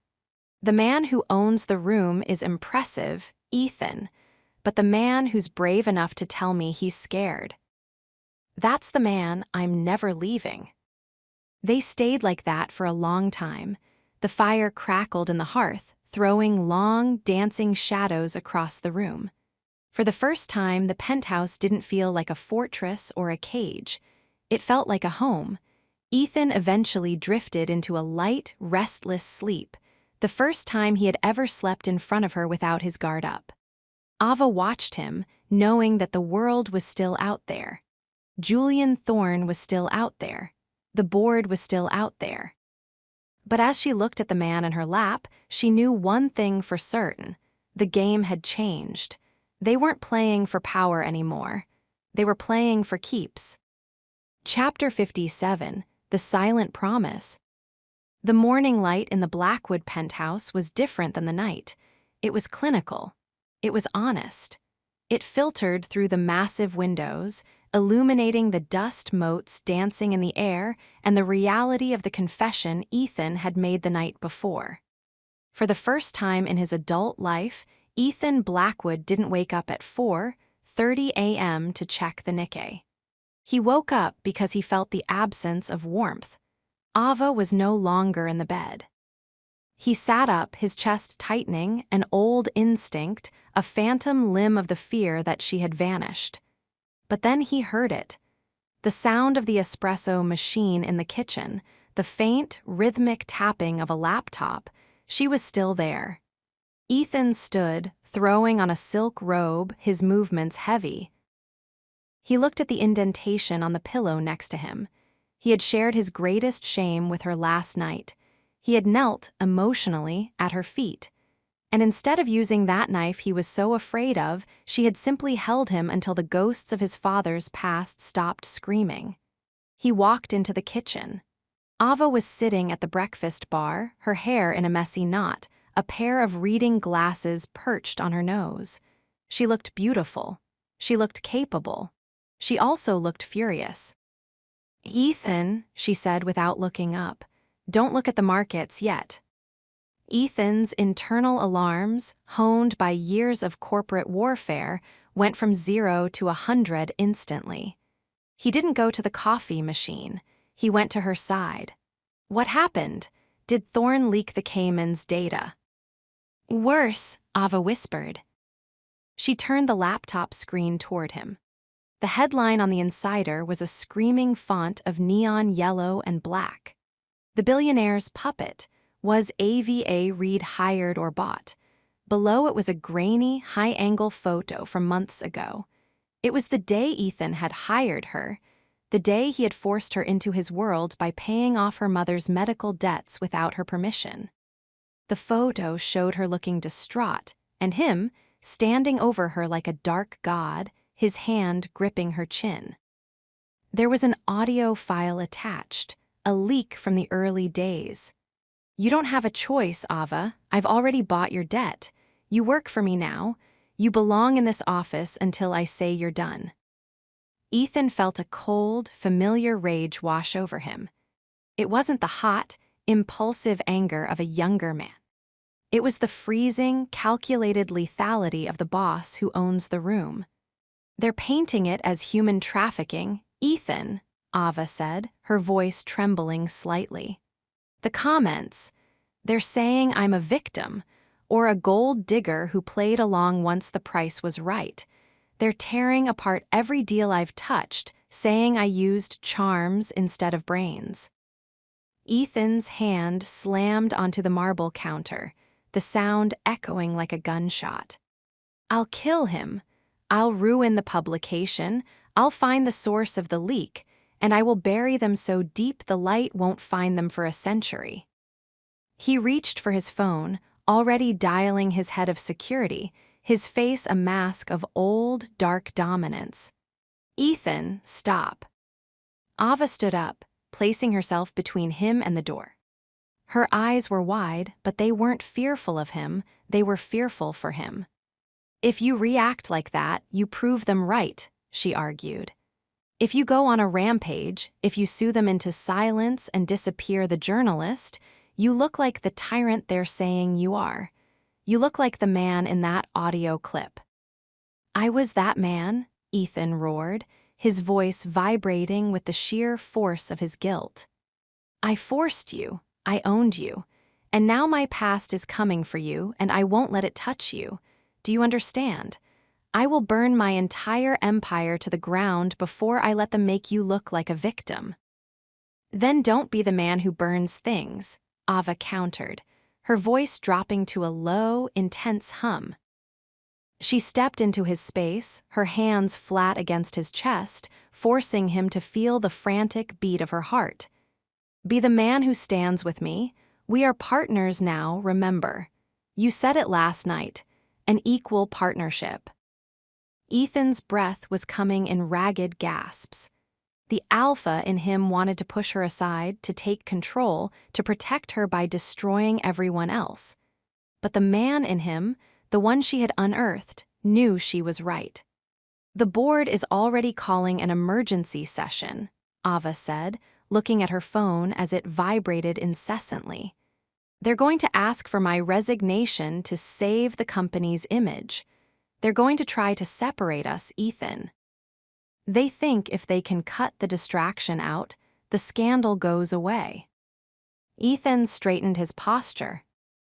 The silk robe fell open slightly, revealing the hard, scarred lines of his body. He looked like a warrior preparing for a final stand. "They want a resignation." Ethan's voice was now a low, terrifyingly calm whisper. Then we'll give them a statement, but not the one they expect. What are you thinking? Ethan took her face in both of his hands. His touch was no longer the bruising grip from the tabloid photo. It was a silent promise. We don't go to the board separately. We don't issue a legal denial. We go down there together. We tell them the truth, that I was a man who thought he could buy anything, and you were the woman who taught him he owned nothing. We turn the scandal into a revolution, Ava. We show them that Blackwood Industries isn't a monarchy anymore. It's a duarchy. Ava looked at him, searching his eyes for any trace of the old, controlling billionaire. She saw the shadow, but she also saw the light. They'll hate it, she said, a small, defiant smile forming. The investors, the old guard, they'll hate that you're sharing power. Let them hate, Ethan rasped. I've spent my whole life being feared. I think it's time I tried being respected. Together. Narrator note, transition to the boardroom entrance. The sound of camera shutters and shouting reporters should be imagined in the silence. An hour later, the lobby of Blackwood Tower was a war zone. Reporters were packed 10 deep against the velvet ropes. The air was thick with the smell of rain and expensive perfume and the metallic tang of ambition. When the elevator doors opened, the flashbulbs were blinding. Ethan stepped out first. He looked every bit the dominant force the world knew him to be, black suit, black tie, an aura of absolute authority, but he didn't walk alone. He reached back into the elevator and took Ava's hand. He didn't lead her. He walked beside her. The shouting started immediately. Mr. Blackwood, is it true you bought Miss Reed's silence? Ava, are you staying with him for the shares? Is the merger cancelled? Ethan stopped in the middle of the lobby. The power he exuded was so immense that the crowd actually fell silent. It was the silence of a room that had just realized the lion was awake. I have only one thing to say, Ethan began, his voice carrying to the very back of the hall without the need for a microphone. The man you see in those old photos, the man who thought power was about possession, he doesn't own this company anymore. He looked at Ava, a look so filled with raw, public devotion that several reporters stopped typing. Miss Reed didn't just survive my world, Ethan continued. She conquered it. She is the chief operating officer of Blackwood Industries not because I put her there, but because I would be a fool to run it without her. If you want to attack our past, do so, but if you want to bet against our future, I wish you the best of luck. You're going to need it. He didn't wait for questions. He didn't look back. He leaned in, his lips brushing Ava's ear in front of 1,000 lenses.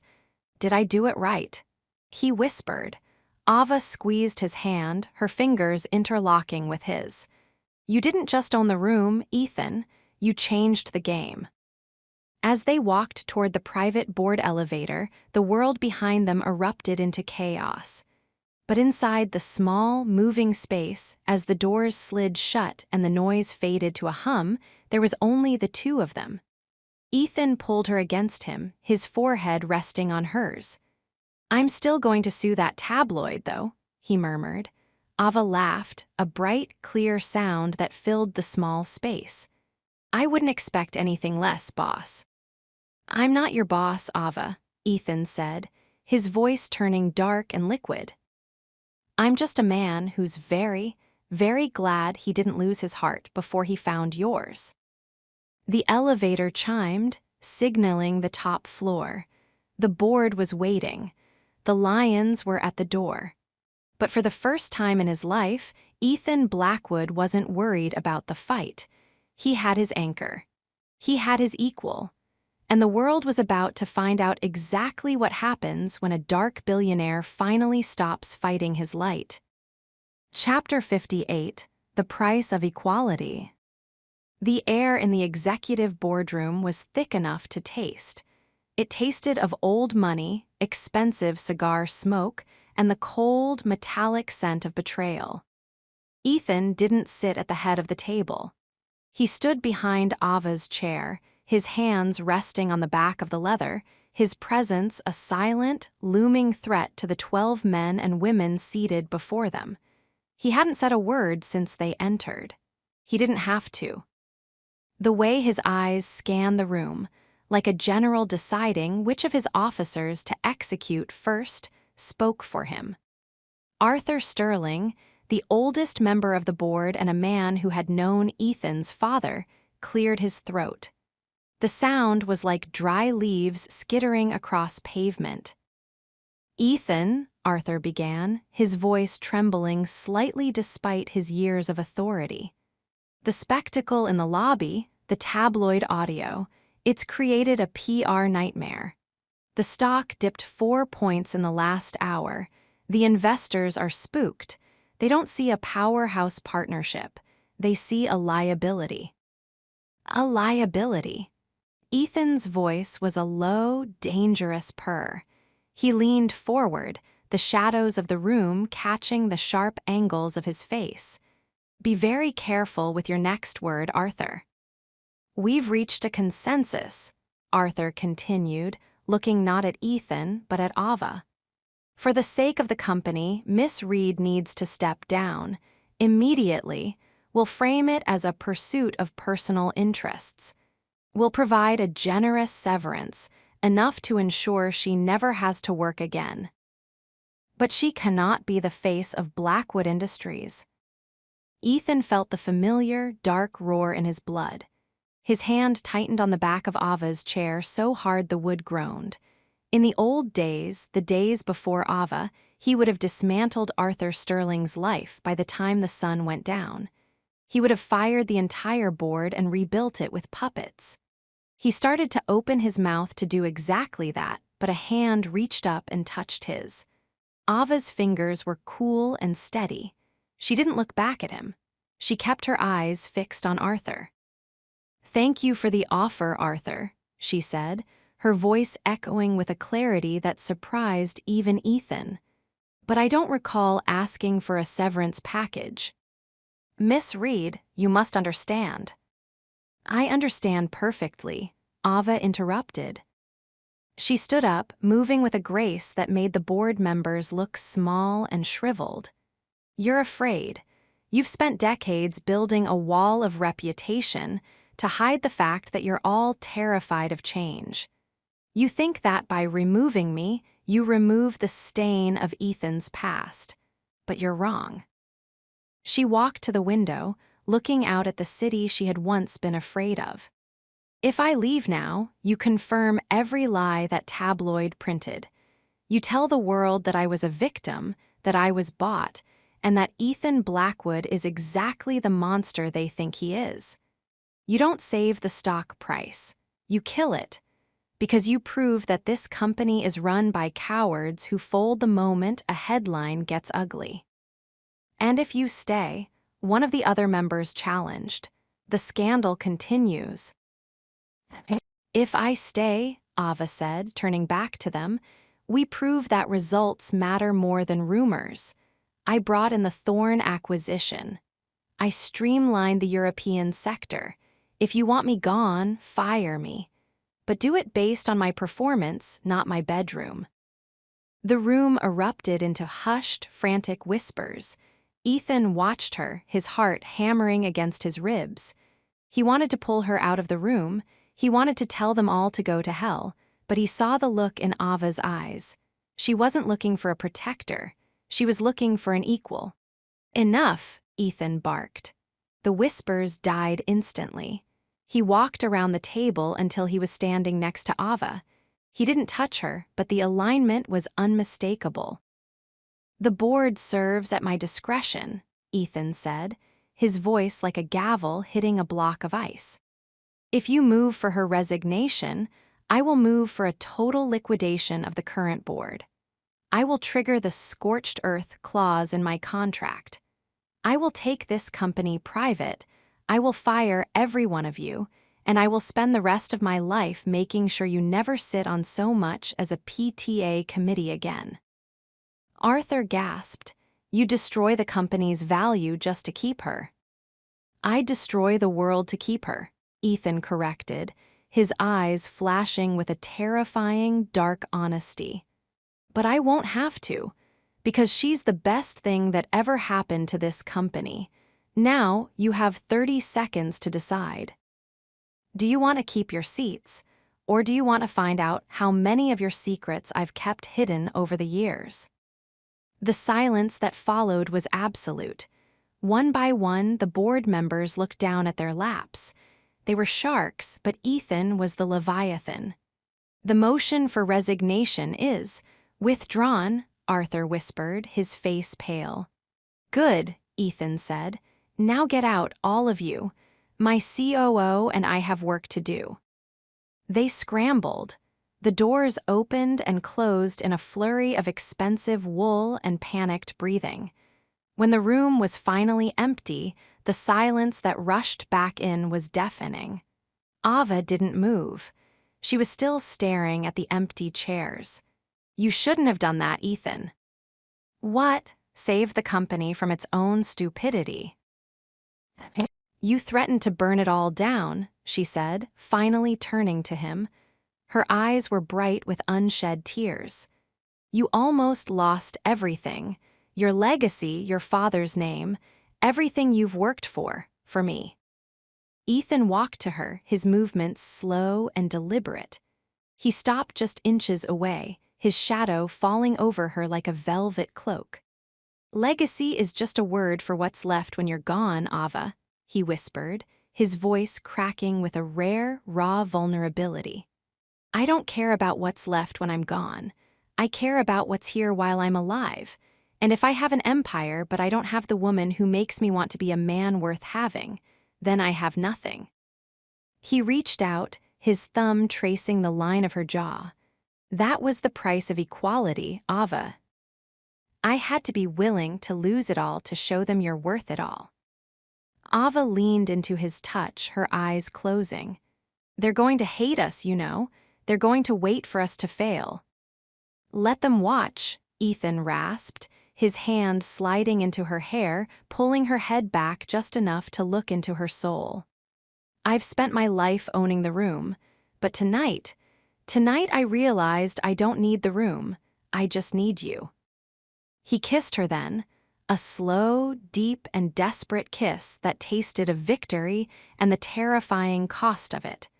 It wasn't the kiss of a boss and an employee. It wasn't even the kiss of a billionaire and his prize. It was the kiss of two survivors who had finally found home in the middle of a war zone. As the sun began to set over the city, casting long, golden shadows across the empty boardroom, Ethan Blackwood finally let go of the ghost of his father. He didn't need to be a king. He didn't need to be a god. He just needed to be hers. Chapter 59, The Weight of the Crown. Victory, Ethan Blackwood had learned, didn't always taste like champagne. Sometimes it tasted like the copper of a bitten lip and the cold, ozone scent of a coming storm. They had won the boardroom. The stock had stabilized. The world was beginning to accept the new hierarchy of Blackwood Industries. But as Ethan stood on the balcony of his penthouse, watching the fog roll in from the Hudson, he felt a familiar, primal itch beneath his skin. He wasn't a man who believed in happily ever after. He was a man who believed in survived until tomorrow. Behind him, the glass door slid open. Ava stepped out, wrapped in one of his oversized cashmere sweaters. She looked small against the backdrop of the city, but the way she carried herself, shoulders back, gaze level, told a different story.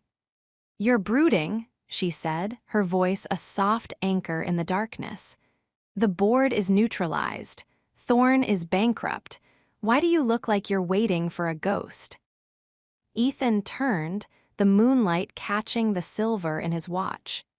"Because Julian Thorne isn't a ghost, Ava, he's a scavenger. and a scavenger is most dangerous when you've taken away its pride. He walked toward her, his hand reaching out to pull her into the heat of his body. This was the restrained Ethan. His touch was firm, but he didn't squeeze. He didn't demand. He was learning to ask with his eyes instead of his commands. "I've increased the detail," he muttered into her hair. "2 more guards for your commute, an armored SUV for the weekend." Ava pulled back just enough to look at him. "Ethan, we talked about this. I'm your COO, not your captive.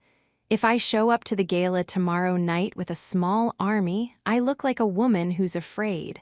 I look like the puppet the tabloids claimed I was.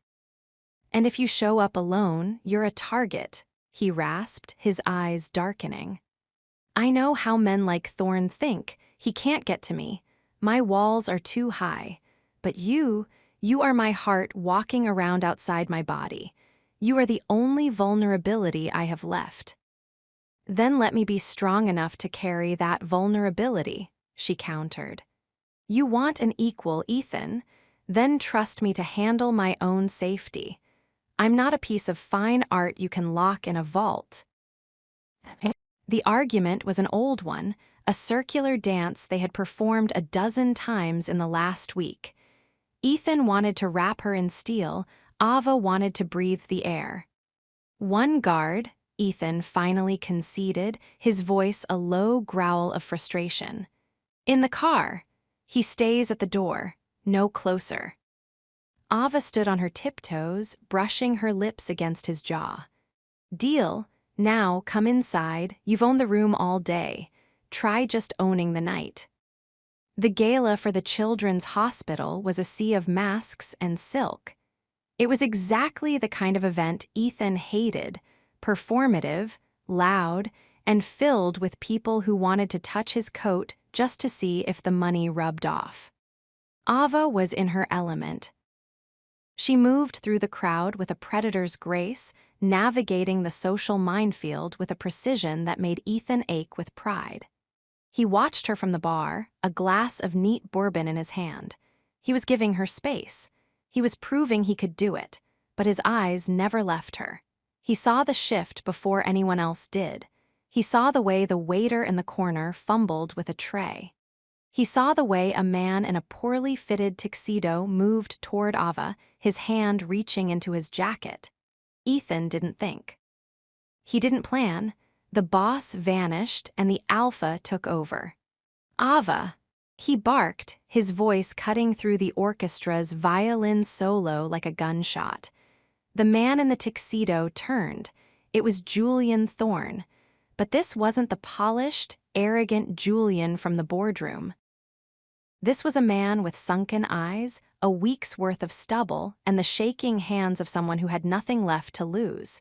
In his hand was a heavy black Beretta. The room erupted. Screams shattered the sophisticated atmosphere. People scrambled, chairs overturned, and the scent of expensive perfume was replaced by the acrid smell of panic. "You took it all." Thorne screamed, the gun wavering between Ethan and Ava. "My name, my father's company. You used her to humiliate me." Ava stood frozen, her heart hammering against her ribs. She was only 10 feet away from Thorne. Ethan was 20 feet away, blocked by a heavy mahogany table and a fleeing crowd.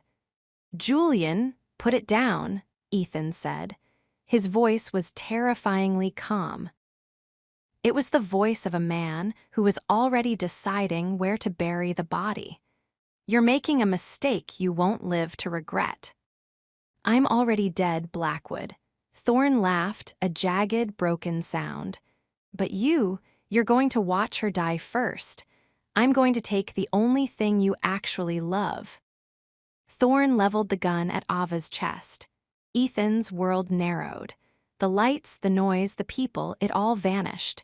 There was only the glint of the barrel and the woman he had finally learned to love. "Wait," Ava shouted, her voice ringing with an authority that stopped Thorne's finger on the trigger. She took a step forward, not back, forward. "You want to hurt Ethan?" She asked, her voice steady, though she was shaking inside. Then look at me, Julian. Look at what you're about to do. You aren't a killer. You're a businessman who lost a gamble. If you pull that trigger, you aren't a rival anymore. You're a footnote. A common criminal who couldn't handle a woman beating him. Shut up. Thorne yelled, but the gun dipped an inch. I'm the one who found the Cayman's accounts, Ava said, her voice dropping to a low, cold hum. I'm the one who dismantled your holding company. Ethan didn't do that to you. I did. If you're going to kill someone, kill the person who actually beat you. She was drawing his focus. She was giving Ethan the seconds he needed. Ethan saw his opening. He moved with a speed that shouldn't have been possible for a man of his size. He didn't go for the gun, he went for the man. He tackled Thorne just as the gun discharged. The sound was deafening in the enclosed ballroom. A mirror shattered. A woman screamed. Ethan didn't feel the glass. He didn't feel the impact of the marble floor. He only felt the need to neutralize the threat. He wrenched the gun from Thorne's hand with a sickening crack of bone. He pinned the man to the floor, his forearm across Thorne's throat, his eyes filled with a darkness that was older than time. I told you, Ethan whispered, his voice a vibration of pure, unadulterated menace. I told you I protect what's mine. He raised his fist, the knuckles white, the intent clear. He was going to kill him, right there on the floor of the gala in front of the cameras and the elite. The dark billionaire was back and he wanted blood. Ethan, no. Ava's voice hit him like a bucket of ice water. He looked up. She was standing over them, her dress torn, a small cut on her cheek from the flying glass, but her eyes were clear. Don't do it, she said. Don't let him take who you've become. He's done, Ethan. Look at him. He's already nothing. Don't become him. Ethan looked down at Thorne. The man was weeping, broken, and pathetic. Slowly, agonizingly, Ethan unclenched his fist. He stood up, breathing hard, his suit ruined, his hands trembling with the effort of restraint. He didn't look at the crowd. He didn't look at the security guards finally rushing in. He only looked at Ava. He walked to her, his hands framing her face, searching her for injuries. Did it hit you? Are you hurt? Ava, tell me. I'm okay, she whispered, leaning into his touch. I'm okay, you stopped him. You stopped him, Ethan corrected, his voice thick with emotion. You stood in front of a gun for me. I stood in front of a gun for us, she said. Ethan pulled her into a crushing embrace, his face buried in the crook of her neck. The world around them was in chaos. Sirens were approaching, cameras were flashing, the room was no longer theirs. But as Ethan held her, he realized the truth. The power he had spent his life chasing was a lie. The only real power in the world was the woman in his arms, the woman who had looked into the darkness of his soul and refused to be afraid. The crown he had worn for years, the crown of the boss, the tyrant, the owner, was heavy. It was lonely. And as the police led Julian Thorne away, Ethan realized he was finally ready to take it off. Narrator note: the music shifts from a frantic, high-pitched violin to a slow, grounding cello. The pace of the narration should slow down significantly here. Later that night, in the quiet of the penthouse, Ethan sat on the floor between Ava's legs as she cleaned the cut on his hand. The silence was different now. It was the silence of survivors. I'm moving the gala to next year, Ethan said, his voice weary. Ethan, Ava laughed softly, you can't move a city-wide charity event. I own the building, the catering, and half the board, he muttered, though there was no bite in it. I'll move the sun if it keeps you from having to wear that dress again. Ava paused, her fingers lingering on his palm. I'm not afraid, Ethan. I hope you know that. Tonight didn't change anything. I'm still your COO. I'm still your equal. Ethan looked up at her. For the first time, the boss who owns the room looked like a man who had finally found his way home. "I know," he whispered. "But tomorrow I'm buying you a bulletproof vest, and you're going to wear it, not because I'm the boss, but because I'm the man who can't breathe if your heart stops." Ava smiled, leaning down to kiss him. "Deal, but only if it comes in silk." The city hummed outside, indifferent to the drama of the night. But inside the penthouse, the architecture of their lives had finally settled. They weren't owned. They weren't captives. They were two halves of a whole, ready to face whatever the morning brought. Together. Chapter 60, Claimed Not Owned. The seasons in Manhattan have a way of changing the city's soul. The harsh, biting winds of winter had finally given way to a soft, golden spring. For Ethan Blackwood, the change wasn't just in the weather, it was in the very oxygen he breathed. He stood in his office, the room where it had all begun. The room where he had once looked at Ava Reed as a problem to be solved, a debt to be collected, a body to be owned. Now he looked at the empty chair across from his desk and felt a strange, terrifying sensation. Peace. The door opened, not with a tentative knock, but with the confident stride of someone who belonged there. Ava walked in, a stack of files in one hand and a cup of coffee in the other. She didn't look like the struggling girl who had walked in months ago, desperate and defiant. She looked like a queen who had helped build the throne she sat upon. "The Thorn acquisition is officially closed," she said, setting the files down with a satisfying thud. She took a sip of her coffee, her eyes meeting his over the rim of the cup. "The board is quiet. The press has moved on to a scandal involving a tech mogul in Silicon Valley. We survived, Ethan." Ethan walked around his desk. He didn't stop until he was in her personal space, the scent of her perfume, now a custom blend of jasmine and cedar, filling his senses. He reached out, his hand sliding around the back of her neck, his thumb tracing the line of her jaw.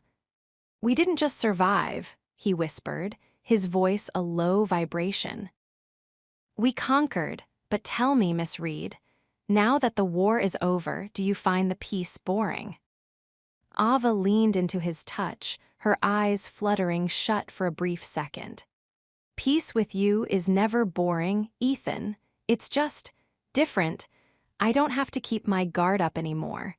I don't have to wonder if the man I love is going to try to rewrite my life while I'm not looking." "I still want to," Ethan admitted, a ghost of a smile playing on his lips.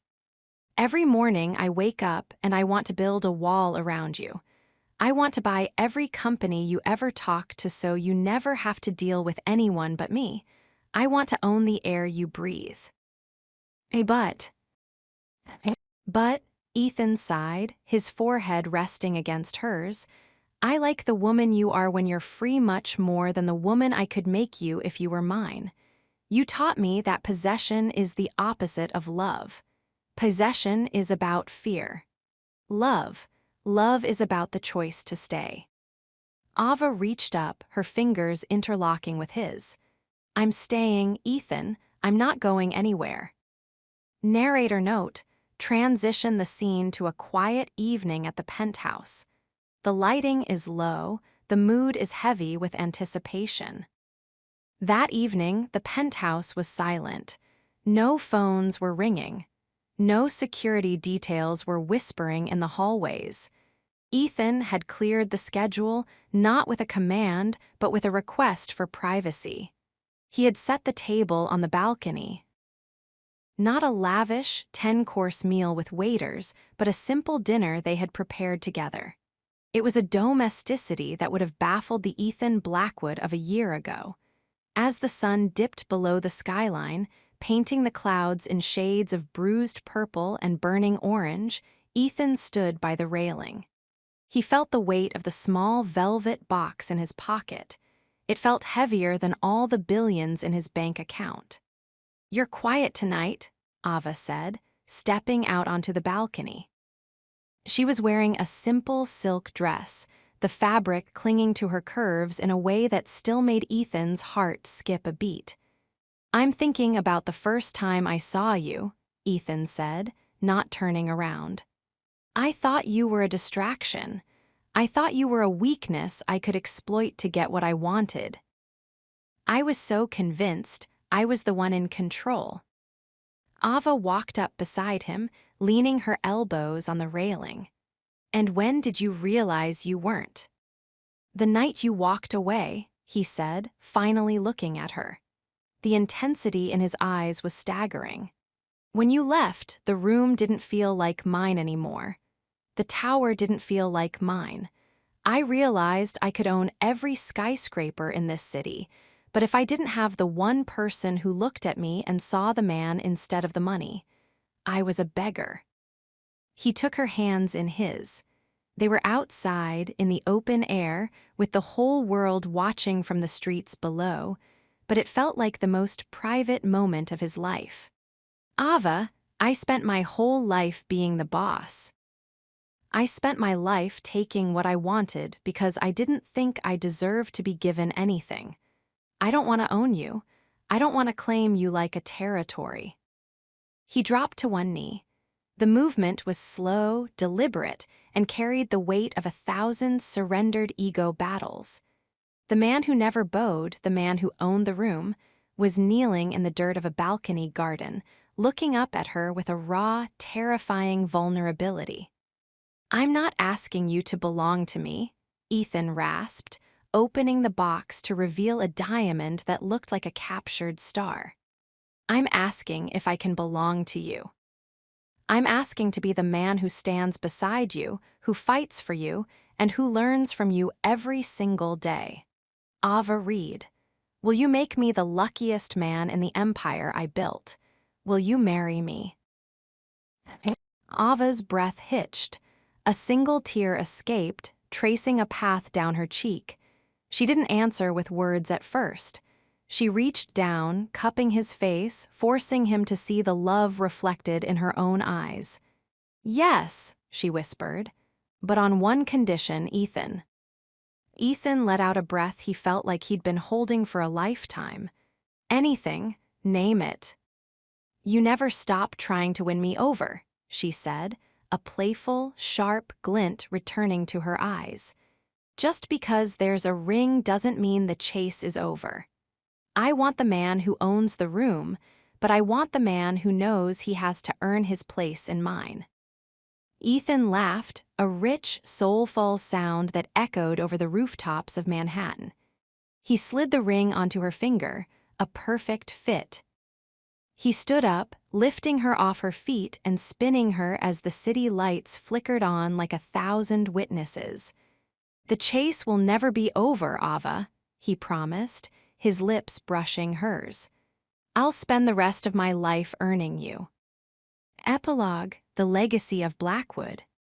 Narrator note: this section should feel like a looking back montage. Use a warm, reflective tone. 3 years later, the boardroom of Blackwood Reed International was different now. The heavy mahogany table was the same, the glass walls still looked out over the empire, but the energy had shifted. The glass cage was gone. It was now a place of collaboration, of fierce debate, and of a shared vision. Ethan sat at the head of the table, but he wasn't the only one leading. Ava sat at the other end, her voice the final word on the new green energy initiative. They operated like a binary star system, two powerful forces orbiting a common center, creating more light together than they ever could have alone. The world still whispered about them. The dark billionaire and the sharp-tongued heroine. They were the stuff of modern legend. After the meeting adjourned, the staff filed out, leaving the two of them alone in the vast room. Ethan stood up, stretching his shoulders. He walked the length of the table, stopping behind Ava. He leaned down, inhaling the familiar scent of her, his hands resting on her shoulders. "The merger went well," she murmured, leaning her head back against his chest. It did, Ethan agreed. He looked out at the city. It was dusk again, their favorite time. The time when the lines between shadow and light blurred.